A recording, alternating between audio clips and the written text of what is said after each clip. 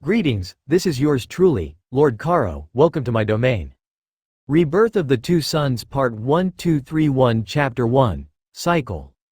Rebirth of the Two Suns. Disclaimer. I don't own Naruto. Cycle. Long ago, in a time forgotten by the people of the world, was an era of enduring rage and unending wars.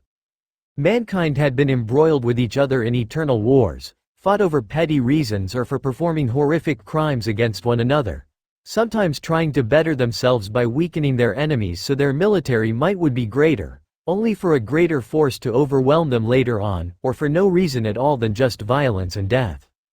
Some even lived to fight on battlefields, take lives and ruin many. Humanity had a curse, a sickening and infectious curse that all beings were infected with, a curse that only a few were able to see, one more powerful than any war. This curse is known as hatred, a powerful force that could drive any person from the innocent bystander to a rage-fueled beast that would hunt down those who wronged them, inflicting more pain and brutality, effectively spreading the curse to others. Hatred was like a chain. It will be linked to more and more people, to those who are directly affected by it and others who merely beheld witness to its outbursts of rage. The chain would grow and be linked to more chains, connecting more people to the other. No one was ever safe from hatred. Hatred was genetic and would be passed down to others, just as if you gave a child a toy to play with, just as hatred toys with people's lives. But what came after hatred? Well, most would say healing. Healing from the pain of their lives and the pain they wrought on others. Only fools would believe that healing would bring about an end to hatred. What came after hatred were either of two things. Emptiness, where a person would lose everything that was dear to them or will ever be dear to them, possibly even losing one's own self, their identities and the qualities that made them special. Emptiness was like a snuffed flame, with nothing to fuel it. Or even more, hatred, where the anger would blind those to the truth and accept that the world itself was responsible for what happened to them. Both paths were equally as punishing as the other. Among the humans and their inherited hatred was a tree. A tree of massive scale and equally massive power.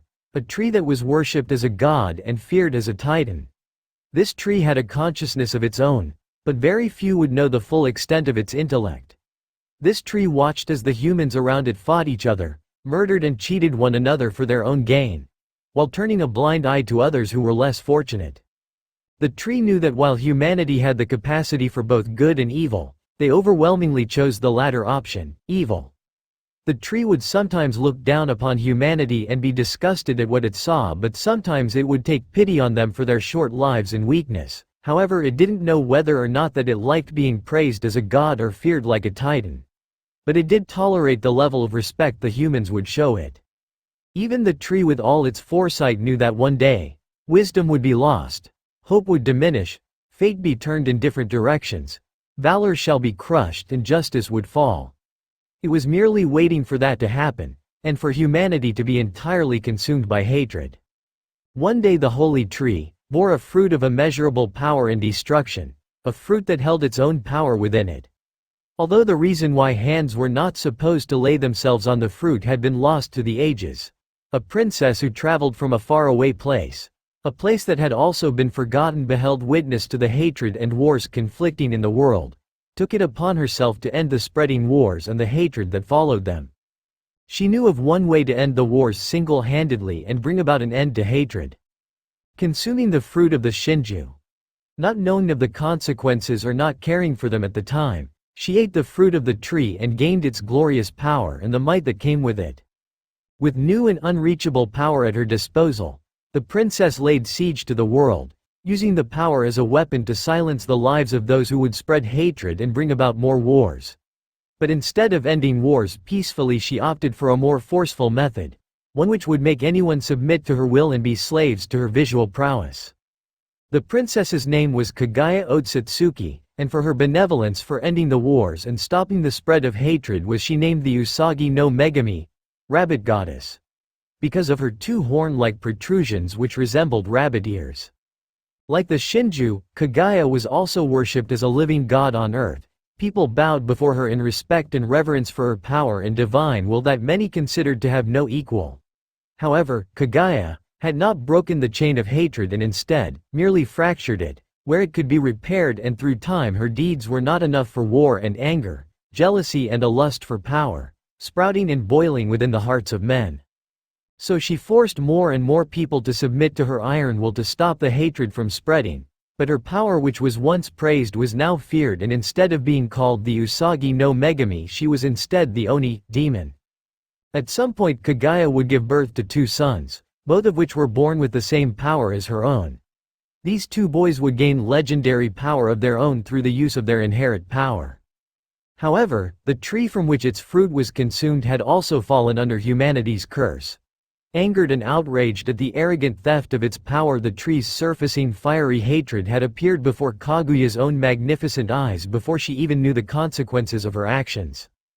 The tree underwent a metamorphosis of its own, transforming into a vile creature whose image mirrored that of its rage. A beast that was christened the Jubi, 10 tails, for its 10 massive tails which could split the land in half. The beast rampaged across the land hoping to retrieve its lost power, and to seek vengeance upon Kaguya for her arrogant acts. All the world felt the might of its hatred, and its howl seeped into the very souls of those who lived in the world. Both men and beasts cowered before it, pleading for mercy where they would receive none. The 2 sons of Kaguya, in an attempt to repent for their mother's sins, faced the beast in combat. The 2 brothers fought in a cataclysmic battle that scarred the earth forever. The 2 sons with all their power had fought to the near end of their will to defeat the beast and bring about forgiveness for their mother. But eventually the 2 struck down the beast in a mighty fashion. However, the Jubi was connected to the world, just as the world was connected to it. It was basically immortal. So if they couldn't kill the beast, then the creature must be sealed within a person's body so to not bring about even more catastrophe. The older son, by the name of Hagoromo, became the beast's jail and housed the animal within him. And like his mother before him, his own power soared to new heights upon becoming the jailer of the Jubi. He, like his mother, became a god, one even more worshipped than his mother, wielding the greatest weapon in the world, chakra. Hagoromo would later call this mysterious power, chakra. And unlike his mother who weaponized chakra, Hagoromo wished to use his inherent chakra to bring about a more peaceful solution to the world. Hagoromo, who was a monk, later became known as a savior and would later be universally called the Sage of the 6 Paths. Created a religion, one which people would aspire to and believe in, give them hope and bring about a peace. This religion was named Ninshu, Shinobi sect. Hagoromo distributed his chakra to people, giving them the same gifts. People would connect the chakra with their spiritual energies, allowing others to understand each other and pray for each other's safety while wishing them a good life. However, this had the unintended effect of the people abusing the power they were given and weaponized it to suit their own needs, by connecting chakra with their physical energies, and so many wars were started again and again, but instead using chakra to wage them. Hagoromo would later on bear 2 sons would also inherit his same chakra and his own gifts, while his younger, fraternal, twin brother, Hamura, would bear 2 daughters, each inheriting the same powers as their father. Hagoromo named his older son, Indra, and his younger son, Asura. Hamura named his older daughter, Surya, and his younger daughter, Mitra. And as the sage and his brother noted, the older son of Hagoromo was born with his eyes, spiritual energy and chakra, along with a unique dojutsu, the devolved version of Hagoromo's own dojutsu, which would later be called the Sharingan. While the younger son was born with his body, his life force and physical energy, and an amazingly powerful stamina and endurance and an inherent aptitude at senjutsu. The older daughter of Hamura was born with her father's perception, his fine chakra and control, along with the dojutsu known as the Byakugan. While the younger daughter was born with her father's structure, the ability to manipulate her bones to the highest defense or offense to create new and unseen ways of strength and combat. However, the difference between their respective talents were extreme. Indra, born with the eyes, was hailed a genius, a prodigy who could accomplish anything with little to no effort, who would later grow up living a solitary life, believing that people would merely inhibit his growth and potential. While Asura, born with the body, did not inherit any of his father's or brother's natural talents. Asura could do nothing on his own, but through his determination and will, along with the ideals of relying on others, his friends, Did Asura's talents bloom like a flower in spring? Did he eventually gain power equal to that of his brothers? While unlike Indra, who lead a solitary life, believing that people would only hinder him, Asura became a capable leader, amassing many loyal followers, most of whom were his childhood friends and, like his father had wished, began to spread ninshu to the world through the help of his friends. Upon his deathbed, seeing both Indra's and Asura's accomplishments, did the sage choose between the two of them, the heir of ninshu, the candidates, the prodigious and brilliant Indra, or the no good, untalented Asura. Knowing of his younger son's exploits and the quality of never giving up on the good inside people, gave Hagoromo hope that the quality known as cooperation and love would bring about true peace, while the lust of power and dominance would only bring about a temporary peace through fear, made Hagoromo choose Asura as the heir to ninshu. Furious over his father's choice and being denied what he felt was his, Indra challenged his father's decision. Overcome with anger, jealousy and hate, did Indra attack Asura, trying to claim what he felt was his birthright. This feud between the two brothers would escalate between their respective families, causing a cold war between the two families that would continue on, never ending through the generations, endless bitter hatred. Indra's descendants would take on the name of Uchiha, the flames of their hatred continuously burning. While Asura's descendants would later be called the Senju clan, inheriting their forefathers' ideals of peaceful coexistence and love. And through distant relations, the Uzumaki clan would also become descendants of Asura. However, something occurred that had not been seen before in the world, something not even Hagoromo or Kaguya had foreseen. When the two brothers died, their natural chakra remained even after their bodies were destroyed, causing the two brothers to reincarnate themselves into various individuals throughout history within their descendants, fueling and continuing the brothers' bloody battle. And with each transmigration, the reincarnations would grow stronger. And like the cycle of the seasons, the cycle of death, transmigration and reincarnation would continue, and the sons would reincarnate themselves into their newest lives. Both brothers existing and never truly dying, like yin and yang, one cannot exist without the other. In the land of fire, a country known for its large forests and bright and warm weather, even in winter, the sun seemed to shine endlessly. In the land of fire, the warmth it would radiate, filling every crevice of shadow within a person. The birds were chirping happily, and the animals of the forests were enjoying their peaceful existence among the forests and trees. The brisk air of summer was saturating the atmosphere, creating a serene scene and utter serenity. It was almost as if nothing could ruin this moment, however. Massive black spheres expanded from nowhere, destroying everything that was caught within their presence and shaking the earth to its very core. That earthquakes rocked the ground and mountains were crumbling as if they were made of pebbles. Birds were fleeing and animals were running from the devastation, trying to save their own lives so they wouldn't be collateral damage. Their cries were so loud you could hear them miles away. Terror seemed to have stricken their hearts, and their natural instincts were taking over. Anyone who had a mind would be rightly fleeing the area, for two gods were locked in battle and they were scarring the very land they were walking upon. These gods were two men. They grew up together, fought together, laughed together, and were involved in a wide array of mischievous activities. They were brothers, best friends, they shared everything with each other. But now, they were enemies, fighting over something that was now meaningless. Their powers were beyond human comprehension. Their chakra itself could shatter the ground by simply lifting a finger. Both were everything that anybody could aspire to be, gods. No, they were far above gods. They were beings that could sit atop the sky and bathe themselves in their respective light. One of the individuals was a tall man with fair skin. He had onyx eyes that looked like it could swallow darkness itself. But his eyes were now blood red with tomo in them, and his left eye was unique. But for the moment he kept that eye closed. He had long, frayed black hair, with bangs that framed his face and reached down to his collarbone.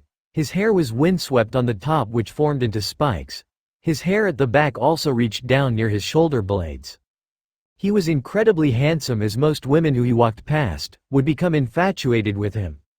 He wore a purple long-sleeved coat which ended into 3 coattails and was ankle-length, and a high collar with magatama held by strings on the collar and a symbol of a red and white fan on the back of the coat.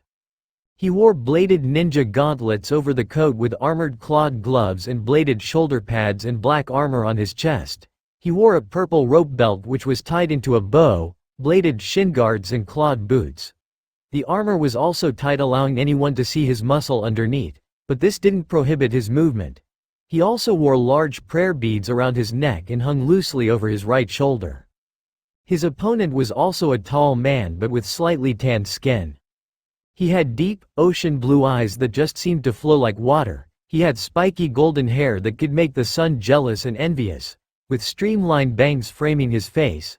His right bangs were longer than his left, reaching his collarbone, while his left bangs were chin length. Some of his hair was tied into a ponytail held together by bandages. He had 3 black whisker marks on each cheek, giving him a vulpine appearance, and upon his forehead were markings of a crimson circle with a dot in the middle, reminiscent of a third eye. He wore mostly black attire. He wore black armored pants, with clawed boots and a blue rope belt that was tied into a knot hanging out in front. He had black armor on his chest and skin-tight attire underneath, the same as his black-haired opponent. He wore a black pronged shoulder pads and pronged bracers with clawed gloves, with pronged knee pads. He also was wearing a crimson-colored sleeveless coat with a frayed hemline seemingly worn out, from long battles with black flame motifs also on the edges, and a high collar with silver magatama held by strings, and on the back of the coat was a symbol of what appeared to be a vajra surrounded by a white circle, and around his neck were red beads which sported a large wooden black medallion with a red tassel on it. He was also carrying a large white scroll with black swirling wind motifs on his back. But right now his form was muddied with grit and blood, from battling his counterpart, for who knows how long, but the blonde could only assume that it must have been hours. However, his own opponent was bloodied and covered in grime, and some of their clothing were torn in places such as their torsos and legs, and instead of blue eyes his eyes were now golden amber with a slit for a pupil. These 2 men were respectively Sasuke Uchiha, the Getsuman Uranaishi, lunar diviner, and the Bagami, fanged god, and Naruto Senju, the Taiyo Yogensha, solar prophet, and the Tsubasakami, winged god. Naruto was currently embroiled in a battle with his greatest rival and his greatest friend, but why they were fighting was still unknown. Kaden. Goka Mekyaku, fire release. Great fire annihilation, yelled Sasuke, intent on killing the man that was like a brother to him. The Uchiha legend spewed out a massive wall of intense flames at the blonde, who went through hand seals to counter-attack, with a jutsu unique to the blondes. Senpo. Kinten Tetsu Bogo Kabe, Sage Art. Metal release iron protective wall, said Naruto, ending his seals on the dog sign, and in a second a humongous wall of silver metal made of iron that and tied together with nuts and bolts erupted from the ground and shielded the blonde from any harm, although the flames did heat up the metal, but other than that it stood strong against the jutsu.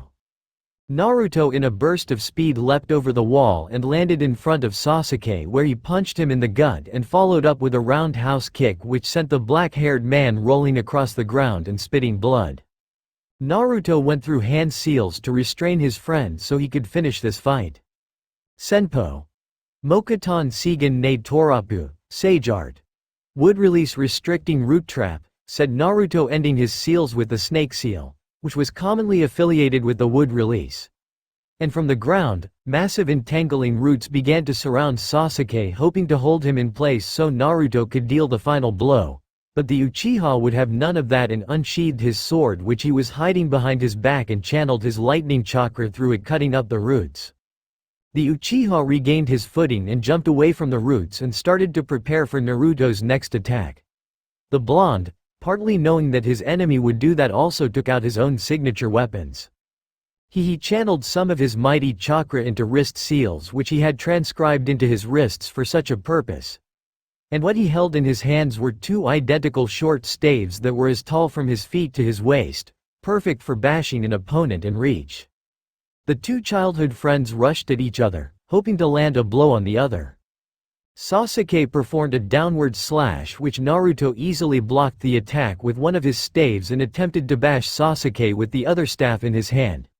But Sasuke saw the attack coming with his Sharingan and was able to jump over the blonde to his unguarded backside.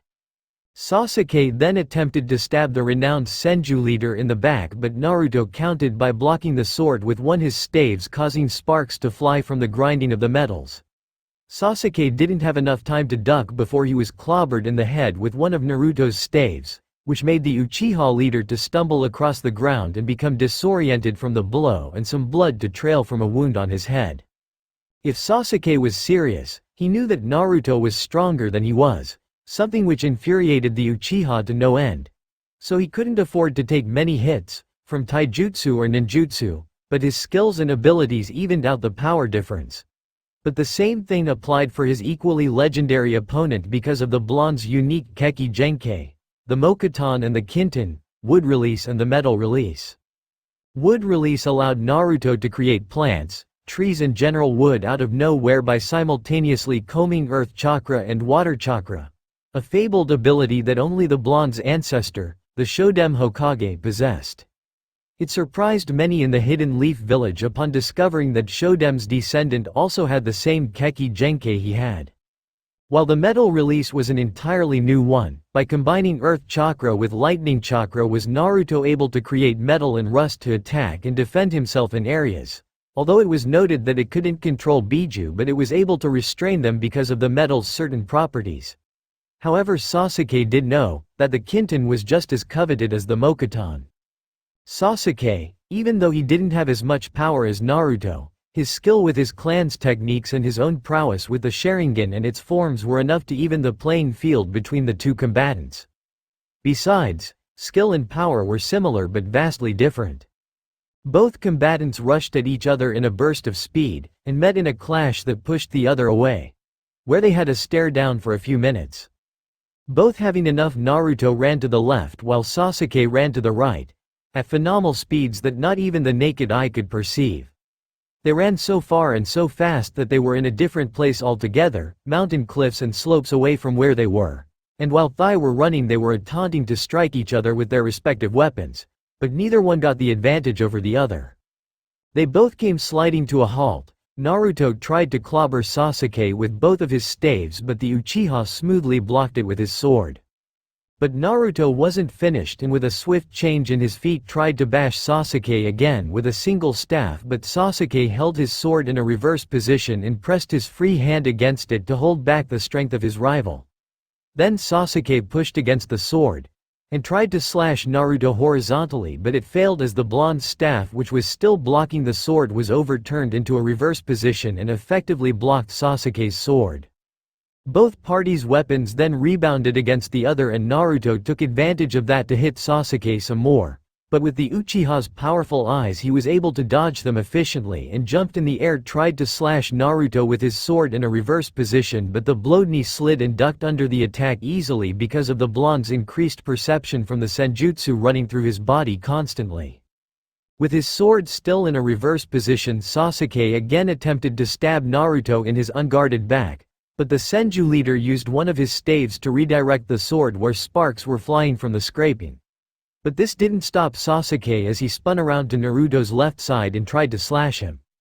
But the man likened to a dragon only jumped away and landed on a cliff where he was using his chakra to keep him standing on the cliffside and away from danger. Kaden. Ryuan Hoka no Jutsu, fire release, dragon flame release song technique, yelled Sasuke as he brought his lips to his mouth and fired off multiple heads of dragons aimed right at Naruto, who expertly dodged the dragon heads and kept running against the cliff face so to keep dodging the attack. Naruto in response went through his own seals to battle Sasuke. Senpo. Kinten Ryuzen Iki, Sage Art. Metal release shrapnel breath, yelled Naruto as he fired off small sherds of piercing metal at Sasuke, who ran so to avoid the deadly technique, just as Naruto was avoiding his. Sasuke jumped up to Naruto's level so to avoid the shrapnel and gain a footing for the blonde, the Uchiha leader, when though hand seals for a fire jutsu of epic level. A jutsu Sasuke invented himself so to kill his rival for whom he had been fighting for years on end. Kaden. Hano Tora Uta, fire release, flame tiger song, yelled Sasuke as he blew out a stream of fire that took the shape of a tiger's head which flew at Naruto with frightening speed and size. Naruto in response went through hand seals for a jutsu of his own invention also. Senpo Mokuton. Ryu Chokyo Shicho, Sage Art. Wood release Dragon Taming Growth. Yelled Naruto and formed the cliffside 5 stream-like branches adorned with dragon heads that surged towards Sasuke's flame tiger, and the advanced nature transformation dispersed the flames and remained relatively intact. The dragon heads then flew at Sasuke ready to bite and shred him apart. However, with Sasuke's right Sharingan he was able to predict the dragon's movements and dodge them with moves that looked akin to water. Sasuke then prepared his sword for a killing blow by channeling lightning through it, increasing its piercing attack through vibrations. Naruto readied one of his staves and channeled wind chakra through it, increasing its blunt force damage. Both met in a clash of metal and a small shockwave rocked the area. Sasuke, using his innate agility, kicked Naruto in the back and sent him flying away. However, the blonde was a tough individual and the kick didn't hurt that much. The blonde regained himself in midair and sealed away his staves, readying himself for a fist fight. He jumped on a wrecked bridge that was nearby that had rocks decorating it, most likely backlash from the god's attacks. Naruto ducked in time to save himself from a horizontal attack from Sasuke. From Sasuke's viewpoint it was a vertical attack, and Sasuke landed on a jutting rock just behind Naruto. In response, Sasuke attacked Naruto relentlessly with his lightning-enhanced attacks, but the blonde dodged them easily and without fear. Sasuke changed his tactics and tried to attack Naruto with a vertical slash that would split the man's head in two. However, Naruto caught the attack with his palms and with ease and precision tossed Sasuke head over heels to his right, which made the Uchiha lose his balance and roll across the ground and scraping his clothing. He regained his footing with enough time to dodge Naruto, who was right in his face. Sasuke dodged Naruto and slashed him across the back, only to realize that the clone poofed away in a puff of smoke. Sasuke widened his lone opened eye and looked back to see his Senju rival about to punch him in the face, to which the Uchiha head didn't have enough time to dodge and took the full brunt of the attack, which was a fist impacting against his face, making his whole skull shake. The force of the punch was so great that it launched Sasuke backwards and onto the torn ground of the cliffside, which was breaking itself from the two gods' attacks. Sasuke landed on the ground in a heap but picked himself up with barely enough time to dodge flying spinning blossoms, which were flying fast enough that they literally caught on fire, creating sharp piercing damage from the petals and burns from the flames. Sasuke kept dodging them efficiently. He knew that Naruto was resorting to his Kekki-genkai because Sasuke could copy his other elemental jutsu with his Sharingan. He knew the blonde's jutsu very well, from all the times they fought against each other. That jutsu was Senpo Mokuton Boseki Hai Hana, Sage Art. Wood release Spinning Fire Blossom. No wonder they were called advanced natures, since they were stronger than normal natures for sure. Senpo Kinten Hibiki Gongu Shaku, Sage Art. Metal release Resounding Gong Shock. Yelled Naruto as he appeared over the bridge, forming seals which ended on the dog seal, which was commonly affiliated with Kinten. And tiny silver globs came pouring out of his skin. Another part of Kinten is that it can manipulate the iron in a person's blood. The globs began forming into massive gongs twice the size of men with square holes in them, and they began falling on Sasuke, who jumped away to avoid the metal gongs. But he had to be careful as the gongs could create shockwaves that could disorient him. Raiden Tora Bunseki, Lightning Release.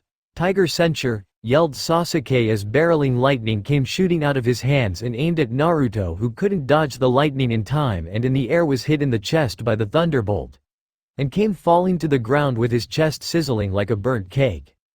Naruto, not one to be outdone by his enemy, went through hand seals for another Kinten jutsu.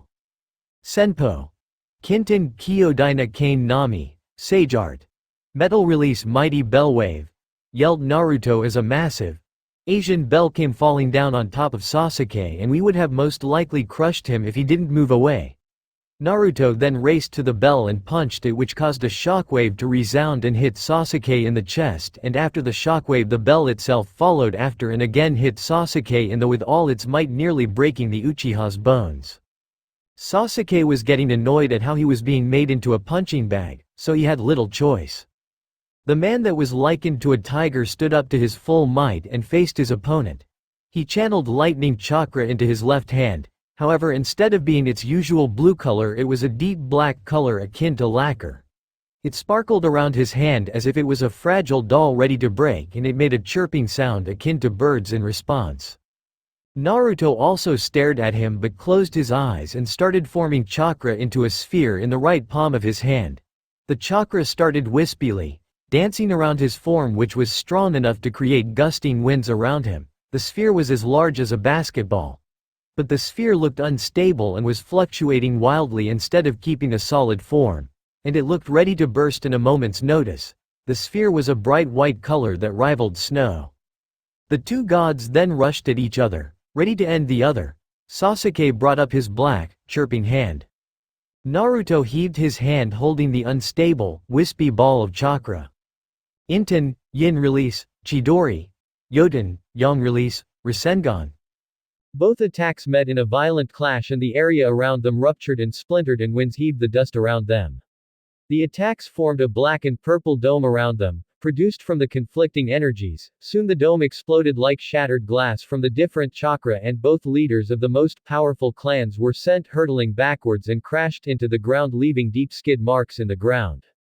Sasuke was lying on his back while Naruto was laying on his stomach. Both men got up with scratches over their forms, but both were relatively unaffected. However, Sasuke gritted his teeth at his rival. He could have easily killed him but refused. He had seen the more powerful levels of the Rasengan alone, and Naruto wasn't even using his strongest version. Did he think Sasuke is weak compared to the Uchiha? Sasuke wouldn't stand for it. It felt like he was weak, and he hated that feeling. In order for Sasuke to secure his victory over his Senju rival, he would resort to full power to kill the god of shinobi. Slowly but surely Sasuke opened his left eye, revealing not a Sharingan underneath but a red Rinnegan, the fabled eye of the Sage of the Six Paths. But Sasuke's was unique, since it had the concentric rings but also had 6 tomo along those rings, giving it a dazzling but yet bloodthirsty appearance. With the powers of the Rinnegan, maybe Sasuke could win. Naruto, seeing his opponent revealing his trump card. Is this what you truly want? Sasuke questioned Naruto as he stared into the Rinnegan in his friend's left eye. Nothing would please me more, spoke Sasuke as his eyes was literally piercing into Naruto's head. Then, I have little choice, spoke Naruto as his head became downcast, with sorrow. And soon yellow flames started flickering off Naruto's form. His clan's symbol on the back of his cloak changed and now became a black pattern of the Rinnegan with 9 tomo arranged in 3 rows beneath it. His entire body was wrapped in black and yellow flames before stabilizing into physical clothing. The blue rope became a bright yellow color, and a yellow circular seal appeared on his stomach. His sleeveless coat, which was black in color, became the same magnificent yellow, and on his pronged shoulder pads black circular seals appeared, with the pieces of his armor becoming yellow also. His entire body underneath the cloak, save for his boots and his fingers, became black, resembling a bodysuit, and his skin remained the same. His hair became a lighter shade of gold and was now floating up, along with his bangs, which formed 2 distinctive horn-like tufts. Magatama markings wrapped around his collar, giving him a sage-like appearance. His thin whiskers opened up into bars on his cheeks and his pupils remained the same, giving him a slight feral appearance. And behind him, black balls made of chakra floated behind him in a halo-like formation. Naruto then unsealed his 2 staves, becoming ready for combat. Today we end this, said Sasuke as he used one of his clan's signature jutsus. Kaiten Gokaku no Jutsu. Fire release. Great fireball technique, said Sasuke as he molded chakra within his stomach and spewed out a massive ball of flames towards the golden man, who merely stood his ground against the oncoming fireball, his eyes focused and ready to attack his opponent. Just as the fireball was about to hit him, Naruto quickly used one of his most powerful jutsu and disappeared within a lens flare, making the attack strafe past him. Sasuke, seeing something in the corner of his eyes, brought up his arm to protect himself from the punch the blonde man dealt him. He saw Naruto staring at him with his yellow eyes, unwavering. Did the Senju leader use his space-time ninjutsu to evade Sasuke's attack? Sasuke, sending chakra into his own eye, retreated from the blonde by suddenly disappearing without any form of indication. Did the Uchiha retreat from the Jinchuriki to a place that would better serve his needs? So Sasuke ran, falling back to a safer location. Naruto soon gave chase by levitating his body off the ground, and soon he was flying after the Uchiha, who kept his speed at a steady pace, ignoring the advancing Hokage.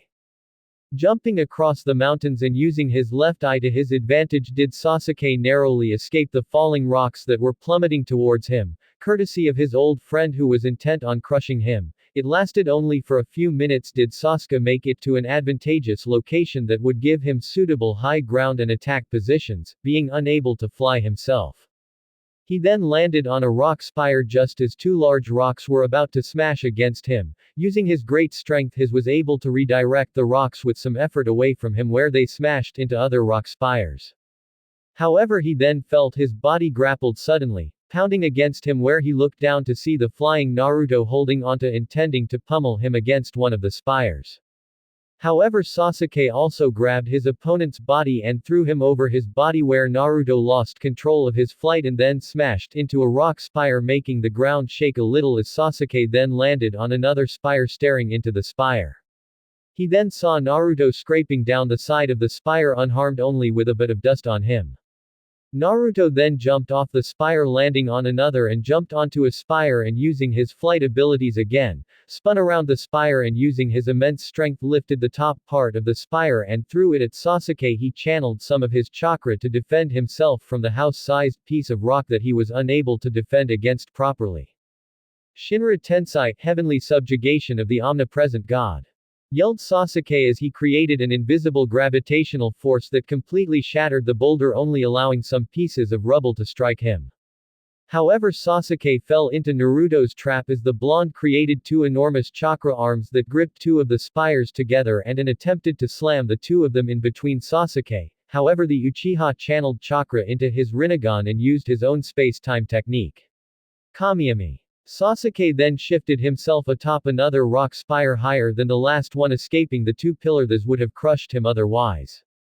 But Naruto wasn't done. Turning his two larger chakra arms into 5 smaller ones, did he grab several pieces of falling rock out of the air and then made a single hand seal, which phase changed the rock into molten boulders of lava. Senpo, Shikugaryugen no Jutsu, Sage Art, Lava Release Scorching Stream Rock Technique. And with that, Naruto hurled the massive molten boulders towards Sasuke, whose Rinnegan was still recharging Kamiami, and so was forced to evade the rocks as he jumped around the pillars, trying not to be melted. The pillars fell to the ground because their structure was quite literally melted. As Sasuke was retreating from the Hokage's assault, Naruto took to the air once again and flew after his Uchiha counterpart. Naruto, seeing the jumping form of the Uchiha, swiftly flew down towards the ground and made a single seal. Senpo, Kaden Nekahibaki, Sage Art, Fire Release Cat Fire Bowl, yelled Naruto as his fingers were encased in blue flames, where he clawed at the air, releasing multiple blue fireballs with whips of black within them, heading straight for Sasuke. Sasuke, using his chakra to suspend himself on the side of a cliff away from the rock spires, where he turned around and channeled chakra into his right eye, where his eternal Mangakyo Sharingan appeared in his right eye and performed the other ability of his exclusive dojutsu, Kamiami. Said Sasuke. As before him, the blue fireballs stopped in midair just as they were about to hit him, and suddenly they disappeared from sight, where instead Naruto found himself surrounded by his own blue fireballs, where he didn't have enough time to defend himself before he was bombarded from every corner with fire dazzling the sky, and Sasuke IWTH his cold eyes watching from his position as the multiple blue explosions rocked the sky.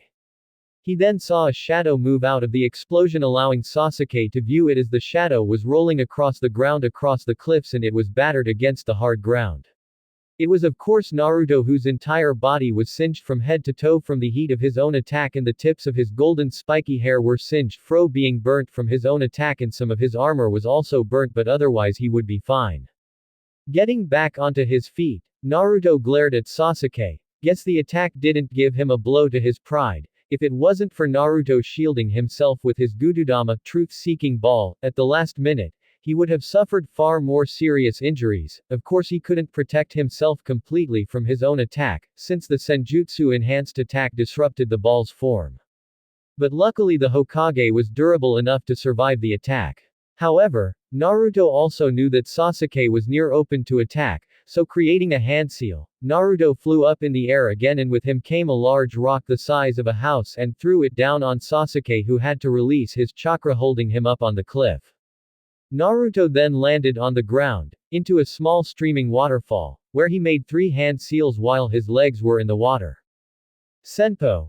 Ninja Konboto. Sansengo Kyryutageki, Sage Art. Ninja Combo Art Acid Coral Torrent Shock.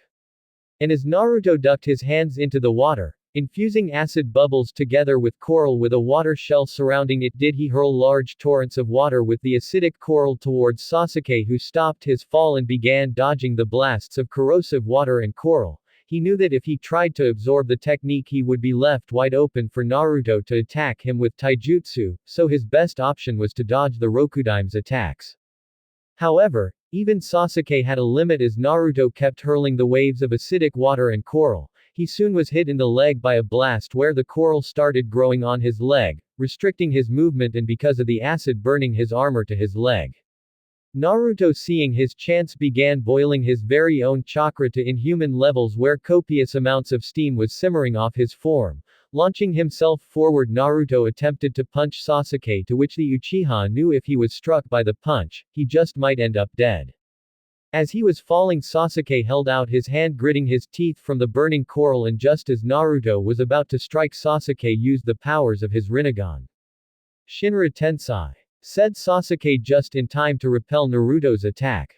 But the Jinchuriki has experience with the technique and knew that if struck with equal or opposing force then the technique can be countered, and so Naruto boiled even more of his chakra, increasing the temperature and plowing his way through Sasuke's attack where he struck the Uchiha leader in the chest, and the cliff they were facing was completely shattered from Naruto's punch as the Uchiha was pulverized through the mountain from Naruto's steam-enhanced taijutsu.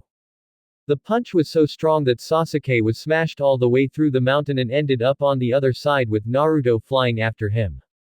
When Sasuke finally came to a halt from the punch, he coughed up blood at the feeling of his ribs being shattered from the punch. He could feel his body lying upon what felt like grain. He opened his eyes to see the sun shining in his red eyes. Did the sun have a shadow?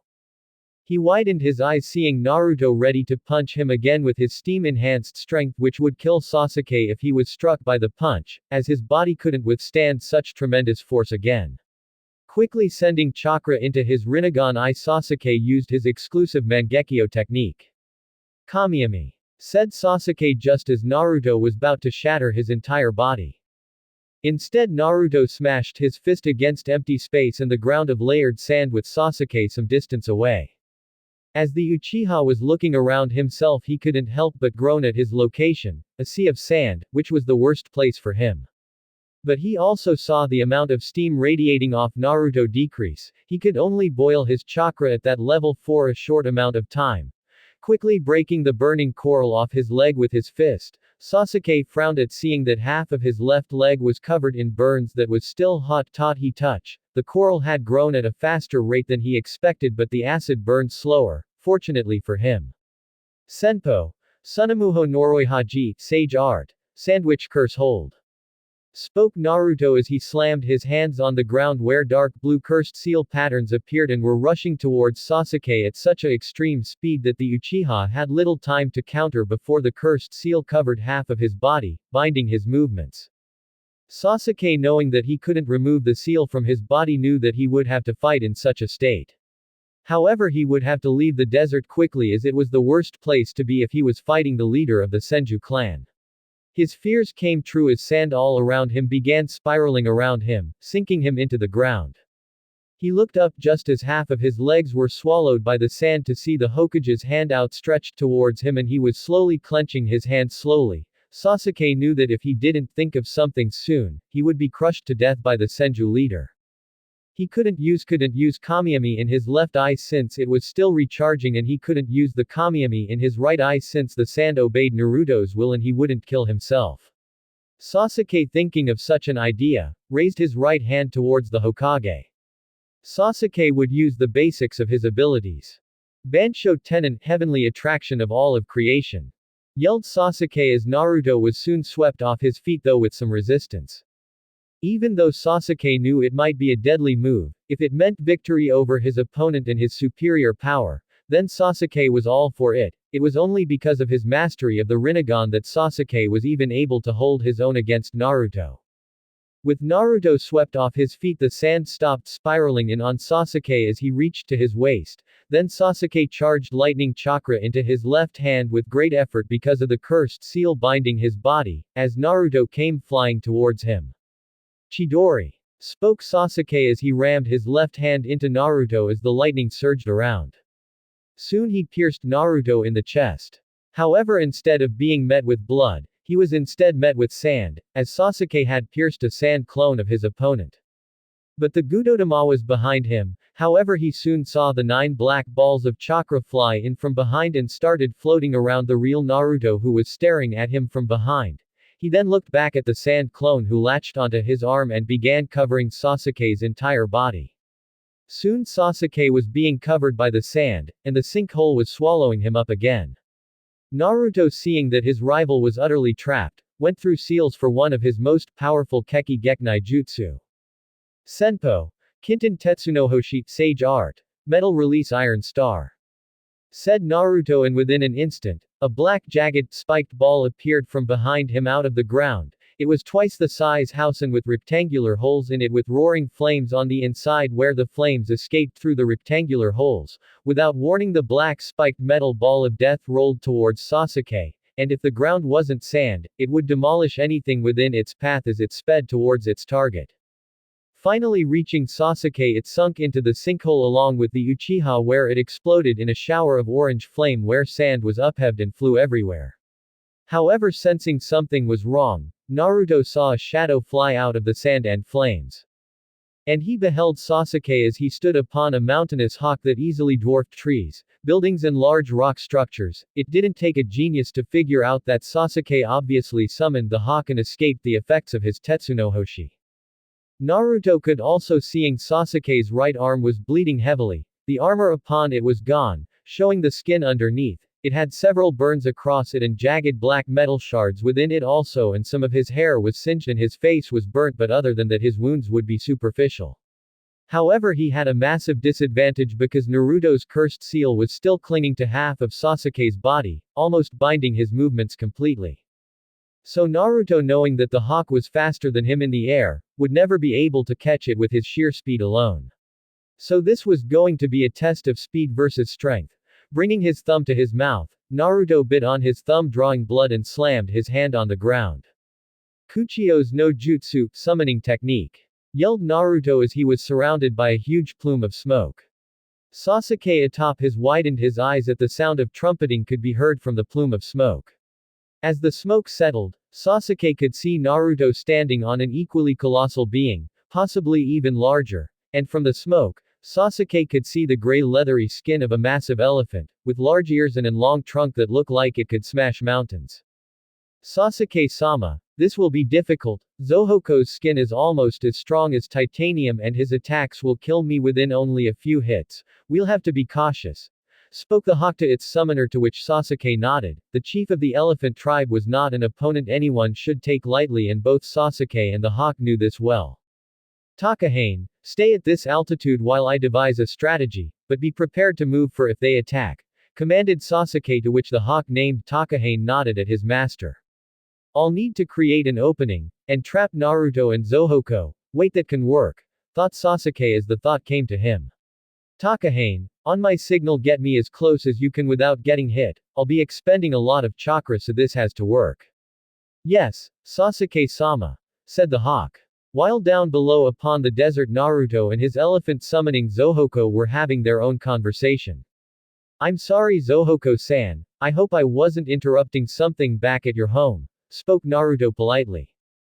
Not at all, Naruto-sama, so what can I help you with? Said the elephant chief with a smile on his face, but Naruto merely pointed towards Sasuke and Takahane. Oh, him. I wondered when he would make his move. He's always been devious, spoke the elephant, to which Naruto nodded. I assume you have a plan. Let him make the first move. Until then, stand your ground and prepare your attacks, said Naruto as Zohoko prepared himself. Naruto then went through handseal where the snad on the ground began shifting. While Sasuke narrowed his eyes in suspicion at what the gold and black-clothed man was thinking. Senpo, Mokuten Hanayahyo, Sage Art, would release Flower Arrow Hail. Said Naruto as he thrusted his arms out toward Sasuke as numerous purple flowers with 6 long purple petals, long stalks as twice the height of a man with long barbs sticking out from their centers. I thought we were going to wait for him to attack. Thought Zohoko. Takahane move. Yelled Sasuke as the hawk took evasive action as the multitude of plants started shooting out barbs towards Sasuke and Takahane who doing their best to not get hit by the literal hail of arrows from the flowers, as one nearly penetrated Sasuke's head. The Uchiha for a split second sniffed the tip of the barb and deduced that the barbs were coated with poison. Sasuke knew that if he was even scratched with that poison it was death, no escape. If it wasn't senjutsu enhanced you would be paralyzed rather than die. But still Sasuke had to be careful. Having Takahane fly downward towards Naruto and Zohoko did Sasuke channel chakra into his Rinnegan eye. Rinbo, Hengoku, Wheel Grave, Border Jail. Said Sasuke as he focused his left red eye intently on Naruto who sensed a disturbance. Creating a handseal to combat Sasuke, Naruto simply told his elephant summon to stay still. Zohoko hold still, and don't move, commanded Naruto to which the massive elephant nodded. Senpo, Ryubi no Joman, Sage Art, Gate of the Dragon Tail. Said Naruto as he clapped his hands together as 2 rows of 20 white pillars as tall as Zohoko fell from the sky and dug themselves into the sandy ground all around the elephant and his master on each corner. And Naruto could sense their presence, the shadows battering themselves against the gates cracking the incredibly strong wood. However what the blonde didn't know that this was Sasuke's plan. Sasuke then brought up his right arm and with great effort lifted his left arm, because the cursed seal is hampering his movement, clapped his hands together as he stood upon his mountainous hawk. Chibaku Tensai, heavenly body bursting from the earth. Yelled Sasuke as he created a small black orb in between his hands which only grew in shape and soon was twice as large as his hand and doing the unthinkable and using his good arm. Sasuke threw the black sphere towards Naruto and his summon it then smacked Naruto right in the chest where it stuck to the blonde man to which Sasuke clapped his hands together again as Naruto was thrusted up in the air again as the black sphere upon his chest acted like a gravitational center where rocks all around him began being uplifted towards the black ball. Even Zohoko wasn't immune from its effects as the elephant was also lifted up in the air trumpeting in annoyance. Soon rocks and mountains began pelting the two of them as they couldn't defend themselves entirely from the onslaught, and in enough time the summoner and his master were devoured by rocks as the black sphere was surrounded by earth forming a perfect sphere with Naruto and his elephant trapped in the center. Sasuke then raised his right arm where it instinctively formed a mechanical cannon raised directly at the Chibaku Tensai and Sasuke of course fired a chakra blast that was aimed for the core of the satellite and when it met its mark the core exploded violently send NG all the mountains and debris flying everywhere and to see the bodies of Naruto and Zohoko smash to the ground and when they impacted it sounded as if thunder rang throughout the land. Sasuke could see that his attack was devastating as that his tactic worked. If he had created the black sphere without trapping it to Naruto then the Hokage could have destroyed the Chibaku Tensai even more easily than Sasuke did and the blonde couldn't destroy it while he was so close to the core otherwise he would have damaged himself more than Sasuke did. As Sasuke looked down into the large dust clouds where the two landed he couldn't help but smirk at getting the upper hand over his stronger opponent. Tactics and planning of his skills is what Sasuke needed to defeat Naruto otherwise he would never be able to defeat the Senju leader with just sheer power. And just for added insurance, using the Asura path, Sasuke manifested 4 more arms out of his body, shoulder to shoulder, where the new arms performed their own individual hand seals and Sasuke with his real arms also did a hand seal, although with effort because of his cursed body. Tengai Shinsei, heavenly obstacle quaking star, said Sasuke as he summoned a massive meteorite out of the sky as it fell through the clouds and descended upon Naruto who opened his eyes to see the sun's light clouded by the meteorite. His form was now covered in dirt and part of his armor was destroyed on the left side and he had a few bleeding wounds on his body. Instantly he raised his right arm to combat the meteorite as chakra arms burst forth and grappled onto the giant rock, stopping it in its halt just as it was about to crush him and his summon. But he didn't have enough strength to halt the second meteorite that dispersed the clouds and collided with the first asteroid, which pummeled Naruto and his elephant, where a great dust cloud was seen from the attack. This only caused Sasuke to smirk in victory, believing his opponent to be defeated. He then ordered Takahane to descend to the ground level, to which he landed on the sand surrounded by rock and plants from their previous engagements. His new arms then disappeared as he dragged himself across the sand, looking amongst the rubble for his prize. He soon found it, with even more of his clothes torn and some more wounds on his body, with his 9 Gudodama lying around him, motionless just like Naruto. Just as Sasuke was about to turn Naruto over, the wounded blonde snapped his eyes open and exuded a fine dust from his mouth that combusted into fine luminous dust that blinded Sasuke, with just enough time for Naruto to kick him away and create a hand seal. Sasuke now knew that he saw something else amongst the rubble, a large metal no mask some distance away from his and Naruto's position. He saw it just before he was blinded. The elephant had also survived because of Naruto. Senpo. Sansan, sage art. Acid scattering, said Naruto as he spewed acid towards Sasuke, who was still blinded by Naruto's previous technique. The attack hit Sasuke in the left arm and his left torso that instantly burned through his clothes and armor. Feeling the burning, Sasuke instantly tore off the armor and clothing with his non-sealed arm, ripping it straight off, even though his right hand was also burned because of it. Now Sasuke was left nearly bare-chested with his armor on his chest barely hanging on, and his left arm was now armorless and sleeveless but still covered in Naruto's cursed seal. Just as Takahane was about to help his master, he felt a rumbling in the ground where Zohoko came bursting out from a dust cloud with a jutsu prepared to stop the hawk from taking flight. Sweeten. Zamazarappa, water release. Elephant water trumpet, said the mighty beast as it brought its trunk up as it sprayed copious amounts of water on Takahane, pummeling it to the ground because of the force of the water. Without wasting any time, Zohoko smashed its 2 front feet on top of the hawk, making it scream in pain at its hollow bones being crushed by the substantial weight. Takahane, having no chance, disappeared in a plume of smoke back to its home, where the elephant followed soon after, leaving Naruto and Sasuke alone. Sasuke, getting his eyesight back, knew of Takahane's disappearance and knew that he would need his last support to deal with Naruto. Slamming his hand on the ground, Sasuke summoned the only help that could contribute to the battle. Naruto, seeing Sasuke's action, took to the air and began flying into the clouds, where he held out his hand before the clouds. Kuchio's no jutsu, yelled Naruto and Sasuke at the same time, and 2 plumes of smoke appeared on the ground and in the clouds. And from the smoke came creatures that the 2 of them have raised ever since they were children, animals that found them, they raised them, they weren't summonings, Tehi were familiars.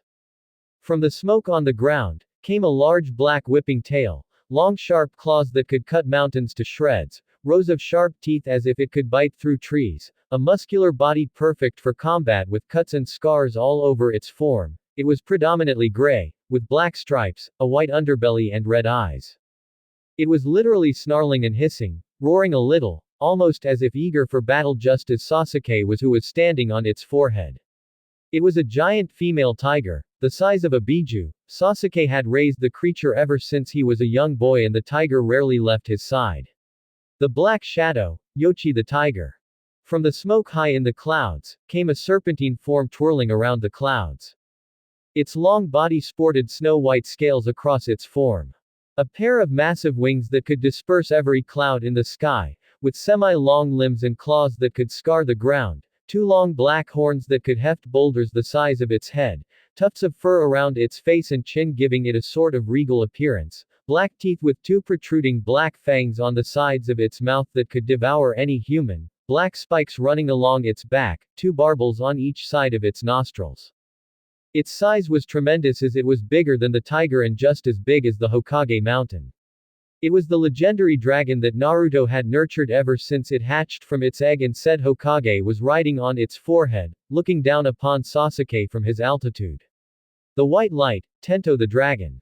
Tento, without needing to be told, flew away from the battle with Naruto atop his head, while the Senju kept his eyes trained on Sasuke as the Uchiha ordered his Biju-sized tiger to give chase to the dragon and its master.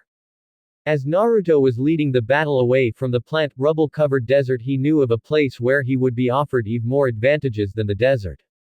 Quickly ordering Tento, his dragon, to descend towards cliffs that harbored caves, did the dragon land on the ground just as Sasuke and his tiger, Yochi, arrived where the Biju-sized tiger latched onto Tento using her great claws to tear into the dragon's scales and her teeth to bite on his flesh, while Tento merely roared as it fought back against the tiger while on the cliffs, using his long body to his advantage to wrap around the tiger so to drain it of all life. Naruto meanwhile was tackled by Sasuke into the caves as they fell on rock and mineral. Once they tumbled onto stable ground, Naruto kicked Sasuke off him, who disappeared into the darkness with Naruto scanning his eyes all around the cave, while unsealing his two staves and combining them into a single weapon. Sasuke in the darkness merely unsheathed his sword. The cave was dark, too dark that it was near impossible to see without a sufficient source of life, the only light coming from green crystals that dotted the cave, offering minimal luminance. I don't need eyes to find you, Sasuke. I can hear your breath, smell your pride and feel your presence. The thing is, can you find me without your eyes? Spoke Naruto, speaking into the darkness. And he raised his staff multiple times to block weapon attacks coming from Sasuke, such as large shuriken, kunai, and Sasuke strafing by with his sword and fading away into the darkness. Naruto made a single hand seal, and just as he blocked Sasuke's weapon attack, he spat ink into the Uchihas, causing him to yell in slight pain at his now blinded eyes. Naruto followed up his assault on the Uchiha by creating chakra arms that pummeled the Rinnegan wielder into the ground. Sasuke then lifted himself off the ground and rubbed the ink out of his eyes. He then channeled chakra into his left Rinnegan eye, and from his vision black flames, sprouting from his field of vision, filling the entire cave with black flame, burning anything and everything within a crisp. Naruto, taking evasive action, used one of his Gudodana to shield himself from the flames. Quickly taking a chance to escape, Naruto flew to the roof of the cave where a door hole was visible. Sasuke, not content with his prey getting away, jumped all the way up to the hole trying to catch up to the flying blonde. When Naruto reached the exit, he could see Sasuke running at him, jumping through the cave where he destroyed the exit and landed outside, staring up at Naruto, who remained levitating in the air. Time to take the kitty gloves off, spoke Sasuke as he sent chakra into both of his eyes where a purple skeletal ribcage surrounded him. So he's getting serious. If he's using that, thought Naruto as he frowned at Sasuke below. Susanoo. The Susanoo, and around Sasuke came a purple skeletal ribcage made entirely from the Uchiha's chakra. Sasuke advanced his Susanoo further and skipped all the necessary forms to reach its final state and most powerful state. Sasuke's final stabilized Susanoo was an enormous winged construct which was perfectly capable of flight. In this state, Sasuke's Susanoo was clad in armor akin to that of a samurai. Its helmet had a long tengu-like nose and accentuated eye holes, 2 spikes over the eyes, a slit stretching across its mouth and 3 gaps on each of its cheeks and 1 on its chin. It had fiery hair, and upon its forehead was a pentagonal prism where Sasuke was floating. Inside its wings also had small finger where it would hold the Susanoo's katana. But Naruto was not intimidated by the chakra construct that dwarfed even tailed beasts. Naruto responded to Sasuke's ethereal warrior with his own ethereal warrior. Naruto could also sense that his dragon Tento was still in battle with Sasuke's tiger Yochi. Varuna, thought Naruto as he was also encased in chakra, but unlike Sasuke it appeared like yellow flames with black markings acting as a ribcage. And around him the yellow flames started taking on a corporeal form, with black markings across the body. And finally, Varuna was complete. Varuna was like Susanoo as it encased the user in chakra, protecting them from harm. But the Varuna took the form of a 3-headed, 6-armed battle avatar, with monk beads wrapped around its neck with 3 black tassels on the beads. It also sported a uniquely shaped hat with spikes facing to the right and 2 black lines on each side between the curves of the hat with artificial ponytail on the hat. It also sported circular seals on its shoulders and stomach and bar-like markings on the form's hands and feet, and had 3 black lines on its torso resembling a ribcage with a cloak. of yellow chakra which swayed behind it with 9 black lines running down and black balls of chakra which were Naruto's Gudodama also floated behind the Varuna in a halo-like fashion and its form was constantly flickering yellow flames. Its height was enormous as it easily equaled the Susanoo in height. Asura's battle avatar, if you were wondering. Sasuke's Susanoo readied itself to attack Naruto, by unsheathing its twin katana. Naruto's Varuna responded by manifesting a short staff in each one of its 6 hands by applying shape transformation to the Gudodama. Both heavenly beings and their respective masters charged at each other. Sasuke's Susanoo raised its sword and performed a downward slash on the Varuna, but the battle avatar raised 2 of its staves to block it, and with its other 4 arms it attacked the Susanoo's chest, with multiple barrages from the staves, but given that the Susanoo is mostly used for defense with considerable offense, the staves were able to cause harm to it, but not much. The Susanoo using its free katana attempted to slash the Senju's avatar, but Naruto sensing the attack coming, was able to have his Varuna dodge it, but the resulting slash tore apart any mountains that were in the area, cutting them in half with little to no effort. Naruto seeing the destruction was unafraid of it, it did nothing to break his fighting spirit. Naruto from within his Varuna commanded the warrior to jump in the air. Sasuke with his Sharingan saw Naruto coming down from the sky, with his avatar's staves ready to strike him in a stabbing motion. Sasuke readied his Susanoo's wings and was able to drift away from Naruto's avatar that was just about to hit him. The result, from the force of the impact was enough to completely shatter the entire earth they were battling on, causing it to be crushed into pieces of rock that were the size of specks of salt. Even the mountains Sasuke had cut in half were punished even more as their entire form came crashing down, becoming nothing more than dust. The trees and lakes that were nearby were uprooted and their shape was distorted. Total destruction was what remained, and the mountains they were battling in was nothing more than a rocky, splintered and gray area. Sasuke's Susanoo was able to escape the immediate danger, but still, the sight was still in Sasuke's mind. Just how could his greatest enemy, someone who was born with utterly no talent or genius, able to match a prodigy such as himself? He hated feeling weak, as it proved that his opponent was stronger. Sasuke's Susanoo flew down at Naruto ready to battle him once again. I'm not going to lose to you, thought Sasuke as he was nearing his opponent. I will protect my village, my friends, and those who I love more than anything. If it means killing you, then I will force my hand, thought Naruto as he prepared himself for Sasuke. Both beings then met in a clash that created massive gusts of wind that blew away any dust and debris. Then both constructs jumped away from the other and fell into defensive stances where they attacked each other again with violent clashes that shook the earth to its core. Naruto and Sasuke kept attacking one another, hoping to gain an upper hand. Naruto, with a tactic in mind, had his Varuna prepare the Gudodama by clutching one in each hand where it charged toward Sasuke, smashed the black balls into Sasuke's Susanoo where it disintegrated on touch.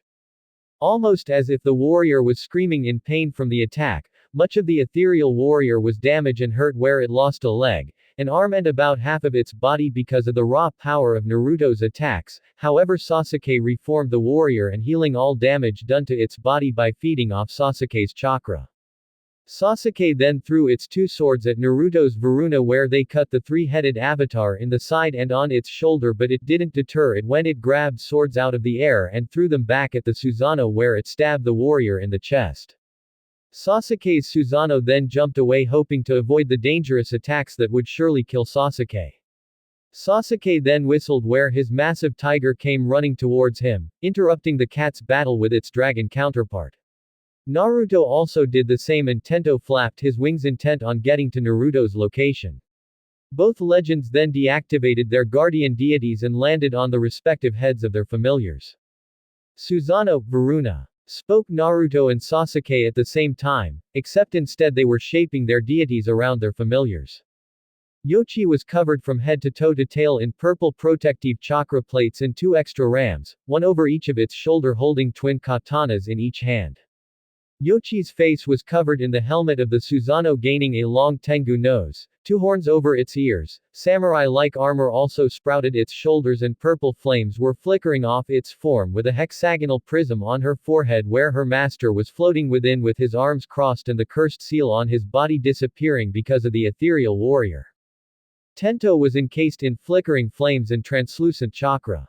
On its shoulders and stomach were circular seals and lines that ran up and down from the seals. On both sides of the dragon's face were two identical copies of the dragon's face, mirroring Naruto's singular Varuna. Upon its three heads were circular hats with an artificial ponytail with two black lines and a dot on each hat. Its scales along its body disappeared, being replaced with the chakra of the Varuna. It also gained two extra pair of arms with lines running down each arm. Black lines were also running along the entire length of his body ending at the tail, and it also gained black lines on its torso looking like a ribcage and prayer beads with a tassels around its long neck, and finally gained an extra pair of wings with three black lines on the wings and Naruto sitting within the hat of Tento staring at Sasuke. "Come Naruto!" yelled Sasuke as he and his Susanoo-enhanced tiger pet charged at Naruto. "Be prepared Sasuke!" responded Naruto as he and his Varuna-enhanced pet dragon flew at Sasuke with both animals roaring at the other. Sasuke's tiger opened its purple-clad mouth and what appeared to be a massive rotating wind ball formed where Sasuke stabbed it with his two Susanoo swords before launching it at Naruto as he and Tento landed on the where Naruto channeling his chakra through the Varuna slammed one of its hand on the ground. Kuchios. Senpo Goju Rashomon, summoning. Sage Art Quintuple Rashomon. Yelled Naruto as five Rashomon gates appeared that were larger than Tento appeared, blocking Sasuke's attack. Naruto had Tento fly up where the blonde man made a hand seal. Fleet Tento seemed to be sucking in its gut. And everywhere leaves from all around gathered around Naruto and Tento where the two of them, fired of water jets from Tento's nose with razor-sharp leaves the blonde had gathered where the leaves and the water mixed together where the pressure from the water enhanced the leaves cutting power where they pierced into Sasuke's Susanoo-enhanced tiger. But the tiger was fine as its defenses were vastly increased. Then the two parties charged at each other in a blinding light. Later, their battle was coming to an end. Both opponents were pushed to their absolute limits and power. Their clothes were burnt and were hanging limply, just barely clinging to their bodies. They had oozing wounds from the attacks they dealt to each other, their hair was caked with blood and their bodies were covered in bruises and both were panting heavily. The environment around them was barren and gray and all life had been exterminated from the area. There was little to no color. The trees were gone and the mountains looked like they had been filed down into ash. The scene would make anyone gasp at the hideousness. Dark clouds were gathering over the area, blocking the light and darkening the sky. The ground was gray and cracked almost as if someone had literally broken it like glass. Whenever someone would walk over it, the tiniest dust cloud would be upturned where they stepped. It was just an ugly sight, through and through. Everything was just flat and dull, and would remain that way. Now both fighters were facing each other. No special powers, no flickering flames, just the two of them. For Sasuke, the powers of Senjutsu were enough to rival his visual prowess granted by the Sharingan and Rinnegan. He had to use his key abilities to keep the powers of Sage Mode at bay, such as the Gakido Preta path and the Tendo Diva path, but he was still overwhelmed by the power of Senjutsu. For Naruto, the Sage Mode's innate ability to empower all the user's abilities were enough to match the powers of visual jutsu, even visual prowess as strong as Sasuke's. Without their respective powers such as Rinnegan and Senjutsu, they would be equal in every way. Naruto had to resort to every one of his jutsu to combat Sasuke, his Kekki-genkai and his space-time ninjutsu being key in the battle. Sasuke currently had his left eye closed and the Sharingan in his right eye was currently deactivated, however, he was still standing strong and had just barely enough chakra. He was currently holding his trademark sword in his hand which had droplets of blood on it. Naruto was still in his Rakudo Senjutsu form, only the weaker version and without the chakra shroud, but nature energy was as much a part of him as he was to nature. Although from using his special form, Rakudo Senjutsu, six-path sage technique, he was worn out and on the verge of collapse. Not even his empowered healing jutsu were enough to keep him standing, and his left arm was currently limp and unusable. Naruto only had one of his staves in his only uninjured arm.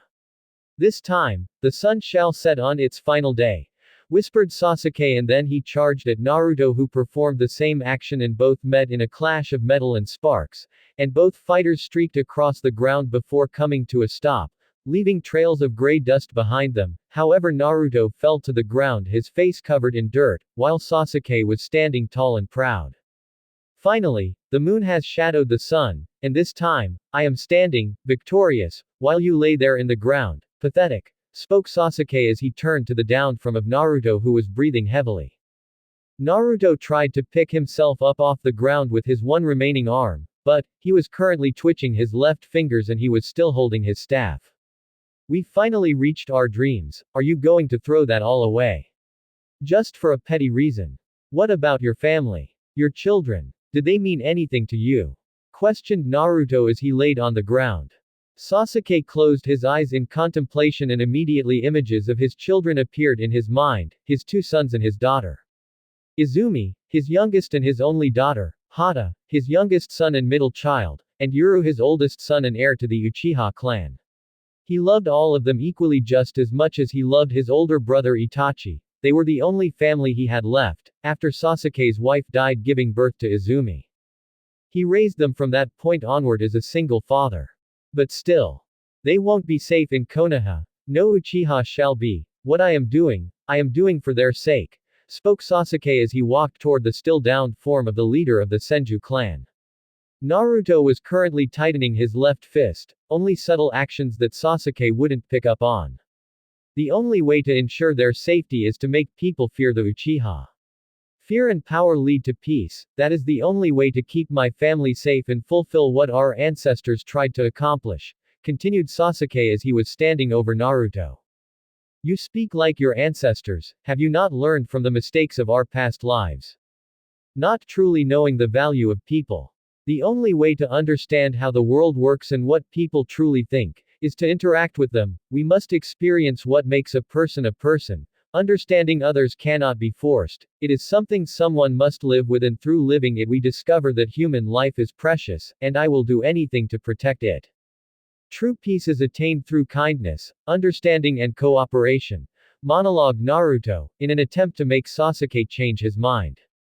Then, just as always, you are indeed a fool, spoke Sasuke as he prepared to stab Naruto and end his life. Naruto just closed his eyes and readied himself for Sasuke's final attack. The blonde channeled a controlled amount of chakra into his one staff, making a clicking vibration. He scrunched up his left ready to attack. Just as Sasuke thrusted his sword, Naruto got onto his feet and with his left arm and senjutsu enhanced strength shattered Sasuke's sword with single strike, and one of the halves of his short staff fell to the ground, revealing a blade just as long as the now missing half of the staff. And with precise aim and speed, Naruto stabbed Sasuke in the side, where his left ribcage is, making the Uchiha gasp in surprise and pain and blood to leak out of his mouth. Sasuke turned his head and stared at Naruto in shock because of what had transpired, and surprise. You! Gasped Sasuke and grunted in agony at the feeling of Naruto's hidden sword in his side. I will protect my home, my people, my friends and my family. If anyone threatens the things closest to me, I'll kill them, nor will they receive my forgiveness, spoke Naruto as his eyes instinctively darkened. You're like water, Naruto, always changing, but whether changing for the best or worst, depends on perspective, spoke Sasuke as his muscles turned against him and he was about to hit the ground. However, he felt something catch him before he could hit the ground. And he found his face, being cradled upon Naruto's shoulder. And he could feel Naruto's right arm around his back, supporting him. Naruto still showed compassion, even now, to his enemy. Sasuke, although he couldn't see it, he could feel the sorrow flowing off the blonde-haired sage. And while Naruto was cradling Sasuke's body, the sage's tears were silently and slowly flowing down his cheeks. He remembered everything, from the time he truly met Sasuke Uchiha, to the blonde falling in love but not before having some girlfriend troubles that came with the teenage years. He remembered the birth of his first child, which was also the day his arm got broken by his wife while going through labor. He remembered it all too well. Do you remember the day we truly met for the first time? Spoke Naruto, and at that moment, the gray clouds over the sky came plummeting down atop the two gods, washing away their blood, grime and the tears, almost as if the sky was trying to comfort them or condemn them, didn't it truly matter at the moment? As if it was yesterday, whispered Sasuke as he closed his eyes. Quote. You will always be my brother. Naruto's salty tears mingled with those of the rain, washing them away as if they were washing his sins of his form. Then everything around them started disappearing. The gray, barren wasteland vanished as if ripples fell over the world, and soon they too vanished like rushing waves. And the images of Naruto and Sasuke were gone, leaving nothing but a pool of glistening water. Not even a reflection was seen. From what I have perceived, I anticipate that the transmigration has almost concluded, and Asura and Indra shall be reborn in new contemporary arbitrators, spoke a floating man to nothing in particular as he removed his elaborate staff from the water.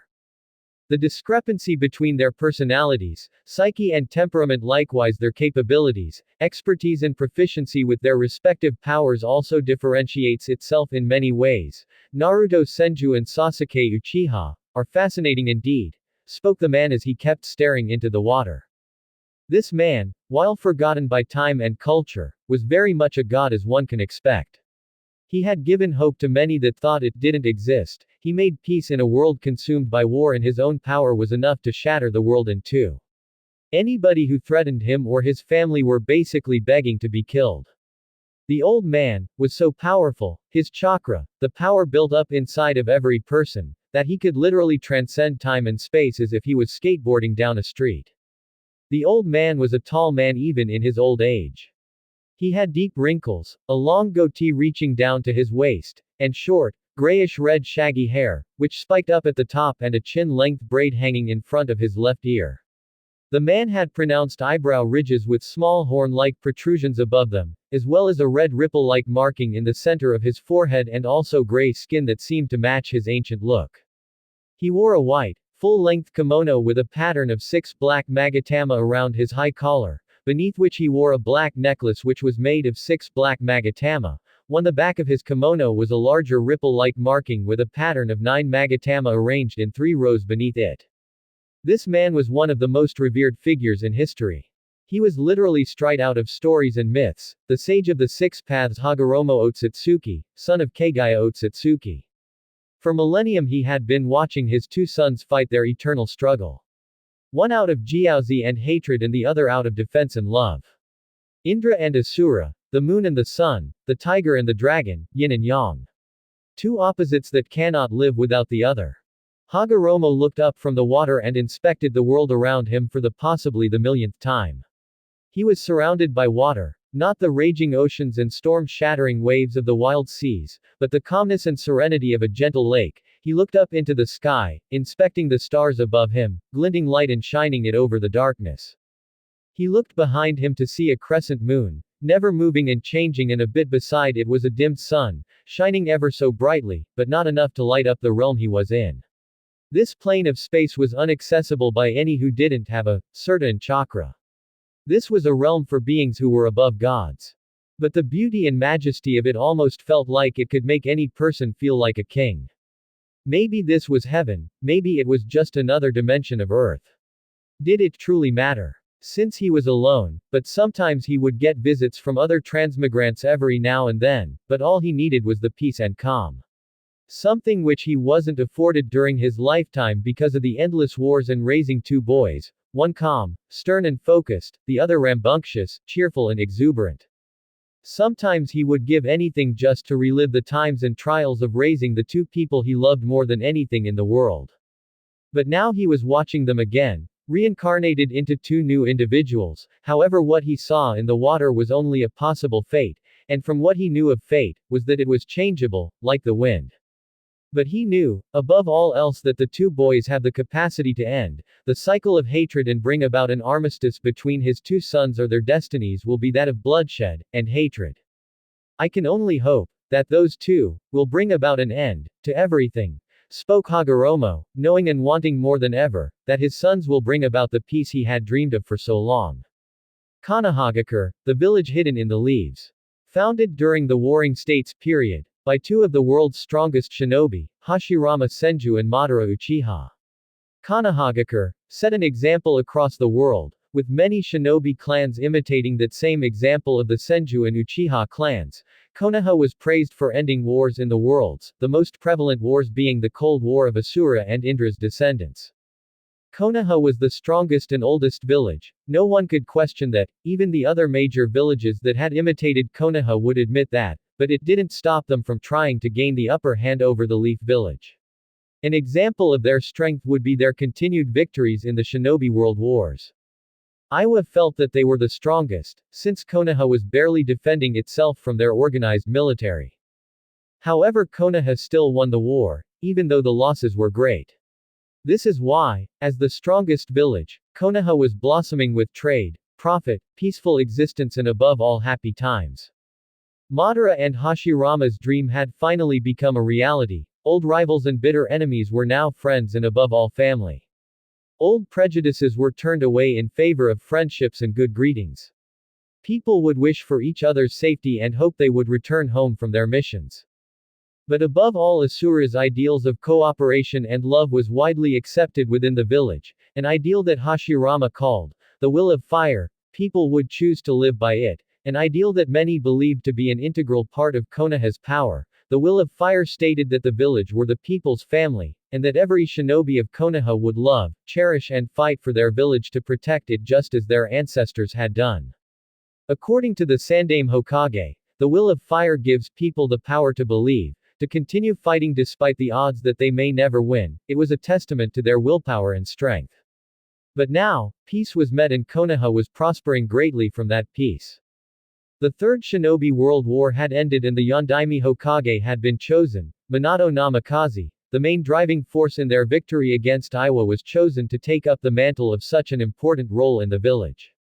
Minato was an exceptionally powerful shinobi, that many had a flee on-site order, so their lives could be spared. Minato was one of the most gifted shinobi to have ever lived, his power easily rivaling that of the previous Hokage, maybe even surpassing his predecessor, Hiruzen Sarutobi, a man reputed as the Shinobi no Kami, god of shinobi, the very same title that Hashirama Senju had held during his lifetime. Although there were other candidates that some felt were more suited to be Hokage, such as Orochimaru and Jiraiya of the Sannin, student of Hiruzen, Minato quickly changed the thoughts and doubts of the people through his actions as the village was ever growing stronger and more prosperous by the day under the blonde mont's care. Minato, above all, was seen as one of the greatest Hokage to ever live, and in a few years during his reign, he may also receive the title of Shinobi no Kami.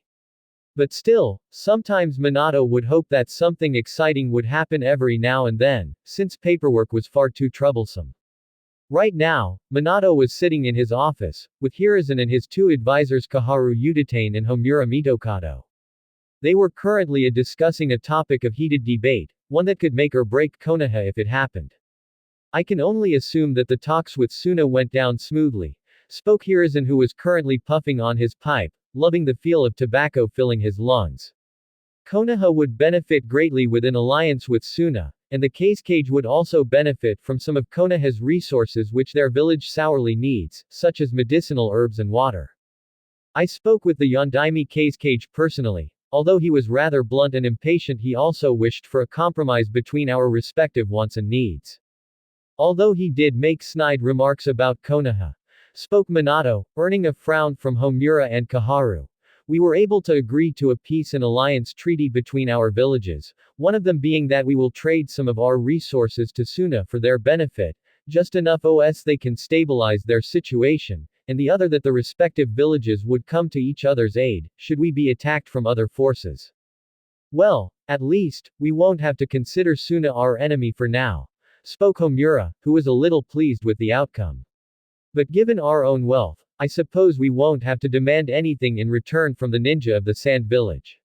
But also, our own military might has been rapidly growing with the introductions of the Higormo clan, Ibari clan, and the Fuma clan. With the full devotion from the Kohaku clan, their ninja are already trying to prove themselves loyal to the village, most likely to gain power and status amongst their fellow clans, spoke Kaharu, who was a little pleased at more ninja clans joining Konoha and therefore making it stronger. Either that or they're grateful that they now have a true home and wish to show their gratefulness by bringing in more funds for the village. But we can't deny that those clans will be essential to the power of Konoha, spoke Homura. The Fuma clan were surrounded by enemies from all sides and without a village backing them, they would have quickly been eliminated by Kumogakure. If we hadn't stepped in, one of the world's strongest clans would have joined another village, or their friends, 6 feet in the ground. Spoke Hiruzen, and he too saw the wisdom in what Minato had done, aiding to Fuma as he was gaining their loyalty through sending shinobi to assist them. Although there were losses, they were made up for them by the Fuma clan wishing to join Konoha. The Kohaku clan were always hesitant at allowing their full might to join Konoha, but with a little charisma and a lot of persuasion, I was able to have them join us, and according to reports, they are even happy. Spoke Minato with a large grin, just smiling at the prospect of new friends seemed to make him giddy. However, the Hagoromo clan have always had bitter resentment towards the Leaf, maybe because they weren't initially invited to join the village during the Shodime's reign, or because their enemies the Senju clan helped found it, said Homura trying to discern the Hagoromo clan's motives in joining Konoha. We were able to snuff out any resentment that the Hagoromo clan had towards Konoha, by giving them their own compound and place within the village, a home, something which they desperately wanted in the end. That should keep them happy in the long run, but it may be a while before we have their loyalty, spoke Hiruzen, and even Minato knew he was right, since things such as new alliances were volatile at best. He hoped that like his previous Hokage, they could gain the Hagoromo clan's friendship. And what of the Ibari clan? Given their weak bodies and unstable but yet powerful Kekki-genkai, something must have been worked out, questioned Kaharu, over the Yondaime's actions. Don't worry about the Ibari, I know full well of what ails them, and I have one of the best working on their problem, reassured Minato as he turned around in his chair slightly. May I ask who? Queried Homura, which made Hiruzen smile and Minato to grin slightly. Well, you know, I just asked Tsunade for a few favors and she was willing to come back, spoke Minato making Homura and Kaharu gasp in surprise. She's back in the village, how? Why? I thought she would never return, spoke Homura in shock at what he had just heard. She's not resuming her shinobi duties, but I was able to work out a compromise. She'll instead be taking control and working at the hospital, treating house shinobi and civilians, although she did say that she had lost faith in her medical skill. Well, let's just say she took a gamble, and lost, spoke Minato with a small grin. At the hospital, Tsunade, the greatest kunoichi in the world, was currently caring to an injured child who had broken her arm when trying to rescue her pet cat from a tree. The child had come in screaming and crying, frightened for her arm which was throbbing in pain. Tsunade spent a good 10 minutes trying to calm the poor girl down so she could treat her injury. She had to sing a lullaby that her father once sang to her when she was a little girl. The child was only 4 years old, but the busty blonde could at least give it a try. And to her own surprise, the child had calmed down by the time Tsunade had reached the 3rd verse.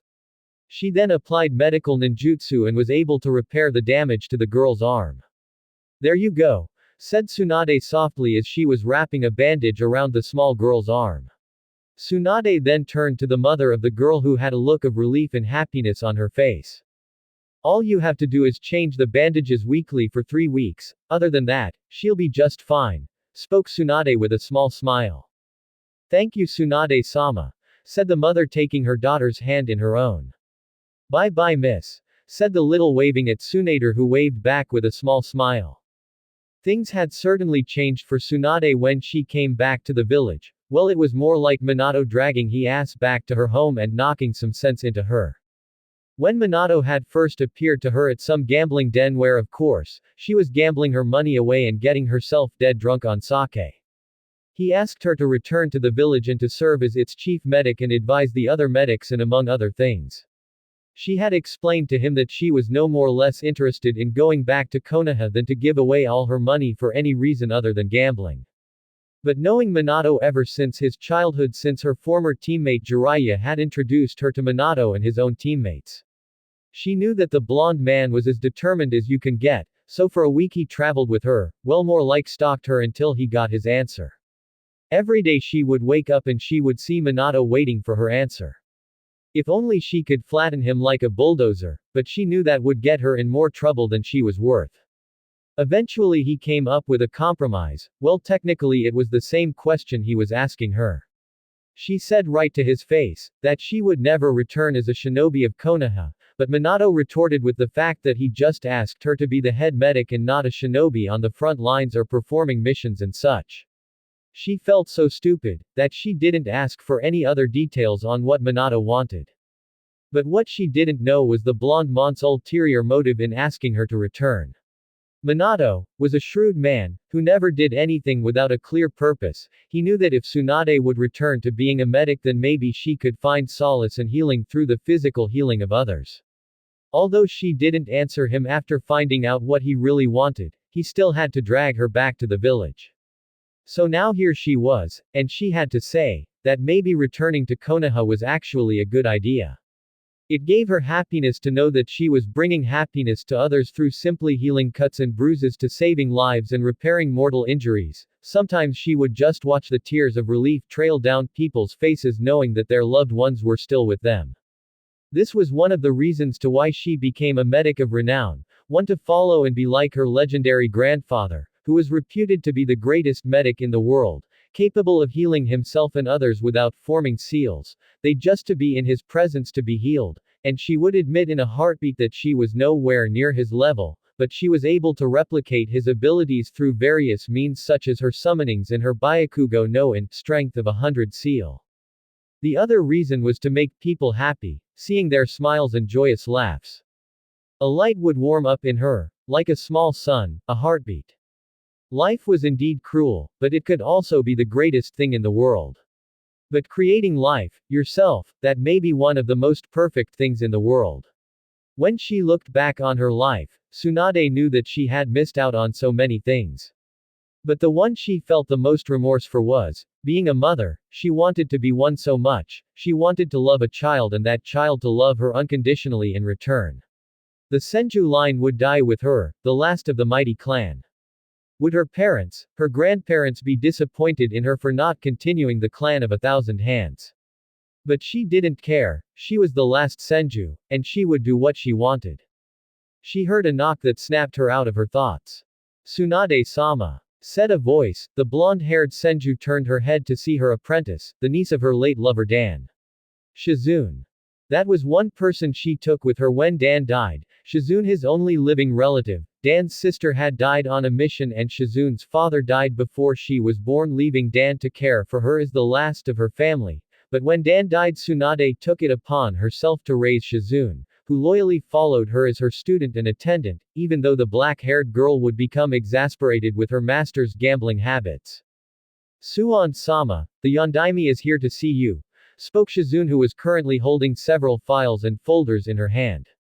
Fine, send him in. Shizune, spoke Tsunade, a little depressed since she was broken from her thoughts.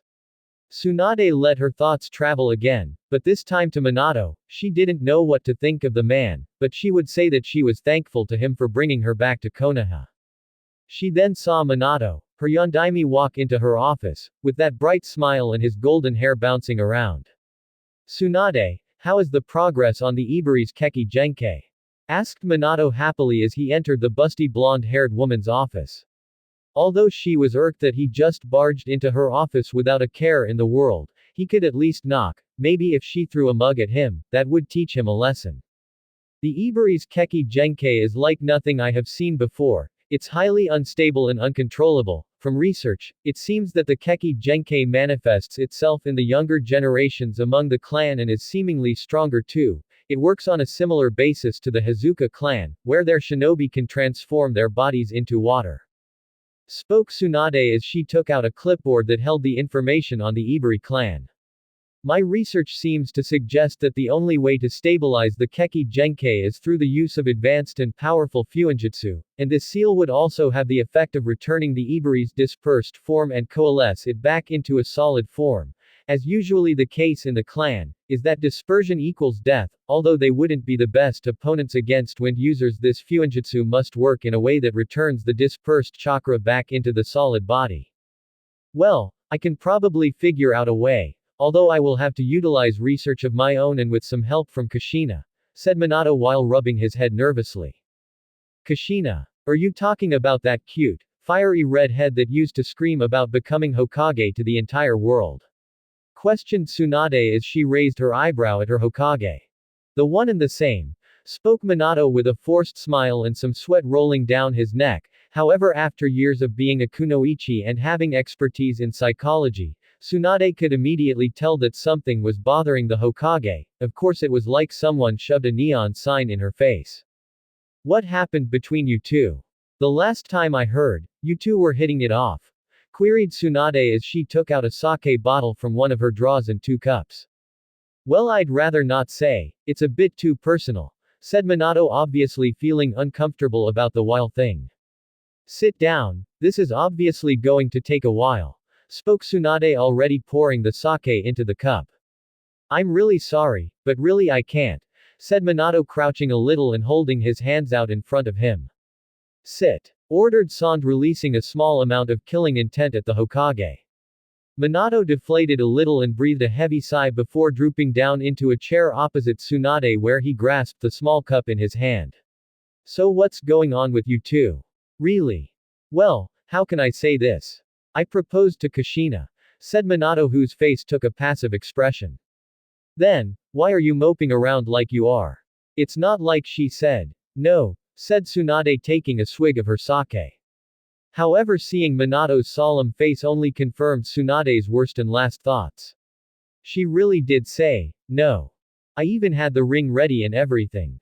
I proposed to her on the Hokage Tower, everything was perfect, but she said no and ran off, confessed Minato as he himself took a swig of sake and then gestured for Tsunade to pour some more sake. She didn't even give me a good reason why she said no. I'm sorry, I don't think I can emphasize with something like that, spoke Tsunade, showing genuine care for the golden blonde in front of her, which made Minato grin a little. But still, what's done is done, don't beat yourself up over it, then plenty of birds in the sky. I'm sure you may find someone else, if not, just get over Kushina and focus on your Hokage duties, said Tsunade, providing some advice for the young Kage. May you be one of those birds in the sky? Playfully questioned Minato, now a little happier at hearing Tsunade's advice. Haha, it will be 1,000 years before that happens. Besides, as if you can get your hands on this, said Tsunade, gesturing to her whole body, making Minato laugh a little. And so, without saying anything, they continued to drink their troubles away, one bottle after the other. And soon, without realizing it, both were completely drunk, their movements, thoughts and actions were uncontrollable. What was it you said? Tsunade. About getting my hands on you, spoke a slurred Minato as he took another swig of alcohol. I said something like that, maybe, you can try if you like, spoke Tsunade with a hint of allure in her voice and revealing some of her ample bosom to her fellow blonde. Primal instincts and the laws of nature coming over Minato, he swiftly pinned Tsunade to her desk and quickly stripped her of her clothes, and both began to experience the pleasures of their actions, and their consequences. A few hours later, and for some unknown and yet magical reason, no one seemed to disturb them during their exercise. Light shone through the window of Tsunade's office, hitting her in the face, making her groan in complaint.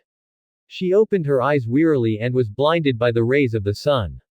She tried to sit herself up only for a massive headache to hit her, as if running into a brick wall. She then noticed that she was bare naked. The only thing seemingly covering her modesty was her green haori that was just barely covering her sacred places. She searched around her room, and some of her items in her office were scrambled about and were in odd places. She then checked herself over to find that her lipstick was smudged, her hair was disheveled, and all the other things you will find after a certain practice. Her brow then landed on a bare back that was sitting a bit away from her.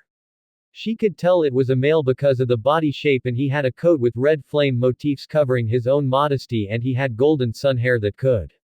Oh my god, thought Tsunade, regaining her memory over what had transpired. There were questions thrown back and forth, drinking and lust. She should chide herself for being so foolish and unprofessional. It all came to her, like a wave crashing down upon her. She had just slept with the Yondaime Hokage. She did what any hormonal fangirl or fear-stricken woman would do. She screamed. Ah! Screamed Tsunade, probably loud enough for the entire village to hear, The high volume of her voice did the job in waking her companion, who jolted from his sleep and was met with a splitting headache and a mortified busty blonde-haired woman. "Tsunade. What are you doing in my house?" asked Minato with squinted eyes while rubbing his blonde hair. "We're not in your house, you're in my office," grunted Tsunade with flames flickering off her form. "Really? What happened after we got drunk?" questioned Minato as he got off the ground while still shielding himself with his coat.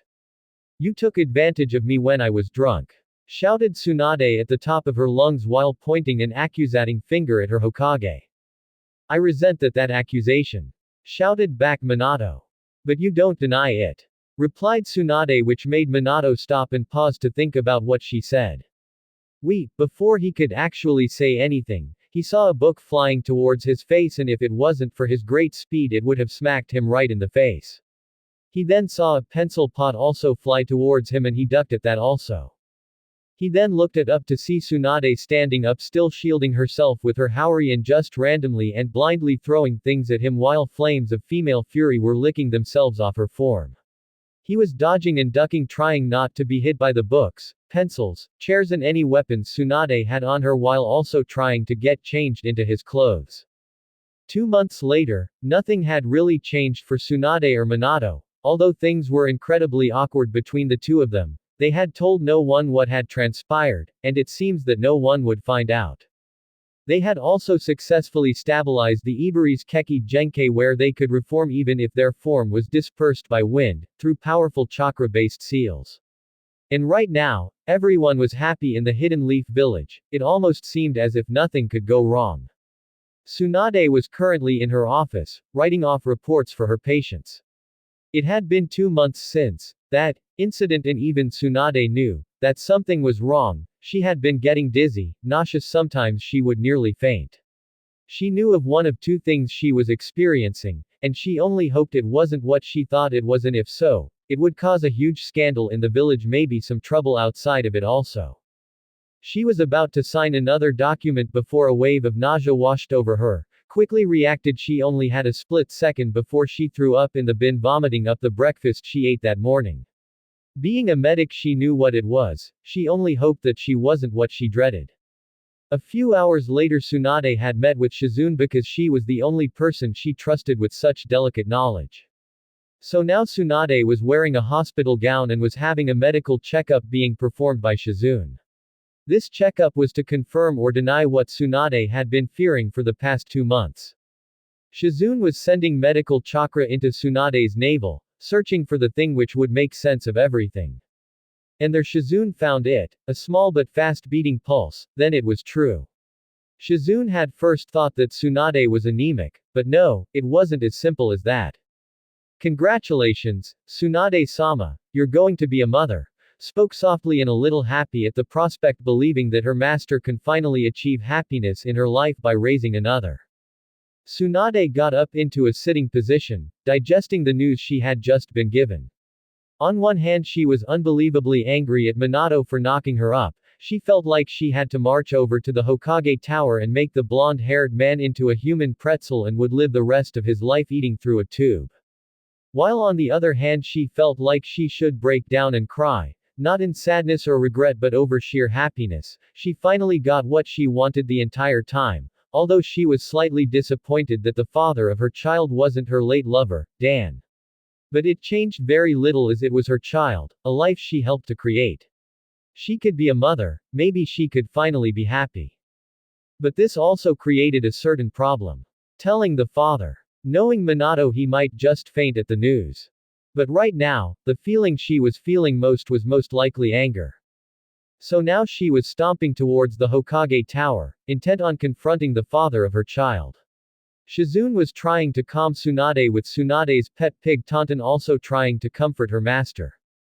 However, it seems as if Tsunade was on autopilot. Many civilians who were in her way started clearing the area as the woman's footsteps were shaken the ground around everyone, making some seek shelter from the wrathful Senju survivor. One such individual being the Uchiha matriarch Makoto Uchiha, who only stared in surprise seeing Senju leader stomping away through the village, and you could clearly see the large belly she had, symbolizing that she was with child, the same as Tsunade. However, Makoto's good sense got the better of her and decided to stay out of Tsunade's way. Minato was currently in his office speaking with Hiruzen, Kaharu and Homura and were discussing their recently successful missions with the village's new clans. Homura and Kaharu especially were happy since this only made the village stronger and it seemed like something that their shadowy friend of theirs would enjoy. So Minato, have you heard the requests we have been receiving to heal the Kurama clan's new heir, Murakumo's daughter, Yakumo Kurama, who had just been recently born? Yes, apparently the Kurama heiress, Yakumo, was born with a weak body that prohibits the bodily requirements of being a shinobi. However, there may be a way to fix that, if we have Tsunade to look into it, spoke Minato, telling his advisors of his plans. That would be acceptable, given her medical mastery, said Homura, agreeing with Minato on the subject. Minato reached for his cup of water which was by his side, but when he was about to grasp it, the cup shook ever so slightly and it shook again, the water in the cup becoming disturbed. Then he felt a sharp sting in his back. It didn't hurt but he knew that it was quite an ominous feeling and his body froze almost as if it was encased in ice. Hiruzen, seeing Minato pause, knew that something was coming, and that something was gunning for Minato specifically. They then felt the entire office shake. Things milling about the room were crashing to the floor and shaking spontaneously. All three higher-ups turned their heads to the closed doors of the Hokage office and the shaking and the giant pulses only grew in size and strength. They could hear muffled talk from a high-pitched voice and some oinking, but the voices had little to no effect on the miniature earthquakes shaking through the tower. And suddenly the pulsing stopped and nothing could be heard or felt through the office. But all that changed when the door to the Hokage office went flying off its hinges and straight over the heads of the people in the room who were currently gaping like fish out of water at what was happening. However, Minato was sweating incredibly at the sight before his eyes. An amazingly irate Tsunade with glowing red eyes and black flames of the power known as female fury flickering off her, with what appeared to be a demonic face being made from the flames whose eyes were currently boring into those of Minato, who he briefly mistook for death at the moment. Shizune and Taunton meanwhile were peeking on the side of the wall, only hoping that everyone would walk, mostly unscathed from this event. Regaining his pride and stoic Hokage demeanor, Minato knew that he would have to confront Tsunade, even if it might kill him. Tsunade. Can this wait? I'm currently meeting with my advisors, spoke Minato, ignoring everything around him and the numerous cracks and holes in the walls and corridors of his tower and the broken window along with his now missing door. I need to talk to you, said Tsunade, who was currently grinding her teeth, obviously trying not to do something that would cause an insurmountable amount of trouble. Okay, talk, said Minato and quietly gestured to his Anbu that protected him to stand down, so they probably wouldn't die or lose some limbs in the process. In private, said Tsunade, crossing her arms under her bust. I am sorry, Tsunade, but we are having a necessary meeting as to how the village will be adjusting to the new arrivals of the recent clans joining our village, spoke Hiruzen as he puffed on his pipe. Well then, I guess I have to say it out loud. You knocked me up, said Tsunade bluntly to Minato, whose mind failed to compute what she just said, while Kaharu and Homura's jaws dropped to the ground, utterly flabbergasted at what she just said. Hiruzen gave every ounce of his willpower not to burst out laughing at the faces of Homura and Kaharu or fainting after hearing that his student was pregnant with his successor's child. However, Tsunade barely hid her anger at the expressions the three had, excluding Hiruzen. She didn't want to tell Kaharu and Homura, but since they were having such an important meeting that they had to be there when she dropped the news. But, there must be a mistake, I mean, how could we? Said Minato, completely overcome by the news. It's called sex, it's usually how babies are made, right? Replied Tsunade sarcastically. Right now, from what Minato said, it didn't seem like he wanted to be the father of her child, he possibly didn't want anything to with it. I see, said Minato, who was looking down at the ground. Nobody could see his expression and his face was shadowed. Yondaime? Questioned Kaharu, who saw the state her leader was in. Are you going to abort it? Asked Minato with a hint of sincerity. But little did he know that his words were conveying the wrong feelings to what he had. Abort it? You mean kill it before it even has a chance to live? whispered Tsunade, and of course being pregnant it means she of course was susceptible to hormones and mood swings where even the smallest amount of words can turn an innocent butterfly into a raging hornet.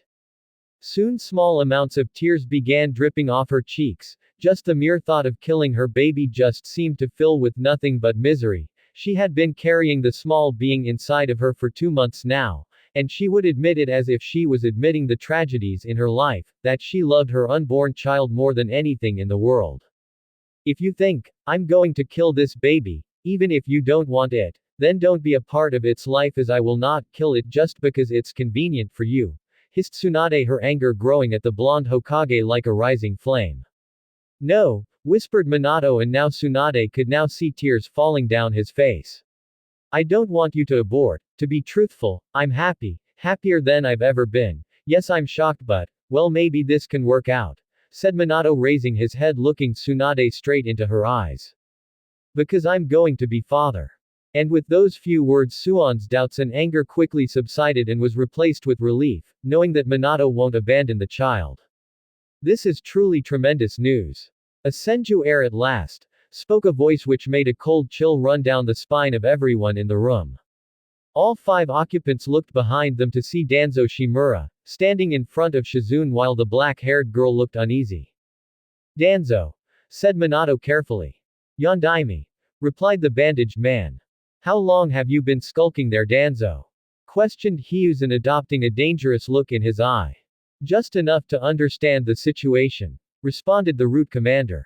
I was on my way to the tower. While I was walking through the halls I noticed that nearly all of them had large cracks and holes in it, and when I saw Tsunade's apprentice it confirmed my beliefs, spoke Danzo more politely than what he was known for saying.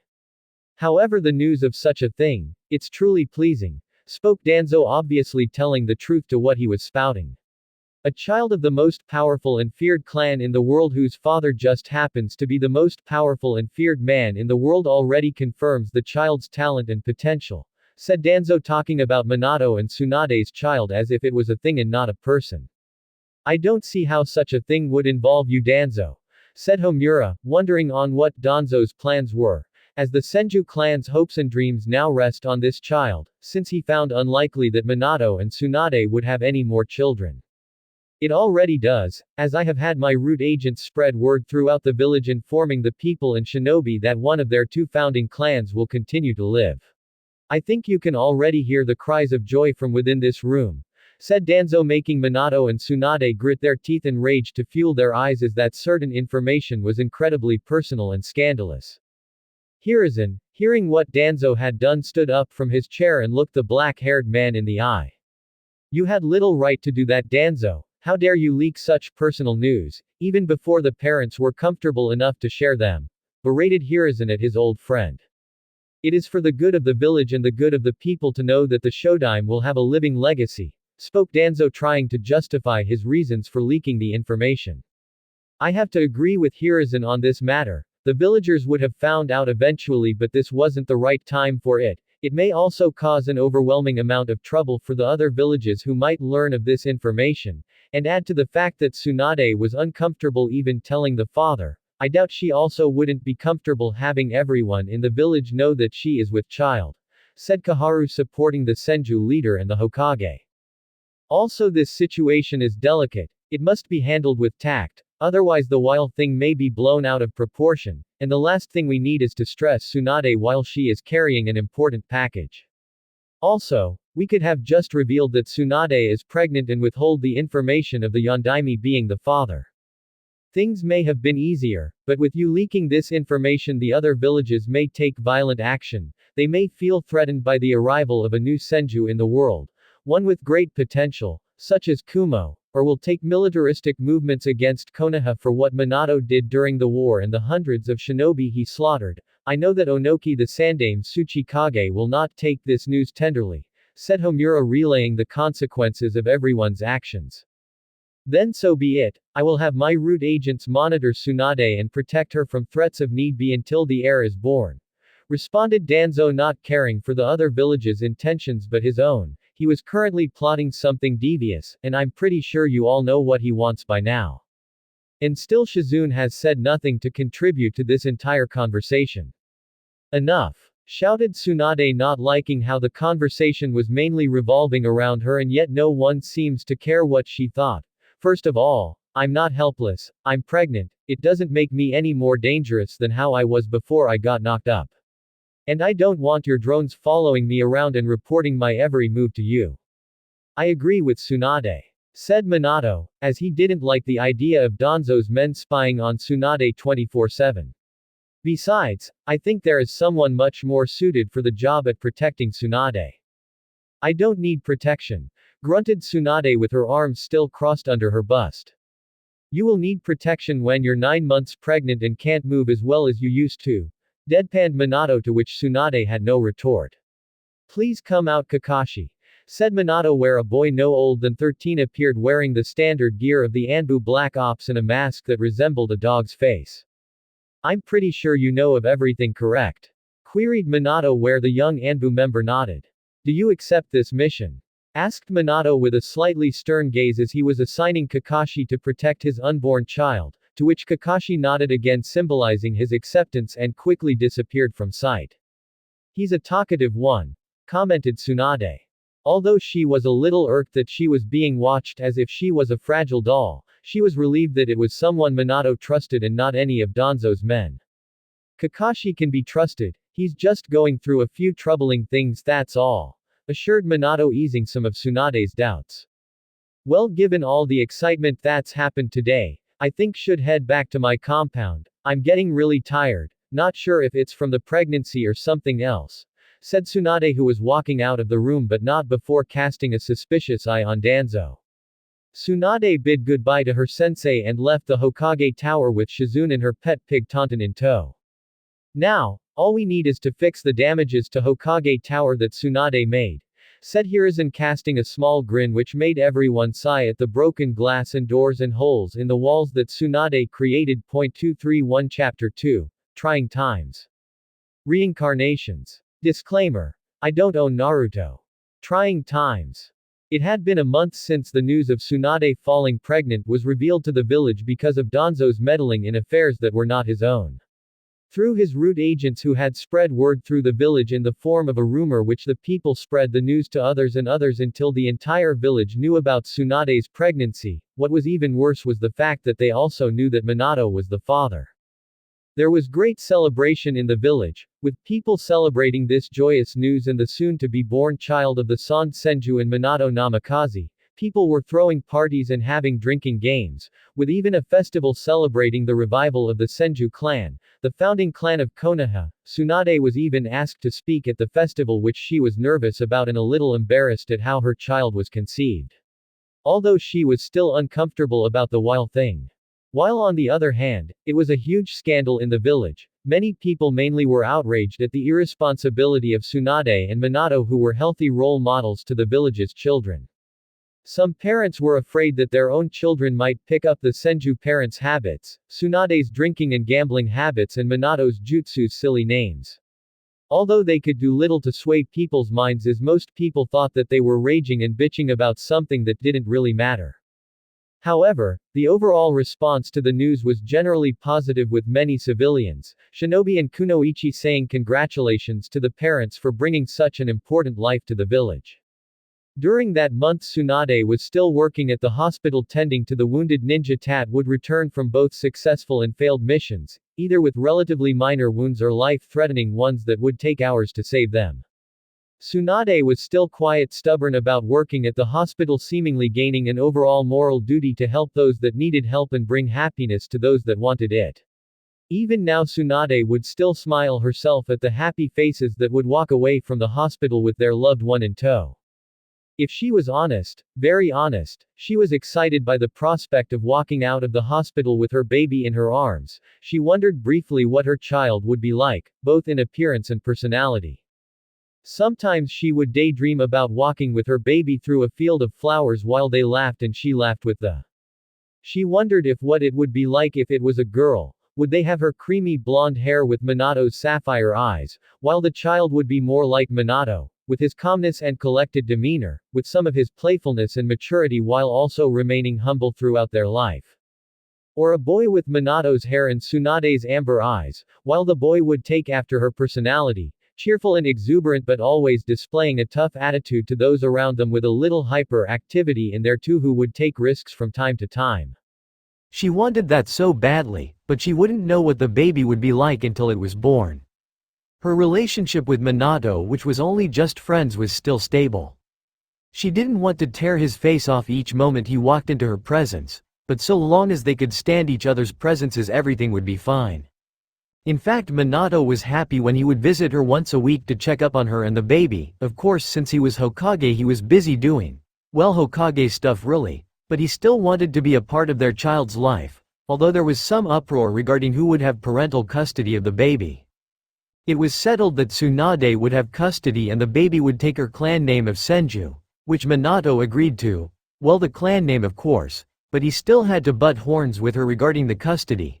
She had made it quite clear that she was the one carrying the baby, she was the one that would go through all the pain to bring it into the world, so therefore she won the argument. Minato had even gone as far to write a will should he ever die. Because even today there were still people who wanted Minato's head at their feet for what he did to them and their families during the war. In the will it stated that Naruto would inherit everything that belonged to Minato, including jutsu, money, and property, and the baby would inherit all of it when they turned 16. Minato had also set up a trust fund for Tsunade and their baby so they would be able to look after themselves before, during and after the birth, to which Tsunade was thankful for.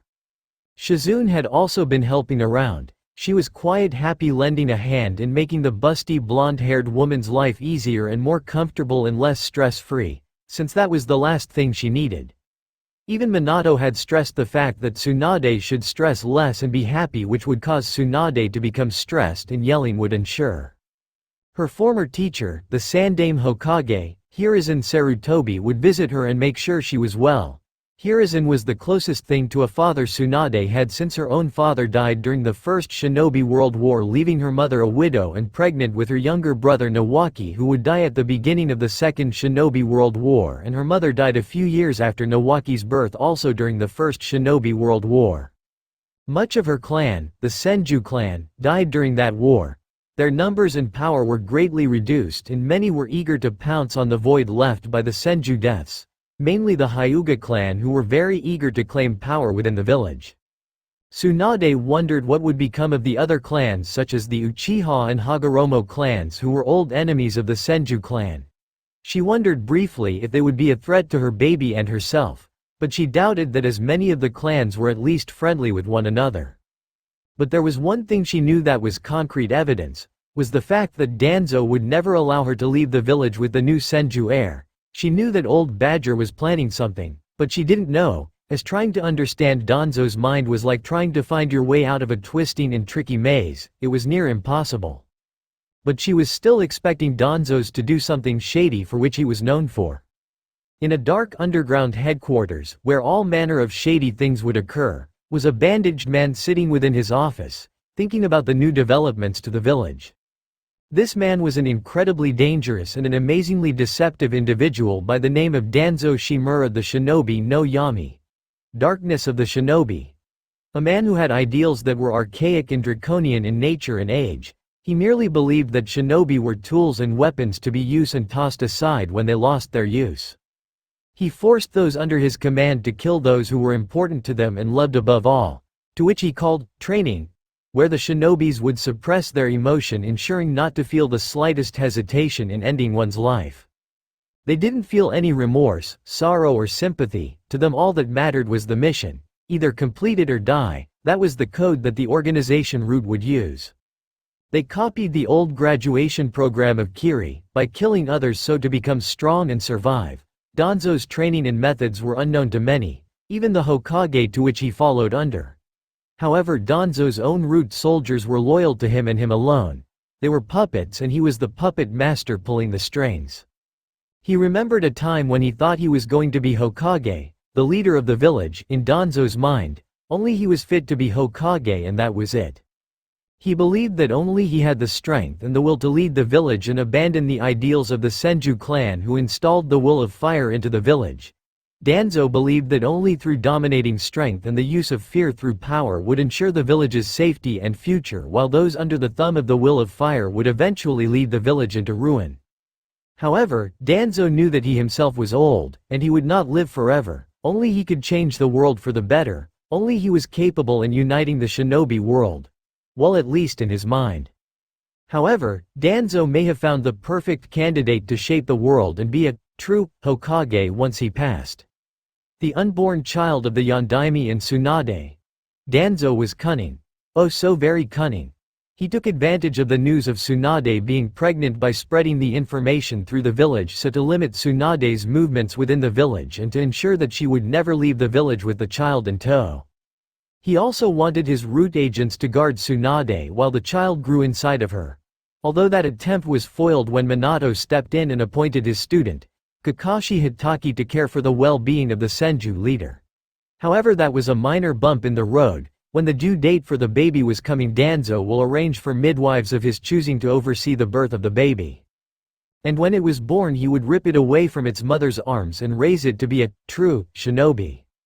He knew of the power and influence in the village the child would have when it was older.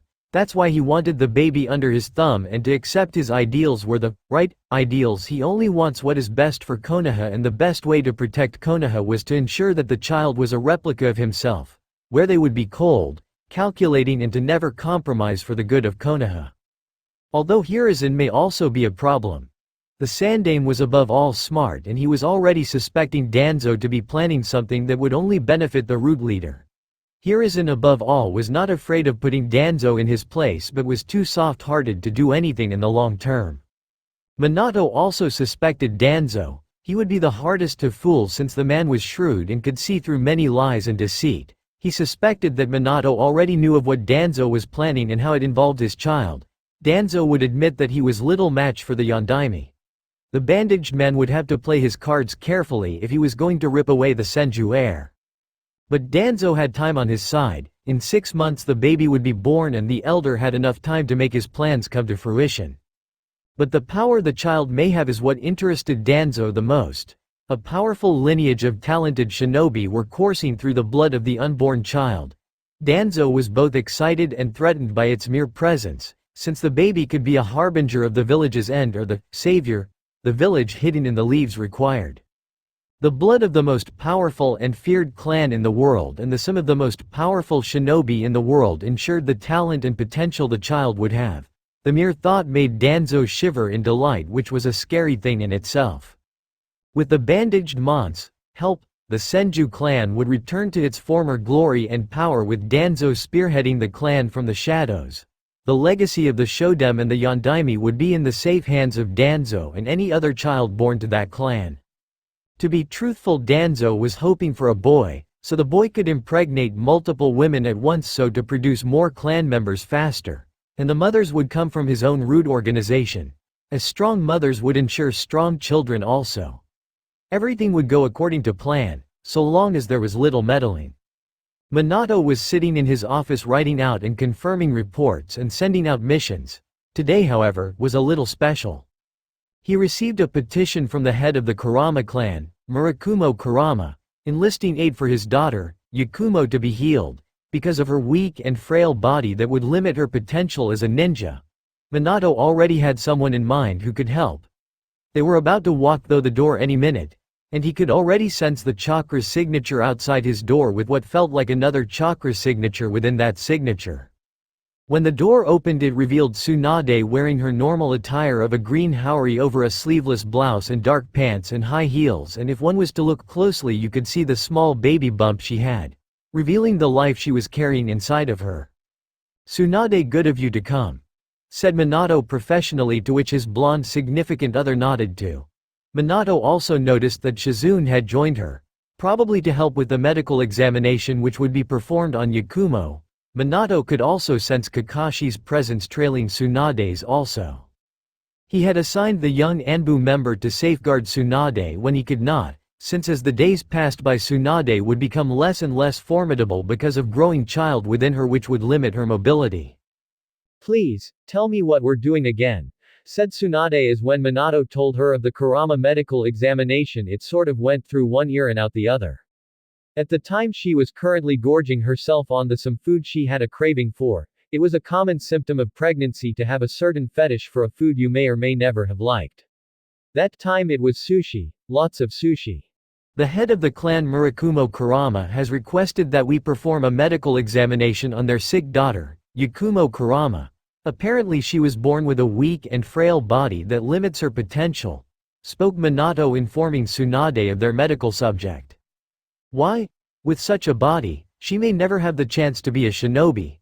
Even Might Dai, father of Might Guy, who could never perform ninjutsu or genjutsu, so he trained his body to perfect physical condition and trained in mostly taijutsu. He later died when he faced the 7 shinobi swordsmen of the mist trying to protect his son.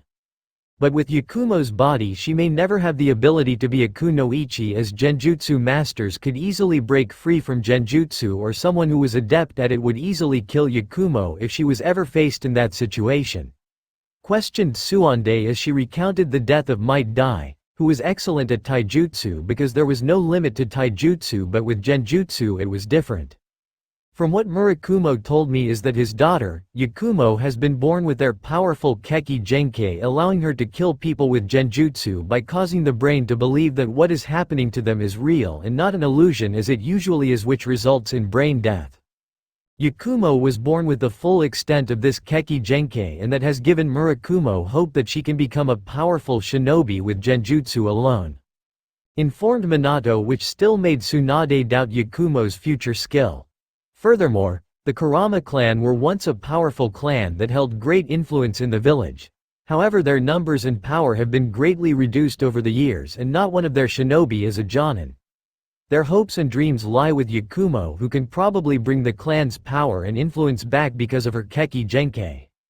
Tsunade sighed heavily, although she still believed that it was pointless to do this, as she believed that the still month-old, Yakumo Kurama could become a formidable shinobi in her own right was preposterous because of her weak body, but she would do it because she would go to the edge of the earth to help her own child. Fine, let's go and get this over with, said Tsunade, crossing her arms underneath her sizable bust. Minato smiled and nodded to her, where both he, Tsunade, Shizune and the hidden Kakashi traveled to the Kurama clan compound. The walk there was relatively quiet. Nothing was really talked about during the walk, and no one seemed to want to start a conversation. Shizune was a little nervous, since it felt like Tsunade and Minato would turn around and would start yelling at each other for no reason at all. But everything changed when Tsunade diverted from the group and made a beeline toward a ramen bar that was a little to their right. Shizune and Minato were too focused on the walking to notice the fact that Tsunade was actually missing. When Minato finally noticed that the mother of his child was missing, he became a depraved mess and started sweating profusely while his eyes were wide and white. Shizune was in a similar situation but was much more composed about it.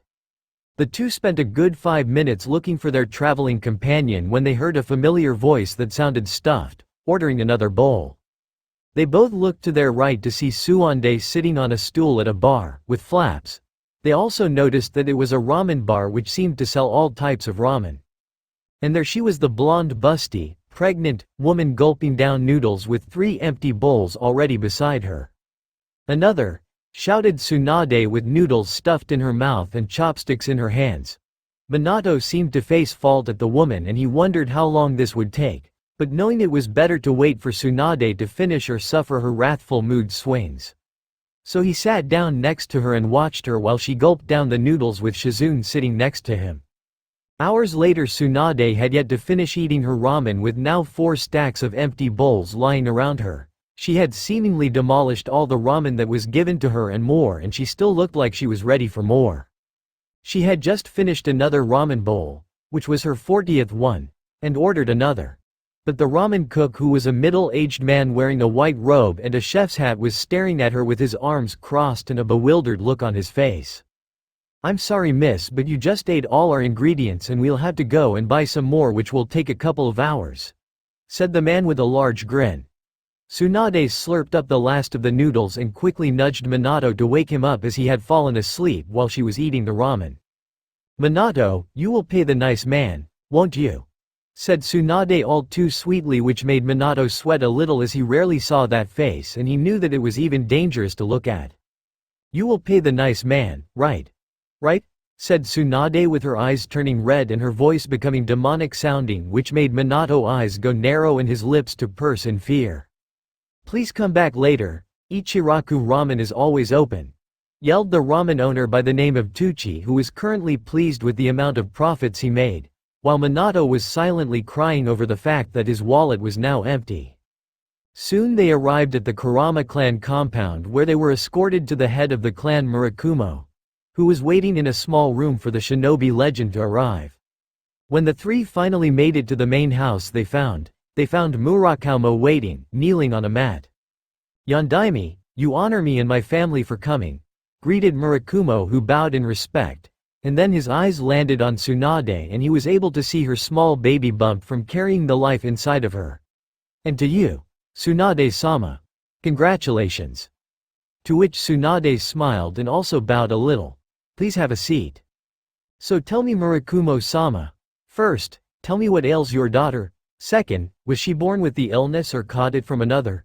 questioned Tsunade, trying to understand what was afflicting Yakumo. "It's a disease she was born with and it leaves her body frail and weak. My clan has stressed to me the fact that we have lost much of our power and they believe that Yakumo is the key to that success," spoke Murakumo, informing Tsunade of what ailed Yakumo. Tsunade bit her nail in thought. "Tsunade-sama?" questioned Shizune, as whenever Tsunade bit her nail it meant she was in deep thought and was trying to discern how to treat Yakumo. "If she simply caught the disease, then I would be able to treat it easily. But since she was born with it, things have become much more difficult. I may not be able to treat it." "Yes, that could work," said Tsunade, talking to herself, which helped her think on certain subjects. "Have you discovered a way to treat her?" questioned Murakumo, while also Minato was waiting on the answer. "Can you take me to her? I would like to give her a physical examination," asked Tsunade, to which Murakumo agreed, as it was quite reasonable and if it helped his daughter then it wouldn't hurt giving it a try. The Kurama clan head led his three guests through his humble house, towards his daughter's nursery, where they found Murakumo's wife, Yuroko Kurama, sitting beside the young babe's crib. "Welcome," said Yuroko, bowing with respect to Tsunade and Minato, to which the two bowed back. Tsunade made her way over to the crib of the Kurama clan heiress and she found the baby sleeping peacefully, her little chest rising and falling ever so softly. It almost seemed like nothing could ruin this moment. For Tsunade, it reminded her of what she was expecting in the near future. To begin the examination, Tsunade softly hefted Yakumo from the crib. Although the baby did show some annoyance, it wasn't enough to wake her up, to which Tsunade sighed thankfully. Tsunade then gestured for Yuroko to come over and hold her daughter while Tsunade went through hand seals for the Shozen no Jutsu, Mistral palm technique, so she could attain a full analysis of the baby's health. A few minutes have passed and Tsunade had learned all that she needed. Yuroko then handed over Yakumo to Tsunade, who placed gently back in the crib, and the two women were happy that the baby hadn't woken and caused a fuss. For Tsunade, she wouldn't say it out loud, but she would have liked to hold Yakumo some more. Whether it was curiosity, maternal instincts, or just because she liked it didn't really matter, since for Tsunade, she would have plenty of time to be doing that with her own baby once it's born.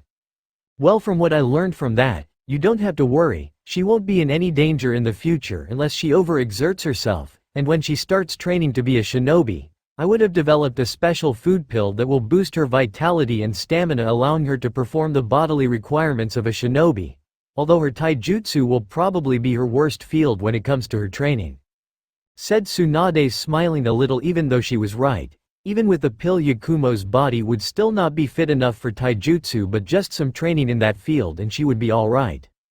"Thank you, Tsunade-sama," said Yuroko, bowing to the Senju leader along with her husband, and at that moment, Yakumo started to cry, loudly as babes usually did, causing her mother to fret and her father to sigh, as being parents was not an easy thing. Tsunade wondered whether her own child wouldn't be a handful while also being behaved and mature, so they would be easier to handle. But she knew thinking like that would only make that scenario happen. Minato, who had been watching Tsunade examining and holding Yakumo, was truly a heart warmer for him. He could see the smile the blonde woman had. Not the smile of happiness, but the smile only a mother could have. He could see that Tsunade was truly excited for the prospect of parenthood, and he was too, despite not having custody over his soon-to-be-born baby. With the Kurama clan's needs and wants achieved, Minato, Tsunade and Shizune left the compound and the party went their separate ways. Shizune headed for the hospital so she could heal the wounded and assist with their duties. Minato went back to the Hokage tower as he was still on duty and he wouldn't want to have Sarutobi kill himself so he could escape that vile paperwork. While Tsunade headed for her home as she was feeling tired and under Minato's suggestion should get some rest as it would be good for her. In Kumogakure among the mountains and clouds the village was famous for, the people and its shinobi were milling about their days in relative peace which the other nations were also enjoying. Kumogakure was one of the more militaristic villages of the 5 nations, as you saw more shinobi than civilians and with 2 biju under their belt. One being among the strongest of the tailed beasts they were easily considered the second strongest village among the elemental nations, with Konoha being stronger than they were, much to the chagrin of the Raikages who govern the village. Right now the village's current Raikage, the Sandame Raikage by the name of Z, was currently lifting 2 500-kilogram barbells, roughly 1,102 pounds, with ease as he was staring out at his village. The third was one of the most powerful shinobi in the world. Even Biju were afraid of facing him in battle and was on the few to face on in battle single-handedly. The others being the shinobi legends, Hashirama Senju and Madara Uchiha, whose might were so vast the two were recognized as the most powerful shinobis in the world that even the third if given the chance must just hesitate in facing them. Z was a tall, dark-skinned man with a large, muscular and well-defined build. He had a full head of white hair which flowed into his back along with a long beard. He had unusual eyes, which had green irides and dark sclerae and no pupils. His face had pronounced cheekbones and teared troughs beneath his eyes, and a prominent crease across his forehead with a mole just above his right eyebrow. His top lip also has a darker pigmentation than the bottom one. Upon his right shoulder he had a tattoo for the kanji of lightning, and following on of his battles with the Hachibi, 8 tails. The third had a scar on his right torso of a lightning bolt. His typical attire was a Kumogakure flak jacket with no other clothing underneath, a thick rope tied around his waist, with dark blue sweatpants. Raikage-sama, we have received fascinating and shocking news, spoke the Raikage's assistant, who was a light D-kinned girl with brown hair. What's news? Questioned Z, the Raikage, who was currently on his 500th representative. News has come from Konohagakure that Tsunade Senju, one of the Densetsu no Sanin, is currently with child, said the Ryokuge's assistant calmly, but her words made Z stop in his workout and pause in his mind. A Senju heir? Thought Z, utterly shocked at the news, the most powerful clan in the world, one feared and respected throughout the world as the Sen no Teo Matsu Ichizoku. The clan with 1,000 skills. He couldn't believe it, he just couldn't. And more news has come from the village, that the Yondaime Hokage, Minato Namikaze is the father. Continued the assistant as Z, whose brain was starting to shut down from the news, tried to just stay standing. And that moment, Z's son, burst through his door with an equally shocked look on his face. Obviously he too had just heard the news of the Senju heir. "Dad! Have you heard?" shouted at his father who seemed to be gaping like a fish out of water. "Raikage-sama, what should we do?" questioned the girl as she looked at leader. "It seems almost too fictional to believe," thought Z as he kept staring out over his village. "Ashisuto, is what we have heard from the village true?" queried the burly man. "It is, our most trusted contacts have confirmed it. Tsunade is currently 3 months pregnant with her child," said Ashisuto. "Dad, what should we do? This child just might be the greatest threat to our village, since the rampages of the Hachibi," spoke with utter seriousness while also overestimating a being who had yet to be born nor will have the power to be a threat to the village for many years. "There's nothing we can do. If we attack or kidnap Tsunade, Konoha will respond with violent action and we will be pulled into a war we cannot win, and I doubt Namikaze will be too forgiving regarding the fact that we would threaten his unborn child," said Z, acting as a rational leader and a wise one. He knew it would be years until the child could be any real threat. What kind of person would be afraid of a baby who had yet to be born yet? It was ludicrous. "For now we wait," said Z, "but Dad," responded trying to change his father's mind regarding the whole thing. Enough, eh? If you want to be Raikage one day, then you must have the wisdom to make the right decisions and predict the consequences of their actions. And unlike Iwa or Kiri, we don't seek war, but we do prepare for it," spoke Z, berating his son while also giving him a lesson in leadership. In Sanagakure, where the sun always blazed with intense heat and the winds carried the specks of dust and sand that would lash at you as if it was a whip, the Yondaime Kekkei was currently sitting in his office, attending to the duties of the Kekkei. He had taken up office when his predecessor and teacher, the Sandaime Kekkei, disappeared without leaving even a hint of himself behind. The Kekkei had auburn hair, dark eyes which always depicted Widha's stern look or a scowl. He wore a simple black jacket and pants, nothing really that would make him stand out. The Kekkei was a stern man who was always placed the well-being of his village above his own needs and wants, even his own family. He had just been coping with the death of his wife, who had only died just barely over a week ago. Of course he mourned for her death, for he loved her deeply even if he didn't show it. But still the village demanded that he be as stalwart and stoic as can be. He currently had a squad of his Anbu Black Ops, watching over his newborn son's crib, the Ichibi Jinchuriki. With the help of Chiyo, one of his villagers' elders, they were able to seal the beast inside his unborn son. A decision that would lead to his son's premature birth and his wife's death. He had yet to console his own two children, his oldest child Tamari nor his oldest son Kankuro. He heard a knock at the door and ushered the person in without looking up from his paperwork. It was one of his Anbu, and they were currently holding a folder which was addressed to the Kekkei. "Kachi-sama, we received this letter addressed to you from Konoha. We have already decrypted its contents and it matches Konoha algorithms and codes," said the Anbu member, placing the folder upon the Kekkei's desk. Kachi, without saying anything, opened the folder and inspected its contents. He found his eyes widening a little at the news, but still keeping up his stern facade, he just placed the folder upon his desk to the side and kept on working. "What did it say, Kekkei-sama?" questioned the Anbu member.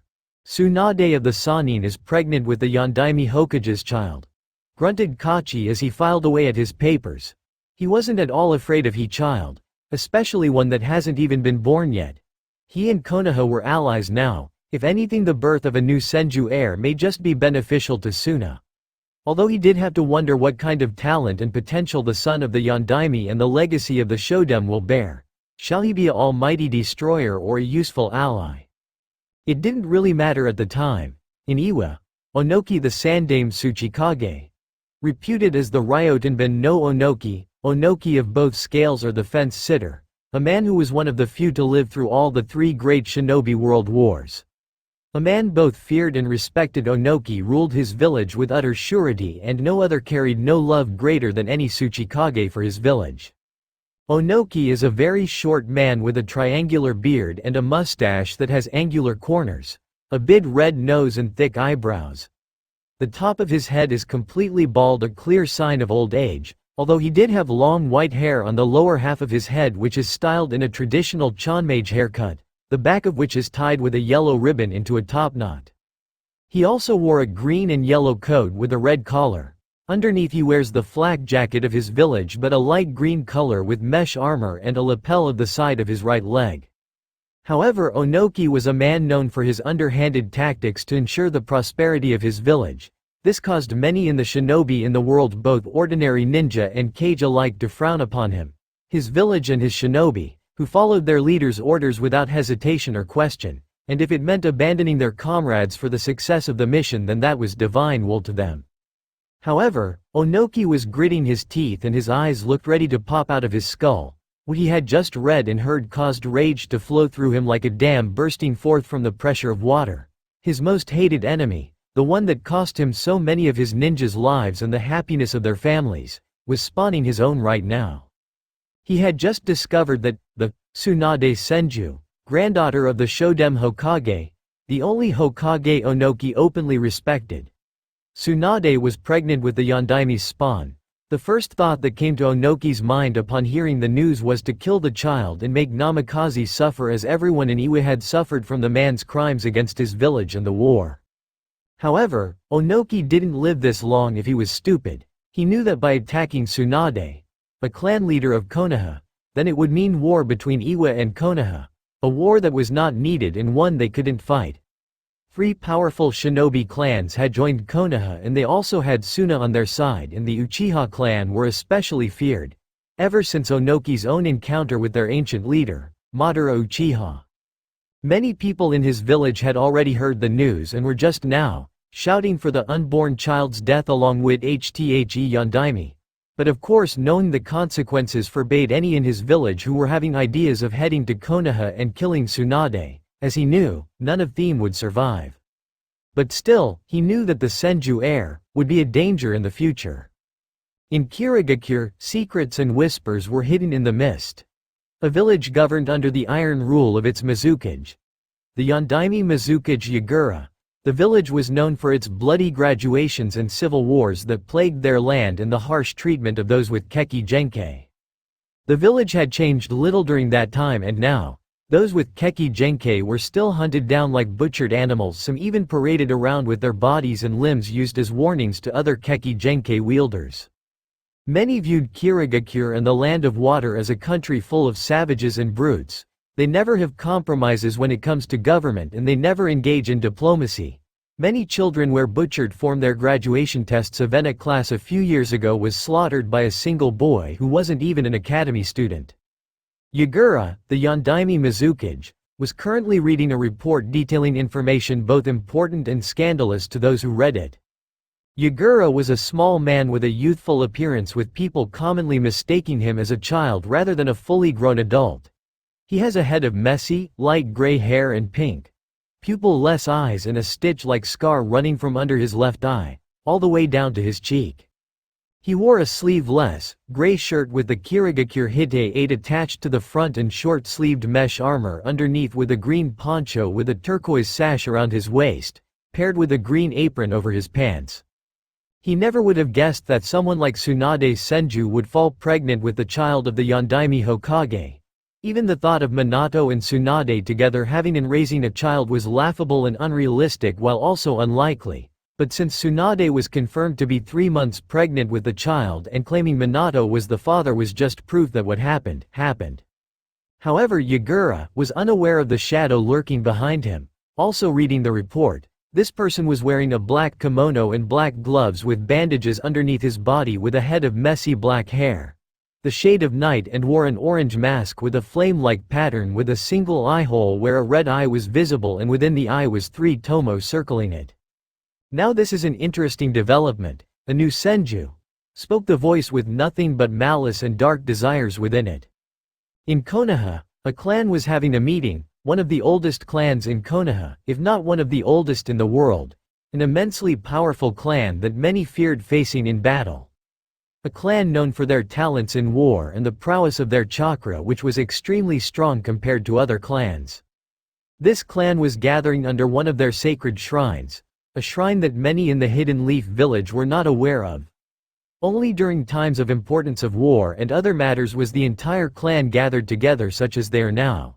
And very few knew of what secrets it truly hid. What must we do about this news? We will lose all the power in the village we have accumulated. What little we have left. The child is born from our old enemies, it may turn against us someday. But it is the child of the Hokage, it will most likely be groomed to become Hokage in the near future. The people will rally behind it, just as they have done for that clan before. Silence! Yelled a voice that reverberated through the hall, silencing the voices and dissent among them. Look at you, you the Uchiha, scared and cowering under the threat of a child. An unborn one even more. Have we ever feared a child? I ask you? Spoke the voice, which belonged to a man who was standing before a stone tablet with writing on it that was indecipherable to the naked eye. Only people with rather specific eyes could read what was on the tablet. The voice belonged to a man. This man had short black hair that reached his shoulders and onyx-colored eyes, with visible creases below them which became more pronounced when he adopted a stern look. He wore a standard Konoha flak jacket along with a black shirt with the Konoha Military Police Force symbol on the shoulders, shin guards, and a black, open front apron with white diamonds on the bottom. This man was Fugaku Uchiha, the current head of the Uchiha clan. Fugaku was a man who placed the needs of his clan above the needs of the village. Outwardly he looked like a strict fellow, however although he was strict, when not seen by others he was a loving man who had great love for his wife, eldest son and his own soon-to-be-born child. His love for his clan was so great that he would do just about anything to ensure its well-being. However he was troubled by the news of a Senju heir, one whose father was the Yondaime Hokage. He suspected that the child would wield great influence within the village, probably more so than the Uchiha clan. Because the child's father was the Yondaime, a veteran of the Third Shinobi World War. His mother was the head of the Senju clan while also being descended of both the Shodem and the Naidame Hokage. And the child's potential was incredibly enormous given its lineage. As much as we love talking about the danger this child can warrant, our ancestors made peace with the Senju long ago and we founded this village with them. And among other things this child will of course be closely monitored by a unit of Anbu soldiers. There is nothing we can do except sit by and watch. Spoke Fugaku while his pregnant wife who was sitting within the crowd breathed a silent sigh of relief as if they did attack Tsunade it would lead the Uchiha to become distrusted among the village. So we do nothing as always, spoke another rude Uchiha. No, we won't simply do nothing. If the child is female, then we will arrange a marriage between it and one of our own clansmen, strengthening the Uchiha, said Fugaku to reassure his clan. And if the child just so happens to be a boy, then that plan is fucked, said another Uchiha, and the meeting was concluded shortly after that. Time passed on, always moving forward and never backward. Time almost seemed to suit Konoha. They were always moving forward. No matter what was thrown at them, they were always moving forward. Maybe it was their indomitable will of fire, or they were just too stubborn to back down from a fight. But one thing that was certain was the fire in their eyes when they were protecting what was precious to them. The village was their family, their loved ones and their friends. Konoha shinobi were each other's brothers and sisters. The entire village was a large family and so the shinobi, even their Hokage, would fight to their last breath to protect that family and everything their village stood for. But there was one family that were enjoying themselves more than others. It had been 3 months since Tsunade had performed a medical checkup on Murakumo's baby daughter, Yakumo Kurama, and things had seemed to settle down in the village regarding her package. People were milling about their days unhindered and unperturbed. Especially Tsunade, since worrying and stressing were the least amount of things she needed at the moment. The blonde woman had finally grown accustomed to the fact that a living being was growing inside of her and was nearly ready to join her when that time came. Her once small baby bump was now a large belly carrying the bundle of joy within her. She had been receiving frequent visits from her former teacher and mentor Hiruzen Sarutobi and his wife Bawako Sarutobi. It most likely came from the fact that Hiruzen became a father figure to her once her own father died during the First Shinobi World War, and as she remembered Sarutobi and her father were rather close friends. And Bawako had been an extreme use of help and support, raising 2 boys herself. She knew exactly what being a mother was like. She helped her through the symptoms of the pregnancy such as the mood swings and the food cravings to which Tsunade had developed a rather unhealthy obsession for ramen as she couldn't get enough of the food now.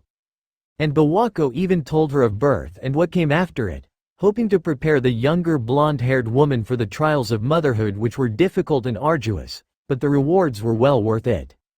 Even now Tsunade was already acting like an overprotective mother, caring as if her child was a fragile leaf that could break upon contact. The one thing that Tsunade was not pleased about when it came to being a mother was her child's suitors, boyfriends and girlfriends alike. If she had a boy, she wanted the young man to find someone like her, someone who can put him in his place should he get out of hand or does something incredibly stupid, but at the same time, someone they can truly be themselves around. And if she was having a girl, she wanted a man who would look after her, as a person. Her daughter could stand on her own 2 feet, but there would come a time that she would need comfort from another. But if there was one thing she was dreading were her children having to be chased around by the bane of all kunoichis. Fangirls, sometimes boys. She would hate the day when her child would grow up to be quite a beautiful human being with her chasing off all the fangirls that would fawn over them. Her thoughts were broken when she heard the flapping of wings which originated from the sky and came swooping down. It was a flock of ducks which came flying at a location towards her. She was currently sitting near the edge of a small pond located in her clan's now empty compound, within her own mansion. The pond wasn't too big and it wasn't too small. It was just right, and there was a small sakura tree to which she was sitting under and a small gazebo not too far to her left.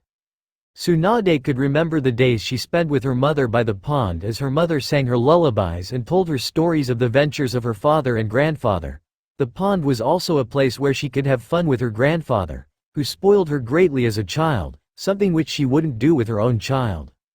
The pond was home to many types of small life, to koi fish and small harmless crabs, and nearly every week a flock of ducks would fly down and swim in the water of the pond. She was currently watching the birds play in the water, and most of the ducks were only babies who were accompanied by their mother. Tsunade smiled at the sight, and she lovingly stroked her belly in delight. If only she had some bread with her so to feed the ducks and make this already beautiful even more perfect, for today was a special day for her. It was a day, special for her and only her. It was her birthday. August 2nd. Today she was 39 years of age, and she was surprised with herself. After what happened in her life, she was slightly shocked that she had lived as long as she had. She wondered if anyone important seemed to have remembered her birthday, other than Shizune, who gave her a nice book to read. But still, there must be someone. Minato was walking to the Senju clan compound for Tsunade's birthday. He had already chosen a gift for her, and he thought it was something that she would enjoy. He had spent a great amount of time and effort trying to decide on a present for the mother of his soon-to-be-born child. But now he had finally decided on one. The blonde Hokage, while walking to the compound, saw Hiruzen just in the corner of his vision, walking with his wife, and they too were holding presents. He smiled, knowing that it would bring Tsunade great comfort. But there was one thing that made his mind pause: someone who might or might not show up for Tsunade's birthday, someone who loved her unconditionally. A man who was also like a father to him. Jiraiya. He had sent a letter to his spymaster telling him of Tsunade's birthday, although he left out the information of Tsunade being pregnant. All the great nations were now aware of Minato's growing family, and Jiraiya, being as knowledgeable as he was, must know by now. Minato wondered what Jiraiya was feeling right now. Was he furious that Minato slept with the woman he loved most? Was he happy that his student who was like a son to him was going to be a father, or was it a bit of both? There was also another person who he was concerned about, Kushina, his ex. Knowing her, she would mostly be angry, and when she was angry, she tended to get violent. Minato could only wish that Kushina would not cause trouble in the near future, hopefully. The Yondaime had the Senju compound within his sights where Tsunade and the others were waiting for him. But there was one person who he was hoping to talk to and yet did not expect to see. Jiraiya was currently standing before the mansion holding a wrapped-up, brown gift bound with twine. Minato stopped in his stride. He was a little hesitant to talk to his old master. Would he be disappointed in him, or would it be another feeling? "Sensei," said Minato, catching Jiraiya's attention, who turned his head to look at his old pupil. "Minato, been a while," said Jiraiya with a smile. Although it was a warm greeting, Minato hoped that things would go all right from then and onward. "Sensei, said Minato, trying to start an awkward conversation with the Toad Sage. "You don't have to say anything, Minato, I know," said Jiraiya softly. "Wait, aren't you angry at me, for I don't know, knocking up Tsunade?" said Minato, genuinely surprised at how mature his sensei was being. It was really out of character for the super pervert. "When I discovered Tsunade was pregnant with your child, I was angry. I wanted to march over here and beat your face into the ground, but that would cause more problems than solve them. I've loved Tsunade ever since we were genin, and I loved you as if you were my own son, and what the two of you did together, it made my blood boil. I felt betrayed," confessed Jiraiya, and every word that came out of his mouth was true. He was fueled by rage and jealousy towards Minato at first. "But then I came to my senses. If I really loved Tsunade, all I wanted was to make her happy, and if you gave her happiness, then I don't really have the right to whinge, don't I?" said Jiraiya, grinning largely and happily. "Thank you, sensei. At least we got that down and out of the way," said Minato, sighing in relief that his sensei wasn't angry. "Besides, maybe someday I can take the little guy on a research trip," said Jiraiya, giggling perversely and blushing a little. "Don't let Tsunade catch you saying that. She might beat you into the ground for even thinking of corrupting our baby." "And what makes you think it's a boy?" questioned Minato. as he and Tsunade had decided not to discover the gender of the baby until it was born. Because she made a bet that the baby is going to be a girl, deadpanned Jiraiya. "Great, I'm having a son," said Minato happily and walking into the mansion. Tsunade always lost her bets. They soon found Bawako and Hiruzen waiting for them. They also invited Orochimaru, but it was unlikely that he would appear. They walked around the house and found Shizune, who led them to Tsunade, who was still sitting by the pond rubbing her large belly. However, something was wrong. Minato could see tears trailing down Tsunade's cheeks and staining her kimono, which she was wearing for the occasion. Minato took the initiative and approached Tsunade. "Tsunade, is everything alright? Is the baby alright?" questioned Minato as he was now kneeling beside the blonde-haired woman. Said woman snapped her head to the left to see Minato with a worried look on his face. Tsunade, regaining herself, wiped away her tears with the sleeve of her kimono and adopted a smile. "Everything's fine. It's just, the baby is kicking," she said softly, feeling soft and tiny kicks of their baby. The little one had been kicking for a little while, and throughout it, Tsunade had cried out of sheer happiness. Just even more proof that she was going to be a mother, and every day that passed she grew more excited at the prospect. Minato, finding Tsunade's smile infectious, smiled with her and he placed his hands upon her tummy trying to feel the baby's kicks. And he could feel the soft kicks, and he knew that being a father was one of the most rewarding things in the world. "What's that you have there?" queried Tsunade as she laid her eyes on the package Minato was holding. The blonde-haired man handed the package over to Tsunade, who opened it carefully, and what she saw made her gasp. It was a photo book, and upon the front cover was the words, "Family." Tsunade opened the book only to see that every page was blank. "It's empty," stated the blonde-haired woman. "Then we just have to fill it," said Minato, sitting down next to her. Tsunade looked back down at the book and silently wept. She knew now that the book had a purpose of storing pictures of them and their child, so to remember the memories they would have.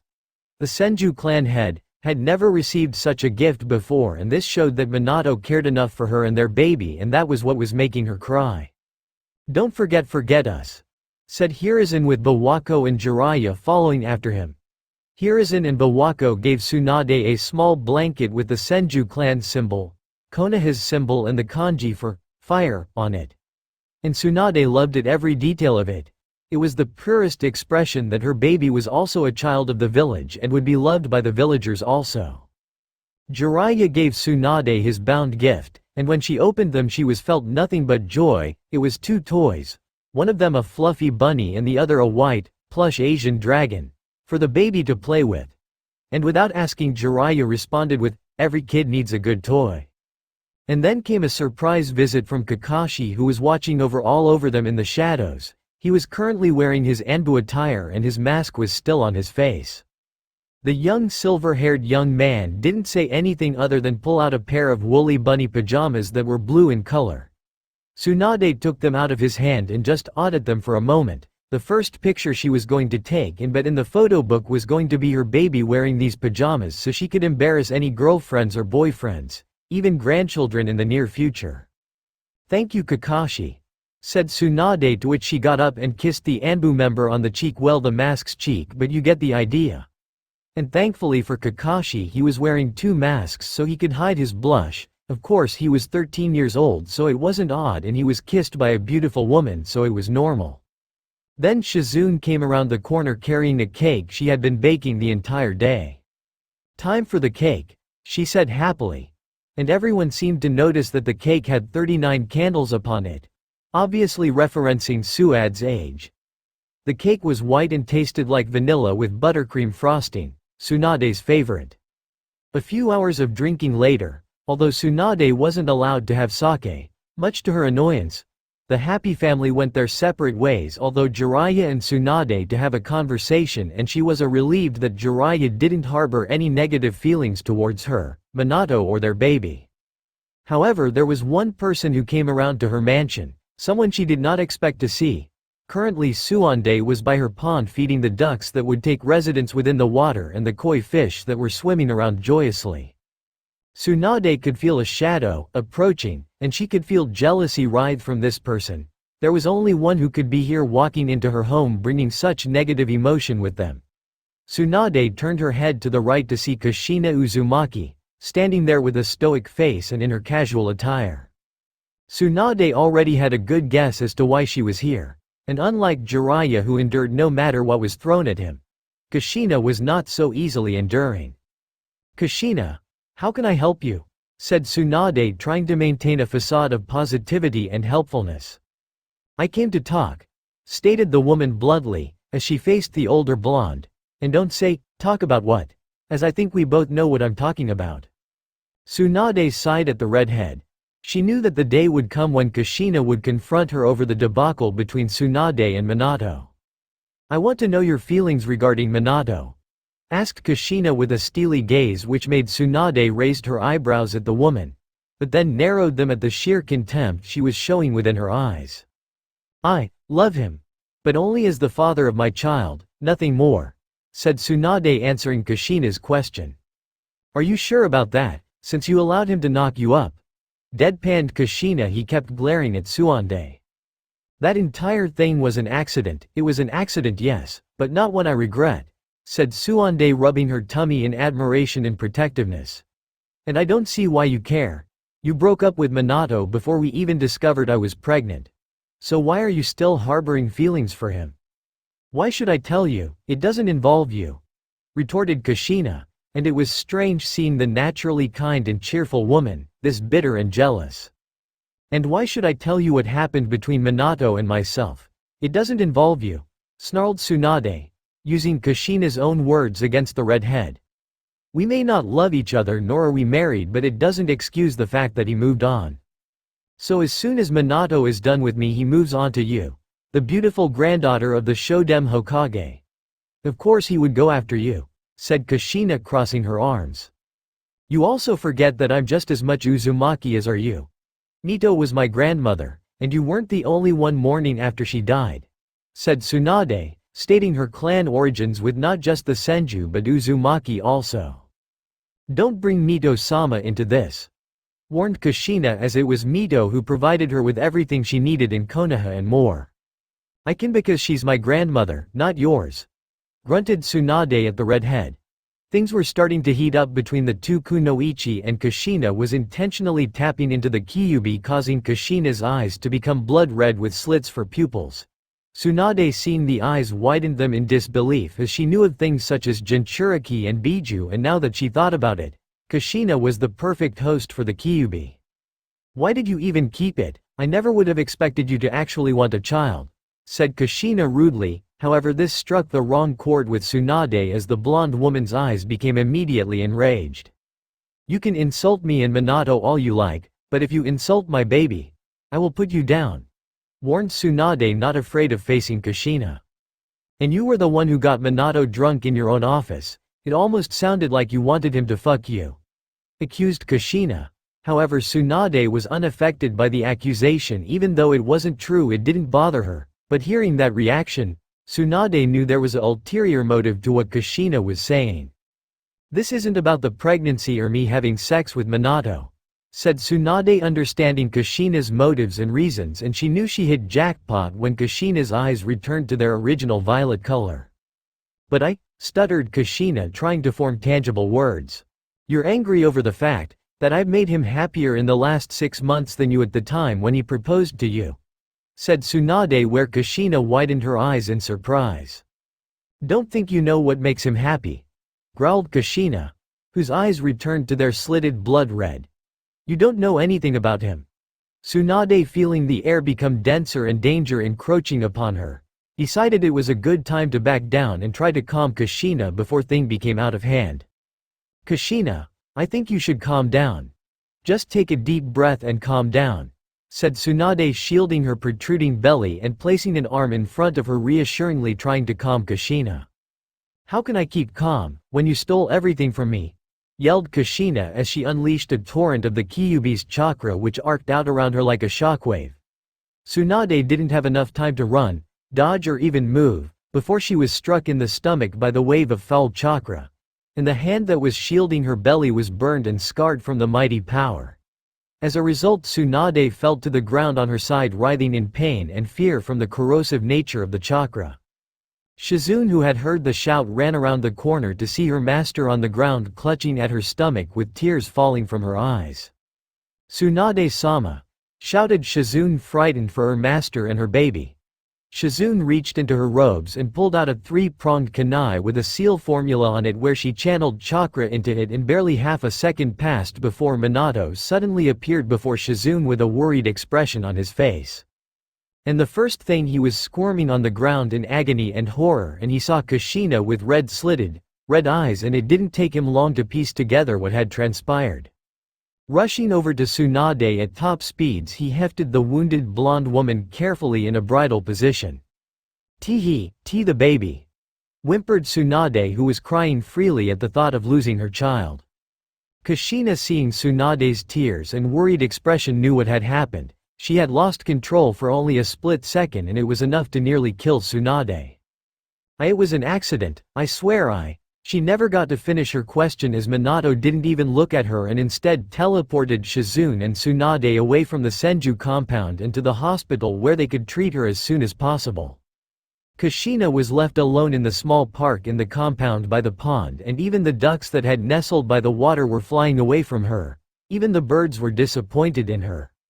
When Minato and Shizune, with a wounded Tsunade in tow, teleported to the hospital, they were immediately shouting for Bawako Sarutobi to assist them. When Bawako heard the shouting, she rushed around the corners of the hospital to find Minato in a frenzied state and Tsunade crying and panting in pain and terror. Without hesitation or stupid comments, Bawako found a room where they could treat Tsunade and possibly save the baby, although Minato was forced to leave the room because he would be a distraction, something he agreed with. So he waited for hours on end, outside the hospital room, waiting for any news of Tsunade to come. But things were quiet, and the quiet put the Hokage on edge. He didn't know if his CHLD was still alive at this point. He was so disgusted with how Kushina acted and how she put people in danger. The Kyuubi looks for any negative emotion to feed on so it could escape its confines and destroy the village which had imprisoned it. It would most likely kill Tsunade, Kushina, and the Uchiha clan for their relations to the founders, Hashirama Senju, Mito Uzumaki, and Madara Uchiha, the ones who specifically jailed and contained it. He knew those three people were among the many that the Kyuubi hated most.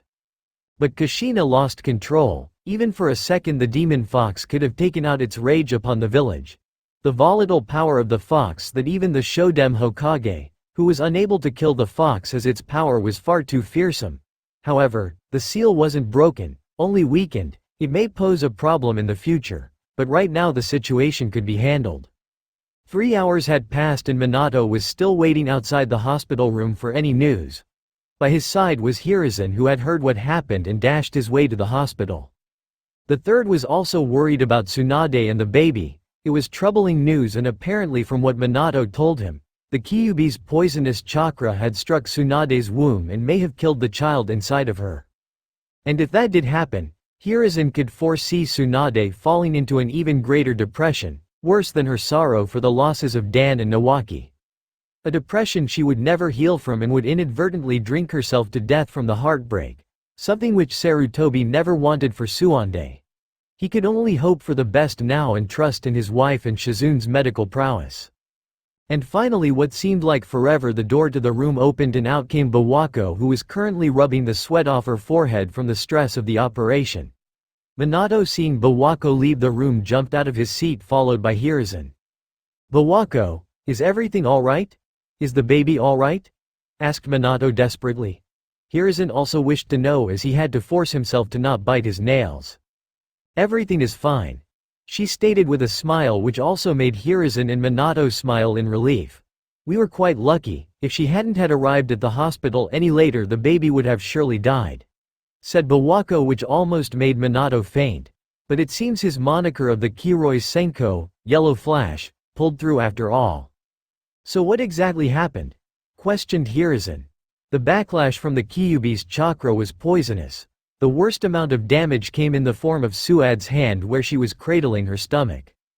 It suffered multiple burns which, with enough healing, will disappear in time, although a small amount hit her stomach where it infected the baby, Because of its weak body and undeveloped chakra, the horrendous power of the Kyuubi nearly overwhelmed it and would have destroyed its cells quickly had we not intervened. However, we were able to heal the damage. The severity done to the cells and the constant creation of new cells have shortened its natural lifespan," said Bawako sadly. "How much has it been shortened?" questioned Minato.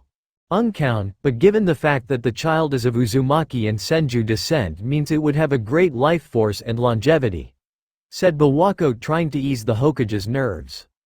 "She is right. Mito Uzumaki, Tsunade's grandmother, lived well before the founding of the hidden villages and lived through most of my reign as Sandaime Hokage, and she still looked like she was 60. She didn't have a single white hair on her head either," said Hiruzen.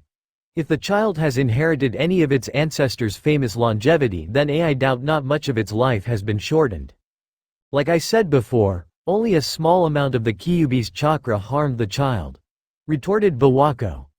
Minato seemed to sigh in relief at the news. He didn't care if his child's life was shortened so long as it was still alive. "And how is Tsunade?" queried Minato. "She's currently resting. The stress of this whole ordeal has taken a great toll on her and her body needs rest and healing so to recover from the Kyuubi's chakra, but other than that, she will be fine. Women are stronger than men after all," said Bawako with a sly wink. "And that's something I'd admit in a heartbeat, and also not something I can contest to either," thought Hiruzen with a small sweat drop. So with all that drama done and over with, everything settled down, although Minato would have a talk with Kushina later on, regarding her actions and her jealousy. Later, Tsunade was released from the hospital after her recovery and was subjected to enormous doting from Minato, who worried for her every action, much to her chagrin.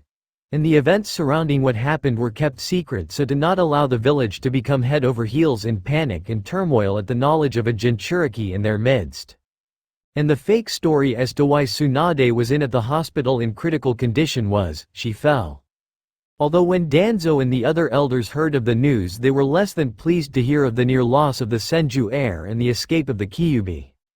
But still, after the incident, Bawako classified the rest of Tsunade's pregnancy as a high-risk pregnancy, as there may be some adverse side effects to the baby being exposed to the Kyuubi's chakra, and she was under constant guard and watch by a team of Anbu members, and the reason Kakashi wasn't there to protect her because his childhood friend guy who had somehow found him challenged him to one of his challenges, and was continuing to bother him while the silver-haired Anbu was officially on duty and had to protect Tsunade as per his mission.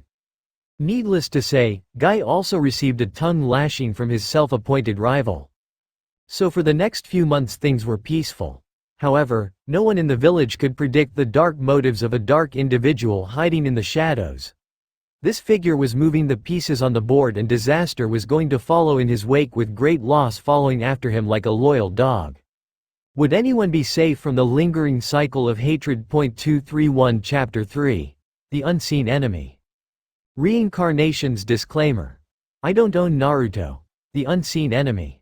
It had been a month since Tsunade was hospitalized by Kushina's chakra outburst. Strong action was taken against Kushina, with her shinobi duties being suspended for a short amount of time.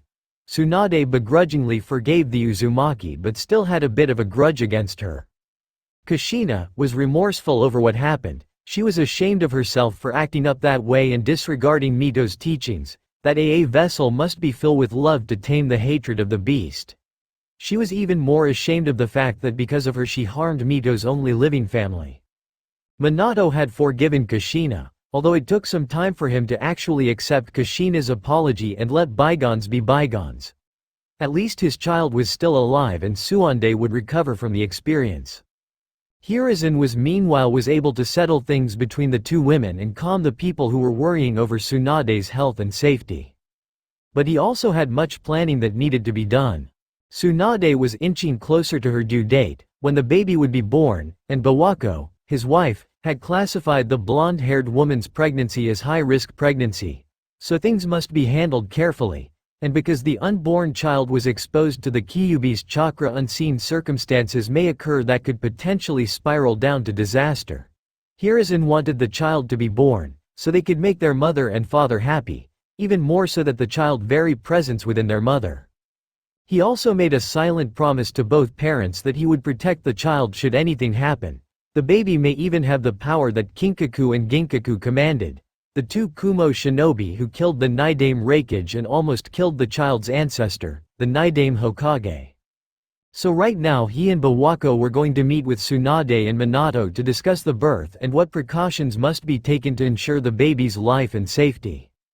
Hiruzen couldn't shake this feeling, it almost as if he was standing next to a black sun, burning hot and full of shadow. He could feel this malicious will in the air, it almost felt like it had a purpose, to take something away, and bring loss and grief to all. There were very few times Hiruzen had this feeling. The first time was when he and his team were surrounded by the Kinkaku unit during the First Shinobi World War. That time he and Danzo were going to volunteer themselves to be a sacrifice so their teammates could escape, but his mentor, Tobirama Senju, made the decision to be the sacrifice. The second time was during the Third Shinobi World War. Konoha was on its hands and knees in defeat and Hiruzen was losing his loyal shinobi left and right because of the then superior might of Iwa. And the Black Sun trailed the Hokage all that time, and it was only because of the efforts of Minato, winning the war and securing victory for Konoha, did the burning sensation of the Black Sun disappear. But now he was feeling it again, and when he felt the Black Sun, just like how Tsunade always won her bets, something unforeseen and destructive would follow. He just couldn't shake the feeling of the Black Sun. Bawako, knowing that her loving husband had yet to say or look at her, knew exactly what he was feeling, and she knew that something was coming, something that not even a Hokage could perceive. But she also knew that the Black Sun was only a sign of terrible events happening, but what would come after it were positives that could shape lives. It was only the Black Moon that she was afraid of. But still Hiruzen, he could feel hatred in the air and in the water that he drank, on his skin. Was this the hatred of the Kyuubi or something else? Would Minato defend his family from this hatred, or would he fall trying to protect them? Either way, Hiruzen knew that a father's will to protect their family was among the strongest forces in the world. But it was the mother that was truly scary, and if Tsunade was the mother, it's as suicide as punching a bear in the nose and not expecting to be shredded apart. The thought of a protective and most likely lethal Tsunade sent shivers down Hiruzen's spine. He could scare her with her temper since she was a child, and he was still afraid of her now. And he knew that he was going to be the farthest away from Tsunade during the birth and will quite possibly snap Minato in two during the birth. But for Minato, he was expected to be there since he was the father. Hiruzen pitied the blonde man a little. But still there were perks to being at the birth, such as holding the defenseless child in your arms, completely dependent on their parents until they were ready to stand on their own 2 feet and would handle the world themselves. Though there would come a day where the child would lose its innocence, mainly if it became a shinobi. The potential the child would exhibit could make even Danzo froth at the mouth form just thinking about it. If it was a monster like its own great-grandfather, then Danzo would kill to have that kind of power under his belt. Hiruzen was not fool enough to believe the excuses Danzo would make to cover his trail and any other underhanded tactics that he would use to his advantage.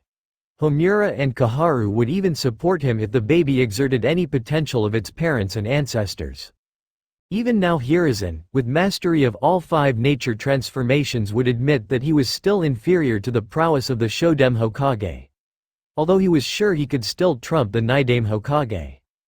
The Sandame now had the Senju compound in his view, where he would discuss with Tsunade and Minato the circumstances of the Senju heir's birth. So now they were sitting in a room perfect for the occasion. In front of him was Tsunade, who was 7 months pregnant, and Minato, who looked a little nervous, probably worrying over bad news that wouldn't come. Tsunade had also adopted a worried face, most likely, just the same as Minato, was worrying over the encroaching birth of her future heir. Tsunade, as you know full well what will happen in less than 2 months. Said Hiruzen, stressing the fact of the birth. The elders and the clan heads have emphasized the importance of this delivery. They want the new Senju heir to be healthy and strong, and, when you are undergoing labor, that everything is perfect and there are no complications. Some say it's for the future strength of the village while others are wishing for your happiness, but I'm afraid I have to agree with them. After what happened with Kushina, your child was exposed to the chakra of the Kyuubi no Yoko, there may already be complications because of that. Danzo has advocated several chosen Anbu members, Anbu from Root, to be your midwives, while also a squad will act as your protection during the birth. However, I know his scheme, so instead I informed the council that I had already chosen midwives and a select few personal guards to act as protection. Anbu members under my direct command and are immensely loyal to me and Minato. Clarified Hiruzen over a meeting between the clan heads and the elders. He almost laughed when he saw Danzo's face at having lost his prize. Besides, Danzo almost seemed like a person who would rip babies away from their mothers.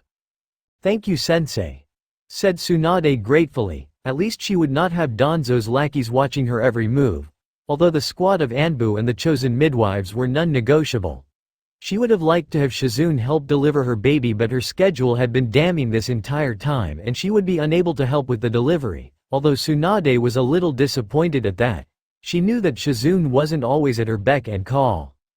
For extra safety precautions, I have chosen a location, a little outside the village but not too far away, where you can give birth in relative peace and safety.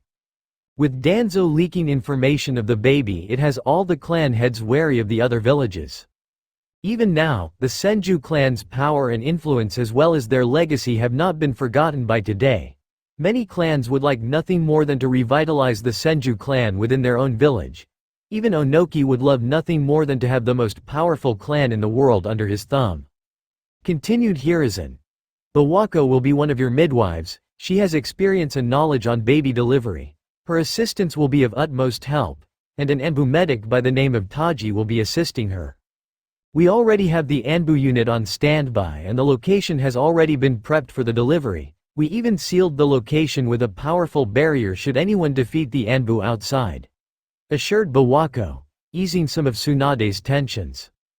"This seems like overkill, that many precautions for an unborn child," said Tsunade, bewildered at what she was hearing. "Unfortunately, while I was able to negotiate a compromise with the protection guard and the midwives, the elders insisted on a barrier to be set during the birth," said Sarutobi, which made Tsunade sigh a little. "Well, I don't really have a choice, do I?" said Tsunade, asking a rhetorical question. She then felt a warm pressure on her hand and looked to the left to see Minato giving her a spirit-lifting smile which calmed her more. At least the father would be there to see it through. "Kakashi won't breath a word of this to anyone, since I know he's listening right now. Right, Kakashi?" said Minato, calling out to Kakashi. Said Anbu member appeared out of nowhere and said, "Yes, Minato-sensei," before disappearing again without a trace. "Well, it seems everything has been sorted, so all we can do now is wait," said Minato. With a happy smile, and Tsunade smiled with him too. She was going to be something which she always dreamed of being, and the package that would be delivered would not be too far away. "So have you thought of names yet?" questioned Bawako as she was curious to know the name of the new Senju heir coming into the world. "If it's a girl, we'll call her Sabomi. It seems fitting for her in Tsunade's words.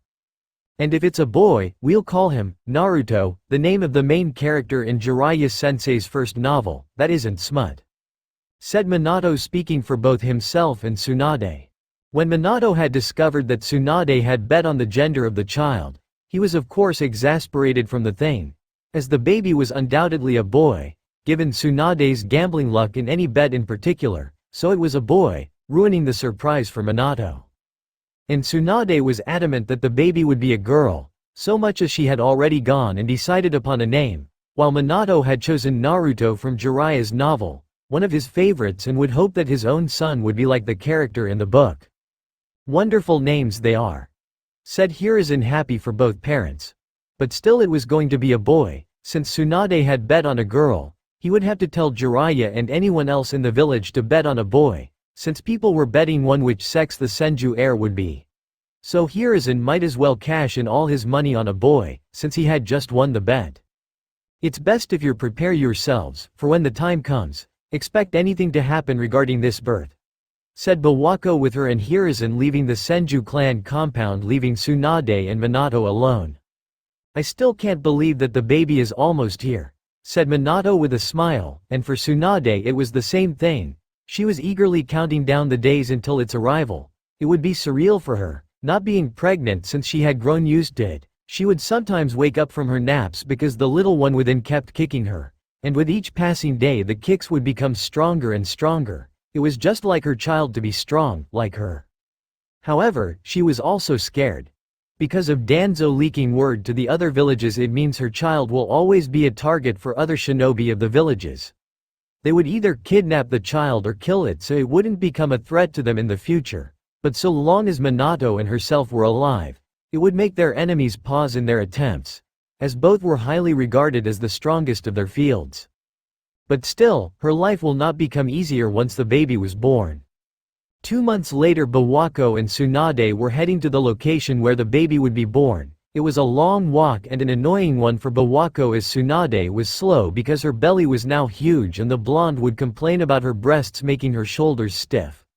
Bawako was slightly surprised that Tsunade didn't keel over and fall to the ground from all the weight she was carrying.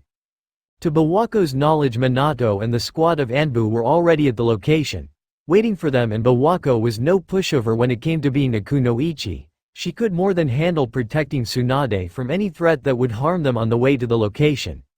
Hiruzen had stayed behind at the Hokage Tower, tending to Minato's duties because of the blonde man preparing for the birth. Although the Sandaime did grumble about paperwork, he was quickly silenced by a glare from his wife. But still, Hiruzen told Bawako that the Black Sun was still trailing the retired Hokage. For whatever reason, the Black Sun was following after Hiruzen. It meant that something was going to happen. But still, Bawako stressed that nothing would happen and everything would go right, as Rain and Tsunade's child will enter the world without complaint. "How much longer are we going to walk? My feet are sore," questioned Tsunade as she rubbed her sore shoulders. Because of the pregnancy, Tsunade's breasts had swelled with milk so to feed the baby when it was born, so her already large breasts were even bigger, something Jiraiya commented on, saying that if Tsunade's breasts got any bigger she wouldn't be able to move, let alone stand. Unfortunately, at the time, Tsunade had heard him and he spent the next 2 months in intensive care, eating through a drip and having Minato constantly saying, "Told you not to say anything about her breasts." But throughout the pregnancy, Tsunade had a happy glow around her. She smiled more and she was kinder to those around her. Bawako knew this glow all too well, as she had that certain glow when she was pregnant. "A couple of hours at the pace we're traveling at," answered Bawako with a stalwart face, as she was mildly annoyed with her husband's former student. How come she had to be the one escorting Tsunade? The woman was as cranky as a shark with a toothache. Although Bawako did understand a little of what Tsunade was feeling, as she was very cranky when she was pregnant with her 2 boys and her husband had to take her abuse such as the mood swings and food cravings. "But can't Minato just, I don't know, reverse summon us with Hiruishin and we can be there quicker?" moaned Tsunade in annoyance. But with those words did Bawako stop in her stride, with her eyes overshadowed by her hair and a dark aura to surround her. "Why didn't you think of that sooner?" yelled Bawako to Tsunade, where the brown-haired woman's became bloody red and glowing while her teeth became fangs. Tsunade recoiled a little from the yelling in exasperation. No, it really wasn't her fault that she failed to think of that. "Oh come on, we have a long walk." Despite the walk, Snod was still excited. Well, except for the labor pains that came with childbirth, she would be able to continue the Senju clan just as her ancestors wanted her to. Even the village had been wanting a Senju heir for some time. The council and the clan heads wanted her to bear strong children so to continue the mighty clan's legacy, although she had been rather stubborn and refused nearly every man that wished to win her affection. It was just after the death of Dan did she refuse. But still, she couldn't kill a baby before it was born. As a medic and a mother, it just wasn't part of her nature. Although still scandalous, she would never get rid of the child, nor would she abandon it. The only way she could abandon her child was if she was forced to protect its life. That was the only reason why. She would go any distance for her child, even if it meant death. That was part of her nature. She was even already making plans to take her child to her clan's house on a beach on the Land of Fire. Her grandfather and father would take her there sometimes when they had the time, before the First Shinobi World War, before all that death. Even now she still remembered the Great War as if it was yesterday. She would always fear for her father when he would go and fight on the battlefields against the other villages. Both her grandfather and father perished during those times, and the Shodem Hokage and his son, along with the other shinobis who fought and died for their village, were given a proper burial. Although her grandfather was still able to fell many of their enemy back then with little to no trouble. After her grandfather's death, her granduncle, Tobirama Senju was installed as the Nidaime Hokage. He was able to thin out a shaky armistice between the villages so they could recover from their losses. But the world was still embroiled in the First World War. Tobirama also developed Konoha's organizational system, and also established Mei organizations within the village such as the Academy, Anbu, the Chunin exams and the military police force which he handed over to the Uchiha clan. And he died also, and her teacher Hiruzen Sarutobi became the Hokage, and now Minato, the father of her child, was also Hokage. It can be said that her child had Hokage blood flowing through their veins. She was so engrossed with her thoughts that she didn't notice a black-haired woman carrying a bundle walking in front of her. Tsunade barely stopped herself from bumping into her but was able to get her footing at the last minute. She then saw that the woman was Makoto Uchiha, the wife of Fugaku Uchiha, the head of the Uchiha clan and military police force. "Oh, hello Makoto," greeted Tsunade politely, and fully seeing the bundle within the black-haired woman's arms, Tsunade could make a small head of black hair and two tiny, pudgy arms. "Good day Tsunade-sama," said respectfully and bowing a little to the Senju clan head, "and to you as well Bawako-sama." "What brings you out here today?" asked Bawako with a happy smile. "Just running some errands today, and taking this little on here for a tour of the village," said Makoto, looking down upon the small babe in her arms. Tsunade and Bawako also looked down to see Makoto's 3-month-old baby open his eyes, revealing coal orbs but also a hint of innocence in them. "Oh, did you have a girl?" questioned Tsunade as she poked the baby's cheek and adored the feeling of it. "No, it's a boy. His name is Sasuke," answered Makoto, still staring down at her youngest son. "Ow, the name of my husband's father," said Bawako, a little surprised at that fact. "Yeah, we gave him that name in hopes that he would become a great ninja like his namesake," replied Makoto, explaining the origin of the baby's name. "Well, maybe when I have my little girl the two of you can be the best of friends," said Tsunade, smiling gleefully. Knowing her luck, it's a boy already, thought Makoto and Bawako with a sweat drop. And they also wondered that if Tsunade wanted a girl she should have bet on a boy instead, but it was too late now. "Well, I do hope all goes well with the birth," voiced Makoto, extending her good wishes onto Tsunade. "Thank you, goodbye cutie," said Tsunade as she rubbed the tuft of black hair Sasuke had. And with that, all three women left to go their own ways. Makoto went straight for the Uchiha compound while Saunde and Bawako were working their way towards the safe location where the busty, blonde could give birth. "By the way, if you have labor pains, keep your voice down and make sure the baby doesn't come out," said Bawako, annoyed at the thought. Okay." At the Konoha cemetery, Kakashi Hitaki, only surviving student of the Yondaime Hokage, Minato Namikaze, was currently standing before the tombstone of his teammate, Rin Nohara. Even to today, Kakashi carried with him a cloud of depression at the losses of his teammate Rin and Obito Uchiha. They had died during the Third Shinobi World trying to protect their village from the invading forces of the other villages. Obito died when bolts came crashing down upon him, and Rin, Kakashi, would have died there if it wasn't for Obito pushing him out of the way to save his friend. And the Uchiha even gave him a parting gift, the Sharingan, the powerful and renowned Kekki-genkai of the Uchiha clan. Obito gave it to him as a way to better protect Rin and his comrades and friends, making Kakashi the first person outside of the clan to wield the Kekki-genkai. However, despite the power the Sharingan granted him, Kakashi still was unable to protect Rin, where he killed her with his own jutsu Chidori, piercing her heart and effectively killing her. That time had left Kakashi traumatized for a long period, and he would often wake up during the night in a cold sweat and would continue to wash the hand that killed Rin, trying to rid himself of the imaginary blood on his hand. Kakashi had tried to suppress those emotions that would hinder him as a ninja. Minato, his teacher, had tried to help Kakashi rid himself of the pain by inducting him into the Anbu. It worked for a time, but still the emotions were there, so Minato instead had Kakashi protect Tsunade, who was pregnant with his first child, for the remaining time for the pregnancy. And Minato was able to see a change in Kakashi. The aura the masked ninja gave was slightly lighter, less dark. Maybe it was the right decision to have Kakashi protect Tsunade. So now, Here Kakashi was standing before Rin's grave, happier than he has ever been in a while, though no less disconnected. Sorry that I haven't seen you in a while. It's not like I had forgotten about you. Minato-sensei's son is going to be born soon, although Tsunade, the mother bet on a girl, so it's a boy. If you're wondering, yes, I can speak of this freely since everyone in the village knows, a new generation who won't be born to the sins of war but relative peace and harmony. If only we're that lucky, if only we were born later. Minato-sensei is excited, I've never really seen him smile that much except around Kushina.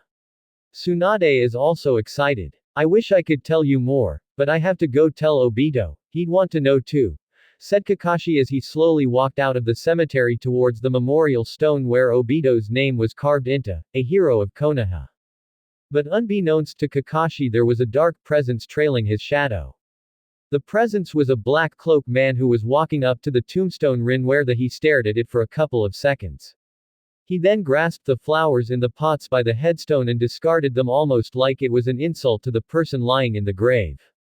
Kushina meanwhile was walking down a street. It was near the due date for Tsunade's birth and she was still guilty over what happened months ago. Luckily most of the information surrounding the incident was kept under lock and key, although Minato and the elders were less than pleased at what happened. She almost killed a person, and it was Mito that taught her that Jinchuriki have to be filled with love to temper the hatred of their respective tailed beast. She walked down an alley on her way to her apartment where she would spend the rest of the day since her shinobi license was currently suspended. As punishment for almost killing Tsunade, she's lucky that she was still a shinobi to begin with.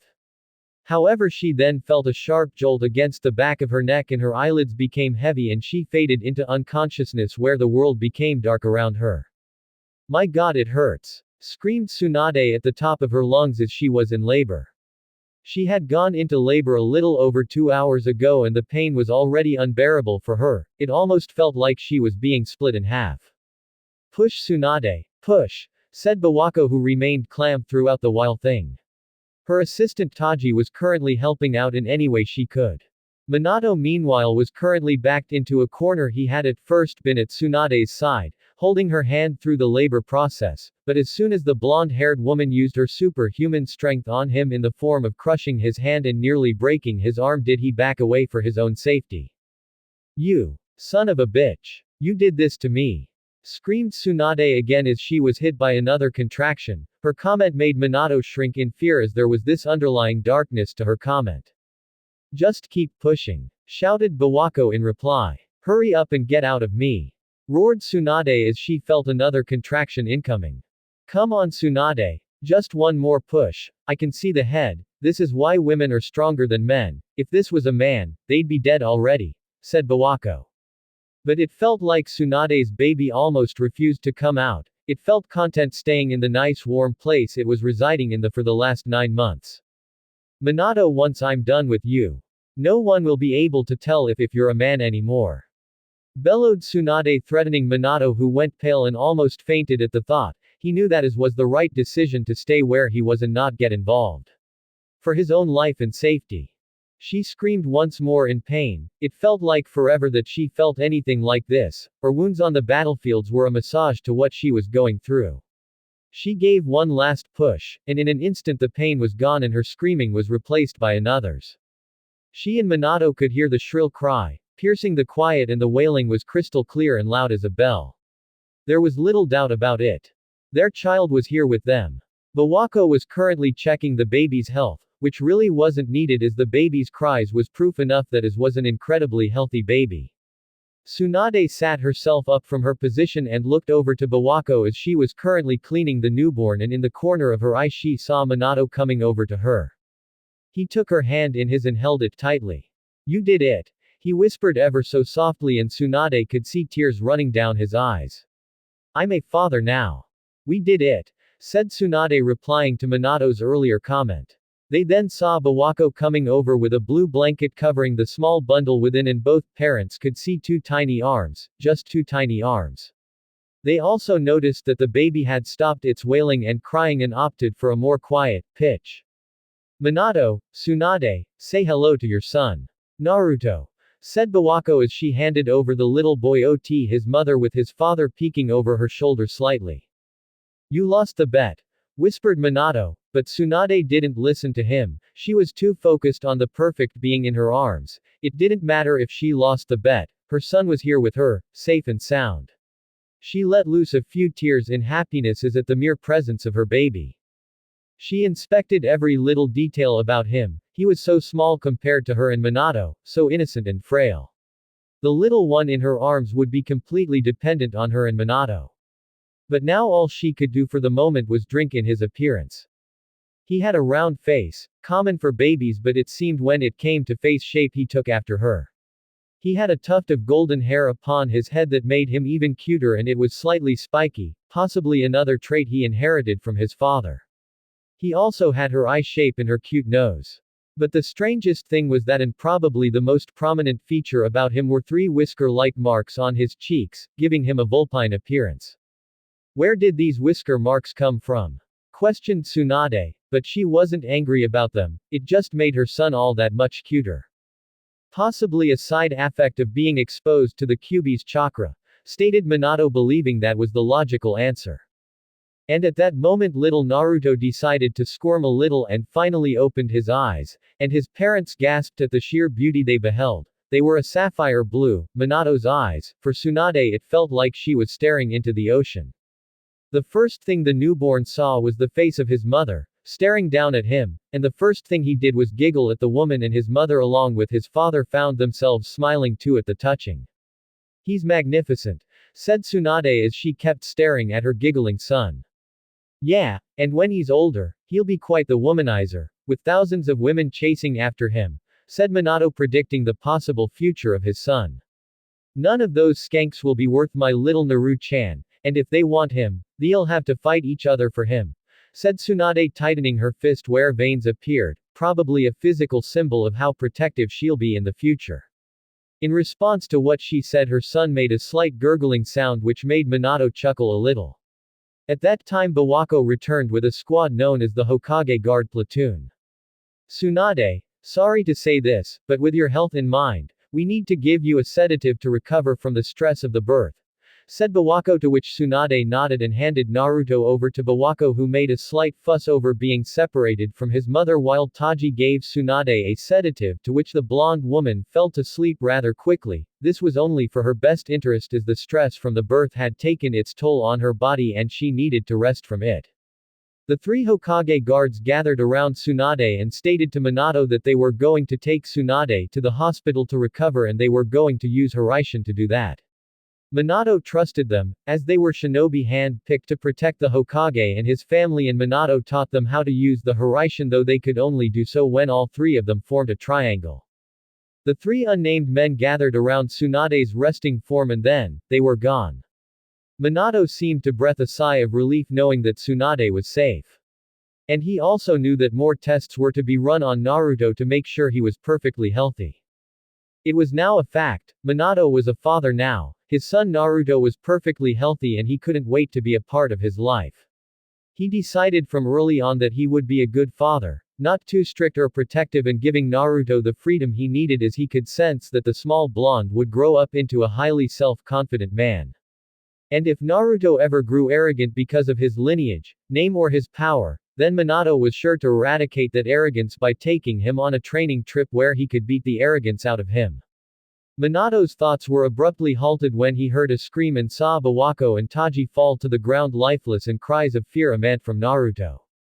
Bawako, Taji! Shouted Minato, hoping that the 2 women were still alive. Yondaime Hokage, Minato! Said a dark voice that radiated hatred. He was a man wearing a black cloak, obscuring most of his body, except for his hands. He was currently wearing a white mask with flame-like patterns on it, and he held Naruto with a hand over his body. Tell me, the identity of the Jinchuriki is, or your son will die at the age of only 5 minutes. This man, how did he get past the Anbu squad and the barrier, whose face lies behind the mask? Thought Minato as he narrowed his eyes in rage while also trying to remain calm in this situation. Tell me, who the Jinchuriki is. I wonder if you care at all. If your son dies, continued the man as a kunai suddenly appeared in his hand and pointed it towards Naruto, who continued to cry. Seeing his son in danger, Minato attempted to calm down the situation. Wait, calm down, we can settle this peacefully, said Minato in a last-ditch attempt to save his son without the nay of violence. You should really speak for yourself, Yondaime, I'm as calm as can be, said the man as he threw Naruto into the air and jumped up and attempted to stab the child with a killing blow, while Naruto wailed on. However, Minato with his amazing speed caught Naruto in midair and landed on the wall. Well, I must hand it to the Kuroi Senko, you truly live up to your moniker, complimented the masked man as he landed on the ground. However, what about the next one? Said the man as he made a single handsealware paper bombs attached to Naruto's blanket lit up like a fuse. Minato with quick thinking and reactions threw the blanket off Naruto and used the Hirishin to teleport himself to one of his safe houses, which respectively blew up because of the bombs. Minato meanwhile was able to escape the blast at the last second by leaping out of the door and onto the soft grass, and also inspected the damage done to his safe house. It's okay, your saw. However, he stopped his comment as he noticed that he wasn't holding Naruto but a wooden puppet in his arms, one in the shape of a baby.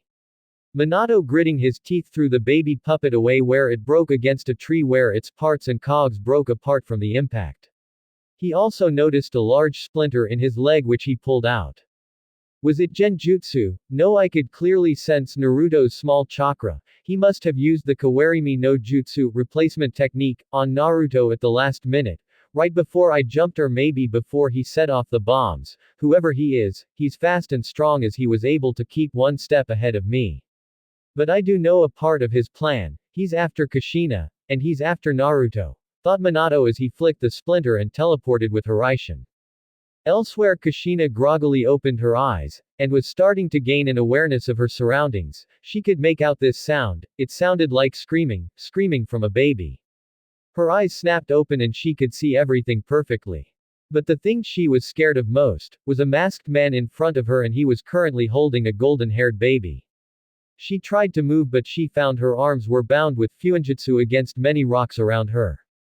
Don't bother, those seals are connected to your chakra. You won't be able to break them yourself, said the man as he ignored the screaming of the child in his arms. Kushina widened her eyes in horror as she recognized that shade of yellow, and it didn't take long for her to realize that was Minato's and Tsunade's baby.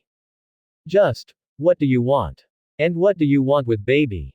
He's done nothing to you, said Kushina, trying to discern the mont's motives and why he wanted Minato's son. I came to rip the Kyuubi from your stomach and use its power to destroy Konoha, said the man bluntly. He then looked down at the little, blonde bundle in his arms, shrieking for its mother.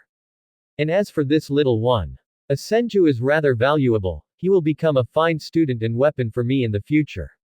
What? How can you just? Questioned Kushina, utterly repulsed at turning an harmless infant into nothing more than an emotionless weapon to be used and discarded. Minato's teleportation technique allows him to move instantly between designated markers at a speed that others can't track.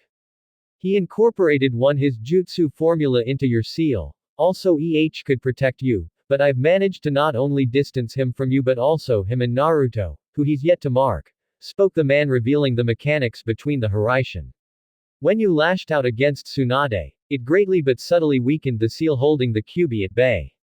Do you not know how long I've waited for this moment? And from the dark hole in his mask did it reveal a single Sharingan eye which pierced Kushina's subconscious to where the Kyuubi was sealed.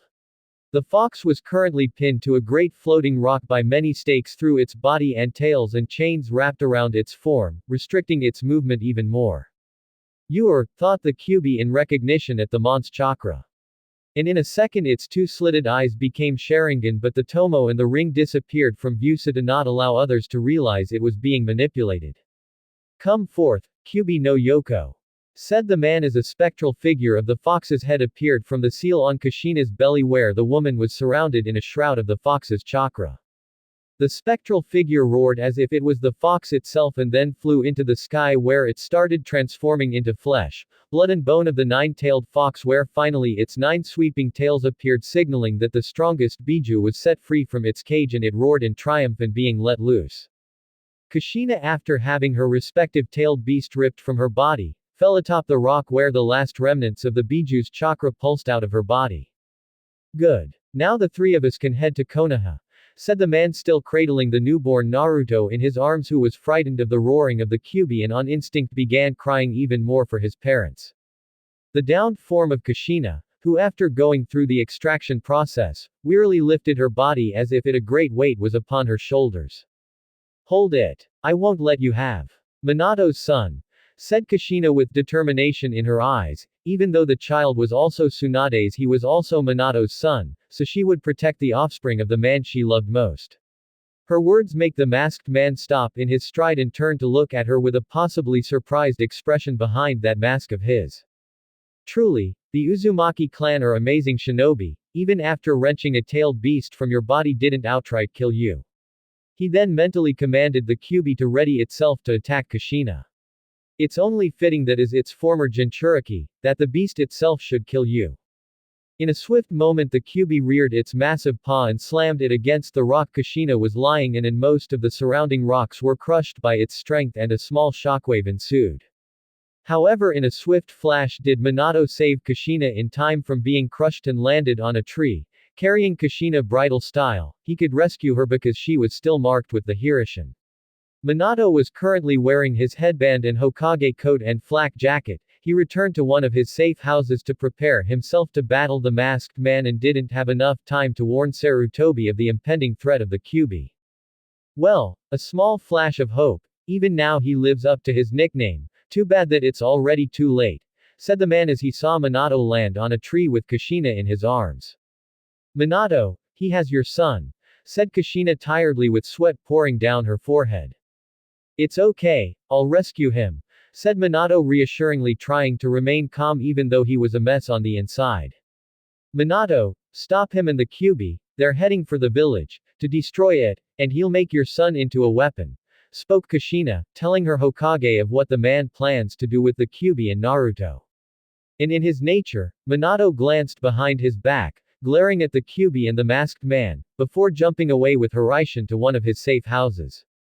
So he flew off again. Well, never mind. Let's go, Naruto, we have a village to destroy after all, said the man walking away with the baby in his arms. When he arrived he allowed to Kushina to rest from the traumatic experience and he quickly flew to the village, to defend it from the unseen enemy. In the village it was a peaceful night, with shooting stars flying through the sky and the lights in the sky illuminating the darkness. Everyone in the village was happy and content at the serenity flowing through the streets and air. Kakashi Hatake and Might Guy were currently walking through one of the village's marketplaces where an assortment of all types of trade goods and food could be found. People were happily drinking away their troubles and or their happy times.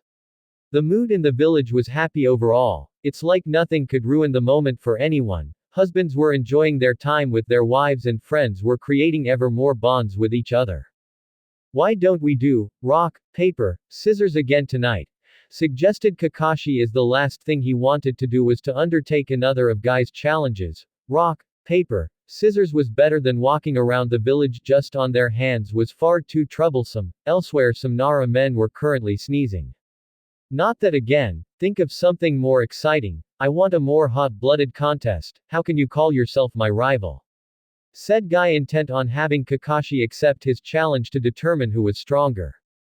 We have an early start tomorrow and I have a mission also, so let's pass for the night, said Kakashi, trying to escape from his self-appointed rival. Don't use a mission as an excuse, I have all this pent-up energy inside me. Now is the time for diligent training. Honest-to-goodness discipline and hard work lead to success in future missions. He then turned around when he noticed Kakashi had stopped walking. Are you even listening to me? Say, Guy. Do you sense something off? Spoke Kakashi as he contemplated this feeling he was having. Like there's an awful chill in the air. It's your attitude that's causing it. We're only young once, shouted Guy, exasperated at Kakashi. At the Uchiha compound, which was mostly empty for an unknown reason, were two children sitting on a wooden step to a house. Things were mostly quiet, which was strange, as not even crickets could be heard, and the moon's light was dull, not its shining radiance it usually had. A small boy no less than 4 years old, was currently holding a small baby only 3 months old. What is this feeling? said the boy aloud as around that moment the baby he was holding began crying too over the awful feeling in the air. There, said the boy trying to calm the baby down so to stop crying. Just what is this feeling, and why now since mom and dad are gone, thought the boy worriedly over the feeling. Even with the attention he was giving the infant he was content with crying. Don't worry Sasuke, your big brother will protect you no matter what, said the boy to his infant brother trying to calm the baby and himself at the strange feeling in the air. Hiruzen Sarutobi, who was currently doing paperwork in his office suddenly had this cold feeling run down his spine. He had only ever felt this feeling once, before when his father died, and it wasn't the black sun, but the black moon, a sign that he could feel something terrible was about to happen and nothing good would come from it. It can't be, thought Hiruzen at the feeling of the black moon. He then looked out his window at the blazing full moon in the sky and the twinkling stars accompanying it. At that moment, the masked man who had taken the baby Naruto to a safe location landed in the village softly and without a sound. He had effortlessly snuck into the village and the next phase of his plan would now happen. He had waited forever just for this moment, all that planning and the careful steps that came with it. Kuchihyo's no Jutsu, summoning technique. Yelled the man as he slammed his hand against the ground and seals appeared from his palm. A few seconds passed and nothing happened, nothing but silence. And suddenly a plume of massive smoke appeared which created wind currents that were blowing people off their feet and making them tumble to the ground. Everyone in the village were wondering just what was happening, however, every one of them could feel this dark malevolent force wash over them like a tidal wave. They recovered from the backlash of the strong wind currents and were moaning in annoyance at what forced them to the ground. What happened? Was it an accident? But, only until now did they notice a silhouette in the shadows. The silhouette was as large as the Hokage mountain and the only distinguishable feature it had were two glowing red eyes and a snarling of a beast. That's no way. And from the plume of smoke roared the Kyuubi in all its might and power with its gargantuan tails whipping about behind it. Its roar filled everyone in fear to the shinobi, civilians and even children. A phenomena like this has never happened in the Leaf Village before and everyone knew, it would be the longest day in the history of the Leaf Village had begun. Everyone began running for their lives knowing that they were ants compared to a mountain as the fox could easily crush them just by stepping on them. People were toppling over others falling and tripping to get away from the nine-tailed Biju. They scooping up children in their arms so to protect them from the massive fox, not knowing that it would do little to stop the rampaging beast. Attack, Kyuubi, said the masked man. The fox howled loudly in response and with its claws that could shred mountains it began laying waste to the village hidden in the leaves. Its tails were smashing up the village with ease and people were being thrown about by its attacks. Devastation was wrought and people were losing their lives to the beast as if they were lambs to the slaughter. And fire, that was all that could be seen, fire in the sky, inside the mountains and turning the sky auburn. The fire was spreading like a cancer around the village, its flames engulfing buildings and causing them to topple over like dominoes with rubble landing on villagers crippling and killing them while soon being swallowed by the flames themselves. The Kyuubi let loose a mighty shockwave from its roar which created a field of destruction and death in its wake and the fire followed after it. People were trying to escape but their small legs were not fast enough to escape the wrath of the fox destroying their village. People of all ages were powerless against the beast. Just what could stop a force of nature as strong as the Kyuubi no Yoko? Was this even a natural disaster? An Anbu member appeared in the office of the Sandaime Hokage, with urgency and fear laced in his voice. It seemed that what was happening outside had struck his heart just as it had struck the village. Sandaime-sama, the Kyuubi has suddenly appeared in the village. Hiruzen was currently prepping himself for battle by equipping his shinobi armor and weapons. He too heard the roar, and now he knew why the Black Moon was here. However, he never expected the Kyuubi to just appear in the village as it did. I'm aware of that. I will suppress it while you and the others evacuate and protect the civilians, ordered the Sandaime as he finished prepping for battle while the Anbu member disappeared so to gather his comrades to aid in the evacuation of the civilians who couldn't fight. Did something happen to Kushina? How could such a thing happen? Thought the Sandaime trying to deduce what exactly happened to Kushina. Damn you Kyuubi. This is the moment I can release all my pent-up power. Yelled Guy as he readied himself to face the nine-tailed demon fox. Don't be hasty guy, and don't be stupid, that's the Kyuubi, you don't stand a chance, said Kakashi trying to reason with Guy. We should retreat and regroup with the Sandaime, and counter-attack the Kyuubi with synchronized attacks. Come one. I'll be you opponent, yelled Guy as he struck a pose in the shape of a bird, which might have made the Kyuubi sweat drop at the young man. However, a hand stopped him from encroaching further. Gather immediately in the guardroom and await further orders from the Sandaime. Hiruzen-sama, said Guy pondering the Sandaime orders. You heard him Guy, let's go, said Kakashi as they went to the guardroom so to prepare themselves for the Hokage's orders. Meanwhile the Nine-Tails was being bombarded by explosive bombs from all sides by the pestering shinobi trying to hurt and stall it. But it merely flicked away the shinobi as if they were flies, and the paper bombs were only doing as minimal damage, which was as useful as hitting it with a rubber band. No matter the assault on the fox, it merely brushed away any and all damage to it, even powerful jutsu were having no effect on it. Everyone carry out the orders, commanded Hiruzen as he summoned his faithful monkey companion, Enma, who transformed into his staff form so Hiruzen could use him as a weapon. Around that moment Minato had returned to the village and landed on his stone face of the Hokage monument. He had just returned from putting Kushina to rest, although he was fearful of her. He also knew that he would need her help to possibly defeat the Kyuubi.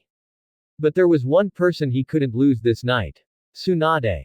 He knew the chances of him dying were high, and if so he couldn't allow Tsunade to die along with him. He couldn't leave his son an orphan and defenseless, his enemies by pounce on the opportunity of the Senju heir's parents dying. Not even the Sandaime might not be able to protect Naruto from the forces that threaten Konoha. As Hokage, I will protect my village and my family, right now, with every fiber of my being. This is what I need to do. I won't allow that man and the fox to do as he pleases with my village and my son, thought Minato with a new resolve to face his enemies without fear or hesitation. The Kyuubi, sensing that Minato's presence has arrived, turned to stare at the Hokage atop his stone face. Rearing its HEA and ignoring all other annoyances, it had a staring competition with Minato, who remained calm despite the obvious danger. So you noticed me already, have you? Stated Minato, still remaining on the Hokage monument.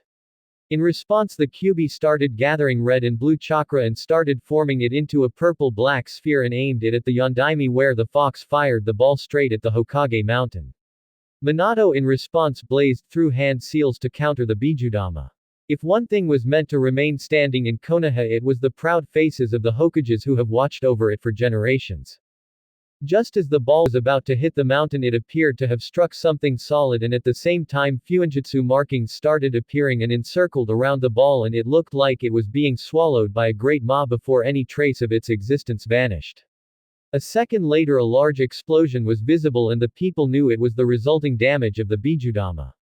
It's the Yondaime. He's here to save us, yelled the shinobi, happy at seeing their current Hokage stand tall and proud against the demon fox. I need to report on what's happened to the Sandaime, and then I have to rescue Naruto, thought Minato, but at the last second a hand appeared ready to grab him. Minato countered it by stabbing his Hiraishin kunai into the masked mon's head. But the strangest thing happened. Instead of blood, or at least a wound, the kunai slipped right through the masked man's head, as if it wasn't there. Minato's arm was latched onto by the masked man's hand. You will face me, and it's over. Minato then saw a swirling vortex distortion appeared in the man's head, and Minato felt like he was being yanked into a black hole. Reacting fast, Minato flashed away with the Hiraishin before he was sucked into the dimensional vortex. So, he got away. Talk about fast. Next time I'll warp you the moment I touch you, said the masked man. Minato landed roughly on the ground with scuff marks all over his form. He had narrowly escaped the mon's jutsu if it wasn't for his own jutsu. He had to return to the village to protect it from the Kyuubi. Hiruzen could only do so much, and even with their combined forces they wouldn't be able to hold back the Kyuubi for long, and even with all the clans working together it may not be enough to defeat the Kyuubi. My attack slipped right through him. But he materialized instantly and tried to drag me away from the village into his dimension or something. Just what was that jutsu? Thought Minato, breaking down the enemy's jutsu and the knowledge of how it worked. He then saw the same swirling distortion appear in front of him, and the body of the masked man popped out of it, black cloak and everything. You didn't think that you could escape from me, said the masked man, taunting the Yondaime. Whatever kind of jutsu it is, it's definitely space-time ninjutsu. Is that how he was able to separate Naruto from me so quickly and vanished shortly after? Thought Minato as he picked himself up off the ground and grasped one of his kunai in his hands. He defeated the Anbu under Hiruzen's direct command, who slipped EPD through the most powerful barrier in the village and knew that the Kyuubi's seal was weakened from Kushina attacking Tsunade. He also undid the Kyuubi's seal and tamed it as a pet and went in and out of the barrier around the village without pausing or being caught. I know of only one shinobi that has the power and capabilities to do such a thing, thought Minato discerning the shinobi in front of him. Are you Madara Uchiha? Questioned Minato trying to understand if this truly was the legendary shinobi before him. The man in response let down his hood showcasing his Uchiha inherited black hair. No, that's impossible, he's dead. Oh, I don't know about that, maybe I am Madara, maybe I'm not, said the man tilting his head a little. On second thought, it doesn't matter at this point, why are you targeting the village?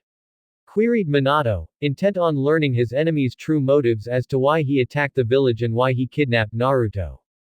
You could say I did it on a whim, or that I planned it, or maybe just for fun, or to start a war, or to being peace, replied the masked man as chain fell from the sleeve of his cloak. Whoever he is, he's not just some ordinary man, he's incredible, to be able to control the Kyuubi and he wields space-time ninjutsu that surpasses both mine and the Nadime's and he has a dangerous ideology, I have to kill him now or he'll be a greater danger than the fox. Thought Minato intent on ending the man where he stood. If I teleport back to the village, he'll follow me and the battlefield will become even more chaotic. If he really is Madara, he won't be able to keep the Kyuubi under his control for long. I just have to have faith in Hiruzen and let him handle the Kyuubi. Now that I have freed the Kyuubi there's no hope for any of you, said the man as he charged at Minato with the Yondaime copying the same action where the blonde-haired man attempted to stab the masked man but like before his attack slipped through him and before long Miento was wrapped in chains binding him. Minato with quick reflexes used the Hiraishin to teleport to a kunai that was around the area.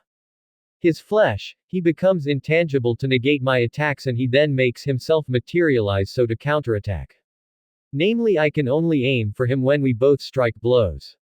But his risk lies during the moment of attack and considering the time on the Kyuubi's summoning jutsu, he doesn't relish a long battle either. The one who attacks an instant faster than the other will win this match, thought Minato as he turned around to attack the masked man ready to end the match in a literal instant. Let's make this more interesting, said the masked man as he created a swirling distortion from the hole in his eye and out popped Minato's newborn son Naruto crying and wailing as if he knew what was going on around him. Seeing his son Minato stopped his charge and stood in fear at what the masked man was doing. Here's what you can do, Yondaime Hokage Minato. You can go back to your village, defeat my pet and become a savior. However, Naruto would come with me and the next time you will see him will be on the battlefield. Minato narrowed his eyes in hatred of the man. Save his village and lose Naruto. The man was preying upon his fatherly instincts while also undermining his Hokage duty. But if you stay and fight me, you may be able to save your son but the village will be destroyed by the Kyuubi. The choice is yours, spoke the man holding Naruto who continued to cry as babies usually did. Minato was torn between the two choices. He loved his village, but he loved his son more. It was his duty as Hokage to protect the village and put the people's well-being before his own, but as a father, could he be able to live with heartbreak of losing his only child? Could he be able to face Tsunade and say that their son was taken, gone? He didn't know. He couldn't decide.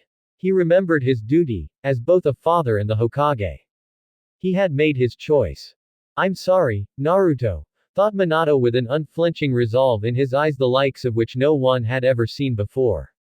Minato charged at the man again and both threw their respective weapons in the air. Minato threw his kunai at the masked man while the Uchiha threw Naruto. Obviously aware of Minato's intent, the blonde man was going to stop him, but that meant that Naruto would die. That was the third option. The kunai Minato threw phased through the man's head, while Naruto, who the masked man threw with less power, was also phasing through the Uchiha.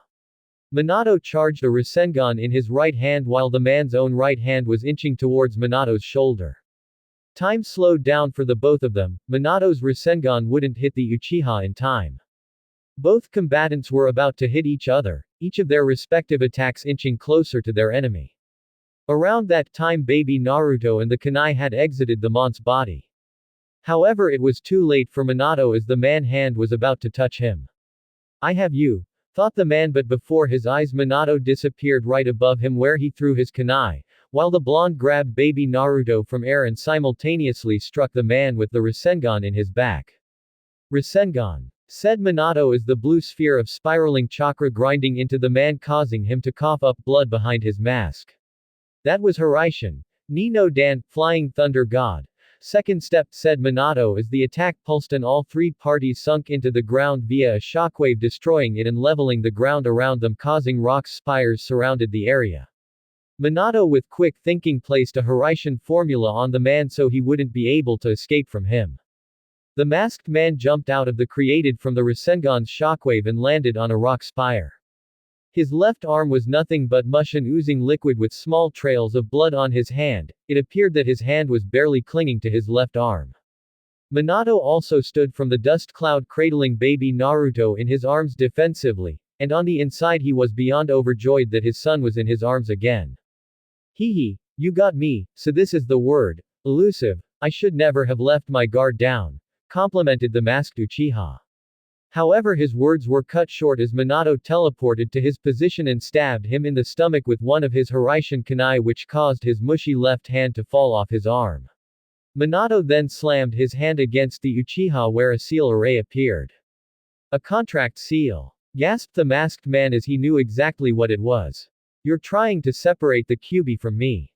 No, he's no longer your weapon to be used and controlled. Your plan has failed, said Minato. At the time that Minato was battling the perpetrator behind the whole attack, the Sandaime Hokage was rallying the forces of the village to protect their home and defeat the Kyuubi. All the shinobi clans were fighting to protect their home while the relatively new clans were also adamant on protecting the home they had just found. The village was their house and the Kyuubi was an intruder in their house, and they would be damned if they let the intruder destroy what was theirs. However, one clan was absent from the battle, but still Hiruzen pushed it to the back of his mind as he had other, more worrisome trouble he had to deal with. Hiruzen had noted that nothing they were doing had any effect on the massive fox, it merely brushed away all damage as if dusting itself off. They would need to use more large-scale jutsu and distractions so to keep the Kyuubi occupied until his successor Minato arrived, as the blonde appeared and then mysteriously disappeared, which made Hiruzen pause. At this rate, the village will be, said a shinobi who was giving into despair over the Kyuubi's power. Don't give up so quickly, said the Sandaime. We can't shy away, no matter how powerful the force. We have a village to protect. Let's go. Now's the time to gather our forces and drive this thing out of the village, yelled Hiruzen, inspiring those who were listening to him and boosting morale to an unprecedented height. Courage was emblazoning the hearts of those who were there, the will to protect their village was great and the will of fire was greater. And with that the shinobi forces of Konoha rushed forward, intent on facing the Kyuubi without fear and hesitation. Their loved ones were on the line without them, they would die, and they would die sooner before they let that happen. While the shinobi were battling the Biju, the civilians and children were being evacuated. Itachi Uchiha, heir to the Uchiha clan, was running with his baby brother in his arms, heading for the safe houses designed for the villagers in case of emergency. Was scared out of his wits. The experience was shocking. Even now he could see the bodies strewn about, some missing limbs and gushing blood, others impaled on building and trees. A 4-year-old boy should never experience such a thing, but he had to remain strong. That's what his father would want, but also to be strong for his baby brother, Sasuke.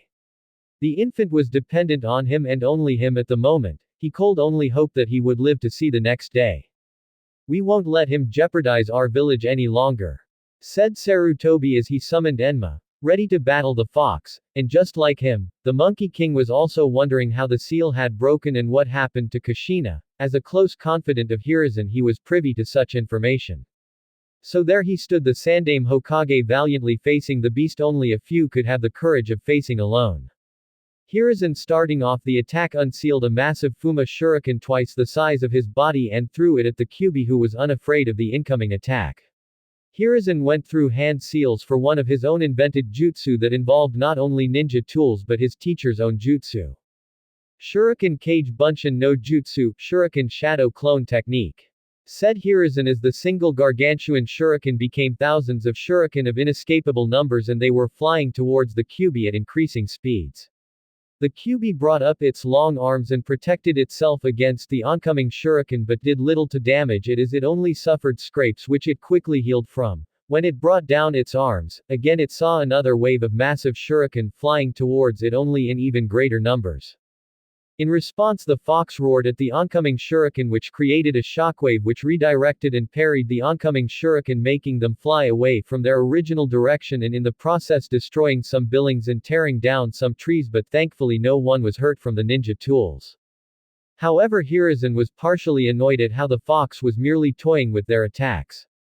The former Hokage knew that something more powerful would harm the fox. "Let's go, Enma," said Hiruzen while said monkey companion commented on how he hadn't seen combat in a while. So Enma in his staff form changed his size and his length, so the better combat the Kyuubi as they would need something big, really big, to defeat the tailed beast. Hiruzen jumped off the building he was standing on and swung Enma's humongous staff form which was as large as the Kyuubi's head. The staff smashed itself into the Kyuubi's face but did little than aggravate it, so Hiruzen went on the offensive even more and kept pummeling the Kyuubi with the diamond-hard staff. And after various poundings it took it seemed that the fox was momentarily stunned by the attacks as it started to look sluggish from the beatings it took from the Sandaime Hokage. And not intent on letting their leader face the fox alone the shinobi of the village assisted their Hokage as much as possible by hitting it with powerful jutsu and weapons so to stun the fox even more. Hiruzen using Enma as a springboard and blazed through hand seals to combat the fox some more. Doten. Idana Raku Gekihan, Earth Release. Great rock upheaval, said Sarutobi as he formed the necessary seals and a mighty, crumbling column of rock and stone rocketed from the ground and hit the Kyuubi at an angle causing the fox to tumble backwards from the backlash of the technique. "Don't let up the attacks," yelled the Sandaime as he continued planning a way to defeat the Kyuubi while in the middle of a battlefield. "Sir Choza Akamichi has arrived to offer support," yelled a shinobi to the Sandaime as the old Hokage nodded. Hiruzen jumped over the crumbling buildings and fire set to rendezvous with the Akamichi clan head. "Choza, you know what to do," said the Sandaime as the Akamichi head nodded and formed a specific technique seal. "Cho Baika no Jutsu, super multi-size technique," yelled Choza as his entire form enlarged to tremendous heights where he was now as tall as the Kyuubi. Said giant then jumped in the air in front of the Kyuubi and began to wrestle with the demon fox, but even with his massive strength and increased size he was having trouble keeping the fox's large form off him and stopping it from shredding him into pieces. With a mighty roar and with all his strength Choza hefted the Kyuubi off the ground and threw it across the village as if it was a beach ball but it recovered quickly as the attack only momentarily stunned it. Choza attempted to follow up his offense by trying to punch the Kyuubi in the face, but the tailed beast responded by twirling around and hitting the giant with its 9 tails causing the Akamichi head to scrape across the ground and land in a heap on the village floor where he returned to his normal size shortly after, and the Kyuubi seemed to roar in victory at what it had done. "Keep attacking, save our loved ones no matter the sacrifice," yelled the Sandaime as he and Enma kept attacking the Kyuubi with all his might. "Sir, the reinforcements from the Inuzuka clan have arrived, led by Sum Inuzuka," yelled another shinobi. Hiruzen hearing the call, made his way over to the newly arrived forces of the Inuzuka. "Pipe. Launch a synchronized attack with your dogs and you clan members," ordered Hiruzen giving out orders. "Let's get this party started," yelled Sum as wild and exuberant as always. As she and her Ninken along with most members of her clan performed their special combination attacks one of their specialties. "Gatsuga Fang Passing Fang," yelled the Inuzuka clan members as they combined all their respective attacks into a single attack of Claw and Fang. They attacked the Kyuubi head-on, with ferocious speed and strength and their drilling attack was barely pushing the Kyuubi back as it was unflinching towards the attack, so the Inuzuka clan put more chakra into their attack, spinning at an even faster rate which finally forced the Kyuubi back but not very far as it recovered from the attack and continued destroying the Hidden Leaf village. "Nothing we do has any effect," Sir, we have a message from Shikaku-sama. He's ready to go along with the operation. He's waiting for your signal. Everyone into positions. And launch the operation, commanded Hiruzen. Now Shikaku. Said clan head nodded his head at the aged Hokage, and he and his clan used one of his clan's jutsu, Kujime no Jutsu, shadow imitation technique, to bind the Kyuubi in place, restricting its movement and halting its attack while also being vulnerable to any and all attacks. Now Choza! Yelled Shikaku as the red-headed giant came charging in to deliver a powerful blow to the fox. And so the giant shinobi rammed himself into the equally giant fox with a shoulder bash which was able to stun the fox long enough for the plan to come into fruition. Inoichi! Yelled Chodo, his former teammate, and said shinobi was using the Shindenshin no Jutsu, mind-body transmission technique, to communicate with all the shinobi around them to being their counter-attack. Now we'll launch an offensive, said Inoichi as he communicated with the shinobi on the battlefield. Get ready to attack him all at once. And with that said, every shinobi on the front lines were soaring through hand seals to perform their most powerful jutsu to use against the Kyuubi. They would put everything on the line for that to happen. And everywhere in the village, jutsu of all kind and ninja tools were being thrown about at the Kyuubi, who was still stunned from Choza's attack. The tailed beast couldn't do anything other than to take the assault, and even it was surprised at the combined efforts of the village it was currently destroying. The attacks were strong enough that it was stunned completely, allowing Hiruzen to use Enma, who grew in size and length, to jab the fox in the stomach and forcefully eject it from the village. I've chased it from the village, don't let up on your attacks, fight till your last breath. Rallied Sarutobi with a fierce drive to protect the village that the Shodaime and the Nadaime entrusted to him. Minato, where are you? Thought Hiruzen, as only Minato now could turn the tide of the battle to their favor. He may be the only shinobi in the world who could defeat the Kyuubi. I must hand it to the Yondaime Hokage. Being able to wound me and wrest control of the Kyuubi away from me was no small feat in itself. Complimented the masked Uchiha as he was standing on a branch overlooking the Yondaime Hokage, who was holding his newborn son, Naruto, closely to his chest. However, the Kyuubi will be mine again. The fox in this world will bow to my will. Many doors are still left open for me, and there are so many ways to go about doing it. The man then started disappearing in a spiraling vortex, sucking up his body, and leaving without a trace. That tone in his voice, he's not lying, thought Minato as he kept staring at the spot the masked man was just at. He had discovered one thing from their battle. There was something more precious to that masked Uchiha than just the Kyuubi, and that precious thing he was currently holding in his arms. Back on the battlefield, many shinobi were still being slaughtered by the fox, having nearly run out of energy to fight, but the will of fire was still burning within them and their determination was still unwavering. One shinobi was currently dragging a young child from the battlefield. This child currently had his brown hair in a high ponytail and a scar running across his nose. Let me go. My mom and dad are still fighting, were his last words before he was dragged away. Elsewhere, many young shinobi of both Chunin and Jonin were being confined to a protective barrier so to not allow them to participate in the battle against the Kyuubi on the orders of the Sandaime Hokage. Now listen, I don't want any of you young shinobi to face the Kyuubi. You are to stay away from the battlefields, said a man with distinctive ringed, red eyes who was currently barring the way of the young shinobi. And just what exactly do you mean by that? Said a girl with the same red eyes and with unkempt, black hair. This is not a battle between villages, this is a domestic problem.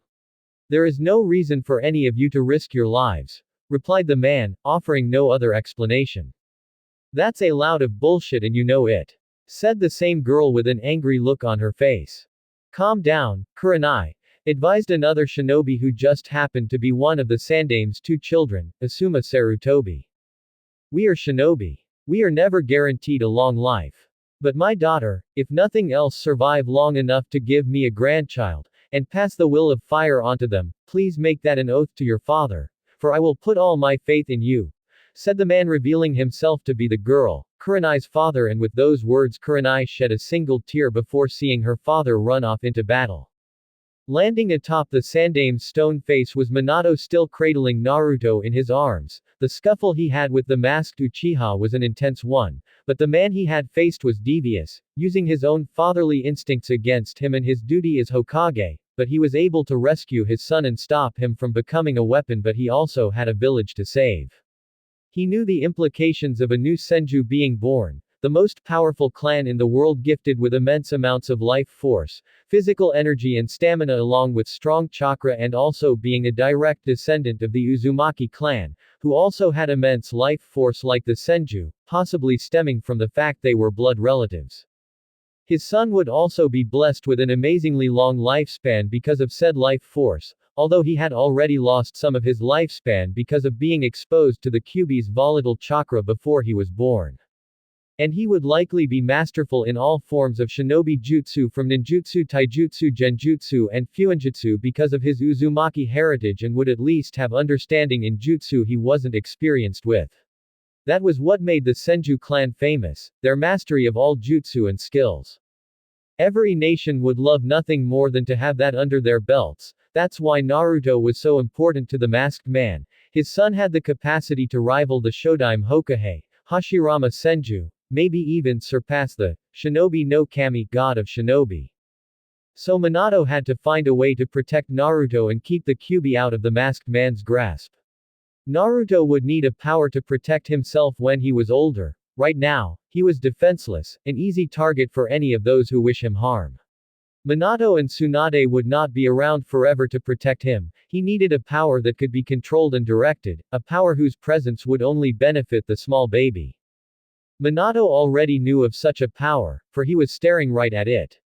The Kyuubi on the battlefield was preparing a Bijudama, ready to annihilate the pestering shinobi around it. Hiruzen fell to his knees in exhaustion. He wasn't as young as he used to be, and hours of fighting the Kyuubi had taken a toll on his body. Kuchio's no jutsu, yelled a voice, and everyone saw a massive toad smoking a pipe plummet from the sky and land directly on the giant fox, pinning it to the ground. However, it wasn't enough to cancel out the Kyuubi's Bijudama, which was still charging and expanding. "It's the Yondaime Hokage," said a shinobi who was observing Minato standing atop the chief of the toads with a small bundle in his arms. Hiruzen squinted his eyes a little to try and make out what Minato was currently holding. Only did he see a head of golden hair did he realize what Minato was holding. Minato in his mind kept repeating the words spoken to him by the masked Uchiha and how the world shall be his to toy with. Minato had to enact his plan now. There was little time, and with the remaining chakra he didn't have time to waste. "Forgive me, Tsunade," pleaded Minato in his mind to the mother of his child. "Gamabunta, restrain the Kyuubi for a while longer," commanded Minato as he held Naruto tighter to his chest. "Look kid, I may be big, but I can't pull miracles out of my ass," said Gamabunta in response and his annoyance at what Minato was asking.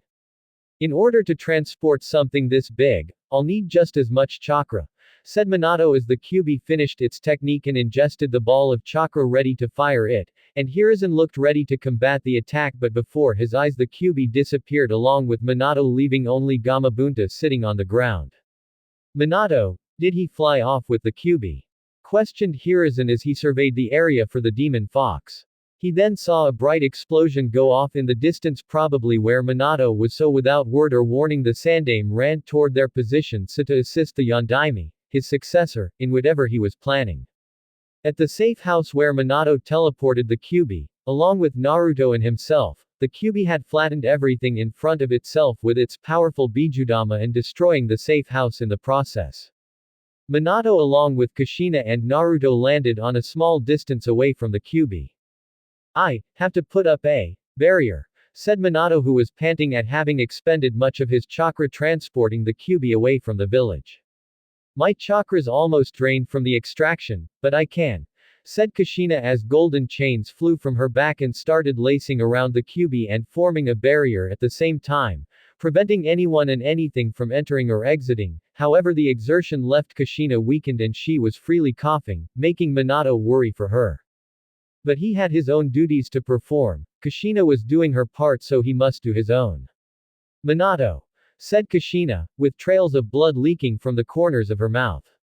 "Reseal the Kyuubi into me, the trauma of the sealing will kill me, and the fox would die with me also. It's the only way to save the village and your family. Besides, extraction of the tailed beast means certain death for all Jinchuriki." I'm no exception as even with my life force that I inherited from my clan, I'm already dying so I might as well go down sooner rather than later and take the fox with me. Minato made no facial expression nor did he say anything to the redhead in front of him. Thank you for everything you've done for me, said Kushina with a smile, smiling knowing that she would be doing something positive in her remaining life. I'm happy that we have memories together and today is your son's birthday. Maybe if I didn't say no, when you proposed to me, then maybe we could have been this happy family and our future would be bright. If there's one regret I have, is that I regret hurting Tsunade and you, and my one wish is that all three of you are happy, said Kushina relaying her feelings, but Minato was as void as space. What he heard his former love say really struck a chord with him. Maybe Naruto could have been Kushina's son and they would be happy together, maybe they could have lived happily just as they were before this event happened. There were so many maybes that is was making Minato's heart wrench inside his chest. You won't be killing the Kyuubi today, you won't be sacrificing yourself. Because the Kyuubi won't be dying today, said Minato in a low voice filled with shame and a grief. That sentence made Kushina jolt and she was currently wondering what her Hokage was referring to. I'll seal mine and your chakra into Naruto as part of the Hake no Fuin Shiki, 8 trigram sealing style, then I shall seal the Kyuubi into me with a seal only a non-Jinchuriki such as myself can use. The Shiki Fujin, dead demon consuming seal. If you seal the Kyuubi and it dies, it will revive itself later and it won't be bound to a Jinchuriki. That alone will upset the balance of power between the tailed beasts, but with the Shiki Fujin I can seal half of its power within me, forever, while the remaining half. Minato then thought about a time when Jiraiya told him the prophecy of the great elder Toad. About a destined child who will change the world. Will be sealed into Naruto. Spoke Minato making Kushina gasp at what he said. If he was truthful, ever since he rescued Naruto, that was his sole plan. He knew that man, Madara, wanted Naruto more than the Kyuubi. To protect his son and the village he would seal the Kyuubi into Naruto. To protect him and also, his son was the only person he could trust, who could handle the power of the Kyuubi and because of Naruto's Uzumaki lineage he was also a perfect candidate for being the Kyuubi Jinchuriki. I know what you want to say, but Jiraiya-sensei spoke of a coming disaster. He spoke about how a great change would come, either thrusting the world into destruction or guiding it into salvation. I confirmed 2 things tonight, that the man I fought is the harbinger of that change, and the spoken savior that would stop him is my son. I believe that Naruto is the child the prophecy speaks of. The child that would pave the way to the future through his will, I just believe that. Naruto is the one the prophecy is speaking about, rebutted Minato before he could allow Kushina to speak. But why? Whispered Kushina as she stared down at the innocent child. Around that time Hiruzen had finally arrived but he wasn't alone. Along with him, was Tsunade, who had woken up from the sedatives when she heard the violent noises around the Hidden Leaf village. Luckily sedative only worked for a while and she was up on her feet. When she discovered the village was under attack she raced around all of it, looking for the person she cared about most, her son. Her mind was merely a haze and she had never felt such a fear before in her life. She couldn't lose her son, he was everything to her, she couldn't possibly imagine her life without him now. She later found Hiruzen who told her that Naruto was safe with Minato, but she wasn't entirely convinced by that statement so she followed him, to where Minato had taken the Kyuubi. When she saw her baby she wasn't relieved because right next to him was the Kyuubi who was bound by chains. Motherly instinct and protective nature coming over her, her bashed against the barrier that was standing between her and her son. However, no matter how hard she punched, the barrier stood strong against her attacks, it didn't even budge nor did it create a dent. Tsunade, stop, said Hiruzen trying to calm down the new mother. How can I when my baby is in danger? Retorted Tsunade as she kept hitting the barrier hoping it would break. I have to get to Naru-chan. This barrier can restrain Biju, you'll never be able to get through unless Kushina allows it. Spoku said the wrong thing as Tsunade was screaming at Kushina to let her in and the blonde mother now had tears streaming down her face, fear was racking her form and every second that passed it grew. Hiruzen then saw Minato perform hand seals for one of the most powerful jutsu in the world, one that the Uzumaki had slated as Kinjutsu. Minato then slammed his palms together. Shiki Fujin. And immediately behind Minato came the spectral figure of the death god, the Shinigami. No one but Minato was able to see the literal face of death as it was invisible to all others. I'll put my faith in this child. He's my son after all. Don't tell me those seals are for, said Hiruzen, to which Tsunade stopped beating the barrier with her fists, reining herself in. She knew that she could only watch and hope that her son would be alright. Kushina, after I've finished with the Shiki Fujin, I'll seal your remaining chakra into Naruto. This will be your mission. When Naruto attempts to control the fox's power, you'll be there to help him, said Minato as he prepared himself to seal the Kyuubi. Your son, breathed Kushina, trying to wrap her mind around everything. He's your son, why would you put such a burden on him? Can he carry the weight of being a Jinchuriki on his own? Questioned Kushina. She remembered the time when she was taken from Uzushio to be the Jinchuriki. She knew the burdens better than anyone, she knew the raw power they were carrying. And why the Shiki Fujin? He needs you more than ever to be the Hokage and a father. Why would you force him to grow up never hearing his father's words of wisdom, or more importantly, he won't hear you say, I love you. All he'll know is the words people speak about you in an unmoving, emotionless stone face on some rock. Can a stone face say, I love you? I just want you to be happy. I want you to be there for him. He may not be my son, but I don't want to wish this on anyone's child. If you use that jutsu, you'll only be able to meet him for a few minutes. Would that be enough for all the years he grew up, fatherless? Just why? Why would you sacrifice the people you love most just to secure the balance of the tailed beasts, or to save a village, a nation? Why are you sacrificing all that, just to seal a beast in your son? Shouted and questioned Kushina over Minato's motives. To forsake one's nation, and one's village, is the same as forsaking one's child. You of all people should understand, your homeland was destroyed. You know the pain of growing up without a home, the harsh life that awaits those without a country. Besides, my family and my son's clan, we are all ninja. And if I were to survive this, I probably wouldn't survive Tsunade's wrath. Even if it's a short amount of time, I will be able to tell the things that only I can tell him, but the one thing I'll be doing in that time, is telling him the most important thing I have to say, and doing exactly what I should be doing. Because, that's a father's role. I'm not doing this just for the village, I'm doing this for Naruto. When I die, it will be his role to protect the village. I will gladly die for him, and if I was presented with the same options, I'd give my life, 1,000 times over. Because I'm a father. Minato's going to seal the Kyuubi into Naruto, said Hiruzen, understanding what was happening and informing Tsunade of what was happening, but she didn't turn to face him. She could only stare and watch events unravel themselves, just as the Shinigami was also watching what was transpiring, eagerly waiting to devour the chakra it was to be offered. The Shinigami then thrusted his arm into Minato's soul, and its ethereal looped and twirled around and where it grabbed the Kyuubi on its hind leg. Damn you, fourth Hokage! Thought the Kyuubi in rage as it felt its chakra being pulled out from its body. Seal! Yelled Minato as the Shinigami's cold hand yanked out the yin chakra of the Kyuubi and entered Minato's stomach where the seal formula was visibly seen. My body's gone numb, I could never dream of such a massive chakra.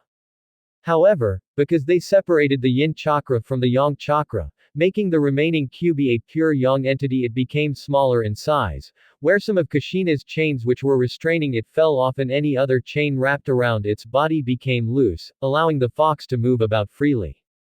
Damn you, fourth Hokage! Thought the yang Kyuubi as I felt weaker after being separated from its yin chakra.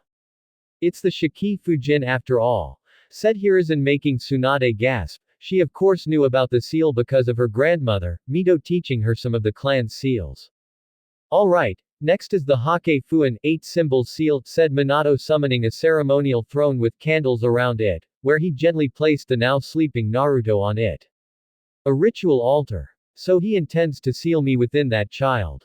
Thought the Kyuubi, understanding the situation it was in. However, it was the mightiest of the Biju, it won't allow itself to be sealed again so easily. Kushina coughed up some more blood from the overexertion of restraining the Kyuubi, and Minato for a split second ran over to aid her, but this had unwanted consequences in giving the Kyuubi a chance to remain free and unsealed, where it hefted its claw in attempt to stab Naruto before the newborn Senju could become a major threat to it. Naru-chan! Screamed Tsunade as she saw the giant fox about to kill her only child. Time slowed down for everyone as the claw came coming down upon Naruto, and all the witnesses could see, was blood flying.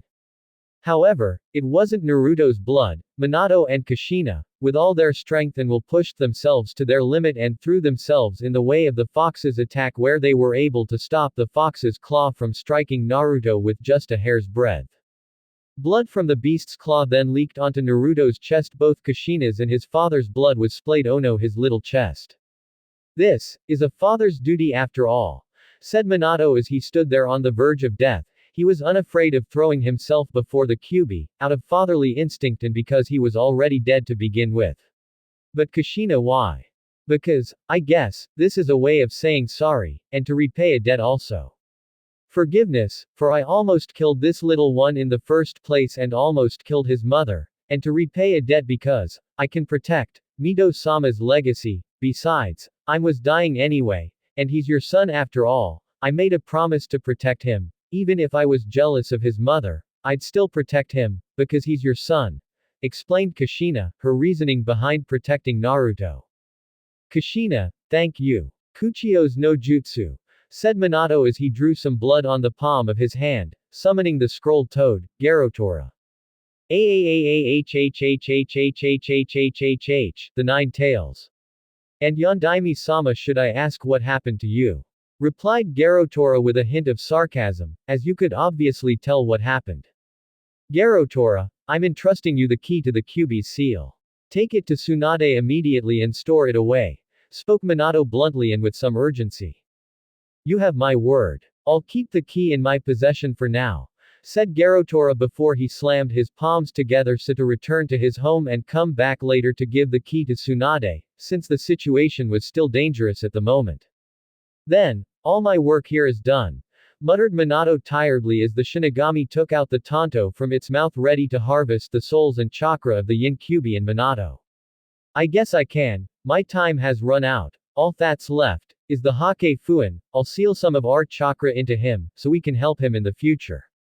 Naruto, I'll give you some advice, that your great-grandmother gave me. Yes, we are vessels, jailers of the Kyuubi, but, we first must find love and fill the vessel with it. Find someone you can love with all your being and heart.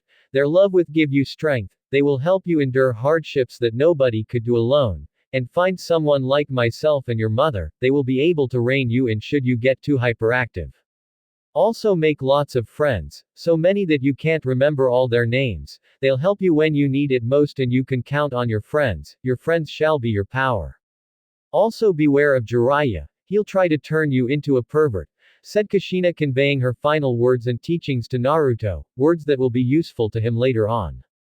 Naruto, from now on, you're going to face a lot of pain and hardship as well as suffering, said Minato, giving Naruto some of his own wisdom. But always be true to yourself. Find a goal and have a dream. Never stop chasing after that dream until you've achieved it. Train hard and never give up, endure no matter what. Keep your promises and follow through on them. Never lose sight of the good in people, no matter how far they fall, and forgive those who have wronged you. Everyone has equal value, to the birds flying in the sky to the mountains they sit upon. You'll never be perfect, but that doesn't stop you from trying. Never seek power for personal gain, but gain power to protect the ones you cherish. Don't be afraid and admit your fears, that's the first step in overcoming them. Never let fate or anyone else decide your life for you. The past doesn't dictate who you are, but it can shape who you will become. And when it comes to girls, Naruto, men can never understand them. Also, Naruto, above all else, remember your clan and their ideals. Believe in the will of fire and I love you more than anything in the world. No treasure in this world is greater than you are to me. I have regrets in my life, but my greatest one is that I'll never see you grow up to become the great man I know you will be. And if you get lost on the path, you will find an answer, because I believe in you. Hake Fuin. And in a bright light, the Kyuubi was gone and Minato and Kushina dropped to the ground and a seal formula was visible on Naruto's stomach. And said baby began crying, possibly sensing his father had passed and died, and he was crying over the loss of his father. The barrier that barred the way between Tsunade and Hiruzen dropped, and by that time other shinobi had joined them. When the barrier ceased, Tsunade made no effort of stopping until she reached her baby. When she finally made it to her child, she nestled the baby close to her, almost as if it was going to leave her side and be ripped away from her. And like how her son was crying tears, she was crying along with, but her tears were made of relief. However, she was also enraged and sorrowful at the same time. Enraged at Minato making Naruto a Jinchuriki and making him into a basic weapon for the village, but she was sorrowful that Naruto had lost his father, on the day he was born no less. Yondaime-sama, yelled a shinobi checking Minato, but given the words in his soulless body, it was of no use. Minato was gone, residing in the belly of the Shinigami. Kushina-sama, she's alive, yelled another shinobi who was checking on Kushina. Hiruzen wasted no time in reaching her position. Sandaime-sama, it. You Uchiha, said Kushina before she closed her eyes and died. 231 Chapter 4, Coping. Rebirth of the Two Sons. Disclaimer. I don't own Naruto. Coping. It was done, nothing could be heard in the village, not the singing of the birds nor the rushing water and wind in the air. The leaves weren't dancing and the sun was shining less, black ash permeated the ground, staining it and causing it to become bitter. Even now embers were still sparking around, and buildings were still crumbling to the ground was ruptured and destroyed, from great weight and powerful blows. The sky that was a myriad of colors from auburn to purple was now gray, mirroring the mood of the village, lifeless and defeated. People were scurrying about rescuing their loved ones from the debris and desolation. No natural phenomena could compare to what had happened in their village. For like a natural disaster, it came and then it was gone. One of the few structures to remain were some of the clan compounds such as the Akamichi and Senju compounds. The Hokage Tower was still intact and standing, proudly and strong, never losing its stature and never falling. The great mountain that shelved the faces of the Hokage of past and present, their steely gaze still looking over the village. The mountain was not a thing that would fall easily to an enemy, it was a sign that even now the leaders of the past were still watching over their people from their great perch, while also their gaze was sending a warning to any of those who would trifle with Konoha. But now, people were mourning for the ones that sacrificed everything to protect that which was important to them. They fought tooth and nail, every strength of will in their body and pushing themselves beyond the limits none that thought possible, no matter how great the enemy or their number. The will of fire was still shining brightly in the hearts of many. The will of the village had not been snuffed out, nor will it be so long as the strength to endure and the resolution to never give in to despair. This what makes the people of Konoha Shinobi so strong. Atop the Hokage Tower, the mood was somber. Hearts had been stricken with pain and grief at the loss of their loved ones and guilt at having survived when their friends and their leader did not. The cost and sacrifice were great, but it ensured the future lives of the village and its well-being were still hard and strong. All of the heads of the shinobi clans were gathered. Uchiha, Kohaku, Sarutobi, Shimura, Akamichi, Aburame, Hyuga, Kurama, Hagoromo, Ibari, Inazuka, Yamanaka, Nara, Fuma and Senju. They were all mourning, all coping with the losses, for among the casualties their own clans were among them. However, it was surprising to see the Senju clan head, Tsunade Senju, among them, as they thought she would be preoccupied with caring for her son, Naruto Senju, who was now forced to grow up fatherless, as it was his father, the Yondaime Hokage, Minato Namikaze, who saved them all. Orochimaru was also among the line-up with his former teammate Jiraiya standing next to him, who had foregone his horned forehead protector. Jiraiya, when he heard that his home village had been attacked by the Kyuubi, he rushed back to see what had happened, only to learn that the man that was like a son to him had died, defending the village, leaving his only child with one parent who also was recovering from the Hokage's death. Jiraiya was worried for Tsunade's condition, as things would now be harder for her. To raise a child without the father, she would be able to care and provide for Naruto with little problem. It was the fact that she couldn't fill the void left behind by Minato, so Jiraiya, while attending the funeral, would try to be a father figure for Minato's son, for Tsunade's and his students' sake. Kakashi Hatake was also heartbroken at the loss of his teacher, the man that had been attempting to heal the wounds on the young mon's heart by giving him new life, precious and innocent to protect. But just as his teammates had died, Kakashi was now truly alone. He wondered sadly what he could do. and he blamed himself for his teacher's death, who had someone important to protect and raise. Kakashi felt so useless. He could have made a difference, he could have possibly saved his sensei, if it wasn't for the orders of the Sandaime. And now, just as his orders were to protect Tsunade when she was pregnant, he would protect her and Naruto as part of his sensei's orders and wishes, and to fulfill a promise to the late Hokage. It was the least he could do. No one could see the stray tear he had fall down his face and staining his mask. Minato Namikaze, his closest father figure, was gone, just as his own father was gone. Minato. Kushina, all Konoha shinobi. You both gave your lives to protect the village and its future. Your sacrifices will never be in vain, said the Sandaime, who was also mourning the death of his beloved wife along with his two children Asuma and his younger son. Asuma had clear tears rolling down his eyes at his mother's death, and he was currently trying to console his younger brother, who was also crying. Bawako thought the Hiruzen sadly as a stray tear fell from his eye. Minato-sensei. You left too soon, kid. Your son needs you guidance, thought Jiraiya sadly. Tsunade, from the crowd, walked out in front, carrying a bouquet of flowers. Her feelings were a mess. She could have finally had a family, she could have been happy with her son and his father. She loved Minato, not in a romantic way, but she loved him as the father of her child. He had given her a reason to live once again, and she wanted to live it with him. He came into her life and rebuilt her shattered self and pieced her together again. But it seems fate had other whims and took Minato away before he could have seen his son grow up. She was also enraged at what Minato had done, turning their son into a sacrifice so to save the village. She knew that as Hokage he should put the safety of the village above his family, but still, it just had to be their son. But she also knew that Minato was honorable and kind. He could never have asked another family to give up their family for the village. She would never forgive him, and also she will miss him. Now, their son had lost his chance at having a normal, quiet life, as the council will probably force Naruto into the academy so to become a strong ninja and role model for the village. She knew that the life of a shinobi was a perilous one. Not all shinobi were guaranteed a long life. They could lose everything they had with a snap of one's fingers. She had hoped that Naruto wouldn't live the life of a shinobi and just settle for a life of peace and simplicity.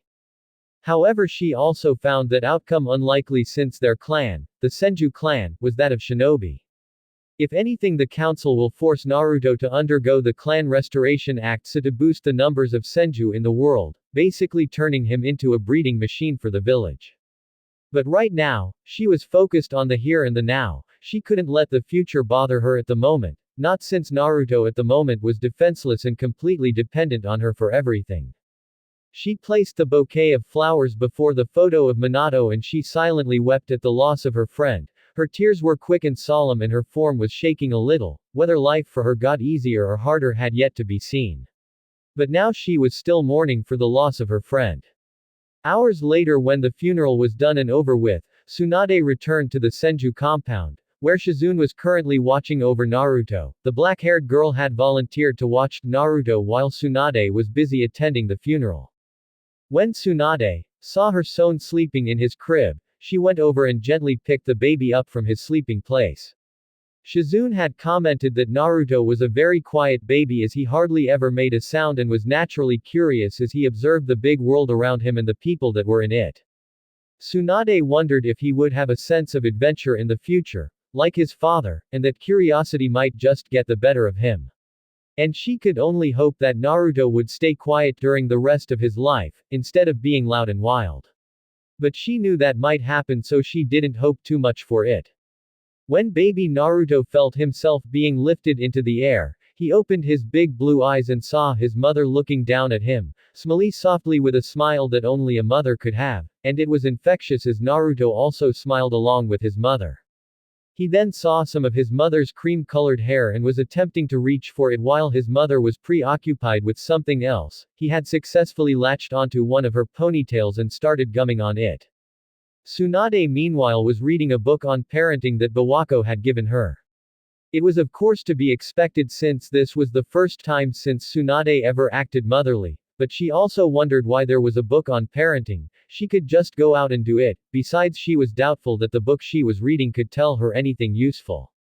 She then felt a slight pull on her hair and saw her son chewing on her hair with non-existent teeth. One thing for sure, she would need to break Naruto's habit of sticking stuff into his mouth as he may accidentally swallow something, such as a marble or a coin, so she gently tugged her hair of her son's mouth, which made him fuss a little but was soon distracted by something else. As if on instinct, he took an interest in Tsunade's free hand and pressed his own against hers, noting how big it was compared to his. Tsunade could only smile at her golden-haired baby, it almost felt like a symbol of their bond. She hugged him close to her body and could only relish in the moment at her child finally being with her, although it did feel strange for him not growing in her belly anymore. She could almost feel the mischief the little one would get into now, and when he was older, he could tell that he was going to be a troublemaker with a kind heart in the future, a little silly and hyperactive though would become serious when it was needed. Loyal and loving at the same time, dutiful but also giving out his time to spend it with the ones he loved. She was already looking forward to it. She then felt a presence of chakra and looked outside her window to see a silhouette standing behind the window. When she opened it, she saw Kakashi sitting outside reading a perverted book that Jiraiya just happened to write. If she wasn't holding Naruto, she would possibly discipline Kakashi and stop him from giving her Naru-chan bad habits, and she would not allow her baby to become a pervert as his godfather is. Sandaime-sama has summoned you and the other clan heads to an important meeting, regarding the Hokage, said Kakashi as he kept reading his book before stuffing it into his pouch. That wasn't the only reason why he was there. He wanted to check up on Minato's son and see if the baby was alright. And Kakashi could honestly say that if Minato hadn't died, the silver-haired boy would be looking at the Mont's younger clone. Well, Kakashi, can you do something for me while I'm gone? Asked Tsunade with a slight tricky grin as she already thought of a devilish idea. And that might be? Questioned Kakashi, narrowing his visible eye, before Naruto was shoved into his arms by Tsunade and was clearly caught off guard by the action. Take care of Naru-chan while I'm gone, said Tsunade before she walked away out of the Senju compound, leaving Kakashi with her baby, who was currently having a unwilling staring contest with the infant. He looked at the little baby, dumbstruck at how he was staring at him, or his hair, or his mask, whichever one it was. But a smell penetrated Kakashi's nose, and with his arms distanced himself between him and the Senju air, knowing exactly what that horrible smell was. Let's get you changed, before you kill me, said Kakashi with a hint of sarcasm as he went into the house to change Naruto out of his dirty diaper. High in the mountains of the Hokage monument, stood a temple, built by the clans of Konoha. The temple had stood there for many centuries and was refurbished and improved upon many times in the past, and many times shall it be in the future. The temple had stood there ever since the reign of the Shodaime Hokage. It was a special meeting place that only a select few were allowed to enter. It was considered holy ground by nearly all who looked upon it. This was the meeting place of the clan heads. It was also a place where the well-being of Konoha and its people during times of distress and emergency would be decided. The temple itself was a fortress, designed to keep people in and away from danger while also being able to defend themselves from attack. This was the Tera no Byako Temple of the White Tiger. The temple was tall and grand, for it housed the clan heads that would gather. The temple was so high in the mountains that remnants of snow and leaves would decorate it from past winters and autumns. Outside the entrance to the temple was a gong, shaped like a tiger's head, that was used to call the council in the elder days, but it turned out it was more annoying than helpful, so instead they used Anbu members used it to piss people off. There were stairs leading to the temple with 4 brownish-orange flags with the kanji for wisdom on it, and when you reached the stairs you would be greeted by 2 large statues of crouching white tigers that looked ready to attack. The statues were 3 times the size of a normal man, and it gave the place a sense of foreboding. The temple itself had the architecture of a Japanese-style temple, but instead of wood it was made of metal, so to better protect the clan heads.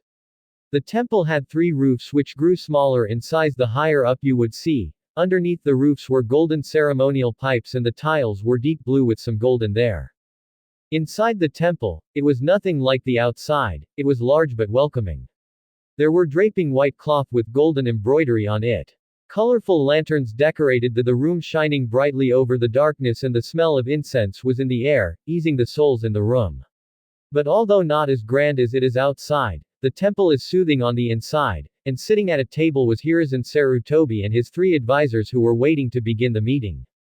Gathered before Hiruzen were respective heads of the shinobi clans of Konoha, some old and some new. It was rare that the clan heads were ever gathered together, as most of the time they would squabble amongst themselves and argue over pointless things such as whose clan was strongest, or whose clan was the most honorable, or whose clan was the wealthiest. It all came down to things that were petty and insignificant, things that didn't matter in the long run so long as the clans contributed to the well-being and strength of the village. The only clan that would not involve itself in the bickering were the Nara clan, who were too lazy to involve themselves, and most of the time the other clans would forget that the Aburame clan was even there. Hiruzen could see all the faces of the clan heads, but instead of arguing their pitch was silent and focused, something which was never seen before. Most likely because of the situation and the urgency in the matters. Hiruzen could see all the heads sitting before him. There was Gata Ibari, head of the Ibari clan, one of the newest clans in the village. Gata was a tall and well-built man with light skin and short, slightly spiky gray hair with a small 2-part mustache. He was simply wearing the Konoha uniform and the flak jacket with an intricate ceiling tag which Minato and Tsunade had created to stabilize their Kekki-genkai. Hueki Kohaku, the head of the Kohaku clan. Hueki was a tall, light-skinned man, muscular man with sharp features. He had silver hair which was mussed up and spiky, giving him a punk-like look and brown eyes. He wore the Konoha flak jacket but refused to wear the uniform, instead choosing to wear black hakama pants, a bronze metallic belt and black fingerless gloves that reached his forearms. Hane Hagoromo, the head of the Hagoromo clan. Hane was a dark-skinned man with purple hair tied into braids that hung about his head. He had no color in his eyes other than milky white as he was blind, but this made him a deadly foe with his enhanced sensory abilities and hearing. He wore a band-like visor over his eyes, an orange scarf around his neck, long black gloves that reached his forearms, and a round rope around his shoulders and neck, and he wore the uniform of the village along with a flak jacket. Oni Fuma, head of the Fuma. Oni was a short, petite woman with light skin, gray eyes and black hair with 2 long braids wrapped in cloth around the back of her head with 2 golden rings ending in the braids. She wore long black arm bands, a yellow obi tied around her waist, and wore the uniform of Konoha along with a flak jacket. Hiyashi Hyuga, head of the Hyuga clan. Hiyashi had long black hair that reached his mid-back with a slight brown tint to it and featureless white eyes with a tint of lavender in them. Like all members of his clan, instead of wearing the uniform of Konoha, he had foregone that appearance and opted for his usual attire, which was a very traditional, loose-fitting robe with a long-sleeved brown haori. Shikaku Nara, head of the Nara clan. Shikaku was a tall, light-skinned man with 2 scars upon the right side of his face which were his most notable features. He had dark hair that was tied into a spiky ponytail, dark eyes along with a goatee. He wore a mesh shirt underneath his flak jacket and a deerskin coat over that along with hand guards. Choza Akamike, head of the Akamichi clan. Choza was a large man which was predictable of an Akamichi member. He had long red, spiky hair, thin purple markings on his cheeks and squinted eyes. He wore armor similar to that of a samurai, which entailed a black suit completed with armor that had the kanji for food on it. He wore a purple rope belt, handguards, and instead of a hitai-8 he wore a hachimaki tied around his head. Inoichi Yamanaka, head of the Yamanaka clan. Inoichi, like most other members of his clan, had blonde hair tied into a long ponytail that reached his back and his hair was spiky on top. He had blue-green eyes and strong facial features with a defined jawline. He wore the standard flak jacket over a black outfit with hand guards and a sleeveless haori with his hitai-8 sitting upon his forehead. Shibi Aburame, head of the Aburame clan. Shibi, like all of his clan members, had his eyes obscured by dark glasses which featured a tassel hanging down on one side. He had short spiky black hair and a mustache. He wore a high-collared outfit, while carrying a gourd on his back which held the parasitic insects of his clan. And even now he still had his hands in his pockets. Sume Inazuka, head of the Inazuka clan. Sume, like most of her clan, had an animalistic look to her.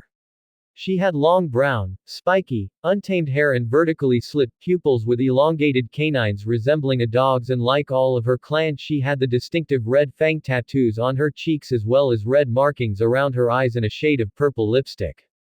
She wore the standard attire of Konoha and a flak jacket. Murakumo Kurama, head of the Kurama clan.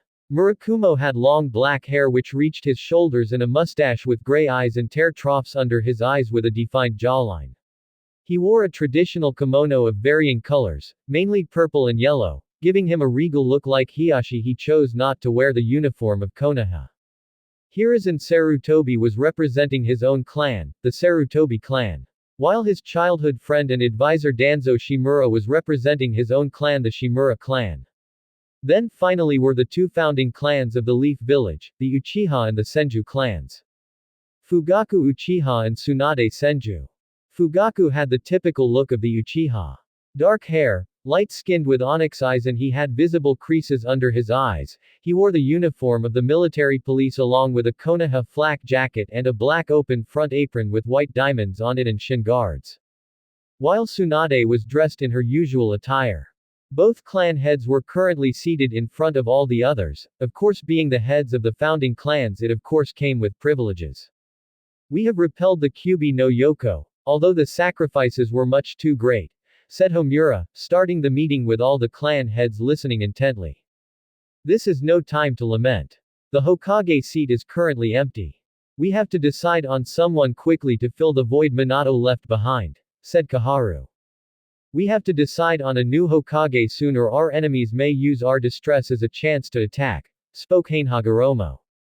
One that's strong, young, someone that can maybe inspire fear, suggested Oni, as she believed someone like that should be Hokage. But we need someone who is skilled and competent, and knows how to lead a village, spoke Shibi, to which the council only nodded. But we also need to worry about outside forces such as the other villages, even the minor ones, spoke Hiashi, reminding everyone why they need a new Hokage. This will be a good chance for the other nations to mobilize their forces and attack Konoha, replied Inoichi. Then we will crush them, as we did last time, said Fugaku, unafraid of any impending forces. Don't forget Fugaku, we were on the run from Iwa. If it wasn't for Minato we would have surely lost the war. Not that he's gone, we might not be able to defend ourselves properly from any impending attack, said Shikaku, using his strategic mind to remind Fugaku and his battle-loving clan. Although they don't know our current military strength, and because of our alliance with Suna, it will give them pause to think, said Sum, at the moment being level-headed and not wild as she usually is. That still doesn't solve the problem. We need a Hokage and we need one now, said Choza, who was intent on Konoha needing a new Hokage so to defend itself properly. Do we even need a Hokage at the moment? Said Hueki, crossing his arms. We should focus on rebuilding the village and our military strength. Rebuilding the village won't stop the other nations from attacking. They may see that as a sign that Konoha is desperate and wishes to rebuild its defenses ready for any attack, spoke Murakumo, having everyone agree with him. We don't just need to rebuild our walls, but also our economic strength also. Without trade the village will fall even without an army defending it, said Gata, making everyone nod at him. But we still need a Hokage, said Tsunade, making everyone in the room go silent. That was paramount above everything else. There were very few candidates for Hokage at the moment. Although we have nurtured many fine Jonin, they are still inexperienced and lack wisdom on how to rule over a village, said Kaharu. And she knew that there were very few deserving of the seat of Hokage. There was Jiraiya, someone who was considered the position for Yondaime before Minato. Orochimaru, another candidate though was overlooked in favor of Minato. Tsunade will make an excellent Hokage. She knew the ways of the village and her family ties, and being a student of the Sandaime cemented her position, and former lover of Minato cemented her position. Then there was Shikaku Nara, a man of brilliant strategy. He knew exactly what he was doing when it came to running the village. Those four individuals would be best to be the Hokage. Well, there is Sam, said Danzo, who was going to suggest one of his own puppets to be Hokage or himself, as it has always been. The old badger always wanted the Hokage seat, and whenever a new Hokage would be suggested, he was always the first to jump at the chance. However, he was interrupted when Hiruzen got out of his seat. It cannot be helped. This is a critical time. I shall take over once again, said Hiruzen, surprising everyone in the room at his willingness to return to being Hokage. You will do that, Hiruzen, said Homura, who looked pleased at the prospect. If you are willing, it would solve most of our problems, said Kaharu, but she was silenced from speaking further by Danzo, who showed his doubt in the abilities of his childhood friend. You stepped down once before. Are you sure you're up to the task? Said Danzo with an annoying smirk on his face. Truth be told, even though you went after the Kyuubi, you still failed to save Yondaime-sama. Danzo's words caused all eyes in the, except Haynes, to narrow in insult and offense, especially Tsunade, since she was boring holes into the old mont's head. That remark is uncalled for, grunted Homura, as he also felt insulted that his friend was affronted. And where were you at that time? Danzo, as I remember not seeing you on the battlefield, or were you too busy hiding under rocks? Taunted Kaharu, which made Danzo grit his teeth at the jab. To be honest, he was hoping the Hiruzen and Minato would both die that night so he could become Hokage, or Orochimaru would become Hokage. But all the while Hiruzen was laughing at what was happening around him. Just indulge this old man. Let me fill in as Hokage until the next one can be groomed, said Hiruzen with a smile and a happy attitude. Besides, he already had someone in mind to become Hokage. Danzo meanwhile narrowed his visible eye in anger and contempt at his old rival. If that is all, I believe that this meeting is adjourned, said Homura as everyone in the room was dismissed. Tsunade, can I please speak to you in private? Said Hiruzen before Tsunade had the chance to leave the temple. While the elders and the clan heads were walking down the steps away from the temple, Hiruzen and Tsunade walked over to one of the tiger statues guarding the palace. Tsunade was a little confused at what her former teacher wanted. Everything was solved, the village would have its Hokage and things may return to normal. She knew that whatever Sarutobi wanted, it meant that it involved her in some way, but she didn't want to be away from her son any longer. He was probably crying his eyes out wishing she was there, or it was just her motherly instinct. Tsunade, as I said, I will remain Hokage until we can groom the next one. I already have someone in mind who can make an excellent Hokage should the time come, said Sarutobi. Just as your grandfather and granduncle wished for me to be Hokage, I wish for Naruto to be the next Hokage after me. Now that sentence nearly made Tsunade's eyes bulge out of her head, her son the next Hokage. But, Naru-chan is barely a week old, and you wish him to be the next candidate to be Hokage. He's just a baby, he's not even a shinobi yet, he can't even walk or crawl. Nearly shouted Tsunade. Her son was only a few days old and Sarutobi already had plans for him. You misunderstand, Naruto is the ideal candidate for Hokage. He is related to most of the Hokage, the Shodaime and the Yonadaime respectively. His potential is massive and he has the capacity to be just and wise. When the times is right, I will advise Naruto in the ways of the Hokage, not now, not before he becomes a shinobi, but when he graduates. Danzo will probably advocate himself or one of his drones to be Hokage, and Konoha in the hands of Danzo will be disastrous. He's a warhawk, although his ideals and motives are just, his methods are questionable and will most likely lead to war if he had his way. Spoke Sarutobi, making Tsunade understand his reasoning. And also Danzo lacks the ability to induce loyalty and devotion, that was why I was chosen to be the Hokage. The Hokage is someone the people can rally behind his shadow and allow others to fight for him when he cannot and when he doesn't ask. Danzo can only make people fight if he ordered them. His archaic ways he may view as just, but will ultimately lead to disaster. He causes more problems than he solves. That's why you want Naruto, said Tsunade, now understanding Sarutobi's reasoning. Naruto is someone who may be able to inspire loyalty. His family ties to the Shodaime and Yondaime has already instilled loyal followers. With conditioning, Naruto can become the ideal Hokage, one that the village needs and loves. And Danzo is aware that the Senju name carries more weight than Shimura, spoke the Sandaime, looking over the village from the temple's height. But still, I wanted to ask you this before I went through with my plans. Tsunade sighed at her former teacher. He was right about Danzo and Naruto. If Danzo ever became Hokage, her grandfather's legacy would fall to the ground and be burned to ashes. Danzo would cause a war and say it was in the best interest of Konoha. It was his way or the highway. He felt that his opinion was the law of a god, and he would go to any length to ensure that his way of ruling the village was paramount. She was also aware that Danzo openly despised her and Naruto. He hated Naruto more than her. Being the great-grandson of the Shodaime, great-grandnephew of the Nadaime and son of the Yondaime, he openly despised Naruto and what he stood for. You could say Naruto was the literal embodiment of the will of fire, the ideal that Danzo disagreed with. She also was aware how valuable Naruto was to Danzo's schemes. She knew he was planning something but she had no proof of it. Danzo never left any trace of himself. But still Naruto would be an asset to the future of Konoha, and the revival of the Senju clan. Fine, though, Naruto will only become Hokage if he chooses to be. That's my only request. Spoke Tsunade, to which Sarutobi nodded and the Senju head went back to her compound so to see her son again. This was all too wild for her. Naruto couldn't even walk, let alone crawl, and Sarutobi already wanted him to be Hokage. When she made it back to her compound, she found a tired Kakashi trying to calm down baby Naruto, who had been crying for the last 15 minutes. He had explained how the happiest baby in the world had drastically changed and started crying uncontrollably, and no matter what Kakashi did, Naruto insisted on crying and wailing. But as soon as he saw his mother, his sobs and cries softened and he started reaching for her pleadingly, to which she happily spent the rest of the day playing with her son.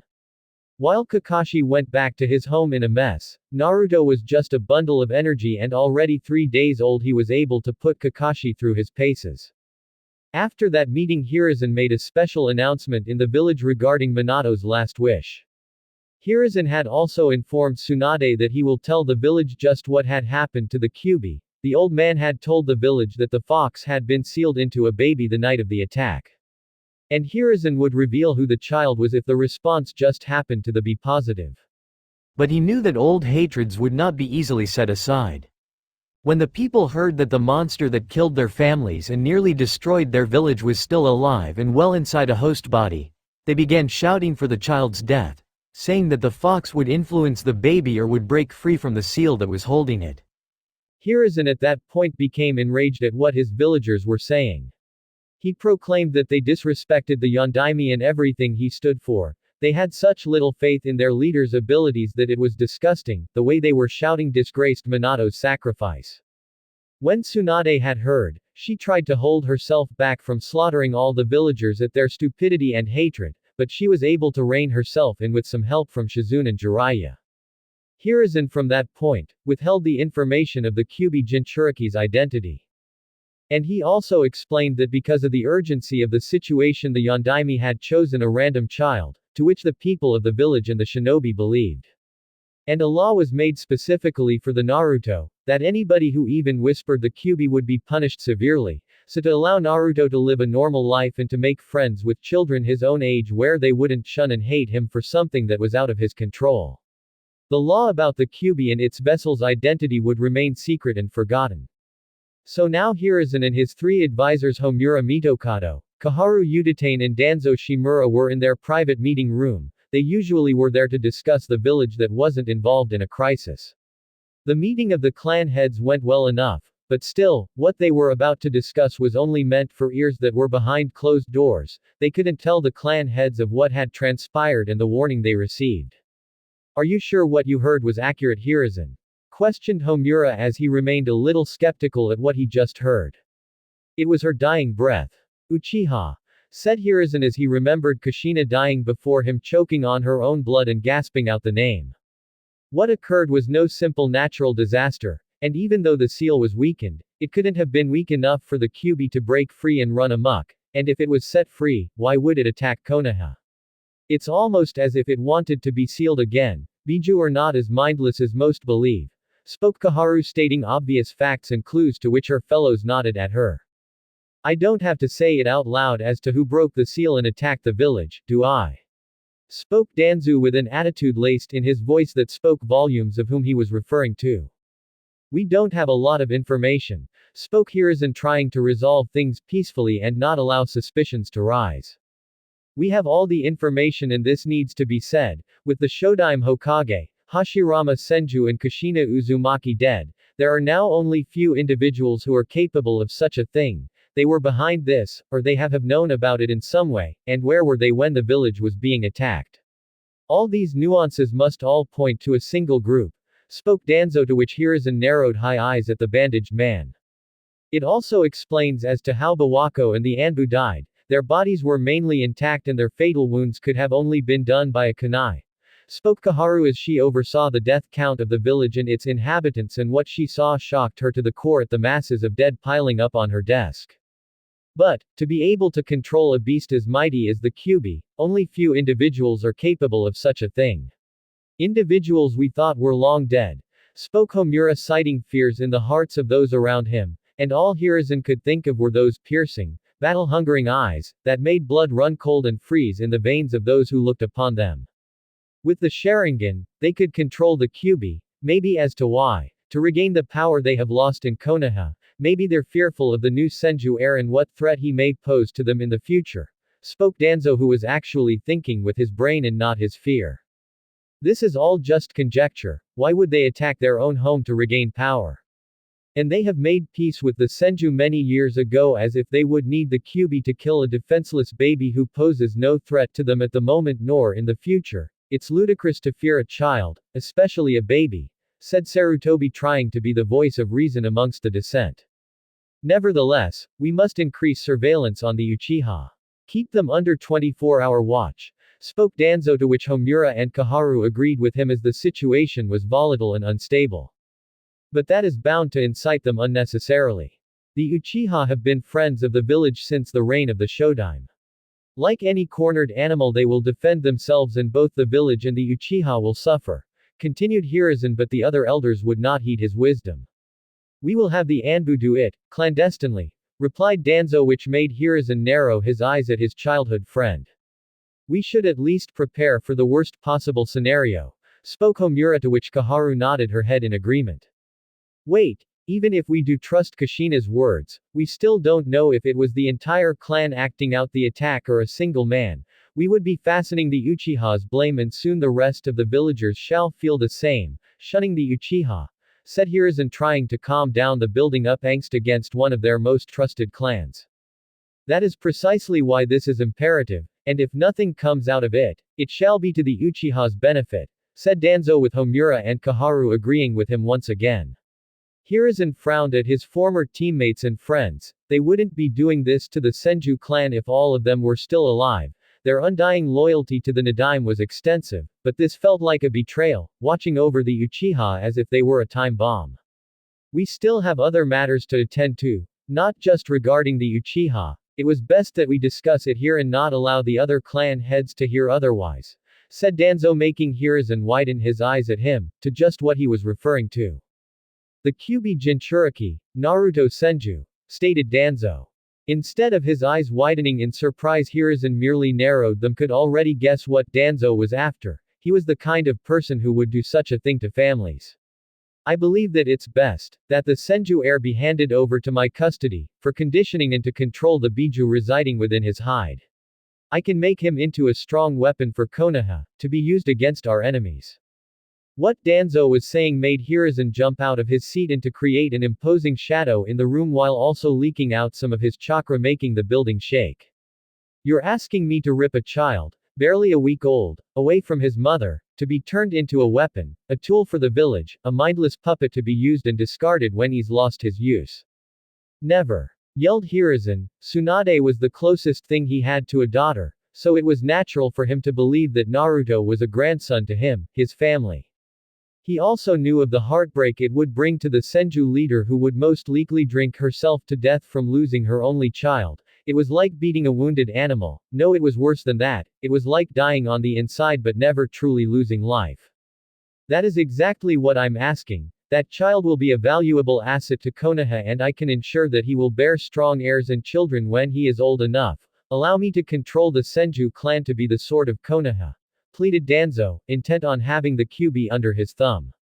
Never again shall we have this conversation, Danzo. I can easily charge you for treason for thinking of such a thing, as a clan trying to usurp another in a bid to gain power, as you are the head of the Shimura clan, and I'm sure you've read up on Konoha's laws by now, said Hiruzen as he left the room, but not before shortly stopping before the door.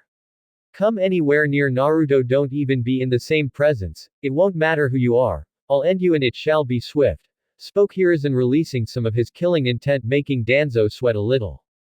Homura and Kaharu also left the room. A few minutes passed and Danzo saw one of his drones appear in the corner of his eye.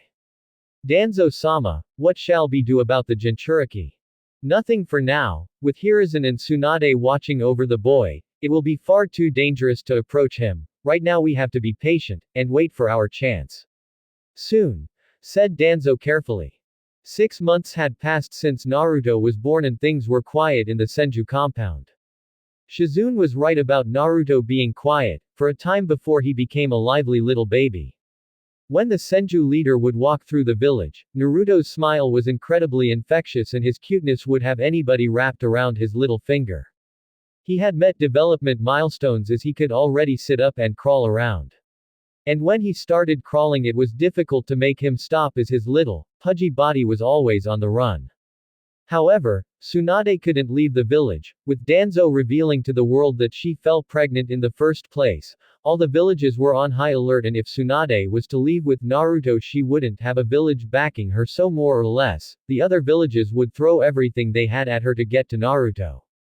There were times where Tsunade would bring him to the hospital where she would work and he had his own little cot with some toys where he wouldn't get bored. She had to bring him either to show him off to her subordinates or because no one could look after him, and it broke her heart whenever she would leave him in the care of Sarutobi and Shizune, as it sometimes felt like she was abandoning him, so she took him wherever she went. He was also naturally curious and hardly ever cried, only when he was separated from her, didn't get enough attention, or when he was hungry was the times when he would cry. Other than that he would play with his fingers and toes discovering how the little appendages would work. Like before he had a knack of putting things into his mouth such as toys, only few times did she save him from swallowing items such as her house keys, coins and other things. He was also determined, as whenever he wanted something he wouldn't stop until he got it, causing him to climb over furniture and other places, and Tsunade would save him from falling just in time before he hurt himself, but every time he would come out of it giggling. All in all, Naruto was just a happy little baby who just happened to be a mommy's boy, as he cried whenever his mother left him alone with Shizune. But there was something strange about her son, his chakra. It was extremely familiar to another Senju she knew. The chakra signature was different but its nature was near identical. It seemed as if whenever she was around her son the sun shined brighter and the leaves were greener and he radiated this warm and calming aura around him. She couldn't explain it, it was almost as if she was standing next to the sun itself, bright, warm and full of life. She had only experienced this feeling few times in her life. More specifically, she only felt like this when she was around her grandfather, Hashirama Senju. He too had this warm and calming around him that made anybody's day happier. She just couldn't explain it. And she was exasperated because whenever she looked at Naruto she could see Minato's face in his. Her son was basically a clone of Minato, same blue eyes and golden hair. People would comment that she didn't leave much of herself in her son, she only hoped that he had a little piece of her in him. Maybe in the future he would show some of her side. She remembered that Minato had written a will and that all his earthly possessions will be handed to Naruto when he was 16 years old. She wondered what her son would be like when he came to that age. She could only hope that Minato's prediction of Naruto being popular with the girls was false, as she hates fangirls with a burning vengeance and she didn't want women practically throwing themselves at her little boy. That was another thing, she was extremely overprotective of her son to a zealous level when it became comical. That was something that could never change. Also, this was the day Jiraiya would be babysitting Naruto while she was off on important business at the hospital. She had made it very clear to Jiraiya that if he even tried to turn Naruto into a pervert she would cut off his manhood, sew it back on, and cut it off again, record it on video and make him watch it. He easily cowered under his threatening glare and became a sobbing mess after all the killing intent she released onto the white pervert. She heard a knock on the door and opened it to find Jiraiya waiting behind it with a goofy grin on his face and writing down notes on one of his notepads. It didn't take long for Tsunade to figure out that Jiraiya had been doing his research. Cough. Peeping cough. She gained a tick mark at her best friend, for he hadn't changed since he was a child and her teacher was the same. He was just as much of a pervert like Jiraiya, but he had more tact and hid it carefully. Like that time the two of them went peeping using Jiraiya's newest technique that made him invisible. She ushered Jiraiya in and showed him to Naruto's room where the baby boy was currently playing with a white dragon plushie toy that Jiraiya gave to him even before he was born. Well, take good care of him, make sure he has his lunch and be in bed before I get home, said Tsunade as she threw on her green coat and left the compound with Jiraiya nodding at her. Don't worry, he'll be fine, responded Jiraiya, which didn't ease any of Tsunade's nerves. Hours later, Naruto and Jiraiya were in the living room. The whiskered baby was currently playing with some of his toys while Jiraiya was scribbling away on his notepad thinking up ideas for his next smutty book. Naruto meanwhile was playing with his toys before he saw something land on an open window in the living room. It was random pigeon on the windowsill. Immediately enthralled by the strange creature before his eyes, Naruto started crawling toward it where he scaled a large chair, a table and a bookshelf to get to the window. By the time he made it, the little baby was just having his first adventure. He was curious as to the whole world around him as he rarely got a good look of it when he was being carried around by his mother. So he crawled through the window and began his adventure. Jiraiya, who had been oblivious to the baby escaping him and going off by himself, was still writing away on his notepad. Only did he spare a passing glance to where Naruto was. Only a few minutes did he realize that he was gone. No, he was seriously gone. Jiraiya's eyes bulged out of his head and he almost pissed himself in fear. He had to find Naruto. If he did, Tsunade was literally going to murder him. He'd be 6 feet in the ground and on his tombstone it will say, "Killed by Tsunade," in big bold words on it. He rushed around the entire Senju compound looking for his godson, but it almost seemed like if he grew wings and flew away. He raced out of the house looking for the blonde baby, but he found no sign of him. Oh God, if Tsunade finds out I actually lost her son, she'll do the worst sort of things to me. She'll cut off my dick, replace it with a sausage, cut me up into pieces and ship me off to Kumo as sushi. Thought Jiraiya, not exaggerating over what he was thinking, as Tsunade would do that to him. So for the next few hours he raced around the village to find his godson. He checked the hot springs, where he spent a good hour peeping on the woman, saying that it will be the best thing to happen to him before he died. He checked Ichiraku Ramen, where he got a bowl and went off again. He avoided the library as Naruto would probably think that books were boring, forgetting that Naruto couldn't read. He then went to the Hokage Tower, and told Sarutobi what happened before the Sandaime left and never returned, saying that he would not suffer Tsunade's wrath because he was involved in Jiraiya's mistake. Jiraiya was fearful. He tried not to hope for the worst, knowing that it would most likely happen, but he was a dead man walking if he didn't find Naruto ASAP, and if Tsunade found him first, then it would bring nothing but doom upon him. Meanwhile, baby Naruto was currently enjoying his little stroll through the Hidden Leaf village. He took in the sights around him and was amazed at their immense size and scope. He was babbling all the way and nobody had even noticed he was there, possibly foreshadowing his skill as an infiltrator, he who could blend into any surrounding. He was walking on the roads and paths of Konoha wearing green pants and a small white shirt with his clan's symbol on it. If anyone had noticed the Senju heir gallivanting around the village at his own leisure, they probably would be doubting Tsunade's parenting skills. Or was it Jiraiya's parenting skills? Little Naruto was enthralled by his surroundings that the baby didn't notice the leg he bumped into that belonged to the one and only Makoto Uchiha, matriarch of the Uchiha clan. When the black-haired woman looked to see what had bumped into her, she saw a baby desperately trying not to cry from bumping into her. Trying but failing, did the baby start crying out into the middle of the street, motherly nature coming over her. Makoto picked up the blonde bundle and held him tightly against her chest and made soothing sounds so to calm down the baby. Her own baby was at her compound where his brother was currently looking after him. "Don't worry, little one, I'll help you find your mother," said Makoto as she started bouncing Naruto a little where he was reduced to sobs and stopped crying. Makoto then spotted the Senju clan symbol on Naruto's shirt and she knew immediately who his mother was. "Let's take you to your mother." And off she went to the Konoha hospital where Naruto's mother was. Jiraiya had spent hours upon hours of trying to find Naruto. It was like trying to find water in a desert, it was near impossible for him. So now there he was, dragging himself through the streets of Konoha. He was heading straight for the hospital to tell Tsunade he had lost her son. And where he could be treated for substantial injuries for the beating his former teammate would give him. When he arrived, he made his way through the halls, with a cloud of despair over his head. He finally made it to Tsunade's office and cried anime tears for the loss of either his manhood or his life. He preferred to actually lose his rather than lose his manhood. When he opened the door, his jaw dropped to the ground and his eyes were wide and bulging, and he saw that which would spark terror and anguish. Tsunade bouncing Naruto upon her lap while he giggled away as if nothing could bother him. Sitting next to her was Makoto Uchiha, who was being treated the view at the ever-happy baby.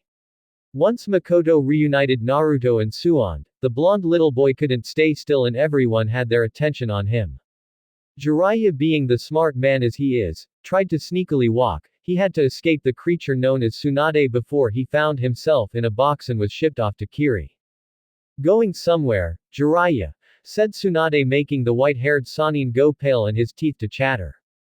Haim, I was just coming to visit and tell you that I haven't been peeping and also I'll just be on my way, said Jiraiya, coming up with the best excuse to escape although he was lying about the peeping part. Really? Well, Makoto was just telling me how she found Naru-chan wandering around the village, alone, said Tsunade, and raging flames sparked over her form while she kept her smile sweet and sincere and her eyes loving and caring. But Jiraiya had seen that face far too many times and ably lived from its aftermath. Haim, you have to understand, reasoned Jiraiya with a goofy grin before making a beeline away from the hospital. However, he tripped over himself and felt a vice-like grip against his leg and was pulled back to the office while his fingernails scraped against the floor, trying desperately to not suffer his punishment. Later, in a special room that was reserved only for a Jiraiya, Sarutobi visited and beheld a fleshy lump on the hospital bed that was moaning and crying in agony. The thing basically looked like a human puddle. But since the room was reserved specifically for Jiraiya, it didn't take Sarutobi any second to know who was moaning. Basically, it was just another day in the village. It was around a month later, after Naruto's little adventure, that things had calmed down for the Senju family. Everything was peaceful and nothing was wrong at all. Naruto was peacefully sleeping in his cot, in his room after he was moved away from his mother's room. Life was all that simple for the baby blonde. At the moment, he treated the world around him as a huge playground where things were his toys and people were all his family. This mindset would not stick with the baby when he grew into a man. He needed to understand the ways of the world if he ever wanted to grow up. But for the moment, the child was content with the world as it is for the moment. He was happy, with his mother, Shizune, Jiraiya. And things would stay that way for a while longer. But there was something bothering the infant. He started fussing and turning over in his blankets. Some tears were prickling at the corners of his eyes and his face was scrunched up. Something was obviously bothering, but what remained a mystery. He started frantically moving his arms and legs as if trying to escape the awful feeling he was experiencing. He then bursted into tears and screaming so that everyone could hear him. However, no matter how hard he cried, no one was able to hear him. His face was turning red and his wails could possibly wake the dead. Upon his stomach, the seal that kept the giant fox at bay lit up and became bright red where it was visible through the baby's clothing, and it was pulsing red at regular intervals. Then the seal opened and became, you could see, a black-purple void. Then something spectral started appearing and it quickly took the form of a giant fox which exploded from the seal, destroying all that was around it, and became a physical creature with 9 whipping, bushy tails flattening everything within its path. The village was unprepared by the attack and was quickly destroyed.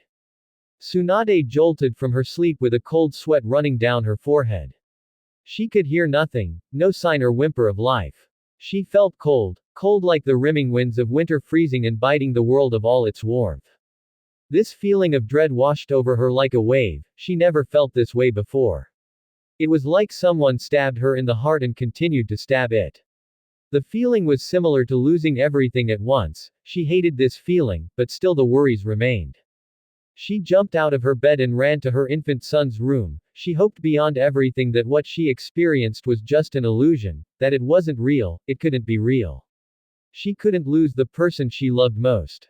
When she made it to her son's room filled with baby toys, a small rocking chair, little dragons and rabbits decorating the walls which were a blue in color.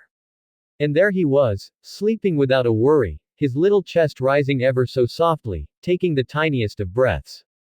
Tsunade felt like she had just died of relief at that moment. It was just a dream, none of it happened, it could never happen. She quietly approached her sleeping baby and hefted from his sleeping crib, and she could only stare at that near-perfect face. This being in her arms was one she helped create. She then brought the baby's face close to her face and cried away her fears. The fox hadn't escaped, it was all a dream.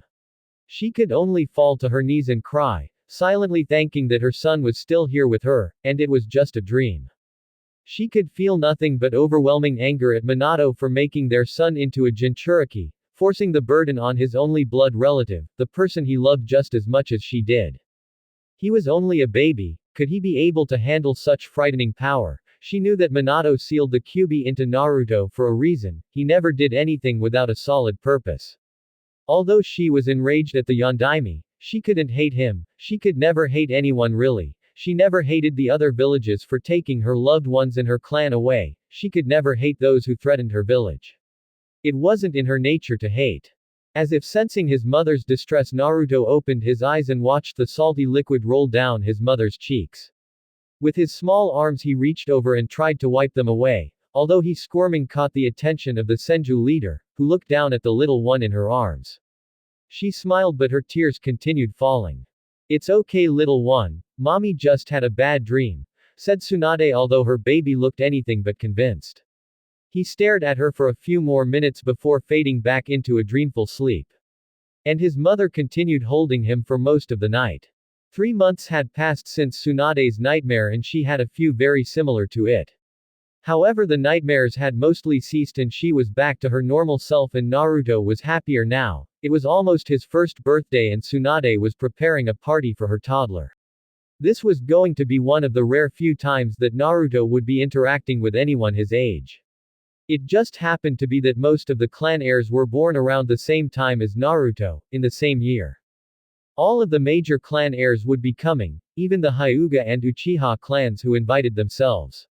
She invited them because she wanted Naruto to start forging bonds, because her motherly intuition told her that many children his age would be intimidated by him, being the son of Tsunade Senju, head of the Senju clan, and Minato Namikaze, the Yondaime Hokage.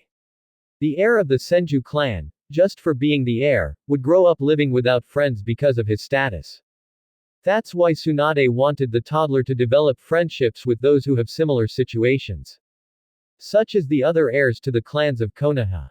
She had also made a decision early on that, because of Naruto's status within the village and the great political power he will hold in the future, many clans, noble and wealthy families would arrange marriages, so to increase their own status and power in the village using the Senju's power as a booster rocket. Although, if the council and the other clan heads tried to force the CRA Clan Restoration Act, she would fight back with as much temperament. She wanted Naruto to marry and love someone he chose, not others who were chosen for him. Regarding the CRA, it was an act developed by her grand uncle, the Nadaime Hokage, given that during the era of warring states, some clans went extinct or were near extinction, they would have to repopulate and boost the number of their clan. When some of the clans such as the Yamanaka clan joined the village, they were subjugated to the Clan Restoration Act, where the select few males would be able to marry and reproduce with multiple women so to bring in more numbers for their clan. Since Naruto was called the last Senju by many of the villagers, he could be forced to undergo the Clan Restoration Act. It was easier since he was male, as the act didn't concern itself with females who could of course only bear children during monthly intervals, while the males could bear multiple children at the same time. Tsunade didn't want any of her grandchildren to be born that way. It was despicable and vulgar, and besides, it will still be a long time before she even had grandchildren, and if Naruto becomes what she fears, then that dream may come sooner than she thought, and if so, Naruto will get the tongue lashing of a lifetime. She then heard the door knock and opened it to find Shikaku Nara with his wife Yoshino Nara with their own toddler son, Shikamaru Nara, who appeared to be the spitting image of Shikaku and will be more like him when he was older. Shikaku was holding his son while Yoshino was holding a gift with a cheery smile on her face, probably to hide her dominating personality. Then Inoichi Yamanaka and his wife arrived next, with their baby daughter Ino Yamanaka, who inherited more of her clan features than her mother. Tsunade could tell that Ino was going to be a strong confident kunoichi or a fangirl, fawning over someone who might not like her. Well, whichever one she was, we will just have to wait and see. Next came Shibi Aburame. With his son Shino, Shibi's wife had died during childbirth, but Tsunade knew that Shibi was affected by it and like the rest of his clan, never showed it. Shino was big for his age, probably because he was born earlier than most of the other babies, and it was cute seeing him wear a little caterpillar costume. Then came around Sume Inazuka with her rowdy son Kiba Inazuka. Kiba was the next head of the Inazuka because his clan was patriarchal, so he was next while his sister was the heir now. Kiba lacked the tattoos that dignified his clan. Well, it wasn't a good idea to tattoo babies in the first place. Then came the ever-large Choza Akamichi and his own large wife with their son Choji Akamichi, who had most of Choza's features but his mother's brown hair unlike Choza's flaming red hair. The Akamaiki kindly showed themselves and made a beeline for the food.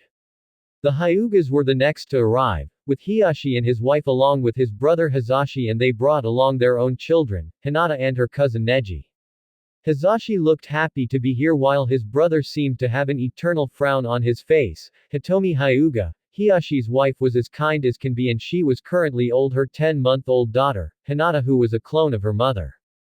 And finally were the Uchiha. Fugaku Uchiha, just the same as Hiyashi, had this permanent frown on his face. While Makoto had become good friends with Tsunade following Naruto's little adventure. The Uchiha matriarch would sometimes visit with her eldest son, Itachi Uchiha, who was absent at the moment. Although Tsunade got the sneaking suspicion that Fugaku didn't approve of Naruto, too bad, Naruto was here, he could do nothing about it, and everyone was happy. Every one of the visitors had brought gifts for Naruto. Some brought toys, others brought clothes. Shibi Aburame gave him a book on insects. All of them were simple, but sometimes the simplest things would be the most valuable.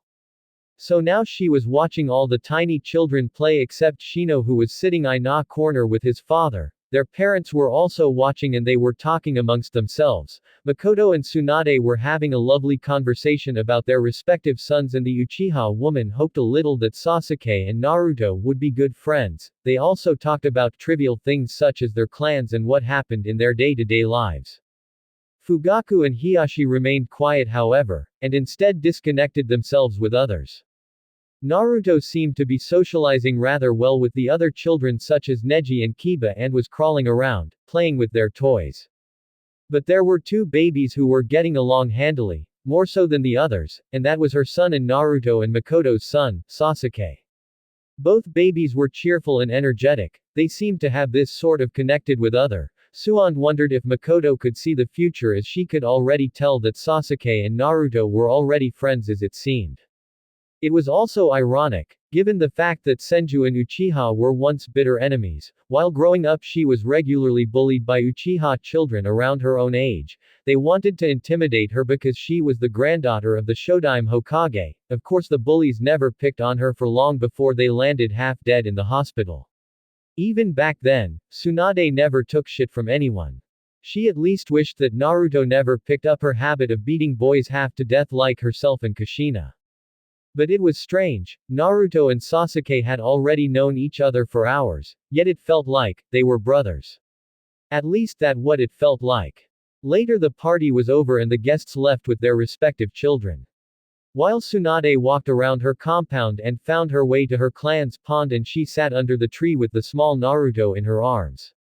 And for the rest of the day she sang the child lullabies that her own mother sang to her. Soft and melodious, the leaves danced with her lulling voice and the wind echoed it across the sky, the waters of the pond rippled and vibrated. The toddler in her arms was near the grasp of sleep, and Tsunade kissed as she saw his eyes. But one little word made her heart beat with a warmth she hadn't felt for a long time, nor did she think she would ever feel it again. "Mama," said Naruto as he closed his eyes and drifted off to a blissful sleep, never seeing the lone tear of happiness cascade down Tsunade's cheek. Her son, being with her son, was standing next to heaven itself. 231 Chapter 5, The Dragon and the Tiger. Rebirth of the Two Sons. Disclaimer. I don't own Naruto. The Dragon and the Tiger. Konoha, the strongest hidden village, was enjoying the peace it had ensured, and the trying times it had suffered had passed. Children of all ages were playing games with one another, unknowingly training their skills to the force of strength of their village. The children were seen as the hope and the future of Konoha. People would gladly lay down their lives to protect the children and their home, as part of their indomitable will for their village. But also, they would serve as role models for the children, guiding them and raising them to be honest and just people. That was what the will of fire was. The will of the village. Spring was in the air, coating the mood and livelihood of the village with warmth and passion. The air itself carried the scent of the season, uplifting the people's moods and their well-being. Spring was a time for goodwill and compassion which people shared with the other. But it was the summer that people were looking forward. The time of summer was a time for joyous celebration and life. Everyone in the village never treated the other unjustly and discriminately. Clans, shinobi and civilians alike mingled with others, establishing friendship and unshakable bonds. They wished for each other's safety and happiness while also showing sympathy for others and their close ones. The village that every person would treat the other fairly and equally, as this world had enough negatives in it. However, this peace and kindness could only be brought about through sacrifices of one life, love and possession. There was a time when the village felt a great despair and hatred, that was only thwarted thanks to the heroic efforts of those who would sacrifice everything.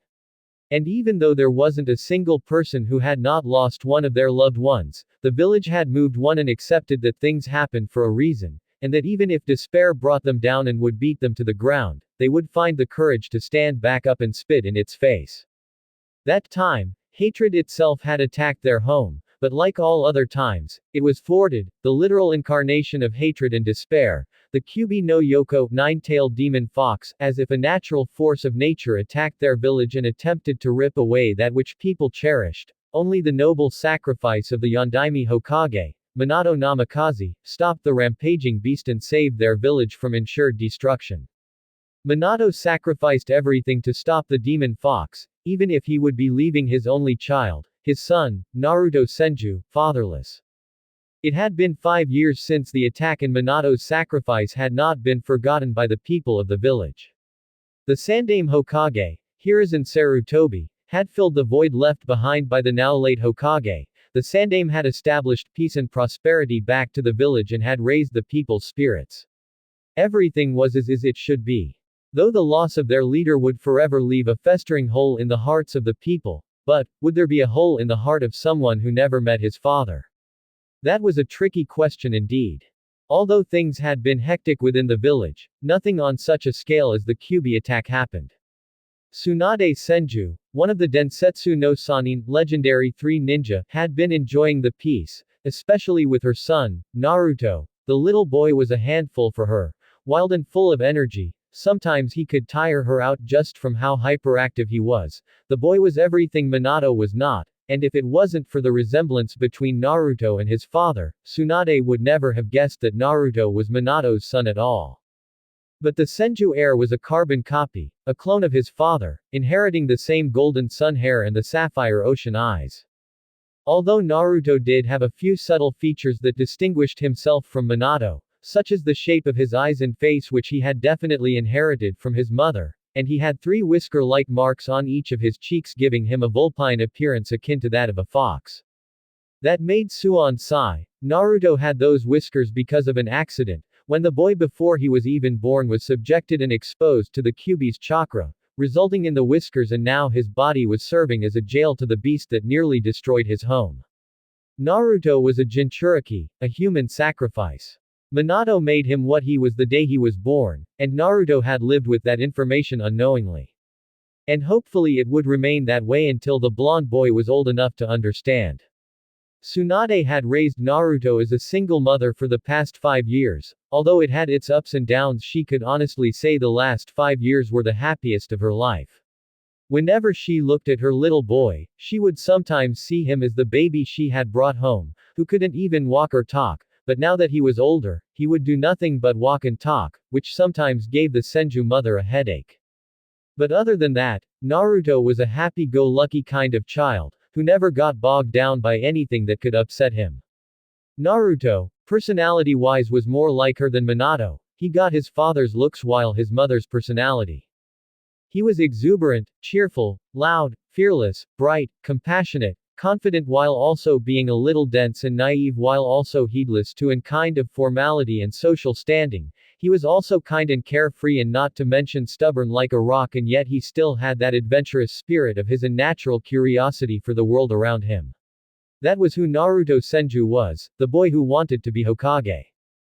Naruto, ever since he could walk, wanted to be Hokage, just as his father and great-grandfather before him. This was the byproduct of Naruto wanting to prove that he wasn't the honorable son of the Yondaime Hokage, or the honorable descendant of the Shodaime Hokage. He hated it. His parents gave him the name, Naruto, and he prided himself on that name since discovering that it was in a way, Jiraiya who gave him that name, and he wanted to be recognized as his own person and not what people thought he was. That was what Naruto wanted to be. So now, she and her son were sitting in her clan compound under the sakura tree by their pond feeding ducks. Both were wearing traditional attire of their clan. Cloudy blue pin-stripped high-waist pants, red obi, kimono shirts which held Tsunade's ample bosom nicely, and a white long-sleeved haori reaching below the waist and had their clan symbol emblazoned on the back. It was around that time that a group of ducks, a mother with her babies, swam in the pond and doing whatever ducks enjoyed doing. Tsunade softly and gently dipped her index finger in the pond, disturbing the water and motioning for the ducks to approach them. When they swam near the two, Tsunade held out her hand, revealing breadcrumbs and bits. The ducklings, unafraid of the blonde Senju leader, swam up to her and gratefully ate the bread from her hand. While her son was holding a large loaf of bread, presumably for the ducks to eat. "Naru-chan, do you want to feed the ducks?" asked Tsunade with a sweet smile, to which her son nodded until a devious idea popped into his head. Something which he thought would find funny. Naruto hefted the large loaf of bread and hurled it at one of the ducklings, where it impacted against the small bird, sinking it into the water and eliciting a small cry from the bird. "Naruto, why would you do that?" questioned Tsunade at what she just saw, a little shocked by it. She knew her son was not cruel by any means, but she had to wonder why he would do such a thing to the duck. The baby duck, which was hit by Naruto's bread, then surfaced and made a little moaning sound. The mother duck, seeing her baby in distress, swam over and comforted her child and turned her attention to Naruto with an angry look in her eyes. The mother duck swam out of the pond and bit onto Naruto's leg in an aggressive manner, hurting the small Senju and making him yell in pain. Naruto in response tried to shake the bird off his leg while continuously screaming, "Ow!" The mother duck wasn't happy that one of her children was attacked by the Senju heir, so vented her protective nature on Naruto. Tsunade in response gently pulled away the mother duck from Naruto's leg, to which her son ceased his screaming after having the animal pried off his leg. Tsunade then placed the duck back into the pond, where the duck joined her babies and swam away to a different part of the pond, with the baby ducks trailing after her away from Naruto, who curled his legs to his chest and pouted at the ducks swimming away. "Stupid duck. Why'd she do that?" questioned Naruto, glaring at the ducks who caused him trouble. Tsunade then sat a little closer to Naruto and decided to offer some of her motherly wisdom to him. "Naruto, that's what moms are like, if you mess with their babies." She then tickled Naruto while pretending to bite him. "They're gonna bite you back." She then hugged Naruto close to her and just watched the scene before their eyes, simple and peaceful. It were the small moments in Tsunade's life that made them all the worthwhile and rememberable. She took comfort in the simplicities, and that was all she could ask for. She was also happy that Naruto didn't become what she thought he would, arrogant and cruel. She feared this when the villagers kept stroking Naruto's ego and kept rewarding him things for what she or Minato had done. Naruto hated it. He just wanted to be treated as if he was a normal boy, but she knew that normal could never happen for him. There was too much craziness in his blood and life for him to be normal. It was also hard for him to make friends, since most children were intimidated by him, because of his status and ties to her and the village leaders. He was very much alone, but it wasn't enough for him to not be happy. "Hey mom, we'll always be together, right?" said Naruto with a big smile, but made Tsunade's own smile fall, as what would come in the future and what Naruto was saying would never happen. She dropped her smile in order for her to think over his words. "Naruto, it's time you know that you know some wisdom, and a message that my mother gave me. Just as the sun and moon replace each other when night and day comes, and how the seasons change according to the cycle. Not many things in this world will last forever, and just as a cycle, we leave this world for another, leaving behind those we care for. We never last forever and we must always leave, but we will always be together, even if you never see me again. For I'll be right here, with you, in here, said Tsunade pointing to Naruto's chest, more specifically, his heart, to which her son placed his hand over his heart. You'll always be in here? Queried the small boy, to which his mother nodded and with a smile on her face that was filled with nothing but love. Is Dad in here too? Spoke Naruto with his hand still over his heart. Tsunade knew that Naruto would never have the chance of meeting his father, he would never truly know his father's love, so to be with him, in a sense, and the stone faces on the mountain was the closest connection he had to Minato. He is in there, and he will always be in there, until it's your time to leave, said Tsunade, kissing her son's forehead, an act of love she had been performing since he was a baby, and she held him close to her for the rest of the day. Someday, Naruto would fully understand her words and the meaning behind the words. He was 5 years old, there was still much of the world he didn't understand. So she would enjoy the time she had with him, until she would leave. Naruto and Tsunade were walking through the clan compound. Today was a history lesson for her son, who was the last Senju, and as such Tsunade would need to spend a lot of time informing Naruto of their clan customs, traditions and history. This information would be used for Naruto to someday teach his own children about the clan. Tsunade of course first taught Naruto the basics of the clan, such as they were the strongest and most feared and their enemies would fall over themselves in fear of facing the Senju. She also showed him several rooms where the clan relics and jutsu were kept, and everywhere in the compound were walls with paintings of clouds and dragons breathing fire and spitting water. When Naruto questioned his mother about it, she answered that since the founding of their clan, the Senju have been likened to dragons, just as the Senju were masters of all forms of jutsu from ninjutsu, genjutsu, taijutsu, dragons were masters of sky, sea, land, inhabiting any and all planes of heaven and earth. So when the first Senju heard of that, they incorporated dragons in their architecture, customs and lives. When Naruto asked what had happened to the dragons and how they seemingly disappear from the world, Tsunade bluntly answered that they were hunted down to extinction, all in the name of glory and honor, something to which Tsunade was disgusted by, as dragons were once vast and plentiful on the world and the only glory you would get from a dragon was seeing one and being in its presence, not for sport. One mural Naruto saw depicted 2 dragons drawn as if their bodies were flames breathing fire onto a man, almost as if they were bestowing a gift onto him. The sight amazed the small eyes of the blonde-haired boy, and he wondered if at all, that he could see a dragon, if the possibility that they were still alive out there. He then rejoined his mother as they kept walking around the compound. They eventually left the building they were in and Suan took Naruto to a certain place in the compound, a temple the Senju have safeguarded since they first settled in the village. Tsunade then pressed her hand into a small circle which was located on a large, golden, circular door. She then sent some of her chakra into the door where it opened. Tsunade ushered her son in and they found statues with headdresses, most of them with mean faces, and no 2 statues were the same. In the middle of the room was an image orange-red lotus made of fire. This is a place where the Senju would practice our taijutsu here in the compound. This temple has been around since the founding of the village and was created by the Shodaime for aspiring ninja from the Senju clan, explained Tsunade as her son took in the sights around him. What's up with the statues? Questioned Naruto as he stared at one in particular.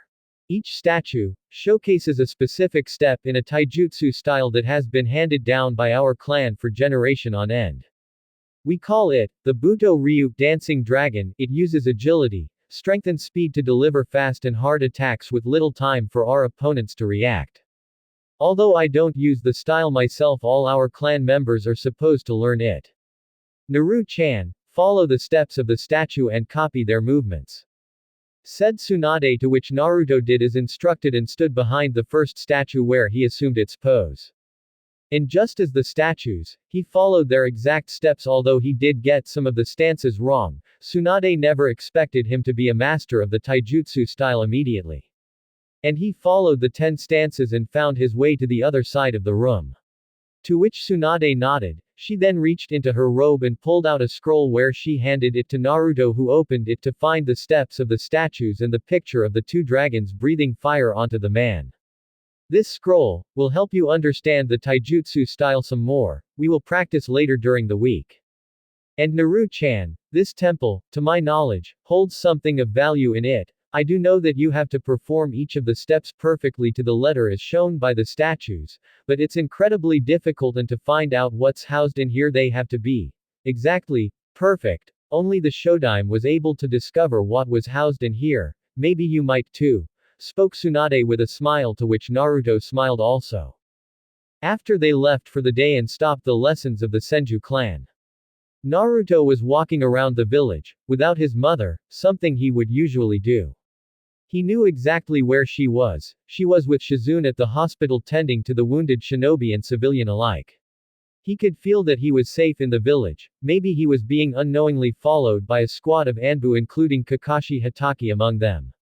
He made his way to one of the forests that was in the village. He strafed by the trees and the leaves patted his head. He felt so alive in a forest that he might actually be able to sleep in one. Maybe it was because of his family ties to forests and such. He was disappointed by the fact that there were no more dragons left in the world. He really wanted to see one. What they were like, what they ate. Dragons simply fascinated him. He didn't know where he was going, just to someplace, but it felt like he was being drawn to something. He then saw something. It was strange, like it was covered in stone. It was surrounded by twigs and such, and leaves dotted its form. It was an oval shape, and Naruto didn't know what to make of it.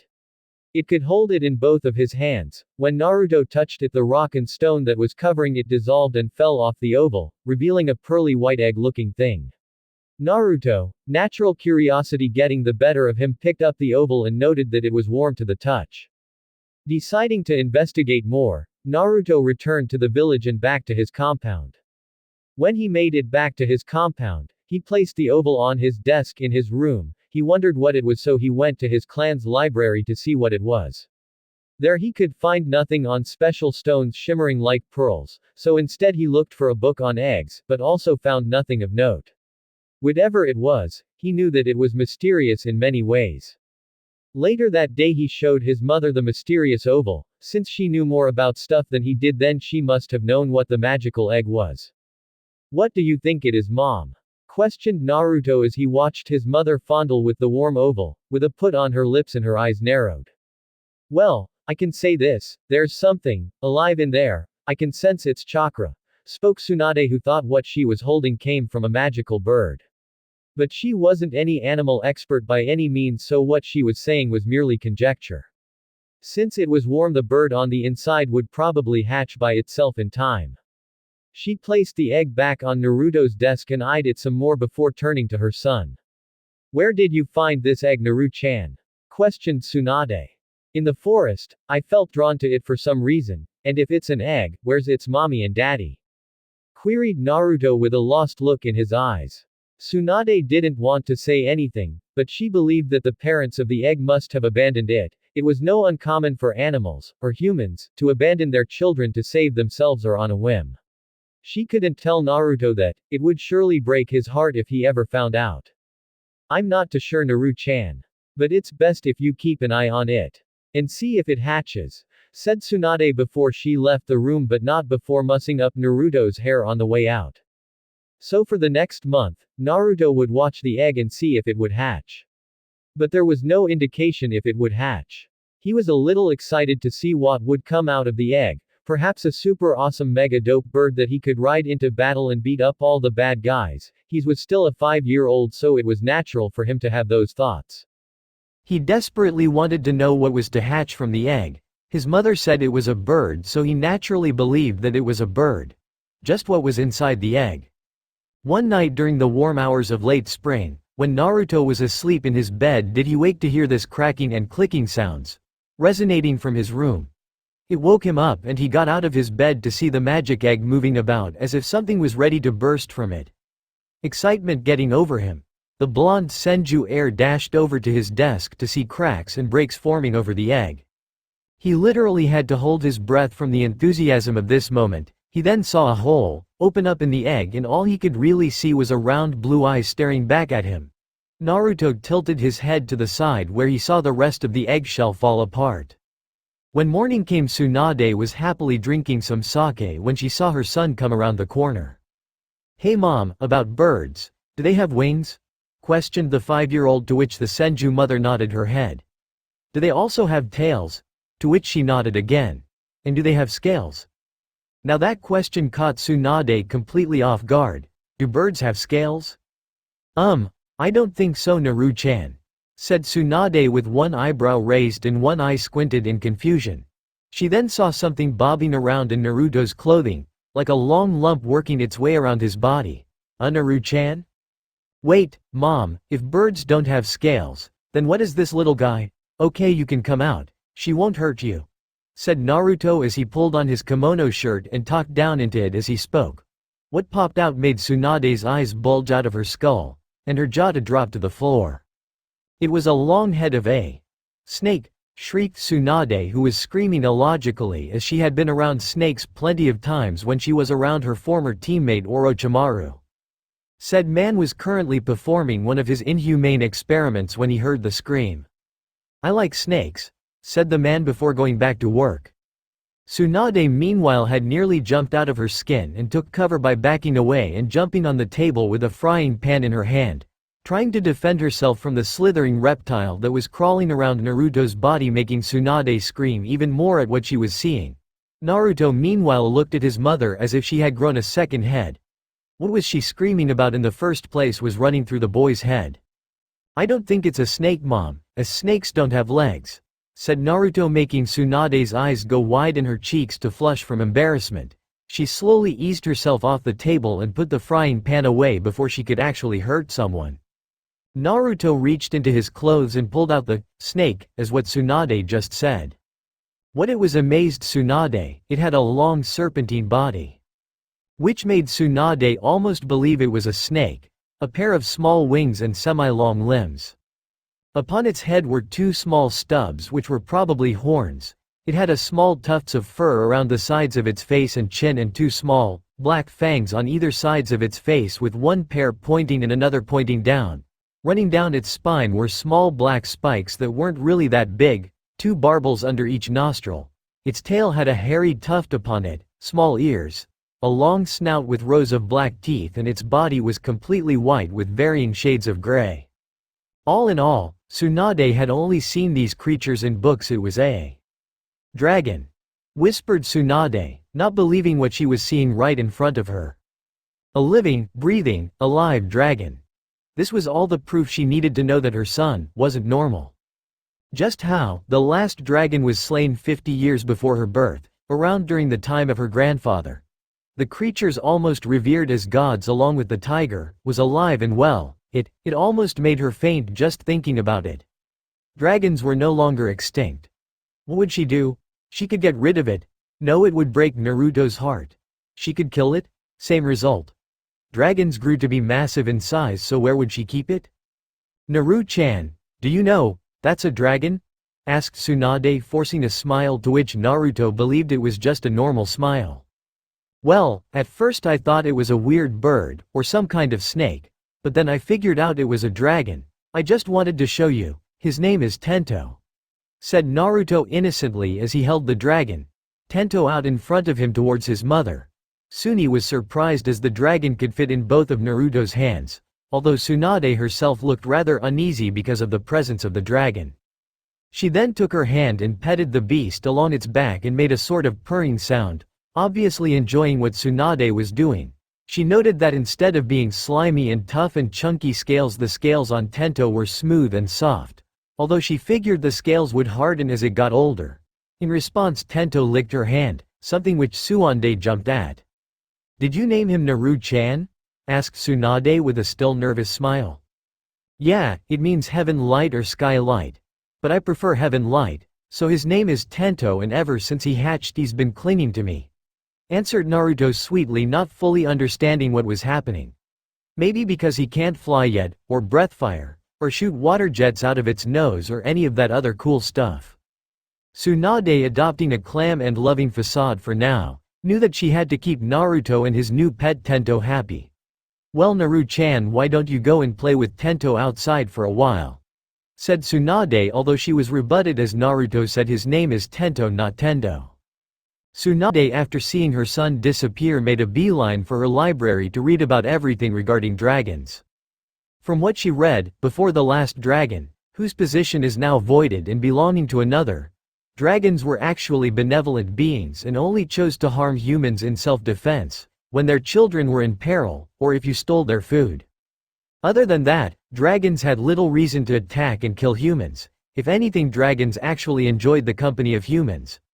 But they were extremely defensive of their young. So why didn't Tento's parents attack Naruto? Was Tento abandoned? And if so, then Naruto has become the dragon's parent? So many thoughts were rushing through her mind. This could end badly, as some people may want to kill Tento for glory for slaying the last dragon. However, this could also be good for her. The dragon was associated with her clan just as the Nara clan were associated with deer. Some other clans may take this as a sign of good fortune and would claim that the Senju would have a happy future. This was all too much for her. However, this may be good for Naruto. He didn't have many friends as all the other children were intimidated by him. Perhaps this dragon could be good for him. From what she read, Tento had little reason to attack Naruto. Perhaps she would talk to Sarutobi about this. She needed his wisdom. "So, a dragon," said Sarutobi, puffing on his pipe with Tsunade in front of him.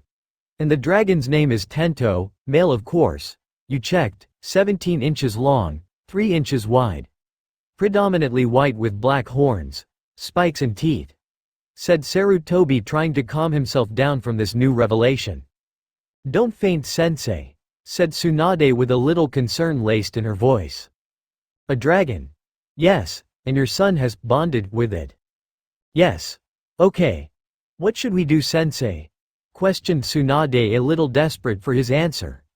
Sarutobi smacked himself in the face and adopted his stalwart Hokage demeanor. He could already imagine a certain bandaged man who would be frothing at the mouth from the idea of a dragon under his thumb. "We do nothing," said Sarutobi, which made Tsunade gobsmacked at the man. "Wait, what do you mean we do nothing?" yelled Tsunade, who got out of her seat and started shaking her former teacher around like a rag doll. "The dragon hasn't left Naruto's side, has he?"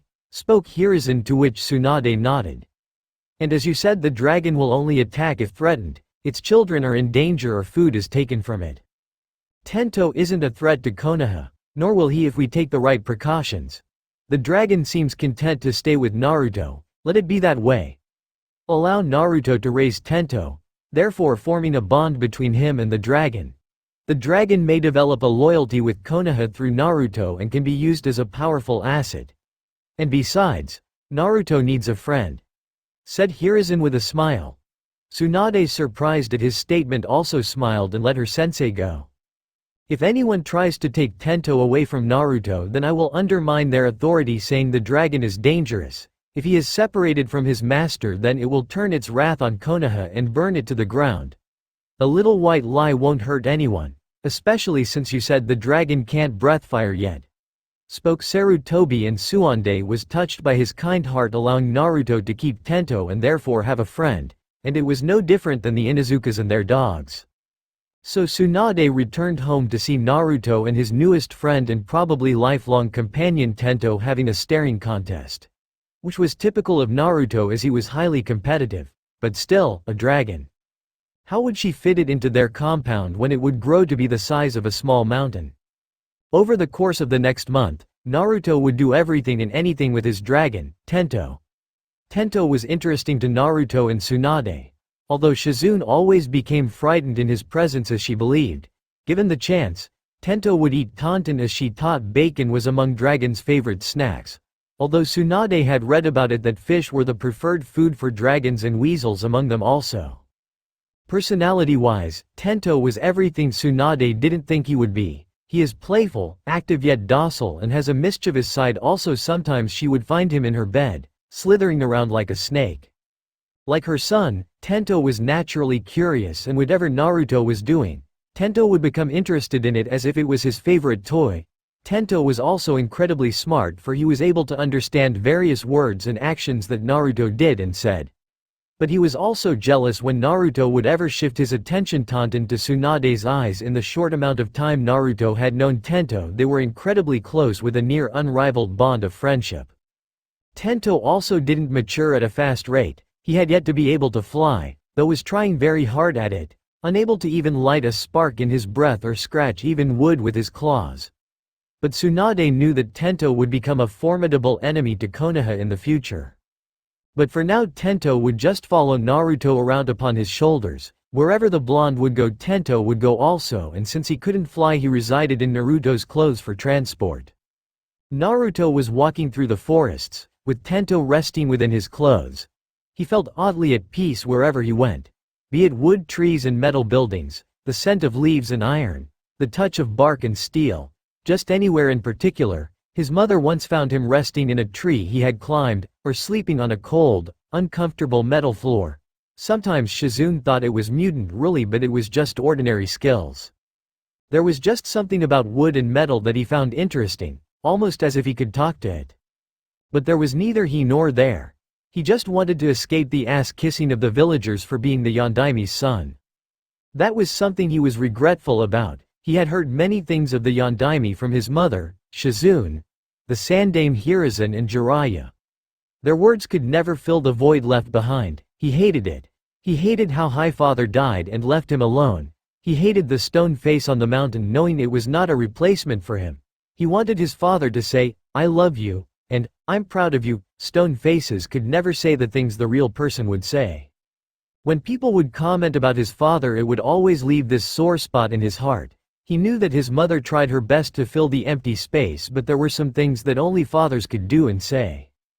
"Come on, just had to get it to the other side," said a voice, making Naruto snap his head to the side to locate the position of the voice, while Tento popped his head from Naruto's robes near his collar to also find out where the voice was coming from.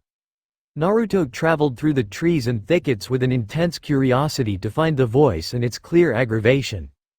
"Almost there, come on," spoke voice, piquing Naruto's interest even more. When he finally found the source of the voice he widened his eyes to see a boy around his age skipping stones across the river, which just happened to be the Tenryu, Heaven Dragon, River. Each time the boy threw a stone it would only just miss its mark, which was the other side of the bank. Naruto noticed that the boy was fair-skinned with onyx eyes and black shin-length hair with bangs framing the sides of his face, and his hair was spiky at the back, resembling a duck's butt. He wore a dark blue shirt with the symbol of the Uchiha clan, which was a fan, one half red and the other half white. He also wore white shorts and sandals. "Just one more time," said the boy as he reared his hand ready to throw the rock across the waters of the river and hopefully reach the other end of the river. "Hi, I'm Naruto," said Naruto as he suddenly appeared behind the boy with a big smile on his face and his hand in the air signaling who he was. The black-haired boy, in response at being startled at the new voice, spun around and accidentally threw the stone he was holding, which smacked itself right in Naruto's forehead. Naruto, after being struck in the head, fell to the ground with wide white eyes, his arms and legs splayed about and yellow birds flying around his, while the black-haired boy had his jaw open and his eyes wide and white. Naruto held his hand to his forehead and sat up in a sitting position. "You bastard! Why'd you do that?" yelled Naruto, suddenly growing sharp teeth and with literal fire in his eyes, catching the black-haired boy in surprise and cowered under Naruto's roar a little. "You're the one who surprised me. I have super cat-like reflexes, so that's how I'm so aware of stuff," yelled back the boy, putting Naruto in his place. "You just wanted to hit me with that rock and you know it. Guess you can add excuse making to your annoying habits," yelled back Naruto as he got off his feet and pointed a finger at the black-haired boy, whose jaw dropped to the ground in exasperation. "What the fuck are you on about? And who's making excuses now?" replied the boy, who gripped his fist where veins appeared on his fist and he adopted multiple tick marks on his head, and like Naruto his teeth became comically sharp. "This asshole," thought both boys at the same while they butted heads and grinding their teeth while staring intently in the other's eyes. "I know a way to see who's right," said Naruto, dropping his angry visage and took on a light-hearted demeanor. "We'll skip stones, the first to make it the other side wins. And who'll go first? If I may ask, responded the boy with a slight pout and an eyebrow raised at the hyperactive nature of the blonde in front of him. We'll decide through rock paper scissors, said Naruto with a big smile, to which the boy almost face-faulted at the answer. He then brought out his fist in front of his rival. Rock paper scissors, said the two at once, and both landed on rock. Rock paper scissors. But this time they both landed on scissors, which the two became increasingly annoyed at the other. Rock paper scissors. They tried again but both landed on paper, to which tick marks appeared on their faces. One more time. Rock paper scissors. And for the final time they landed on their respective hand gestures. Naruto was rock while the black-haired boy was paper, making said boy smirk at his victory. You cheated, mumbled Naruto, to which his counterpart questioned how you could chest at rock paper scissors. Alright, watch this, said the boy as he picked up a stone and skipped it across the water, to which it bounced a total of 3 times before sinking into the water with a splotch, causing the boy to have a straight face so to hide his annoyance in his actions and his form to shake in irritation at his failed attempt of stone skipping. Ha! You suck, watch pro handle this, said Naruto as he picked up a stone and retracted his arm ready to toss it across the water. He threw the stone with great speed and power at the water, hoping it would make it across to the other side. However, it didn't even bounce and merely sunk into the water. Naruto's sweat dropped at the result and to cry on the inside. So you're a pro, are you? Questioned the boy as he crossed his arms and smirked at his blonde-haired rival. Shut up, you asshole. You stood behind me on purpose so to distract me. I can see into your mind and shit, and I know what you're thinking. Yelled Naruto with flaming eyes as he pointed at the black-haired boy. Oh yeah, sure I was. Yelled the Uchiha boy with sarcasm laced in his voice. But then he found himself tackled to the ground with Naruto wrestling him into the ground. See, you just confessed. Yelled Naruto as he physically squabbled with the boy. Obviously Naruto did not understand sarcasm and mistook the boy's confession to be true. They spent the next half hour wrestling like little boys, which they were, to see who could get the upper hand over the other. They were shouting obscene things at one another, such as tossing each other into the water or hanging them up in trees by their underwear. Eventually the boys became so tired after fighting each other that they were panting heavily and on their butts. Seeing as how neither of us can decide. What were we talking about again? Questioned Naruto as he had continued wrestling with the other boy just for the fun of it. Yeah, I can't remember what we were talking about also, said the Uchiha boy as he and his rival got up off the ground. So why were you out here in the first place? Asked Naruto as he dusted himself off and stared at the Uchiha in front of him. My older brother told me that he trained in shuriken jutsu by throwing stones across a river, and that if your stone could make it to the other side. Well, he never told me what would happen after it reached the other side, so I've been training out here since the sun came up, spoke the boy, explaining his reasons. Cool, guess I have to give it a try. Perhaps if we came back here tomorrow, we can throw stones together, said Naruto. Let's make that a promise. The blonde Senju then held out his hand and formed the seal of reconciliation, but this time it would be used to form a promise between the two. The other boy smiled and also made the seal of reconciliation and intertwined his fingers with the blonde's, forming their promise and their future friendship. You know, I never caught your name, said Naruto with a smile, happy that it seems like he had just made a new friend, something he's wanted for a long time. It's Sasuke, Sasuke Uchiha. I don't need to know yours since you yelled it in my ear, spoke the now revealed Sasuke, smiling a little at having a friend to whom he can train with. Well, you'll hear it again. I'm Naruto Senju, said Naruto with a large grin, to which Sasuke also smiled at, not truly knowing who was standing before him.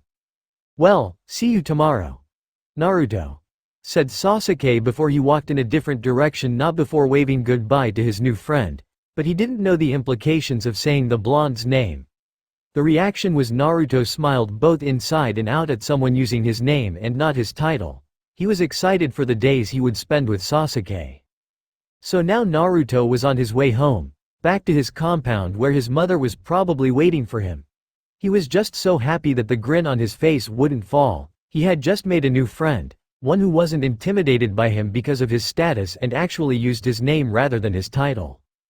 Guess making friends was easier than I thought, huh Tento, stated Naruto as he looked down his kimono shirt to see his small dragon pop his head out from the robes and make a chirping sound in response, and then took cover back into Naruto's clothes. Naruto had also discovered that Tento was shy around new people as he mainly kept himself hidden when Naruto was talking with Sasuke. Naruto looked up into the sky and noticed that the sun would be setting soon, in a few more hours, although he was free to wander around the village without qualms, as a squad of Anbu would always trail him unknowingly. His mother didn't appreciate it when he was out after dark. She had this overprotective nature of hers that made her baby him whenever she saw the chance. She was freaking out and nearly had a heart attack when he got a scratch on his cheek one time and took him to the hospital for intensive treatment, only to discover that her fears were unwarranted, causing her said son to sweat drop at her for the rest of the week. He then heard the sound of crying to his right. It sounded shrill and in distress but wasn't enough to catch any adult's attention to the matter. Tento popped his head out of Naruto's robes and slithered around his shoulders, probably sensing something was wrong. Naruto looked to his right down a large alley where two boys he recognized from all the times he played at the park with his mother's watchful gaze. He knew the two boys as Hibachi and Unagi, two bullies that roughhoused kids and took their money. Their targets were only civilian children and lesser members of clans. They never bothered Naruto as he was a clan heir, and they wouldn't bother any high social standing kids in their clans. Hibachi was around Naruto's height and had long brown hair that was trapped in a hat and a yellow short and green shorts. Unagi was a bespectacled boy with long brown hair. He wore a blue tracksuit, red shorts and a green headband around his forehead. They were currently picking on a girl shorter than them. She had exotic bright pink hair with bangs that framed her forehead and face, emerald green eyes that made him believe that there was actual jewels in her eyes. She was wearing a sleeveless white blouse with a yellow dress underneath and sandals.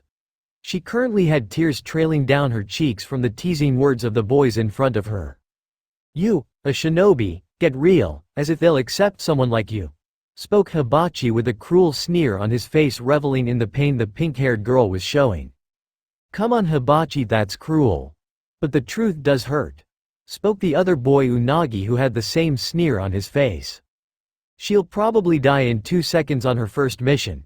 As if she'll amount to anything but an annoyance," continued Hibachi with his torment on the pink-haired girl.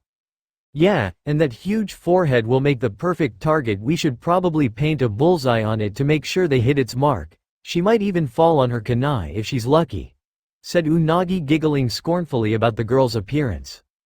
Hibachi, snickering a little at what his friend said, finally took notice of the girl holding something close to her chest and cradling it protectively. Hibachi reached over and plucked the thing away from the girl, who put up a fight by tugging back on the item, but ultimately the bully wrested it from her hands. "Medical ninjutsu basics," said Hibachi as he examined the book in front of him. "I guess that when you die from a cut you can heal it again, only to die later on." Give me my book back," whimpered Sakura under the fierce gaze of the boys in front of her. "Oh, and what ya gonna do about it? Hit us with your big forehead." He came to regret those words as the pink-haired girl did exactly as he said, head-butting him in the nose, causing it to bleed and him to scream in pain. The other boy, seeing his comrade get hurt, pushed Sakura against the wall hard where she hit her head. Both boys got up from the ground, and it didn't matter if she was a girl, they were gonna beat her up anyway.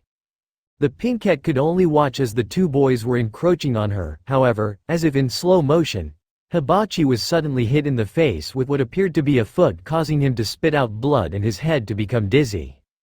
Unagi, seeing his friend fall to the ground, looked up to see a boy wearing formal attire of the cloudy blue pin-stripped high-waist pants, red obi, kimono shirt and a long-sleeved haori that extended to the waist. Unagi, although scared, went to attack the boy only to have a foot strike his crotch, causing him to keep over in pain at man's only weakness. Hibachi, getting up off the ground, ran at Naruto wanting to beat him up, except Naruto performed a move of the Buto Ryu with both hands placed on the ground and his right leg extended, tripped Hibachi over, making the boy land flat on his face and to cry a little. Unagi, having just recovered from the assault on his crotch, tried to punch Naruto, but it ended in the same result because Naruto, being a clan heir, was trained from the moment he could walk and performed another move of the Buto Ryu where he launched a fist with his other hand by his side ready to attack again. Naruto's fist smacked right into Unagi's chin, dazing the boy long enough for Naruto to kick him in the crotch again, this time more painful than the last. Knowing that they couldn't beat Naruto with their limited skills, Hibachi and Unagi ran away so to not be beat up any more than they were. At that moment Tento slithered out of Naruto's clothes and roared at the two boys, which sounded like a quiet squeak which wasn't intimidating in the least. Naruto turned to the girl to see her staring in amazement at him, just wondering who the golden-haired boy was before her. Naruto saw the book the girl was carrying on the ground and picked it up, where dusted it off from all the dirt. He handed the book back to the girl, where she accepted it without question and always with that look of amazement and admiration in her eyes. "You know, medical ninjutsu is cool, my mom's awesome at it," said Naruto, to which the girl's mind rebooted and took in what he had just said. Thank you," said the girl, blushing a little at his compliment. "You know, now that I look at it, your forehead is massive," said Naruto, not knowing what he was saying, as the girl's blush disappeared and some tears were beginning to swell in her eyes and she was about ready to cry again. "It's very cute," said Naruto with a large smile, causing them to nearly stop crying and look at Naruto in a new light. Never before has anyone complimented her forehead rather than insulted. She covered her hair over her forehead, unknowingly fueling the bully's teasing. Sakura blushed at his words and she instinctively rubbed her forehead, seemingly gaining a new adoration for the feature she hated most. "The name's Naruto," spoke the blonde active boy with a large smile at the girl in front of him. I'm Sakura," replied Sakura nervously and covering the lower part of her face with the book she was holding, and looked toward the ground, a little nervous into looking into Naruto's eyes. She then found ocean blue orbs looking directly into her own eyes as Naruto lowered his head and body so to meet her gaze. "That's a pretty name, just as pretty as your hair," said Naruto, smiling a little, looking Sakura in the eyes, causing the little girl to jump a little and to crouch to the ground with her back to Naruto, while a blush was on her face and she was puffing her cheeks, enlightened and embarrassed by his words. "So you're interested in medical ninjutsu?" stated Naruto, to which Sakura got up onto her feet and replied to his statement. "Yes, I broke my arm and my mom took me to Tsunade-sama, and she fixed it, and now I like medical ninjutsu and want to be just like Tsunade-sama," replied Sakura. "Cool, my mom's Tsunade and she's the greatest medic in the world," spoke Naruto, surprising Sakura, revealing the fact that he was the famous heir of the Senju clan. Son of the Yondaime and Tsunade. She at first thought that the heir of the Senju would be a bratty person like the bullies who picked on her and be someone just unlikable. But from what she had seen, Naruto was nothing like she thought he was. He was compassionate, brave and kind, none of the traits she thought he would possess.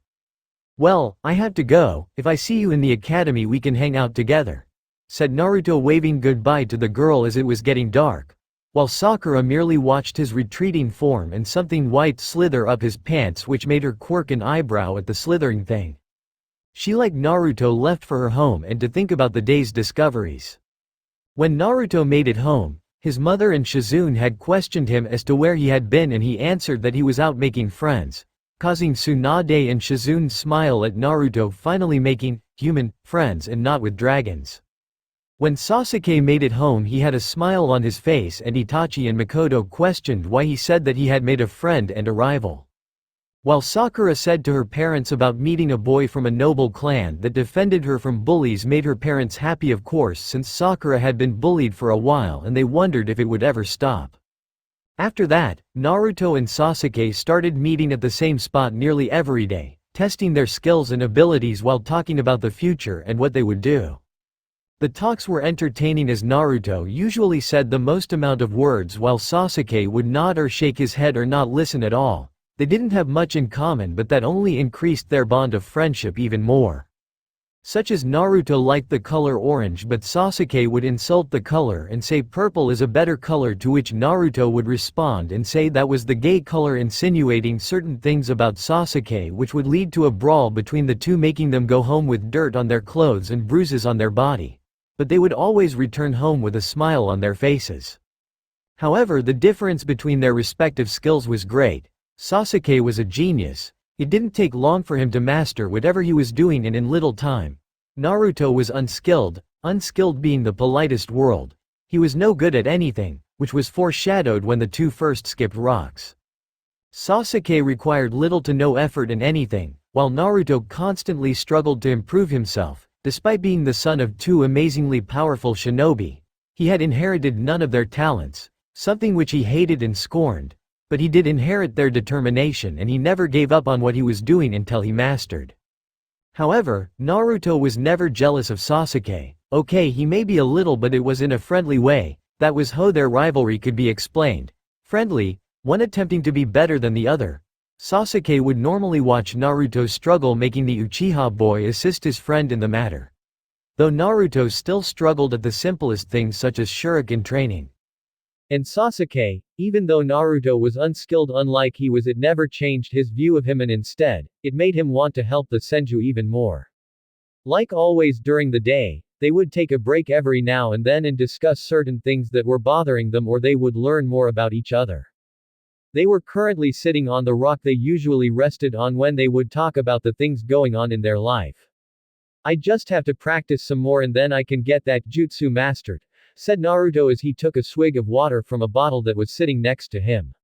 He was sweating heavily after practicing on that one jutsu he was having trouble with. He could never get it right, no matter how hard he tried. Well, I've already got the jutsu down, no point in me practicing it anymore, said Sasuke as he stretched his arms and cracked his neck as he had a very bad crick in his neck. No matter what you do, you just happen to be good at it. One day you'll find something that you're not good at and I'm better at, said Naruto with a grin, smiling at his best friend. And is there anything I'm not good at? Questioned, stated Sasuke with a smirk, to which Naruto grit his teeth comically, knowing he was right. You can be a jerk, you know that, mumbled Naruto with a pout at Sasuke, who only smirked some more at his poor blonde friend. Just admit it, I'm more awesome than you, chuckled Sasuke, to which turned his head so to not look him in the eye, knowing it would inflate his ego even more. You know, I heard something really strange yesterday, when my mom took me to the hospital to teach me medical ninjutsu, said Naruto with his eyes to the ground and a melancholy face, remembering moment from yesterday with his mother. When Naruto was 4, he was uninterested in medical ninjutsu, he'd rather just play with his toys and tauntaun, but when he got hurt, his mother had healed with him with her medical ninjutsu, which piqued his interest and he wanted to help people just as his mother did every day. So she would bring him along with her and Shizune to treat the victims of violence and disease at the hospital, and she taught him the basics, although he was having trouble grasping them as he also found difficulty in medical ninjutsu. When she healed this guy who nearly lost his leg in his last mission, she asked him why he became a shinobi in the first place, why he would seek the life of a shinobi, a life of death and death bringing. Although she did they so, it was procedure to ask such a thing. Spoke Naruto, still remembering what the man said, and shocked him to the core. He never expected those words to come out of the mouth of a shinobi of Konoha. He answered by saying that he sought vengeance for the death of his father against Iwa. He also said that he hated Iwa and anyone that lived in Iwa. He said that it was a virtue to kill Iwa shinobi, and that he also said that he would make anyone in that village suffer as he had suffered, and that he wanted them to know what pain and suffering felt like. In his eyes, there was nothing but hatred within them. Sasuke also had wide eyes at the story, as he never expected anyone to such a thing, even in front of a child. He wondered how people could do such a thing to others, acts of cruelty that they believe is just. How could they have the will to do that to one another? But still, how can someone from our village think like that? Everyone in the village loves each other like family. At least that's what the Sandyame says. They could never do any wrong to one another. But did they hate the other villagers simply because they were doing their duties? Shinobi are weapons. Weapons don't choose to kill, but the one who wields them does. Like what the Hokage said, do we really hate the other villages because they just happened to wrong them? Spoke Naruto, trying to wrap his head around the hatred in the world. And he wasn't the only person. Many other people in the hospital said something like that. Of how they lost their loved ones to other ninja. Are shinobi fated to hate each other the moment they put on their headbands? Did they just spread this thing called hatred?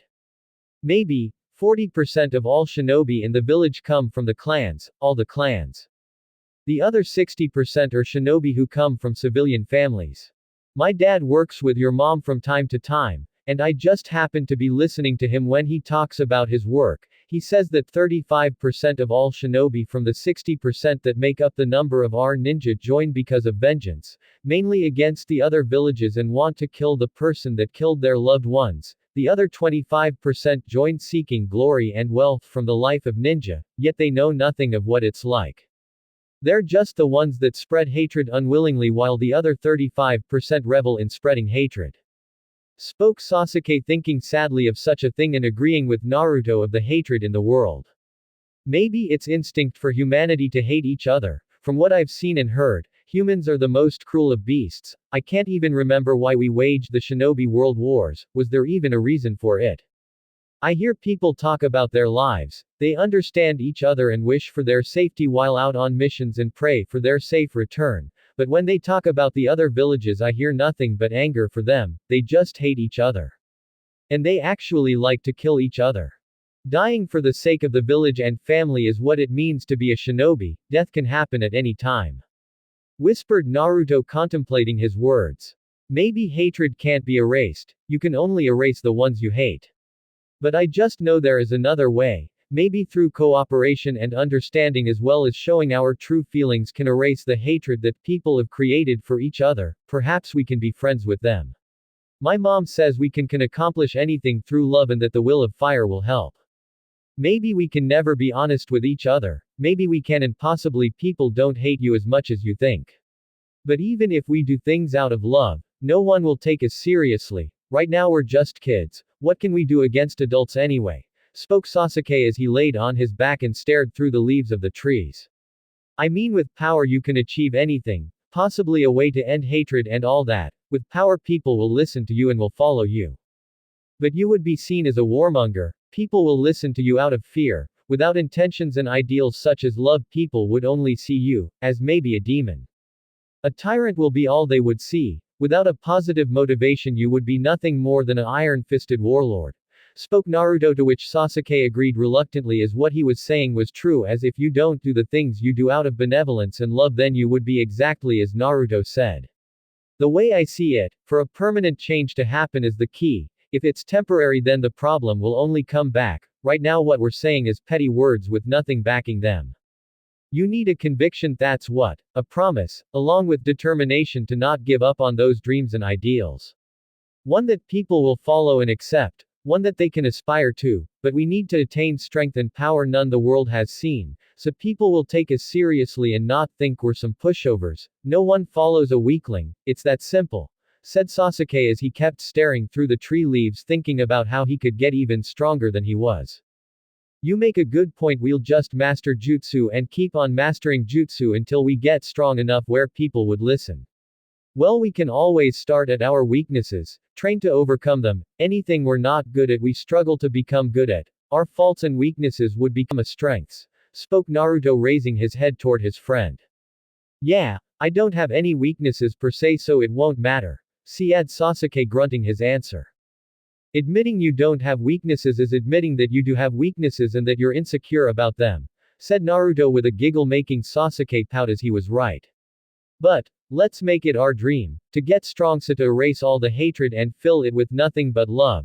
People would finally understand one another and they won't have to spread hatred and we can cooperate with each other to bring about a permanent peace. I like that. If we get strong and cooperate we can do anything we set our minds to. Said Sasuke, sitting up from the rock. A promise and a dream. Said Naruto as he held out his hand. To which Sasuke shook, affirming their dream and desires. Though you still have to work on that god complex of yours. I don't have a god complex, I told you that already. Though Naruto wasn't listening as something seemed to have caught his attention. Sasuke turned his head to look at a dark figure behind him, tumbling and falling over itself to get to the water. It had a sleek and furry body with black stripes and a white belly, and its fur was a dark gray, though wasn't dark enough to hide the stripes. It had a long flexible tail and it had red eye and black claws. It was a literal black tiger, though it was just a cub. It was mewling as if it was wounded and battered. To which it was as it had cuts all over its body. Before it even reached the water it collapsed just inches away from the water. Sasuke, seeing the cub, got up off the rock and raced over to it and picked it up gently. Naruto followed after him, only with a less fast pace. It's still alive. stated Sasuke as he cradled the small cat to his chest. The tiger was bigger than Tento with Sasuke holding it in both of his hands. "We should take it to the Inuzuka vets," said Naruto, and both he and Sasuke raced out of the forest for the vets near the Inuzuka compound. When they arrived, they immediately treated the tiger of its injuries. They also found out that the tiger was female and a rare breed of subspecies within the species. Its dark fur color was part of its anatomy and made it specifically deadly in darkness. The vet also estimated that the tiger would be massive in size when it grew to full adulthood, which was why it was a rare species, as they were mainly hunted down like the dragons. Sasuke, being since he was the one he practically saved the tiger, took responsibility for the cub and decided to raise it as its own, since the vet also said that the tiger was young enough to mistake anyone as her parent. So Sasuke returned to his clan compound carrying the purring bundle in his arms, with many of his clanmates eyeing it with amazement. The Uchiha clan, since their earliest ancestors, have been likened to tigers. Because of their sharp eyes, deadly efficiency in hunting and killing, and their stripes hide themselves in the forest as if they were an illusion. The Uchiha have the Sharingan, a battle sense and combat skill unrivaled, and like the tiger they could cast illusions as if they were stripes upon their skin. The Uchiha's halls and respective grounds had various motifs of tigers and their prey. Sasuke wondered if his father would be proud of him for finding a tiger and probably raising it as his own child. The tiger in his arms then began to stir, and it looked up toward the Uchiha with its red eyes. And almost as if the two had known each other since the day they were born, the female tiger reared its head and licked Sasuke's cheek, causing said boy to smile. "I think I'll call you Yochi," said Sasuke, to which the cub agreed and licked Sasuke's cheek again in delight, almost agreeing with the name it was given. Though Sasuke did wonder what had happened to Yochi's parents. Did they abandon her to die? Did she not have parents to begin with? Did it really matter at this point in time? Deciding not to think such thoughts, Sasuke traveled to his home to present Yochi to Fugaku. When Fugaku first laid eyes upon the tiger, he was unimpressed. It was only a baby, who could barely defend itself and whose claws couldn't pierce skin. He at first wanted to get rid of the creature by putting it out of his misery, although Sasuke pleaded with his father to allow the tiger to live. Though his words fell on deaf ears, as Fugaku wouldn't heed his words. If it wasn't for Itachi intervening by saying that the tiger represented the Uchiha most, it was a sign that it was meant to come to the Uchiha's possession, as the tiger, might was nearly unrivaled, and since the tiger was an ancient symbol of the Uchiha, it would be in the clan's best interest to keep Yochi as a sign to further the clan's honor and glory. Fugaku, listening to the words of his prodigious elder son, decided to spare Yochi on the condition that Sasuke would become entirely responsible for it. He would feed it himself, clean it himself, train it himself, and if the tiger died, Sasuke would bury it himself. The young Uchiha boy was beyond elated to hear that his friend would be spared, and he began to teach the tiger and raise it as his own. It was discovered many things about the tiger. For one, she was incredibly loyal to Sasuke, and her devotion was seen during the times when she would fetch Sasuke's shoes. She was also very passive but aggressive at the same time. She rested when she wanted to, but aggressive to nearly everyone around her except of course Sasuke, Itachi and Makoto. Yochi was also incredibly quiet, as sometimes you wouldn't even know she was there. She wasn't very playful and didn't require a lot of care, and was rather serious compared to Tento. And unlike the dragon, who was curious to the world around him, Yochi lacked any curiosity and just milled about doing nothing. But like the dragon, the tiger was beyond smart, able to understand speech patterns and hand signals easily. But still, Naruto and Sasuke discovering those certain animals, was it fate or coincidence, were the animals reflections of themselves? All answers would come together eventually. It was around a year later, with Naruto and Sasuke being 6 years old now, that they were about to register for the academy. The parents had gone through all the paperwork and everything was handled perfectly. It was an exciting day for the two boys, who were determined to achieve their own personal goals of stepping out of their father's shadow, Naruto, and emerge from under his brother's eye, Sasuke. Even the teachers were excited about this year's lineup of potential recruits into the Shinobi Corps, especially since they had high hopes for both Naruto and Sasuke, as one was the son of the Yondaime Hokage, the greatest ninja to be produced in their village, and the other was the younger brother of the prodigious Itachi Uchiha, who showed the same potential as the Yondaime. Tsunade and Fugaku were among the lineup of eager parents as they watched their children take their first steps into becoming shinobi. Although Fugaku was originally going to join Itachi for a mission which would help induct him into the Anbu, but it was Sasuke's entrance ceremony and Itachi nearly had a change of heart, instead going to Sasuke's entrance ceremony than be a part of the mission. Tsunade had come because she wouldn't miss this for the world, and she thought that the academy would be good for Naruto to see if he got over that problem of his. She had never have expected it. Despite all the potential Naruto possessed, he was born with absolutely no talent. He hated it how people say he would be a prodigy like his father when he was in fact the opposite. Though that didn't stop him from being a shinobi, he struggled every day to become stronger to improve himself, and while his growth was slow, there was no denying that Naruto was maturing at a faster rate than other children, and he also responds best with competition, and he wasn't afraid to ask her for help when he needed it. Maybe Naruto making friends would help with this stumbling block of his. She then saw her former teacher, Hiruzen Sarutobi, walk before the lined-up children and the parents who gathered a bit away. "Congratulations to all of you for entering the academy," spoke Hiruzen with a happy smile, seeing all the faces of the next generation of shinobi. Within his sight, Sarutobi could see many of the clan heirs, especially one Naruto Senju. "Please devote yourselves fully to your road to becoming a ninja, and also give your full effort in supporting Konoha and all it stands for. Believe in the will of fire, and it shall guide you through the dark and toward the light," spoke Sarutobi, before leaving to go onwards to his Hokage duties, not before giving Tsunade a warm goodbye. Naruto ran over to his mother, who hugged him tightly, much to his embarrassment, as Aevrion was giggling at the blonde Senju. "That's him, right?" said a boy who was staring at Naruto. "Yeah, it is, Naruto Senju, great-grandson of the Shodaime and son of the Yondaime as well as heir to the Senju clan," spoke another boy who was eyeing Naruto. "He's bound to be a genius, a prodigy, just like the rest of his clan and his father," whispered another boy. "He's a hunk," said a girl with hearts in her eyes, and she simply adored the whisker marks he had.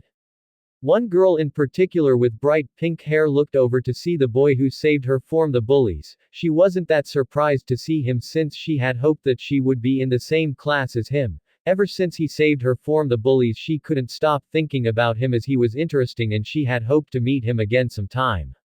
She believed that since he was the Senju heir who was also around his age, he would be joining the academy the same time as her. She smiled, knowing that she could get close to probably her first friend.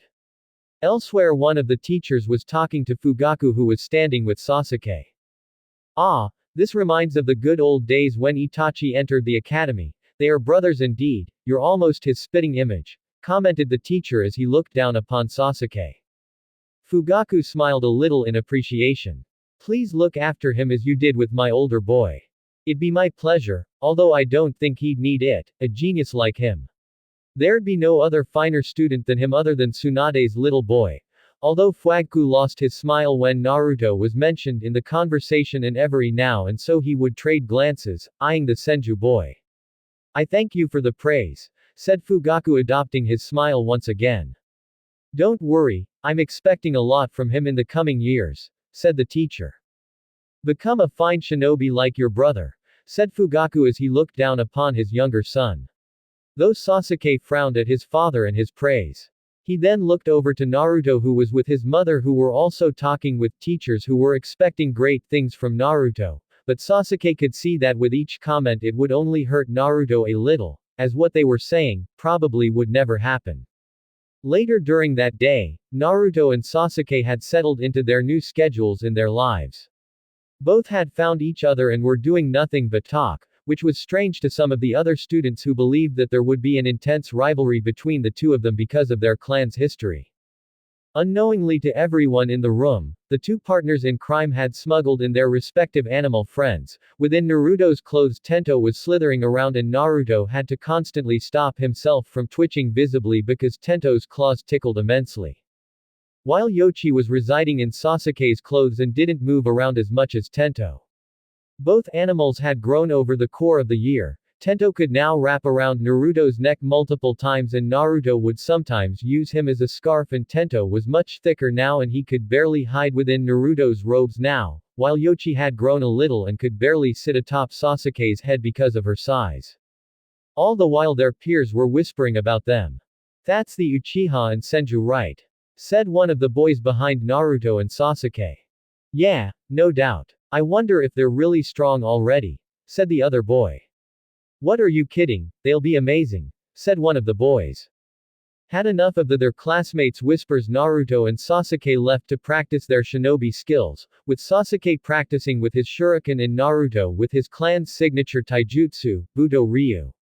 Later, when Naruto arrived home with Tento wrapped around his neck, his mother had told him that he was ready to be recognized as an adult within the clan. She wanted Naruto perform the passing of age ritual so to give Naruto some more independence, as her doting nature greatly irked him.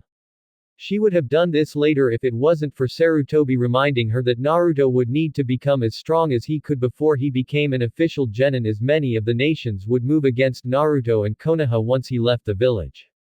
In the Senju clan, one becomes an adult once they know half the moves to the Budo Ryu, can perform the clan's signature genjutsu Jozo no Yama, Brew of the Mountain, a genjutsu that envelops the target in a state of drunken bliss, having their greatest pleasures revealed to them along with ever-flowing sake. And they can perform one nature transformation ninjutsu. As the Senju had natures connected to all of the 5 natures. So Naru-chan, I've yet to teach you Jozo no Yama, but we will come back to that later. Right now I want to discover what nature your chakra is attributed to. We of the Senju clan have always had natures belonging to one of each of the 5, while other clans such as the Uchiha clan have predetermined natures. The Uchiha clan are predetermined to fire and the Hazuka clan are predetermined to water natures. I myself have earth and water, although I hardly ever use nature transformation," said Tsunade, to which Naruto nodded to every word, enthralled by what she was saying. Tsunade then pulled out a slip of paper from her haori and held it out in front of her. "We'll be using this to discover what nature you have. Now pay attention, there are 5 basic natures of chakra. Fire, wind, lightning, earth and water. Each of the 5 great nations are named after these natures, such as our own country, the land of fire. They are the foundation of all ninjutsu and everything we learn as shinobi. Everyone's chakra mostly falls under one chakra. If you have water nature, then you can use water nature, and lightning nature you can use lightning. It's not a hard concept to understand." "So wait, Mom, you have 2 natures, water and earth," said Naruto as he scratched his chin in thought. "Once you become a jonin, it isn't difficult to develop a second nature, although it would be less powerful than your primary nature unless you train it well enough. This paper slip will allow us to know what your chakra nature is," continued Tsunade with her discussion of the chakra natures. She had gained a greater amount of patience from seemingly raising someone as hyper as her son, which helped her in many situations. "So how do we discover my nature?" queried Naruto, trying to understand his mother. Tsunade merely held up her hand and stared at the piece of paper before crumbling away into dust. "If you have an earth nature like myself, your paper will crumble and will become dust. Water nature, it will become soggy and wet. A fire nature, it will burn and turn into ash. A wind nature, it will tear in 2, and a lightning nature, it will wrinkle," explained Tsunade, to which Naruto nodded his head at her in understanding. "These papers react to chakra. They come from a special tree that is grown with chakra. If you channel your chakra into the paper, it will reveal your nature to you," said Tsunade as she took out another paper and handed it to Naruto, who held it in his hand and looked at it for a few seconds. Tsunade watched as Naruto channeled his chakra into the paper, and the result honestly surprised her. The paper tore in 2, revealing Naruto's chakra affinity as wind, which was quite rare in the land of fire since there weren't many wind users around. "So I have wind nature, don't I, Mom?" said Naruto as he kept staring at the torn sheet of paper. "That's right, now come on, it's time for you to learn your first jutsu," spoke Tsunade as she guided Naruto to their clan's library.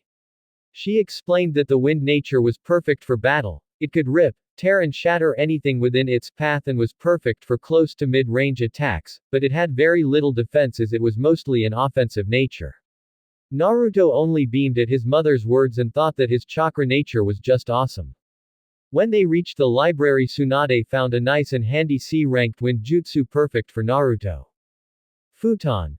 Kameidachi no Jutsu, wind release. Sickle weasel technique, a C-ranked jutsu that created a gale of scathing wind that tore apart anything in its path. Tsunade showed Naruto the hand seals for it and instructed him on how to manipulate his chakra by gathering it in his palms and forcing it out like a literal gust of wind. So she said that the jutsu was easier to perform with a fan. Naruto just claimed that fans were for girls. Alright, said Naruto, preparing himself to use the jutsu while his mother watched. They were currently in one of their clan training areas, a small field with neatly trimmed grass and tall trees. Monkey, tiger, dog, rabbit, bird, thought Naruto as he cycled through the hand seals. Futon. Kameidachi. Yelled Naruto as he performed the jutsu, but he could only create a small gust that barely moved the grass 2 feet in front of him. Tsunade only kept her face neutral at the scene. She wasn't surprised and nor was she disappointed with the scene before her. She knew that Naruto possessed chakra reserves that surpassed genin level, even though he wasn't a genin to begin with. Maybe it was because of the fact that he didn't have good chakra control. When she would teach Naruto chakra control exercises, he struggled at it. Maybe because he had too much chakra. Perhaps that was the reason, though Tsunade had this nagging feeling that it wasn't the reason.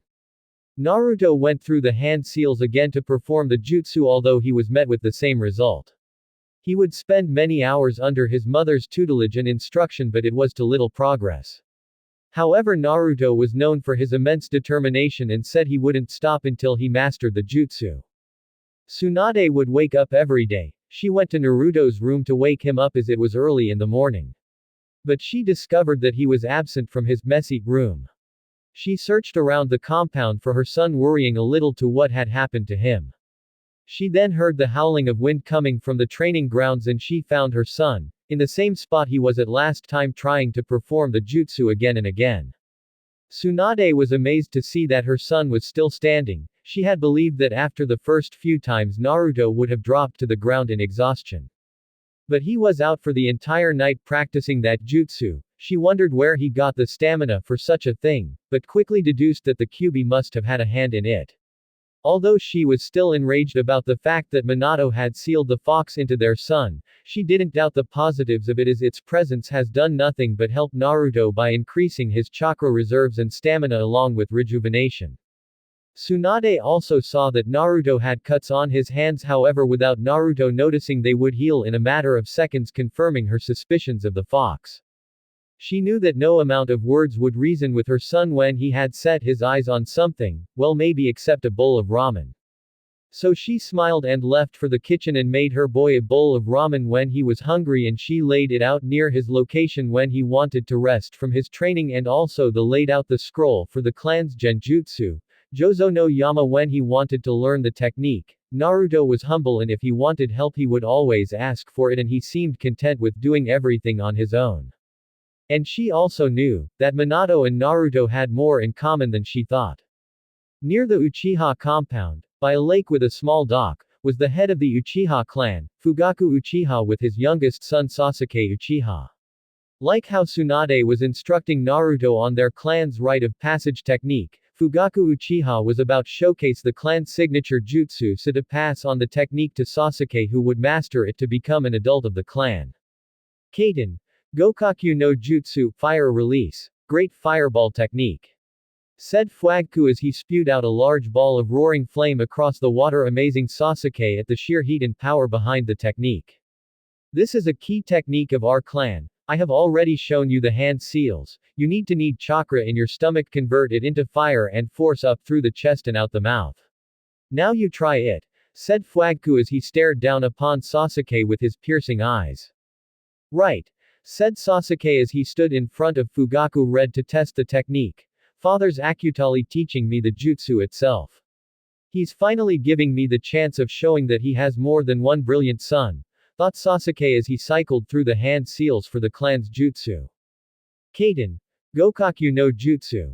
roared Sasuke as he blew out the jutsu. Though the effect wasn't as grand or as powerful as his father's, he could only produce a small flame that was minuscule in size and only barely hot.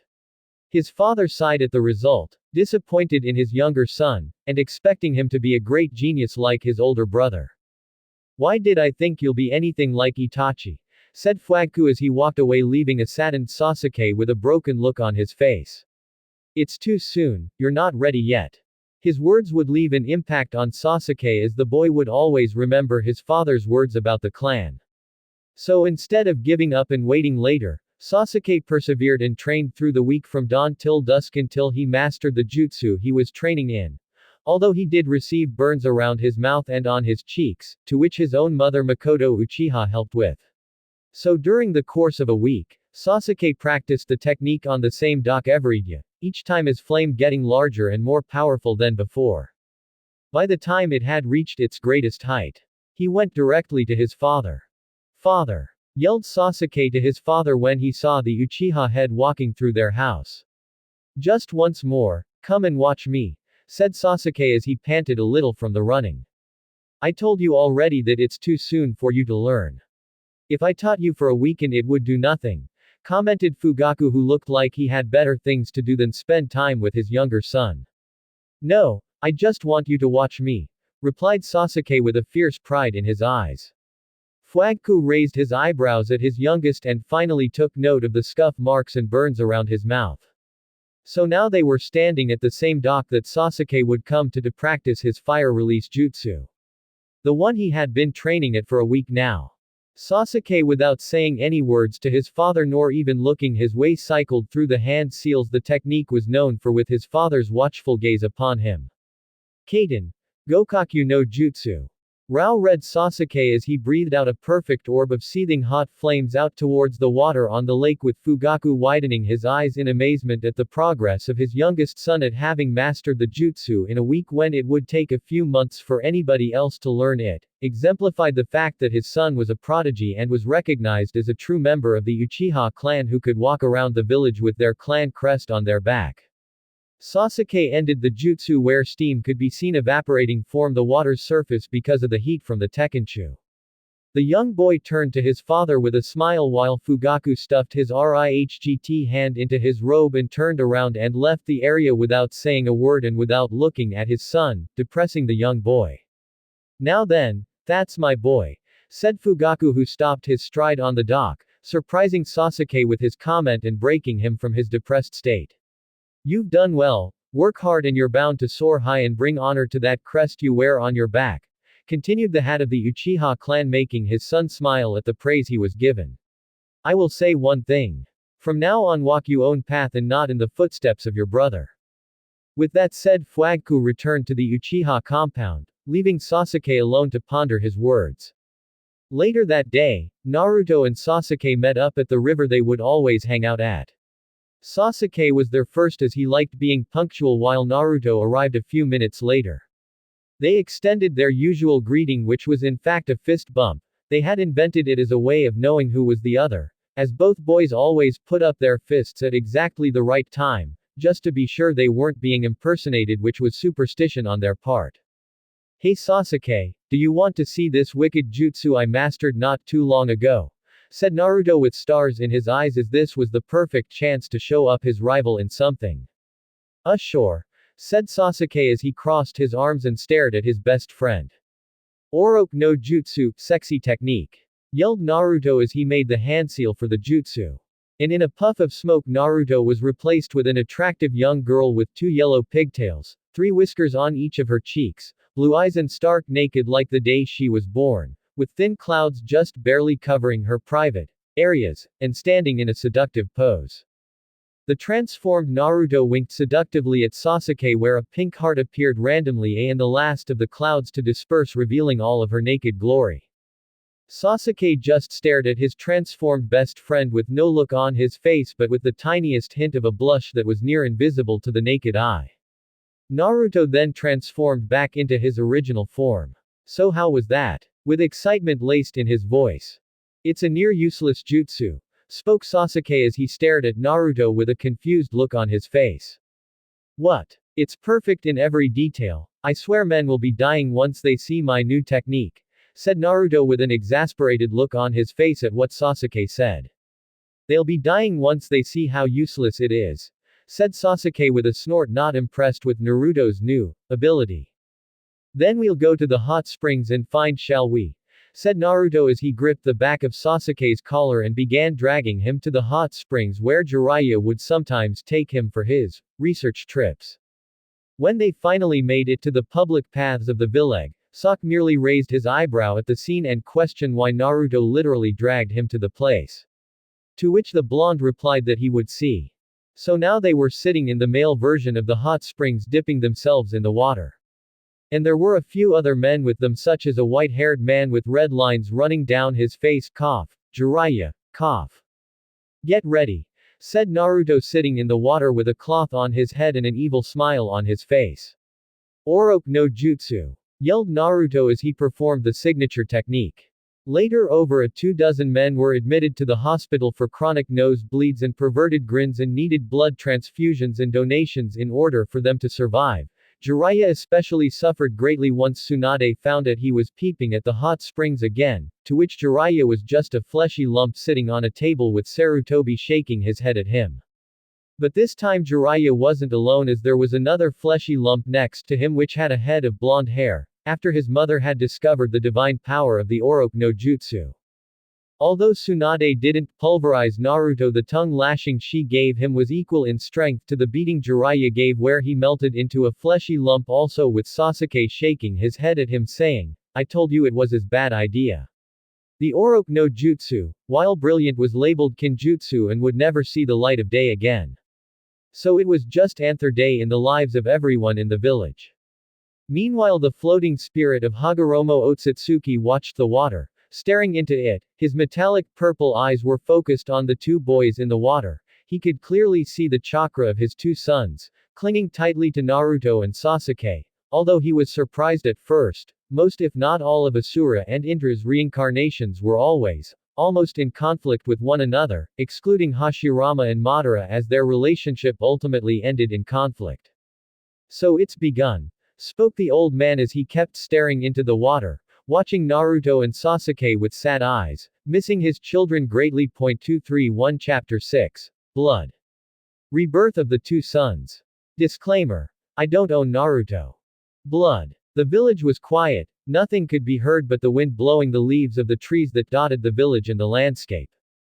People were frolicking about, enjoying their lives without cares and worries, a peaceful paradise that all could enjoy. No one in the village was cruel to the other. They weren't by means nasty or prejudiced, they weren't turning a blind eye to the ones who needed it. Their eyes were only reserved for the people who had earned their love and respect. The will of fire was shining brightly in the hearts of the people, and all were enjoying their time they had with their loved ones and friends. There was little pain in the village, replaced only with the pleasures that life had. Even the hot springs was free of perverts and other unsavory people. Less wounded and sadness came from the hospital, thanks to the aid of the village's head medic, Tsunade Senju, head of the Senju clan of 1,000 Hands, and chief medic of the village, and mother of the village's most notorious criminal. The Inuzuka were breeding more dogs and adding their clan members to tracking teams, which has greatly uplifted the stress of the criminals who were escaping justice. The Uchiha police force led by Fugaku Uchiha had been hard at work at decreasing the amount of crimes in the village and catching the guilty parties hidden among the people, although they have been rather aggressive in their duties. The Hyuga clan have been deploying front-line forces and have been aiding in the military strength of the village, along with Hagoromo, Kohaku, Ibari, Sarutobi, Shimura, Fuma, Kurama, Akamichi and Aburame clans, while the Yamanaka and Nara forces have been contributing to the intel division and interrogation of the village, as well as the coordination of the village's forces.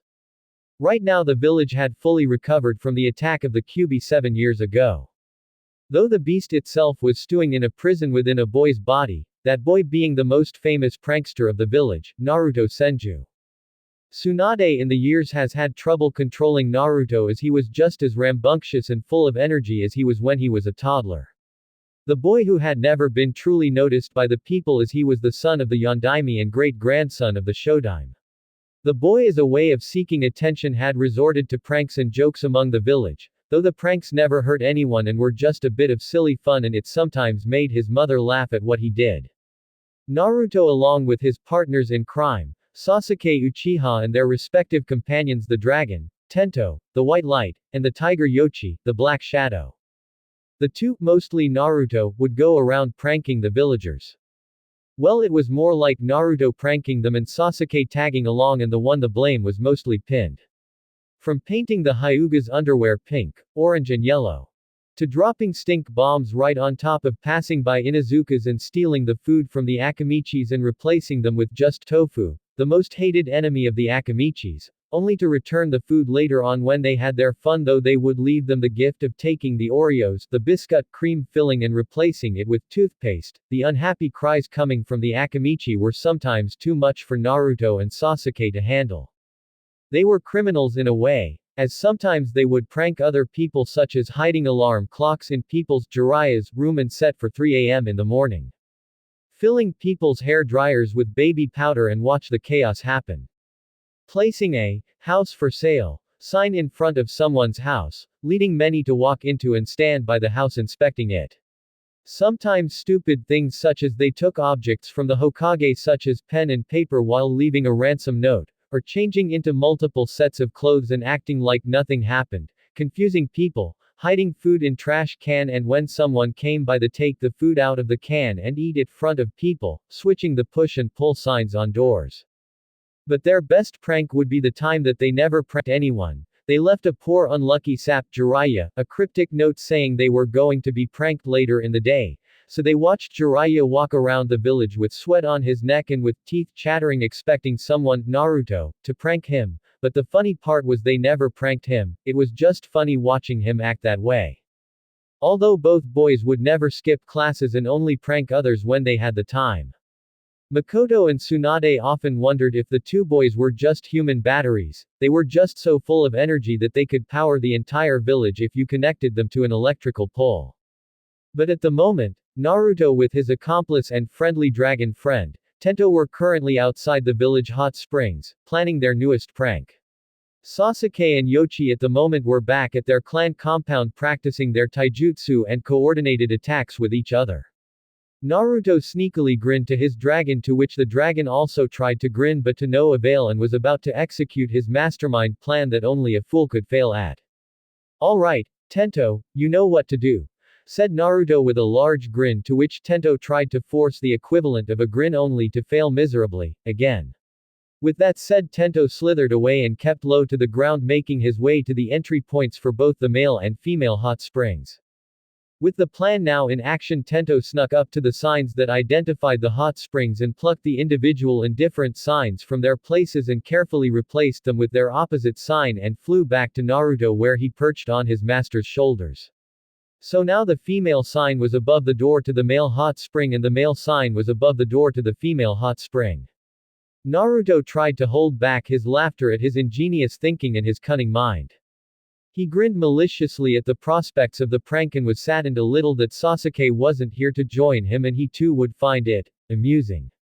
Smirking like an evil genius who had the epiphany of world domination through some kind of over-extravagant plan, he looked behind a corner to see his godfather Jiraiya, who was visiting the village for a while. The self-proclaimed super pervert was currently writing down notes on his pad, probably thinking up ideas for his next book.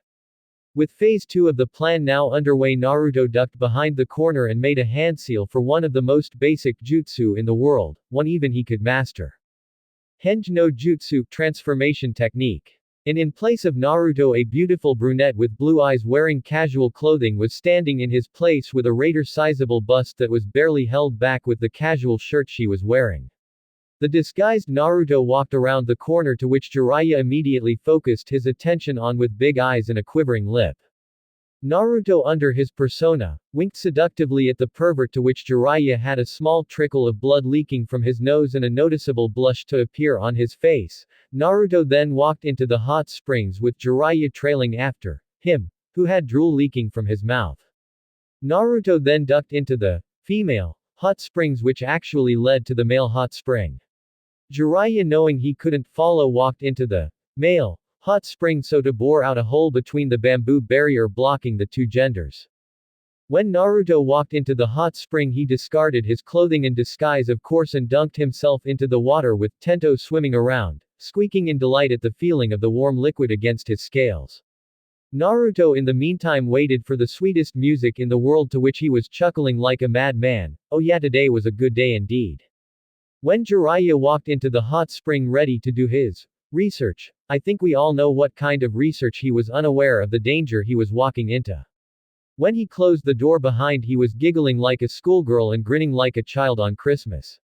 When he turned around to begin his research, the first thing that happened was he had a chronic nosebleed at the sight before him, multiple naked women who were each staring at him, their eyes like knives drilling into his skin. And in response, bright red flames appeared all around their forms and their eyes went black, and each pulled out a deadly and dangerous weapon from the water. From knives, axes, swords, bows and arrows, spears, flails, well, anything sharp really. Only upon seeing the weapons did Jiraiya's brain reboot to register what was happening. Seeing all the lethal women, Jiraiya with his danger senses tingling, hightailed it out of there so to not be killed, or worse, castrated. He then screamed like a small girl with all the women chasing after him through the village, of course wearing towels. Naruto meanwhile was laughing his ass off in the male hot spring. The success of the prank went off without a hitch and nothing was making him happier. He wiped away a tear of joy from his eye and left the hot spring, not before placing the signs back to their original location. So now he was walking back to his compound where his loving mother would be waiting for him, and he found her waiting at the gate of their compound. However, instead of the sweet and smiling Tsunade he was usually accustomed to, instead was the roaring flames of righteous female fury of that which was his mother. She seemed to be standing 10 feet tall with glowing red eyes and flames flickering off her form and scorching the ground she was standing on. Hey mom, said Naruto nervously as he scratched the back of his head and with beads of sweat rolling down the back of his neck, and his hairs were standing up on end while his form got all the more smaller while in her presence. How are you? Oh, I'm fine, but I heard the strangest thing when I saw Tento flying around the hot springs, and you know that I know that Tento never leaves your side, so, what were you doing at the hot springs? She asked, all sweet-like, which belied a darker, more sinister intent. Naruto was sweating a little but tried to control himself so not to show any signs of weakness, which would certainly mean his doom. Just teaching Ero Sennin a lesson, spoke Naruto carefully while his mother's angry eyes kept staring him into the ground. Tento meanwhile had ducked and taken cover behind Naruto so to also not suffer the wrath of Tsunade Senju. And Tsunade along with Naruto just kept staring at the other, the two never flinching, one from her iron will and the other from inherent fear. Throughout the exchange Naruto had difficulty maintaining eye contact with his mother as her glare could quite possibly cut mountains in half. And the one thing that was certain to him throughout his short life, never piss off his mother, as it always tended to have deadly consequences.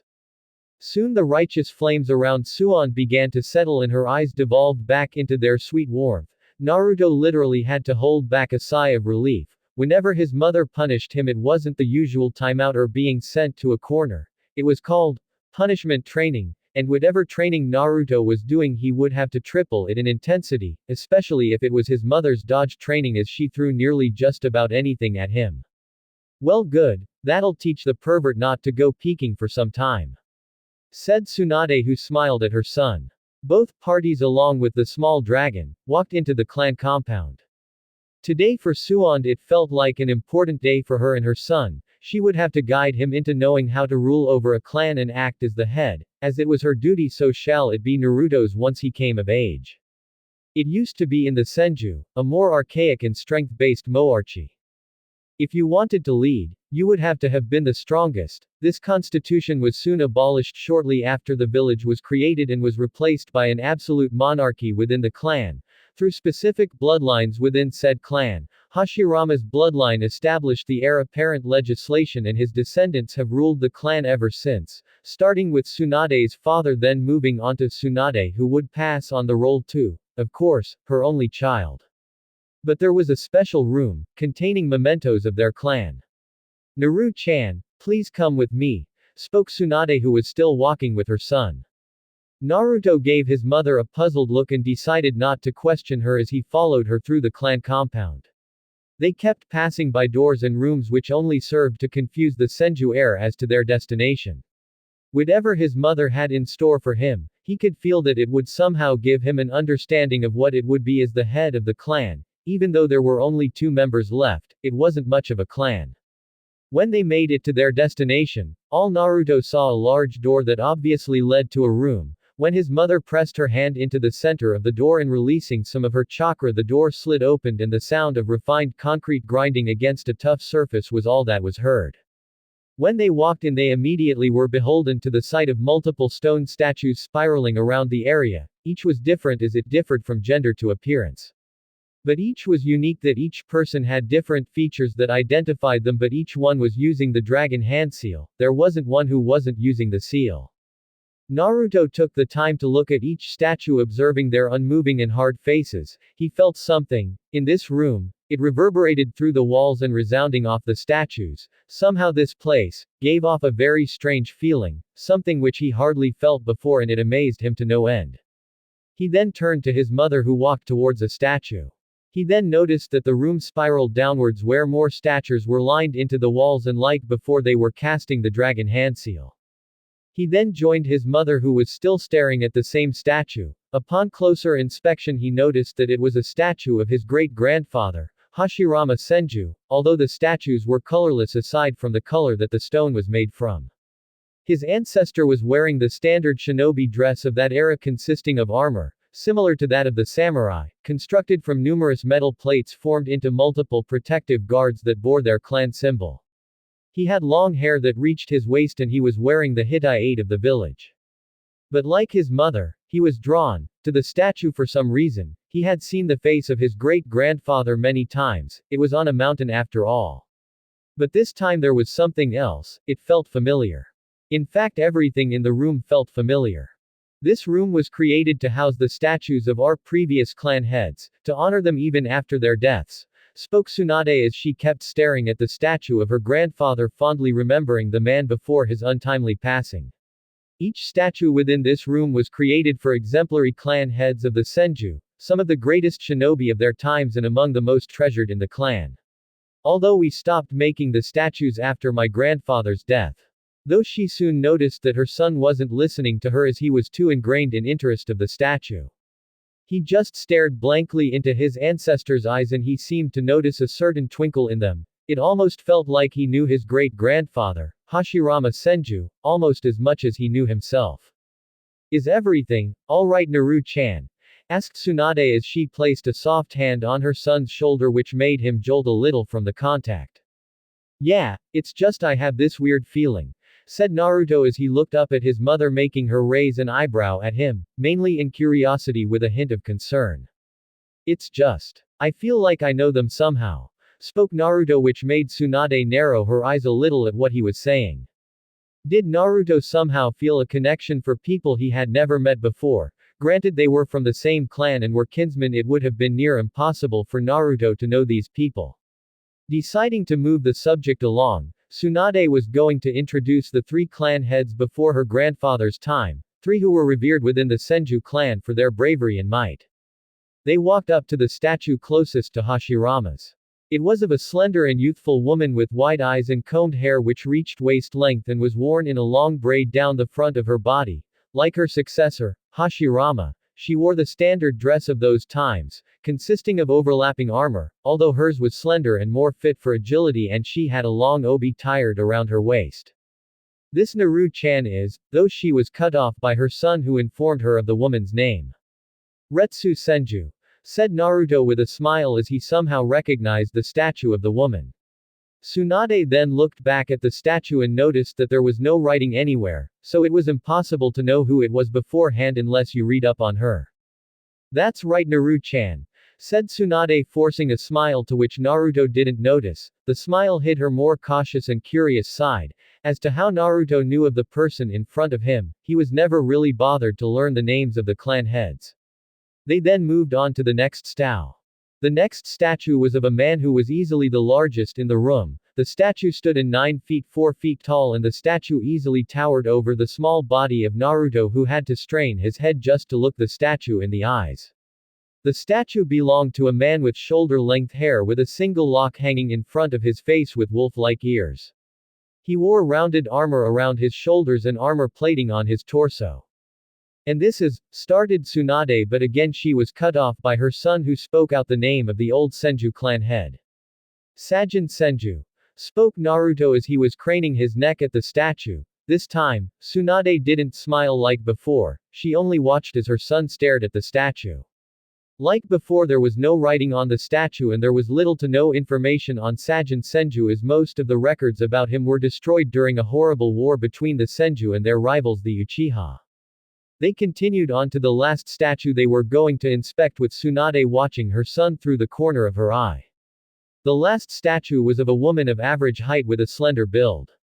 She had waist-length hair that was tied into a ponytail with bangs framing her face and covering her ears. She wore a sleeveless haori shirt with hakama pants tied with an obi with arm warmers climbing up her from her knuckles to her biceps. "That's Yoruichi Senju," stated Naruto, again knowing the name of the clan head without having any prior source of knowledge. It was strange to her, how Naruto could know these people as if they were lifelong friends of his. It didn't add up. This little field trip was to only educate and give a hint towards Naruto's future life as head of the Senju clan. It was a custom in the clan to learn of the previous heads when you near the age to take up the mantle of the head, yet here he was, 7 years old and already knowing the names of the former clan heads when he had no prior knowledge of them. She was going to have to look, but there was a question that must be confirmed no matter what. "Naru-chan, how do you know these people?" questioned Tsunade as she stared down at her son, who turned to look at her with a slightly confused expression. "Well, I don't know, I just do, it's like, I'm connected to them," spoke Naruto as he looked back at the statue of Yoruichi, which had the same glint in it like the statue of Hashirama. What he said, he knew all of them, yet he didn't know how. It almost felt like he was connected to them through one life, different people, same living being.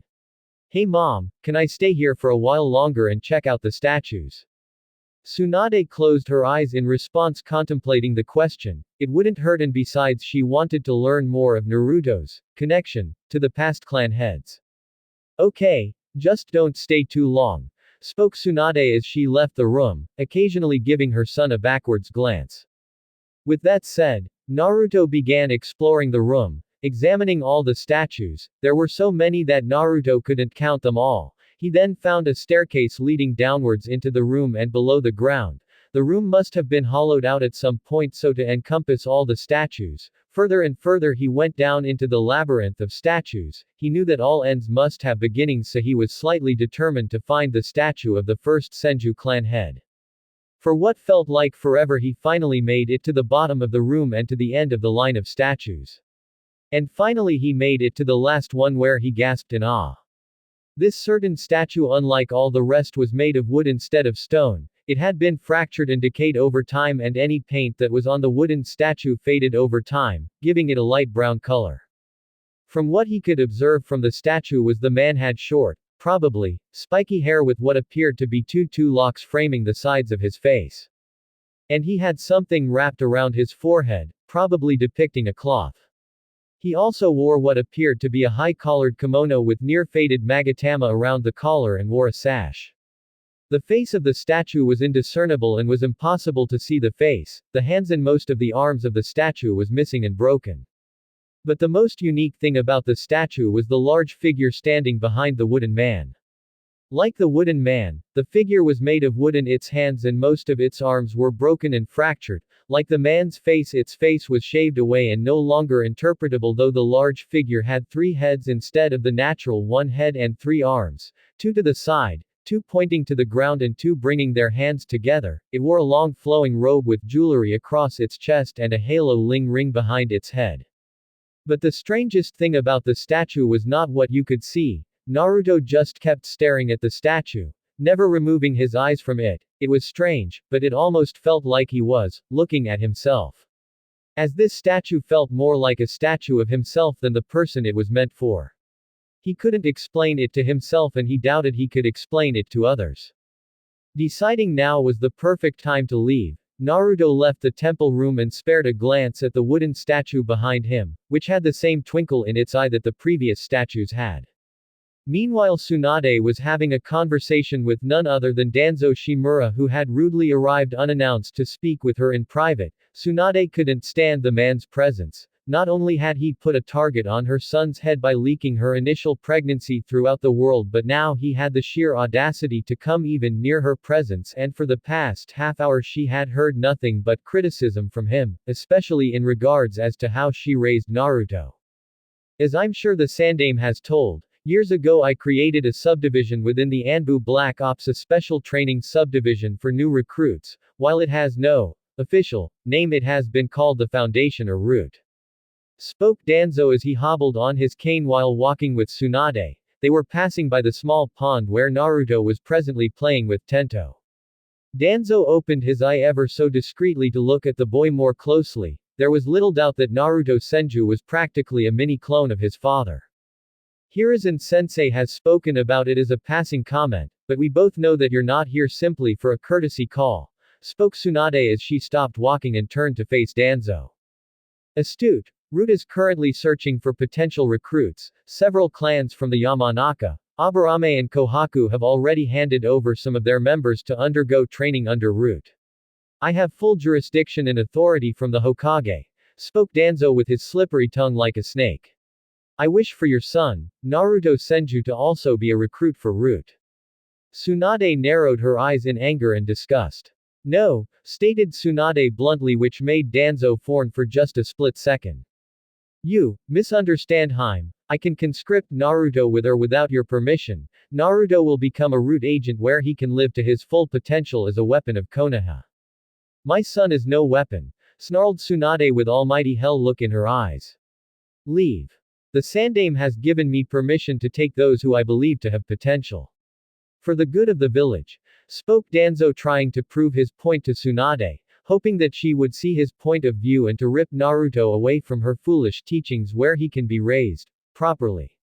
You'll be dead before you even lay a hand on Naruto. Go and talk to the Sandaime. As a clan heir, only he has the power to take Naruto from me. This discussion is over, Danzo, spat Tsunade, to which Danzo narrowed his eyes and sent a sneer toward Naruto before taking his leave, cursing Tsunade mentally. He would do what she said. He would take the matter to the Sandaime later during the week. For now he had more important errands. The next day at the Konoha Academy, the children, aspiring to be the arm of the Hokage and the shield of the village. But at the moment they were chatting with their friends and comrades, at the moment it seemed that gossip was more important to them than their growing skill as shinobi. The girls were fawning over boys while the boys were hoping to impress the girls. Many of the children who were at the academy were from the prominent clans of the village. Unlike the other children who joined for glory, honor and riches, the clan heirs and members were either forced or joined of their own free will so to defend their village. The two most notorious students in the class were currently sitting at a desk in the corner. They were currently discussing their training or the pranks they would pull after class. Sasuke was already at the top of the class in every field. Many knew that he would be the rookie of the year without a doubt. His skills were too advanced for him to be anything less.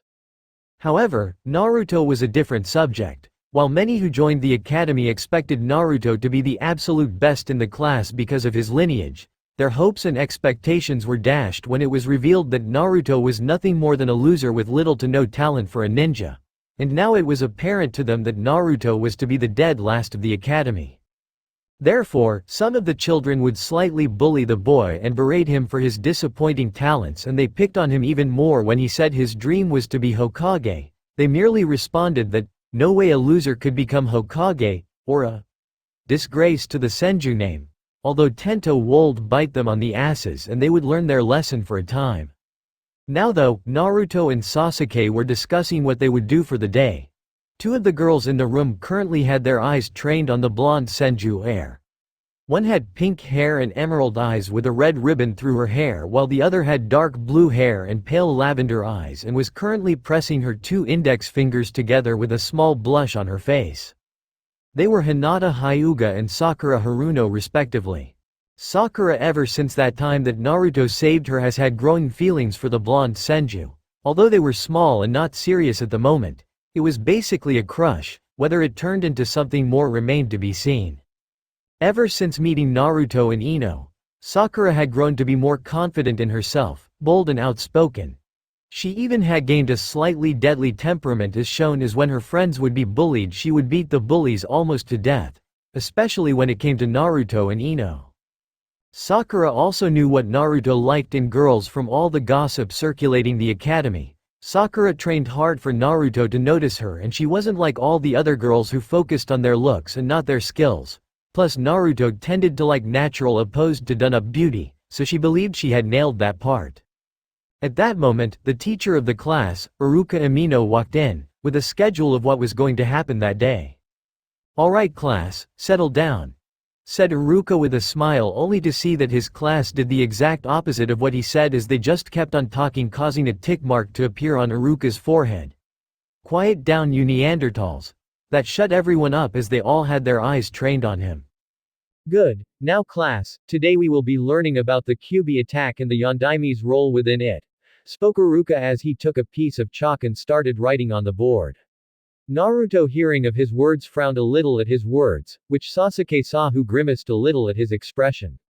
Naruto's father died that day, forcing the blonde to grow up without his father. This was not going to be a good lesson for the Senju heir. Now, over 7 years, at the end of the Third Shinobi World War, on October 10 the Kyuubi no Yoko attacked the village. It was only thanks to the Honorable Yondaime Hokage that he was able to kill the beast in single combat, sparing and saving all of us. His frown disappearing, Naruto raised his eyebrows his teacher's words. His father was able to kill the Kyuubi. Naruto took out his history book and opened to the page on his great-grandfather, the Shodaime Hokage. When he found the correct page he narrowed his eyes in suspicion. His ancestors' battle with the co-founder of the village, Madara Uchiha. It said that Madara was able to acquire the power of the Kyuubi and used its ferocious power against his great-grandfather, who was able to defeat Madara and the Kyuubi. But there was one thing that was bothering him. If his great-grandfather was reputed as the most powerful shinobi who lived, then how come he wasn't able to kill the Kyuubi when his father, although who strong, wasn't as strong as Hashirama, could? Naruto began suspecting that what Iruka-sensei told him may be wrong. He would have to investigate more. "Okay everyone, head outside so we can practice with shuriken," said Iruka, making Naruto close his book and follow everyone outside. Now all the students were in one big group with their teacher out in front of them ready to instruct.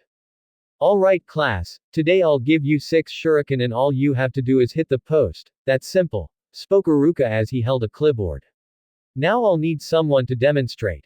At his words all of Sasuke's fangirls started cheering his name, much to the ire of said boy. "Okay, Sasuke, can you please demonstrate?" With that Sasuke nodded with his hands in his pockets. Iruka gently handed him the shuriken and Sasuke got into the respective stance. And in a swift movement Sasuke unleashed all the shuriken and all the weapons hit their mark, everyone awed in wonder at Sasuke's prodigious talent. Even Naruto was envious of his best friend's talent and abilities, however that only strengthened his determination to equal and maybe surpass Sasuke. However, Naruto was never bitter towards his best friend, only taking things in stride.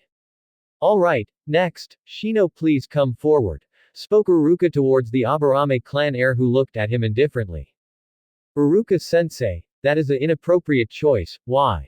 "Because we of the Aburame clan rely and specialize on the Kikaichu housed within our bodies during battles," spoke Shino as some of his insects came crawling up his neck and face, spooking anyone in their vicinity and making some people queasy.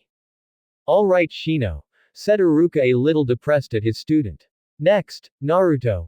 With those words the class started giggling a little, obviously being snide about Naruto's talents and abilities.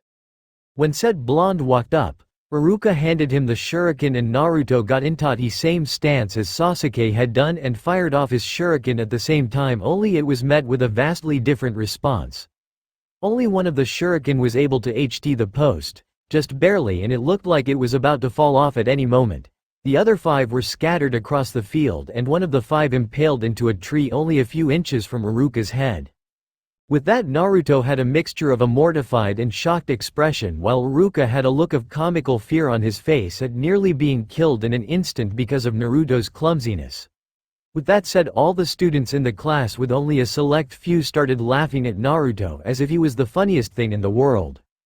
Look at that Akamaru, he barely got a single hit. Laughed Kiba as he pointed towards the blonde while everyone else laughed along with the Inuzuka.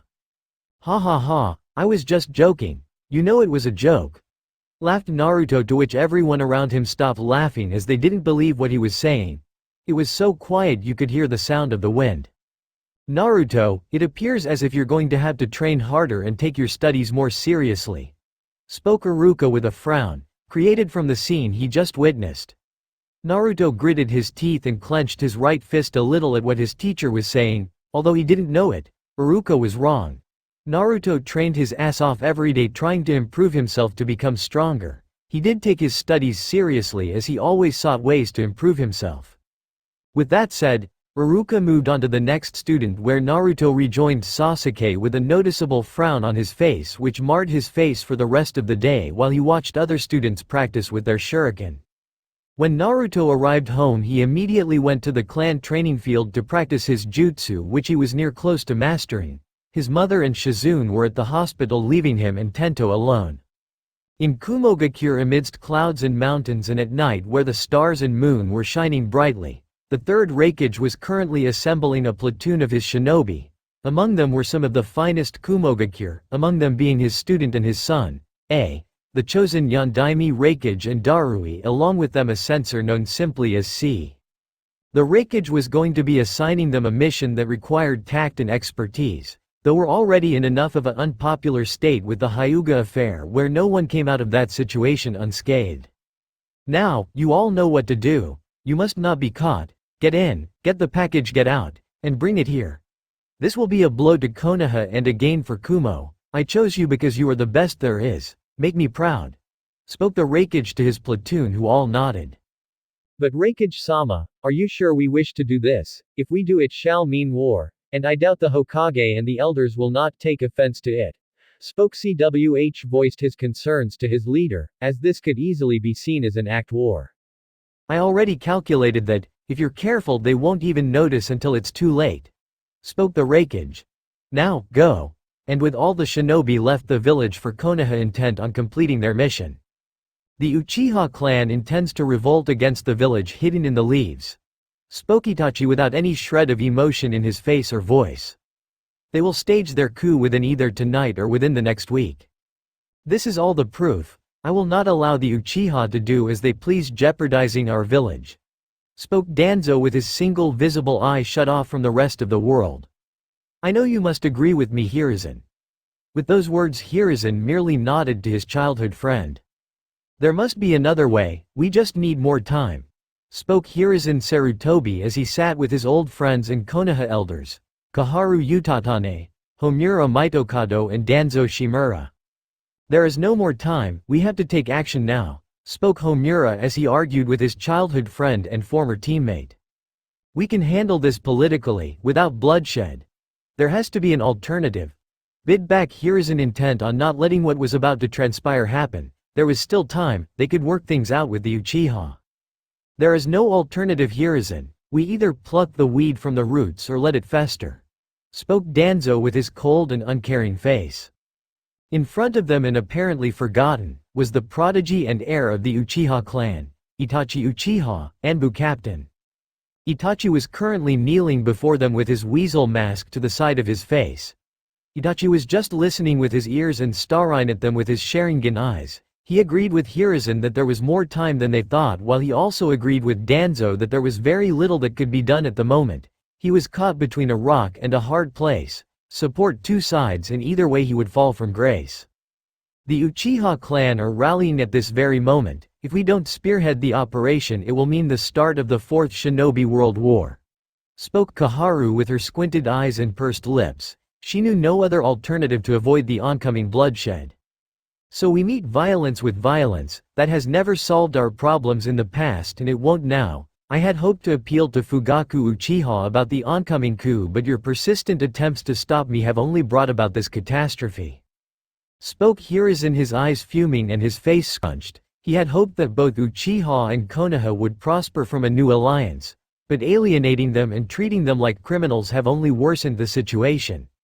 If only Obito Uchiha had lived and grown into a great shinobi, He may have become great Hokage and this situation may have been averted. It's simple, we either take action or we allow our innocent people to be caught in the crossfire, there is no other way," spoke Danzo. "Itachi Aha's already taken it upon himself to carry out his orders. Itachi, you know what you must do," said Uchiha, nodded at the bandaged man and quickly left the room with Hiruzen frowning and with sad eyes in his face. Around that time the Kumogakure squad had been traveling double time to make it to Konoha to snatch their prize, but for the time they were camping out, Darui and C were discussing their plans. "We'll send a single squad to claim the package, Darui, C, you stay here with me. We can't mess up like the times when he failed to kidnap Kushina Uzumaki and Hinata Hyuga. This time we can't fail. We absolutely cannot," spoke A as he told his troops of his plans. With that said, the selected Kumo squad nodded and headed into the village, quietly and stealthily so not to be discovered by Konoha's forces. Their objective, the Senju compound. Naruto was currently practicing his single wind jutsu and was working on his chakra control, something his mother pointed out to him. Tento was resting a bit away lazily watching his master practice his techniques. Well into the night, Naruto was known for his high amount of chakra and stamina which nearly made him a monster in his own right. Naruto meanwhile was sweating profusely and had cuts around his fingers and hands which were healing quickly and he was struggling to keep his eyes open. "One more time, I have to," spoke Naruto as he cycled through the hand seals once again to perform the jutsu. Futon. Kamaitachi no Jutsu, wind release, sickle weasel technique, spoke Naruto as he held out his hands as gales of wind burst forth shredding everything in their path and shredding a tree to pieces. When Naruto looked at his handiwork he was jumping around the place with a large smile on his face. He had successfully mastered the jutsu. Ever since he started performing well in his medical ninjutsu studies things had been easier for him, though his chakra control was still bad as he had trouble using just simple jutsu such as the Bunshin no Jutsu, clone technique. Tento then popped his head into the air. Hearing something wrong, he smelled it in the air. Tento then started squeaking towards its master trying to warn the blonde-haired Senju of something amiss. When Naruto heard Tento's squeaks he ran over to the small dragon and questioned him what was wrong. The next thing Naruto saw was shuriken flying towards him to which he narrowly dodged it as he fell on his butt. The next thing he saw was 6 Kumogakure ninja lining his clan compound's walls. One of them landed in front of him and tried to grab him by the throat. Though Tento, highly protective of his master, charged into action and bit the shinobi's hand where he yelped in pain. Naruto, seeing the opening his dragon gave him, attempted to run and call for help only for the 5 other Kumo ninja to chase after him. The loyalty an animal companion had to its master was near immeasurable.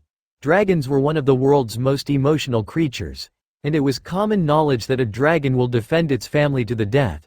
Tento's love for Naruto was far too deep for the dragon to just allow anyone to harm him, though even with its small body it would protect Naruto with its last breath of fire. Tento, still sinking his semi-sharp teeth into the ninja's hand, let go and tried to breath fire into the man's face so to scar or distract him, which would give Tento enough time to protect his closest friend. However, the small dragon was only able to produce a small puff of smoke that was barely hot. The Kumo nin, giving the dragon a sneer, smacked Tento away where he hit the wall in the compound where he moaned in pain and tried to find his master only for the dragon to lose consciousness with a whimper.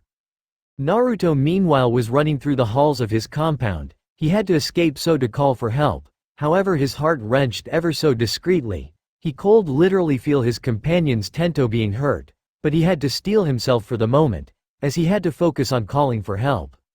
While running through the halls he pulled shelves and antiques off the walls and tables, trying to create obstacles for him to buy time. However, the trained shinobi of the village hidden in the clouds easily jumped and maneuvered around the debris and kept chasing Naruto with small smirks.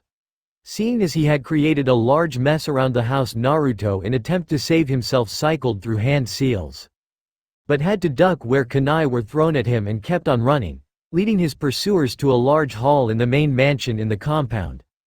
Naruto, seeing all his attackers coming at him, cycled through hand seals. The Kumo ninja flinched a little but still advanced on the blonde with little fear from a child. It was ludicrous to them to fear a child, no matter if he was a Senju and a descendant of the Hokage. Completing his last set of hand seals, Naruto grunted a little as he held out his hands. Futon. Kamaitachi ni jutsu.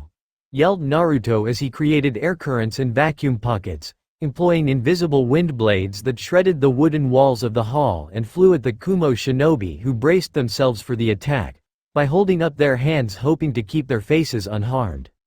When the gale hit them, they were swept off their feet and they had large cuts on their arms and legs and around the torso, with a few small cuts on their faces and cheeks that were bleeding slightly, and they were sent to through a few wooden walls and they tumbled to the ground.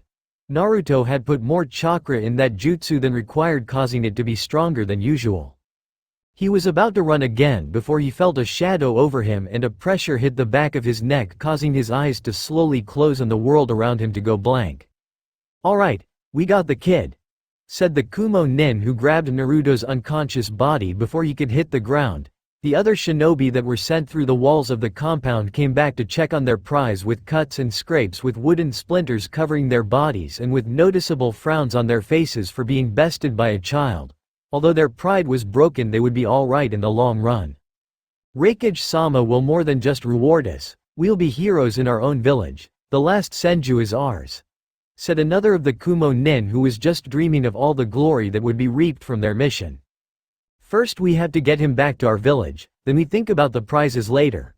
With that said, the Kumo nin holding Naruto hefted him over his shoulder where his limp arms were hanging to the ground like a rag doll. Sasuke was currently making his way back to his clan's compound with his faithful tiger companion, Yochi, trailing after him. The young Uchiha had spent most of the night practicing with his shuriken. Although he wanted to check on Naruto, he believed that he wanted to be alone for the night, to train by himself. Running towards his compound, Sasuke suddenly felt like there was this dark shade watching him from above, like an owl on the search for its prey. He snapped his head up to the sky towards the electrical pole to see if it confirmed his suspicions, but there was nothing but the howling of the wind and the cold moon watching over the world. Thinking nothing of it, he continued on into the compound, hoping his mother and father weren't worried for him. Tsunade and Shizune were presently walking towards their compound. They had been stuck at work since there was a current shortage of staff at the moment, which meant that Tsunade and Shizune had to work late hours well into the night. For Tsunade, all she cared about was getting into bed and wishing her son a good night's rest. Tsunade then felt a sharp pain in her chest, almost as if someone decided to stab it with her hand. She stopped suddenly in the middle of the road where Shizune noticed her slightly trembling body. "Tsunade-sama?" questioned Shizune, worried for her mentor. "I'm fine, let's just head back home," spoke Tsunade, trying to calm Shizune and herself. So they continued back towards the compound at a faster pace, but when they arrived, they were subjected to Tsunade's worst fears. Inside the halls, objects were thrown about and disheveled and broken. The walls had scratches and scars upon them, almost as if a hurricane was in the room. Some kunai were littered about the place and there was obvious signs of a struggle. Shizune tried to keep her mind calm and composed, while Tsunade was frantic with sweat falling down her face and tears peeking through the corners of eyes. "Naru-chan!" screamed Tsunade, calling out to her son, but she heard no response. "Naru-chan!" She looked around the house, around each corner, through each door. She kept tearfully screaming for her son but was met with the same response. Tsunade's mind was a mess. Her form was caked in fear and all reason was leaving her mind. She had to find her son. He was everything she had left in the world. The only thing she had done with her mess of a life. If she ever lost him, she didn't want to think about it. Her thoughts would be morbid. She then raced outside into the training area, hoping for any inkling of Naruto, Shizune following after her. She looked around the training field, but she was met with the same result. He wasn't there, no any sign of him was there. "Tsunade-sama! Over here!" yelled Shizune as she knelt down towards something. Tsunade, racing over, found what Shizune was looking at, a wounded and Tento squeaking in pain and sadness.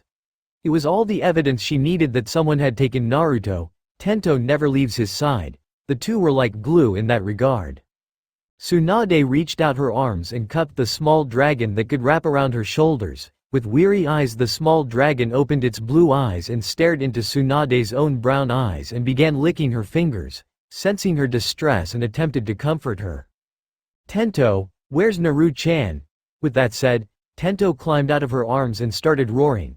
which sounded more like squeaking. Its roars were both in rage and sadness. Its cries of pain and its whimpering of remorse that it couldn't protect its master. His cries were so great that it was wrenching Tsunade's heart even more.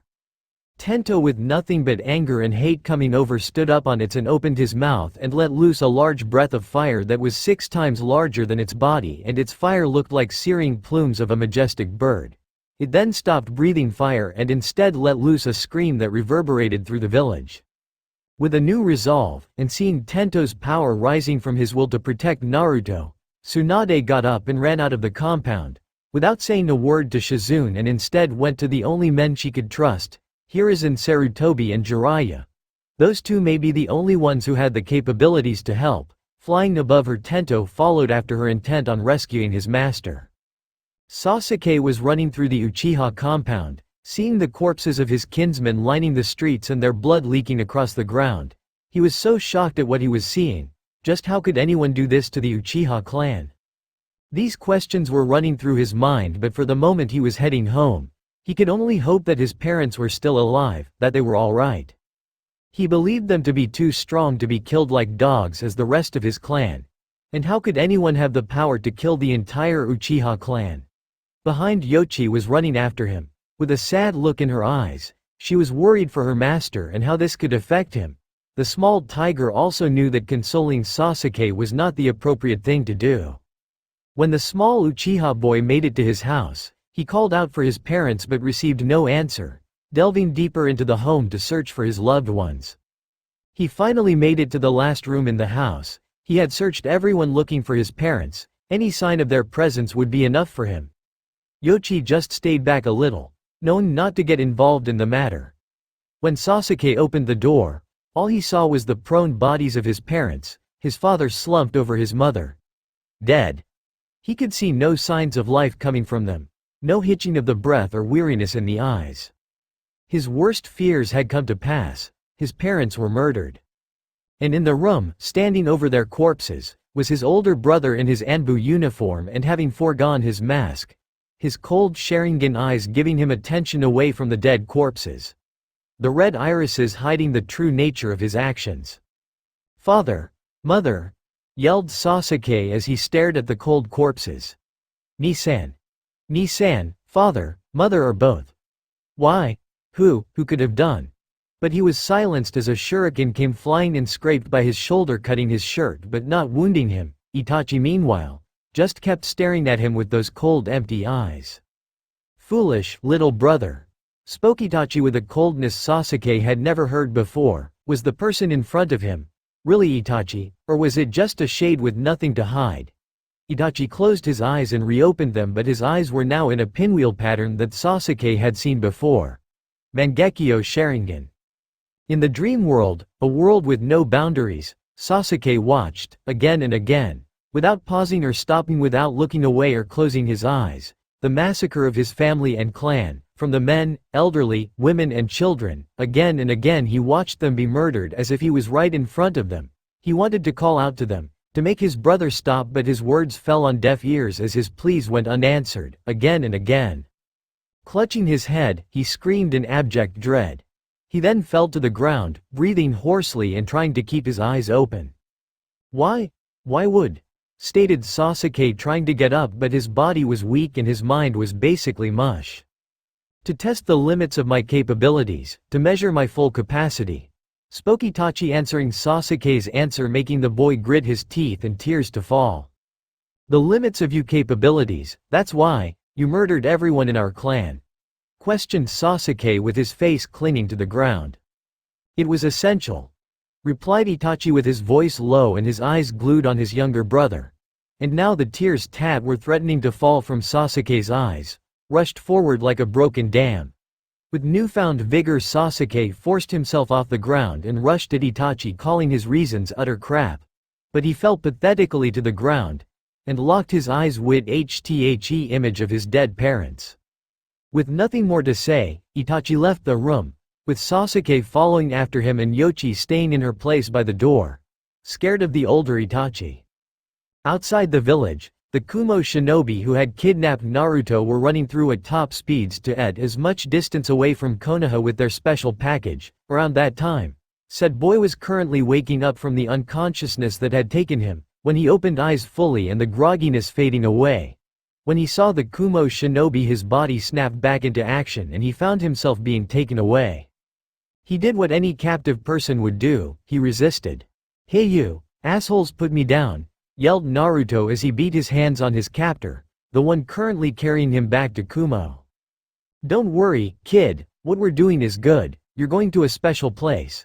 A better place, away from Konoha," said one foe, the Kumo shinobi, trying to appeal to Naruto's sense of wonder.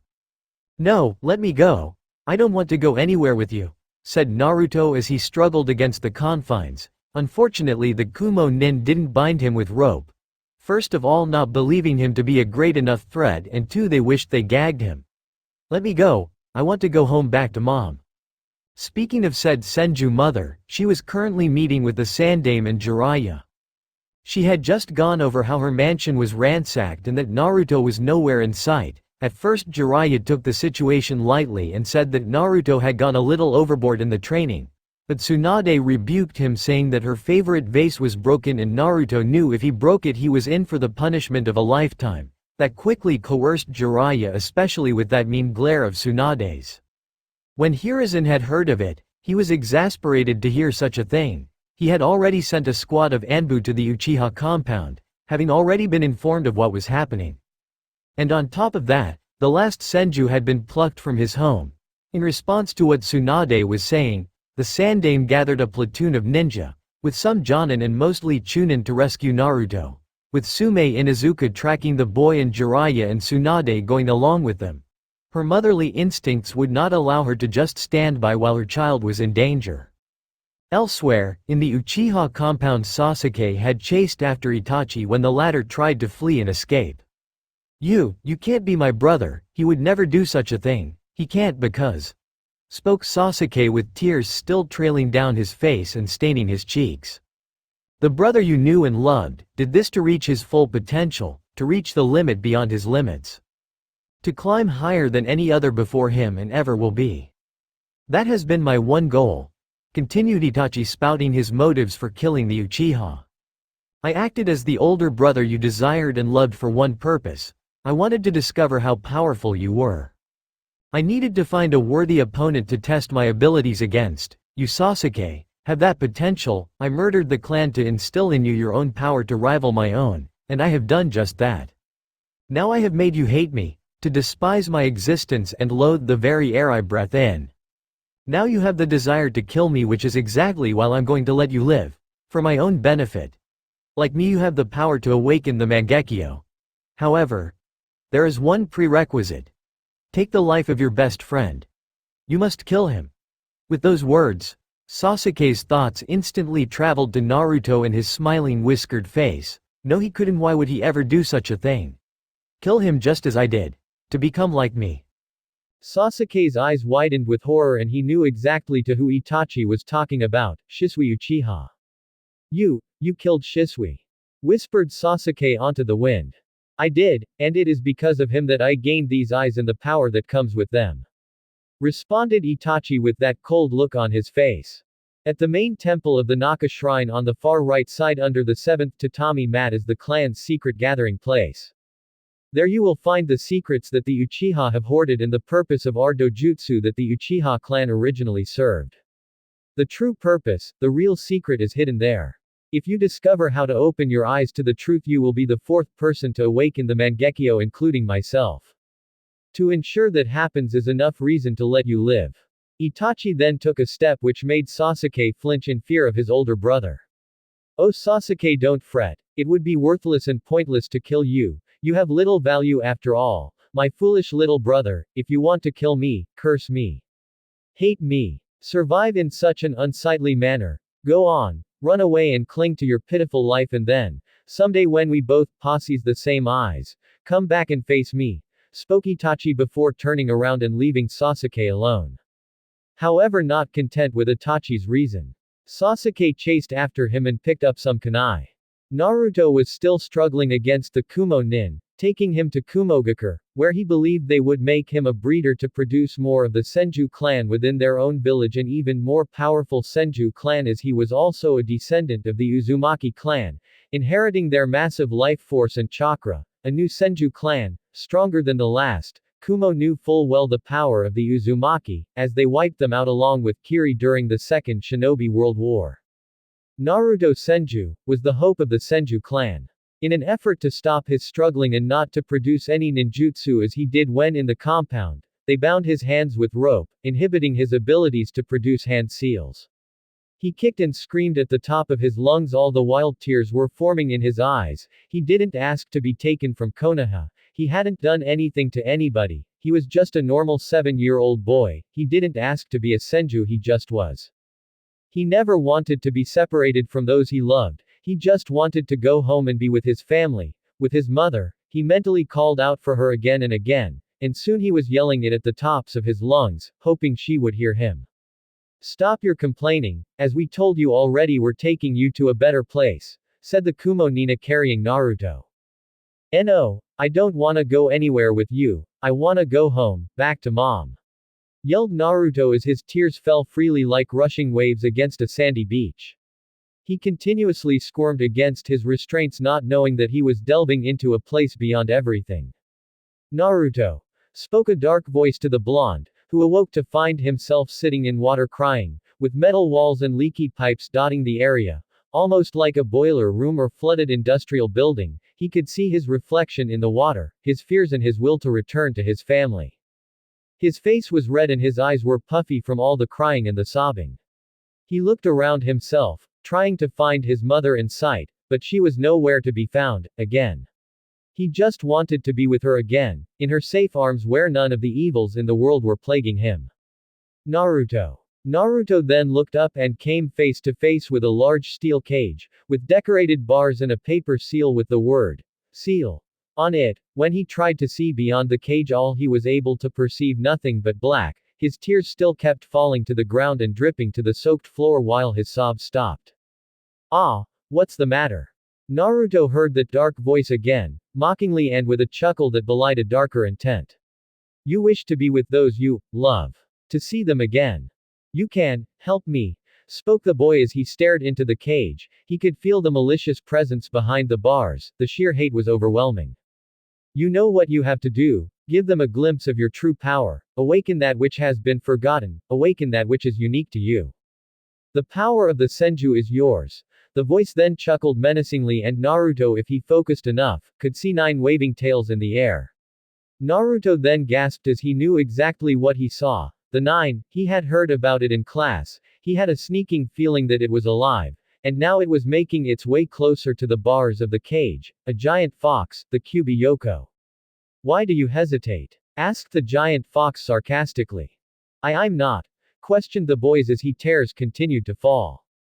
"You hate them, don't you, taking you away from your mother?" spoke the Kyubi, feeling Naruto's rising hatred for the Kumo nin. "I can help you, you need my power, don't you?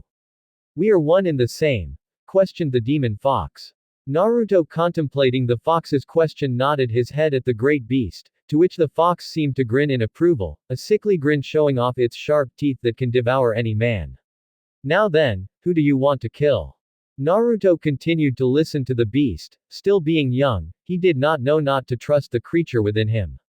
He wanted to hurt the Kumo shinobi who took him away, who ripped him away from everything he knew. The Kyubi, sensing Naruto's desire to kill those who wronged him, grinned even more and kept watching Naruto's falling tears. "Yes, you know by now, don't you, that without me, you can't do anything at all. Nothing at all. But I can return you to the life you knew, to everything you love. I can grant you power that only few have possessed. Hahaha, the power of a god, just like that of your ancestor, Asura," spoke the Kyubi, manipulating Naruto. However, the Kyubi knew that Naruto didn't have enough hatred to fully form the seal. His primal desire for power was not great enough for the fox to break free. "Weaken the seal, just enough, and I will make you great and powerful, and you shall be reunited with your mother." Naruto, believing the fox, and not knowing who this Asura was, even though the name sounded mysteriously strange to him. He walked up to the bars of the cage and started floating up before the paper seal, his tears staining the shirt. He then gripped a corner of the paper seal and hesitated for just a second while the fox looked up pleadingly. He couldn't manipulate Naruto just yet, he didn't have enough hatred for that, but if he could weaken the seal, it would be enough. Yes, yes, tear at it and you shall have power, yours and mine. Everything, spoke the Kyuubi as he watched his jailer tear the seal in half. Sasuke was chasing Edik all through the Uchiha compound. The young boy knew that he wasn't as fast as his older brother and had to struggle to his limits to keep up. However, he was able to see an opening, a drop in Itachi's guard as the latter attempted to flee from the scene. Sasuke, with his 3 kunai in hand, threw all the kunai with pinpoint accuracy, attempting to kill Itachi for what he did to their clan and family. Itachi, with his Sharingan seeing the incoming kunai, unsheathed his katana and blocked 2 of the kunai with finesse, and with his heightened sense of perception he could see them all clearly, even the third one, which would give him a glancing blow. When the third kunai stuck Itachi's Hitai-8, he paused for a moment and then looked back at his younger brother, cradling his left arm and with a look of utter hatred in his eyes. But within each of Sasuke's eyes, he had an immature Sharingan, each with a single tomo staring at Itachi as if they were mirrors. Itachi wanted to feel proud for his younger brother at awakening the infamous eyes of their clan.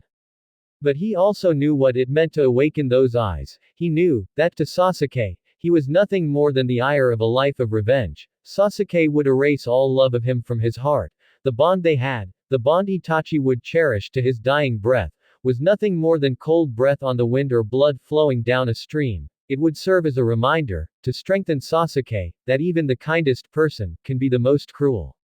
Knowing that the love they shared was gone, and that the next time he and Sasuke would meet they would be enemies, along with the thought of being separated from him, caused Itachi to openly weep as his tears cascaded down his cheeks while he stared down at his younger brother where the boy's Sharingan deactivated and he fell into unconsciousness. Itachi respectively left the area. I would be 10 minutes later when a squad of Anbu Black Ops led by the legendary captain and student of the Yondaime, Kakashi Hatake, would arrive on the scene scouting the area for survivors of the tragic massacre. Among them was the Sandaime Hokage and his advisor Danzo Shimura, the man who secretly spearheaded the Uchiha massacre. Just how? The entire clan, dead, said one of the Anbu members inspecting a corpse of one of the victims. Kakashi, who was standing nearby, could scarcely believe that one of the strongest clans in Konoha, one of the strongest in the world, would be wiped out to the brink of extinction. The Sandaime who was observing the scene around him was unnerved by it all. He, the Hokage, who had seen death in every corner of his vision, was like this. This wasn't a simple act of killing, it was a slaughter for lambs, and Itachi was the wolf. Rescue anyone who is alive, ordered Hiruzen, with a frown. It had to have been tonight, when he recently had received news that Naruto was taken by Kumo ninja, just like the time Kumo had attempted to kidnap the Hyuga heiress, Hinata. This was all the proof that Kumo was indeed power-hungry, and his old associate, the Sandaime Raikage, was seeking even more power to amass for his village. If the Raikage ever discovered that Naruto was the Kyuubi Jinchuriki, then it would be the equivalent for the Raikage swimming in gold. He could only hope that Jiraiya and Tsunade along with Sume Inuzuka and the squad of shinobi he sent along would be enough to rescue Naruto before he reached the border, otherwise it would be beyond his power to help him. Hokage-sama. There's a survivor, yelled a purple-haired Anbu member who was crouching down to the prone body of Sasuke Uchiha. Hiruzen merely responded by ordering the Anbu soldier to take Sasuke to the medical unit.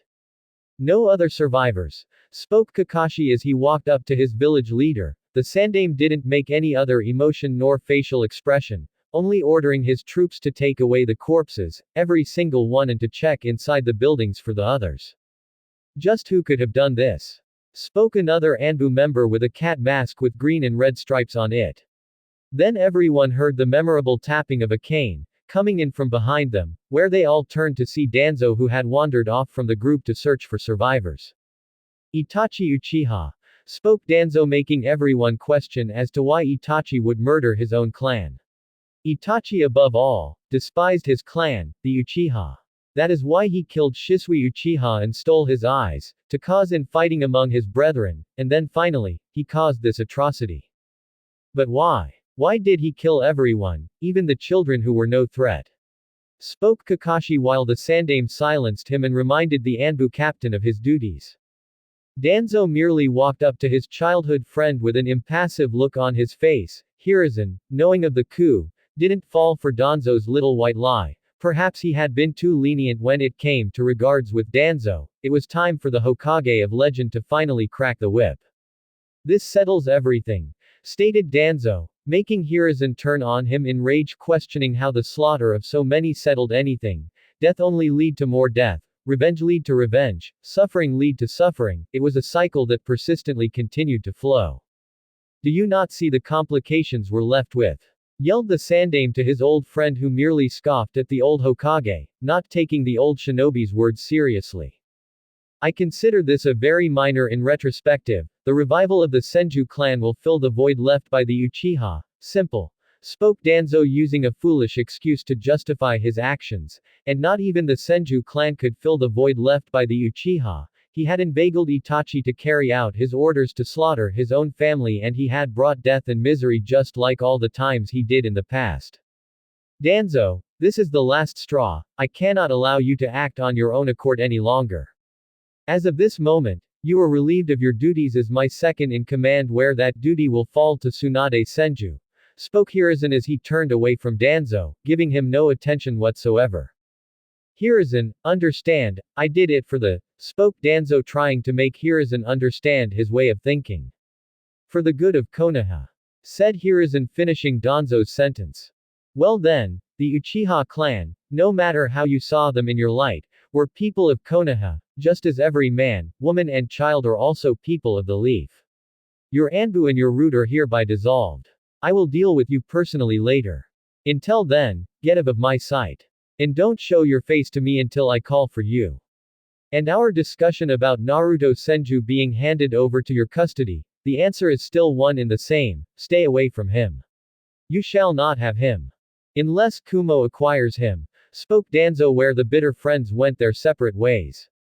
While the tragedy was happening back at Konoha, Tsunade Senju, Jiraiya and Sume Inuzuka were tracking down the Kumo squad that had kidnapped Naruto, and throughout the whole way there, Tsunade hadn't spoken a word. She was too focused on rescuing her baby that anybody's words basically went through one ear and out the other, except for Sume with her loyal Ninken, Kuromaru, tracking the scent of Naruto and relaying any information. His scent is getting stronger.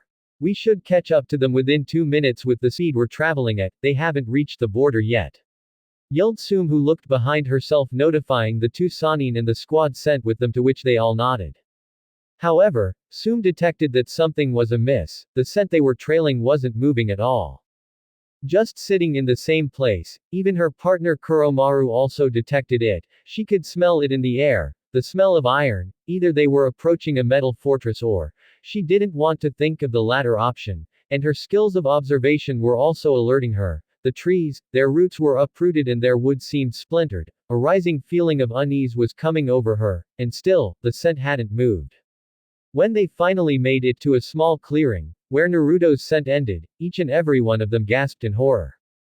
The clearing, all that decorated it was not the brilliant green that the people of the land were accustomed to. The brown bark of the trees were dulled into another, dark color. What everyone saw made their skin go pale and sweat to drip down from their foreheads onto their chins. Their eyes were wide with fear and horror. What they saw, could it be done by man, or by a monster? Blood. That was all there was, blood. Even the white flak jackets of Kumo were stained with it. Limbs were hacked off and eyes were rolled back into their respective heads. The blood was so red, you could mistake it for black. The scene would have made anybody throw up. One such Chunin felt a drop on his forehead and looked up to find the source, where he stared into the dead eyes of the poor ninja, whose body was pierced by strong branches. There were others, strung up in the branches, their blood dripping everywhere, creating a morbid chorus to anyone that listened. In the middle of the carnage, one could hear sniffles, sobs and small cries, Tsunade breaking from her shock of what she saw, her eyes focused on a specific area. A small boy, sitting in the middle slaughter. He had golden hair that shined like the sun, though was caked in red from the blood. He wore shorts, wristbands and a sleeveless hoodie and sandals. He had his knees up to his chest, and his arms around his shoulders. The boy was currently crying to his heart's contents, but nor was he screaming to his heart's content. He had seen things he had never thought he would see in his young life. Tsunade ran up to her son, with no other thought in mind, and she swiftly cradled his still form in an attempt to comfort him with her warmth. Though she widened her eyes a little when he didn't reciprocate her act of love, she pulled herself away a little, allowing the blood of the Ninas in the trees to stain her form. Naru-chan, spoke Tsunade softly with a little sadness breaking it. But he didn't respond to her, he just kept on crying, oblivious to her presence. Naru-chan, it's me, it's your mother, everything is going to be alright. But she was met with the same result. I killed them, whispered Naruto as he looked up at his mother where she had to hold back a gasp. His eyes, they were blood red with slits for pupils, and his whiskers were thicker and looked bushier, and his canines were sharp and looked like fangs while his hair was longer and wilder. I hated them so much, and he told me to, and I did. And I didn't like it, said Naruto as cried some more, returning to his original position. Tsunade widened her eyes in shock and understanding, knowing exactly what was going on. The Kyuubi no Yoko. She then looked down towards Naruto's hidden stomach where she could see black blotches around where the seal was supposed to be, and all around them there was a black liquid spilling everywhere. She feared the worst, the seal was near breaking. Jiraiya! Yelled Tsunade where the man broke from his stupor and joined her. Naru-chan, listen to me, we have to do a medical procedure, okay, this won't be long. Spoke Tsunade with a soothing voice. Naruto nodded at her with salty tears trailing down his cheeks. With enough said, Tsunade unzipped his hood and lifted up his shirt where she saw the opened seal, which appeared as if the symbols around the seal now spread up to Naruto's torso, and the spiral pattern opened up into a circle, leaking black ink all over the ground. Knowing that she had to reseal the Kyuubi, Tsunade lifted the sleeve to her haori where the key to the Kyuubi's seal appeared on her right arm, and without any words slammed it on Naruto's stomach and made a twisting motion, strengthening the seal back to full power where it appeared as normal. The ninja watching what was transpiring merely hitched their breaths in recognition, all except Sum, even though they weren't skilled in its field. They knew exactly what they were seeing. It was a seal, a largely convoluted one that only masters could understand. That seal was designed to contain powerful things, such as Biju. He's the, spoke one of the Chunin. It makes sense, of course he would seal it in him. Said another Chunin, they had to tell everybody this, that they discovered the identity of the beast that took their families from them. Everybody needed to know this. The Sandaime had refused to reveal the identity of the Jinchuriki, but here he was, alive. The experience of having the Kyuubi's seal strengthened caused to Naruto to be knocked out, where Jiraiya picked him up and carried him on his back where the small blonde was sleeping, oblivious to everything around him. When they made it back to the village, everyone split off from the others. Sum, seeing what happened, promised Tsunade that she wouldn't reveal that certain information, to which the Senju mother was grateful for, but the other shinobi, they had plans. Later, when Naruto was taken to the hospital, Tsunade contacted Inoichi Yamanaka to perform an evaluation on Naruto's psyche along with Sasuke's. It was revealed that the trauma from Naruto's experience had caused him to receive repressed memories of the Kyuubi and how those men were lost. Inosuke believed it to be unlikely that he could remember anything other than those dead men, while Sasuke he remembered everything to the finest detail. The mental torture he endured was great and it would scar him for the rest of his life. But seeing death and creating death was different. Both boys were scarred in one way. Tsunade and Inoichi were also worried that the experiences would change Naruto and Sasuke, in what way only few could guess. Naruto, after the experience, had gone into a depression and in a guilty state. He of course blamed himself for killing those men. He even regarded himself as a monster. It broke Tsunade's heart to see him like that. He hardly smiled after that and instead was silent, with a seemingly dead look on his face. Like Inoichi said, Naruto didn't remember how exactly he killed those men. He could only remember glimpses, and all evidence of Naruto's meeting with the Kyuubi was severed. But still, he could remember all that blood and death. He would never forget that image so long as he lived. He had taken a life at the age of 7, therefore, he had lost the innocence that most children would have. That was the worst. The entire village had discovered that Naruto was the Kyuubi Jinchuriki, and what he did to those men. Tsunade had an feeling that it was those Chunin who accompanied her, and they spread word amongst the village. When the Sandaime found the men responsible, he suspended them from being shinobi for revealing AS rank secret. Ever since, no one had treated Naruto the same. They regarded him as the plague, and people would sneer at his presence and ignore him entirely.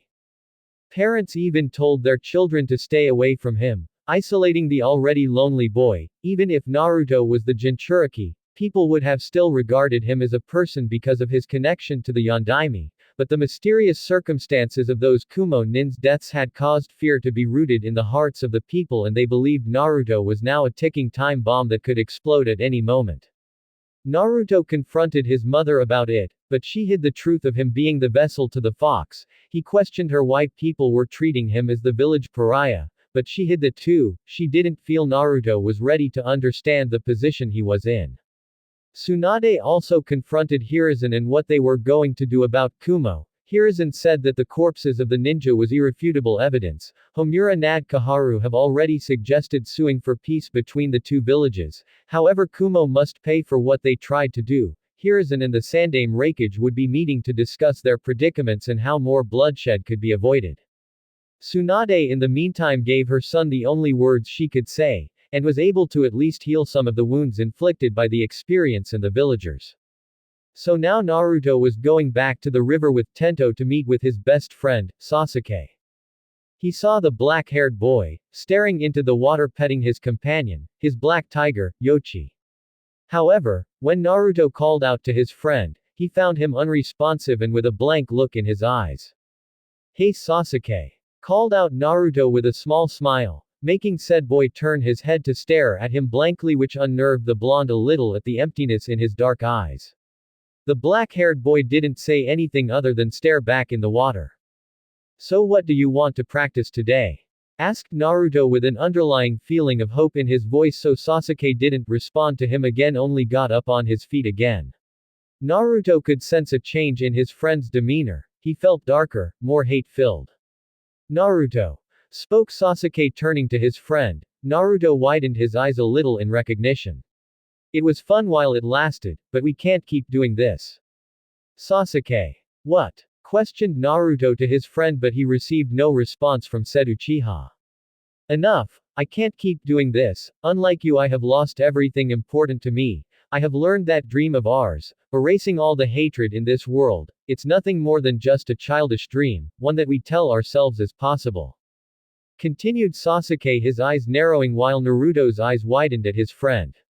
"Hatred can never be erased. You can only erase the ones you hate. That is something I learned to be true. From today, I'll be following my own path, my own dream, a path that you can't follow or be a part of.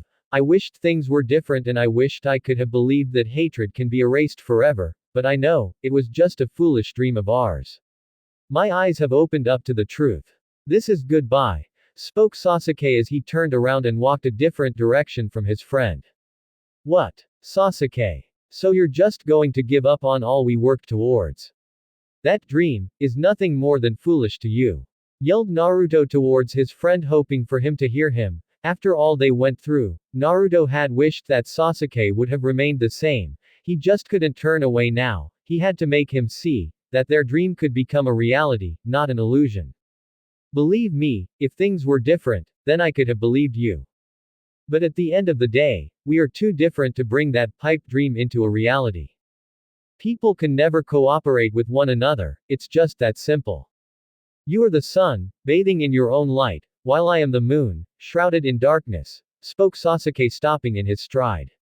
"The next time, we won't be friends and we won't be enemies, we'll be nothing more than obstacles in the other's path. To me you will be Naruto Senju, and when that time comes you will know me as Sasuke Uchiha," spoke Sasuke as he turned his head and locked eyes with Naruto's sapphire blue, meeting his blood red with a single tomo in each eye.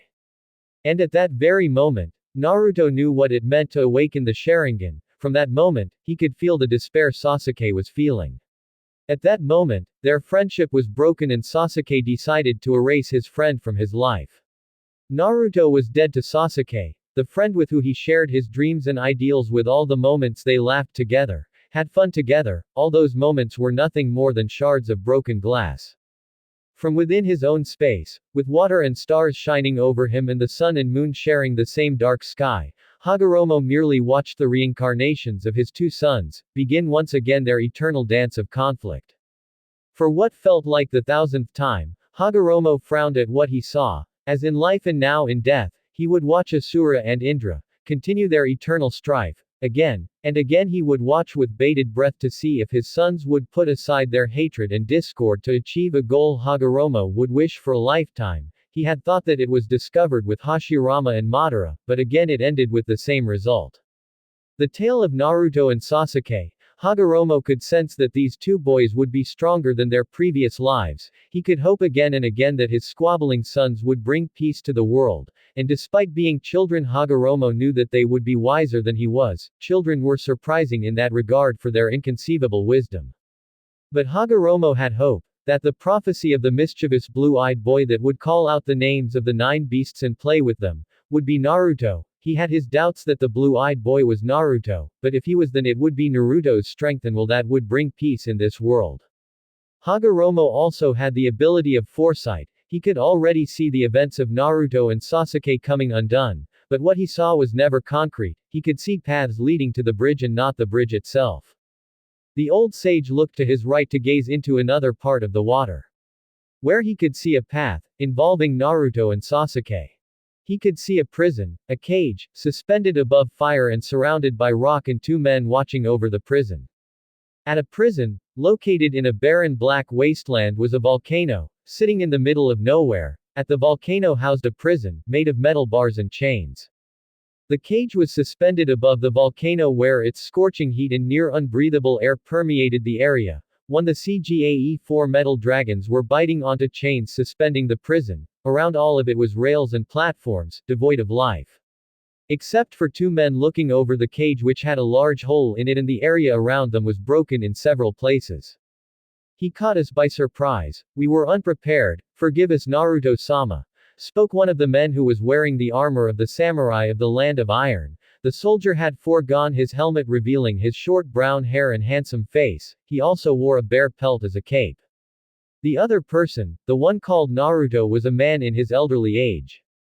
He had long white hair that reached his shoulders which used to be spiky but lost its spikiness because of old age, with a topknot and a shoulder-length beard without a mustache. He had slightly tanned skin and deep ocean blue eyes. He had 3 whisker marks on each of his cheeks with 2 of the whiskers visible through his beard, giving him a slight vulpine appearance, and upon his forehead were markings of a crimson circle with a dot in the middle reminiscent of a third eye. He was wearing a black robe with gold lining, tight sleeves that went down to his forearms. The robe split down the middle both in the back and front at his waist. He wore the men's version of an obi with black and gold lining. He also wore black gloves that extended to his forearms with gold lining, pointed black boots that went up to his knees with gold lining, and gold and orange cloth on his shoulders that were held together with red sashes that tucked into his obi, and underneath he wore a red and burnt orange kimono shirt with an undershirt beneath that and simple black pants. He was also carrying a large, white scroll on his back with swirling wind motifs.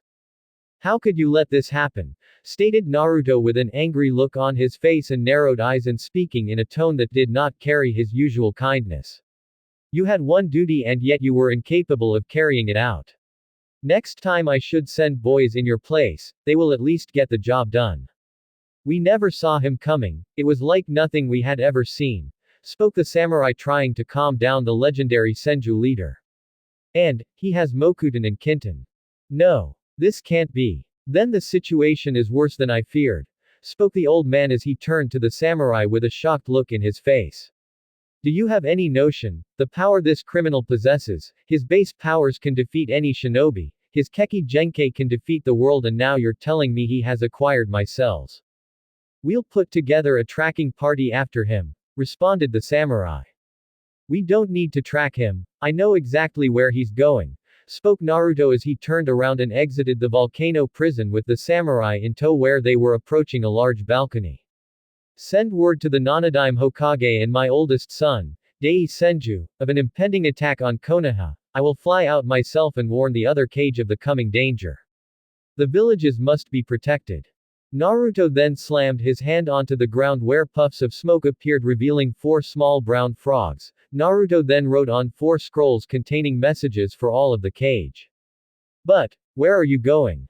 Asked the samurai as he looked on as the aged Hokage walked up to the edge of the balcony. Naruto stuck his fingers to the corners of his mouth and whistled a signal. When the samurai looked up he saw the head of a large dragon pop up from below the balcony, a human barely the size of its eye. Its scales were white with varying shades of gray, its barbels were black along with the spikes going down its spine, and its horns were a jet black color, and it had 2 tusks pointing upward and downward that were also black in color. The Senju leader then mounted the dragon where it lowered its head to allow the Senju leader aboard, where the old man took in his grip a piece of long rope that was connected to its horns. To stop him, spoke the retired Hokage as he pulled on the reins of his dragon, Tento. And with that said, the massive dragon the size of the Hokage mountain took flight with his master on board, intent on apprehending the criminal that was locked up in that prison. Sasuke Uchiha. How was he able to escape? I stripped him of his ability to manipulate his chakra. He must have somehow gained my cells and used the amazing power of my life force and yang release to be able to repair the chakra circulatory system after I severed the connections. This time, I won't be so weak. I used wind release last time, but this I'll use yang release to permanently remove his chakra. Thought Naruto, thinking about what he was going to do. He also knew that since Sasuke gained his cells, he would be stronger, both physically, and his chakra and his Rinnegan will be much stronger, being the only Uchiha to awaken the Rinnegan without Senju DNA. Sensing his master's unease, Tento flew even faster, intent on reaching their location where Sasuke was supposedly heading to. Naruto didn't like the fact that he was going to be fighting his childhood friend again, but he was the only person in the world that could defeat Sasuke. Even the 5 Kage combined were nothing but bugs to him, and Naruto believed that his old age hadn't lessened his power at all. Even in old age, at the age of 88, Naruto was no less powerful and, like Sasuke, could defeat the 5 Kage without any hindrances. Tento roared a little, catching Naruto's attention where he noticed what appeared to be a dust storm. But Naruto knew better. He was currently flying over the now former Land of Frost, which was destroyed years ago by Naruto and Sasuke during their first titanic battle, and also the Land of Sound and the Land of Hot Water were also destroyed, and all 3 countries were nothing more than a scorched barren wasteland. The volcano where Sasuke's prison was located, the very spot the former Hokage defeated his enemy, and he created the prison that held Sasuke from scratch. Naruto then whipped Tento's reins where the dragon flew down in front of the dust cloud and was charging straight forward. The dragon and his master then heard a familiar roar which they would never forget. Out of the dust storm came the form of a large feline the size of a biju. Naruto and Tento, recognizing the beast as Yoshi, Sasuke's most loyal companion. Not one to back down to a challenge, the dragon just kept on flying towards the tiger, and Naruto could see the silhouette of his friend riding atop the tiger. Taking action, Naruto jumped off his dragon with little effort and came flying towards the Uchiha, who had little time to react when he saw his old enemy flying towards him. Even in his old age, Naruto was still an agile opponent. Naruto grabbed Sasuke by the head while Yoshi kept on running towards Tento, where the 2 beasts engaged in another of their brutal fights. Sasuke was being pummeled to the ground from the shock of Naruto's attack, but was able to quickly respond when he wrapped his legs around Naruto's arm and threw off the former blonde. When the Senju leader regained his footing, he could still recognize Sasuke even though the years had not been kind to them. Sasuke had shoulder-length long hair, having lost its spikiness over time. He also had a long shoulder-length goatee and with a shoulder-length Fu Manchu mustache. He wore nothing but rags and dirty bandages from having spent most of his time in prison. But his eyes, they were the same, blood red with nothing but hate in them. Yes, I couldn't hide from you for long, stated Sasuke as he brushed his clothing while Naruto stood up to full height. You really thought that your jailbreak would go unnoticed? Questioned Naruto as he prepared himself to face Sasuke. And I also heard that you have some new skills of your own. I have you to thank for that, spoke Sasuke to his friend. It was ironic that both looked so old. They were dinosaurs really. but he knew Naruto still had many years to live through because of his Uzumaki lineage, but he had waited too long to get out of that prison and he wasn't going to lose his newfound freedom, he was just beginning to enjoy it. But you fell for it, again, said Sasuke with a smirk before disappearing in a plume of smoke. When the smoke cleared, it revealed that Sasuke had disappeared. That wasn't a Kage Bunshin, it was summoning jutsu. He must have orchestrated his escape years in advance, and I was fool enough to fall into his trap, but it seems as though it would take a few hours before the jutsu activated. Thought Naruto, deducing Sasuke's escape method. He could only wonder, when did Sasuke gain his cells? He knew that with his cells, Sasuke's chakra and life force will be amplified to the point that he could be considered a pseudo-senju.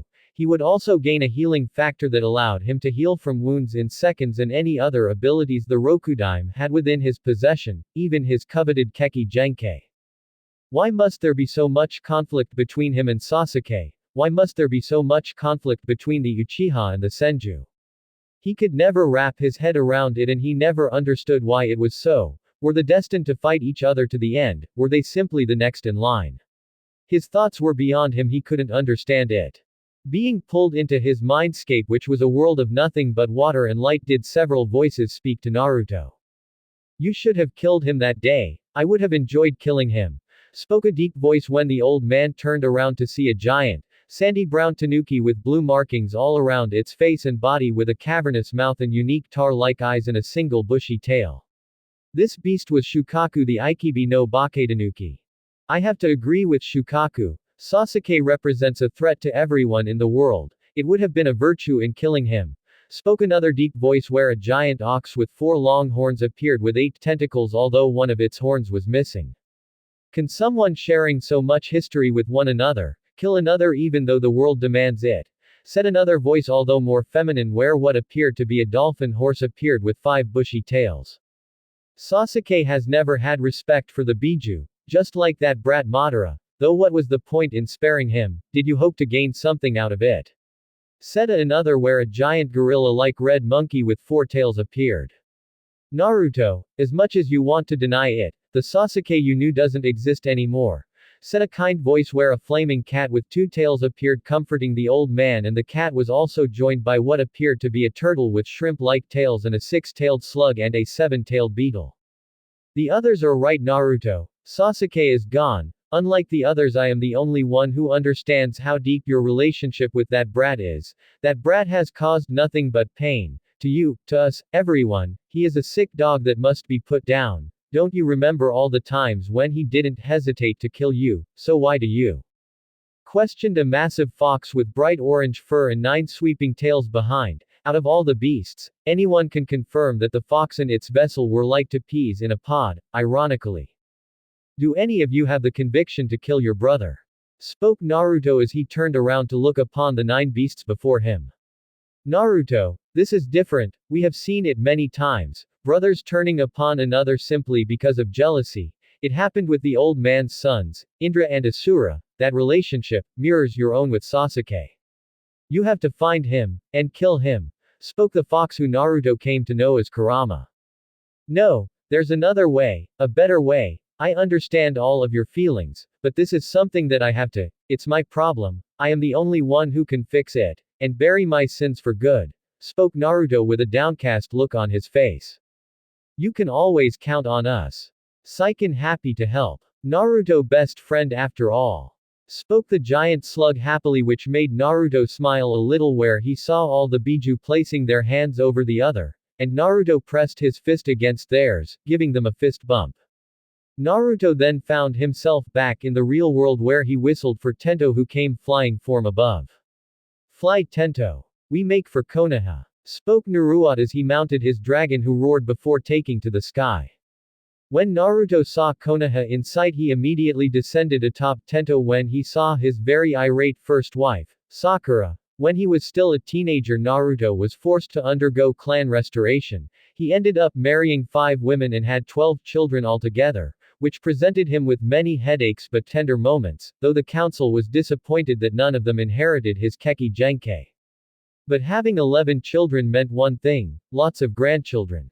Sakura was the same age as her husband. She wore a plain white kimono with a long obi and sakura blossoms over it. Her hair was still pink though dulled in vibrance over the years, and she wore her hair up in a small ponytail, though she did carry the cons of old age on her face, just as he had.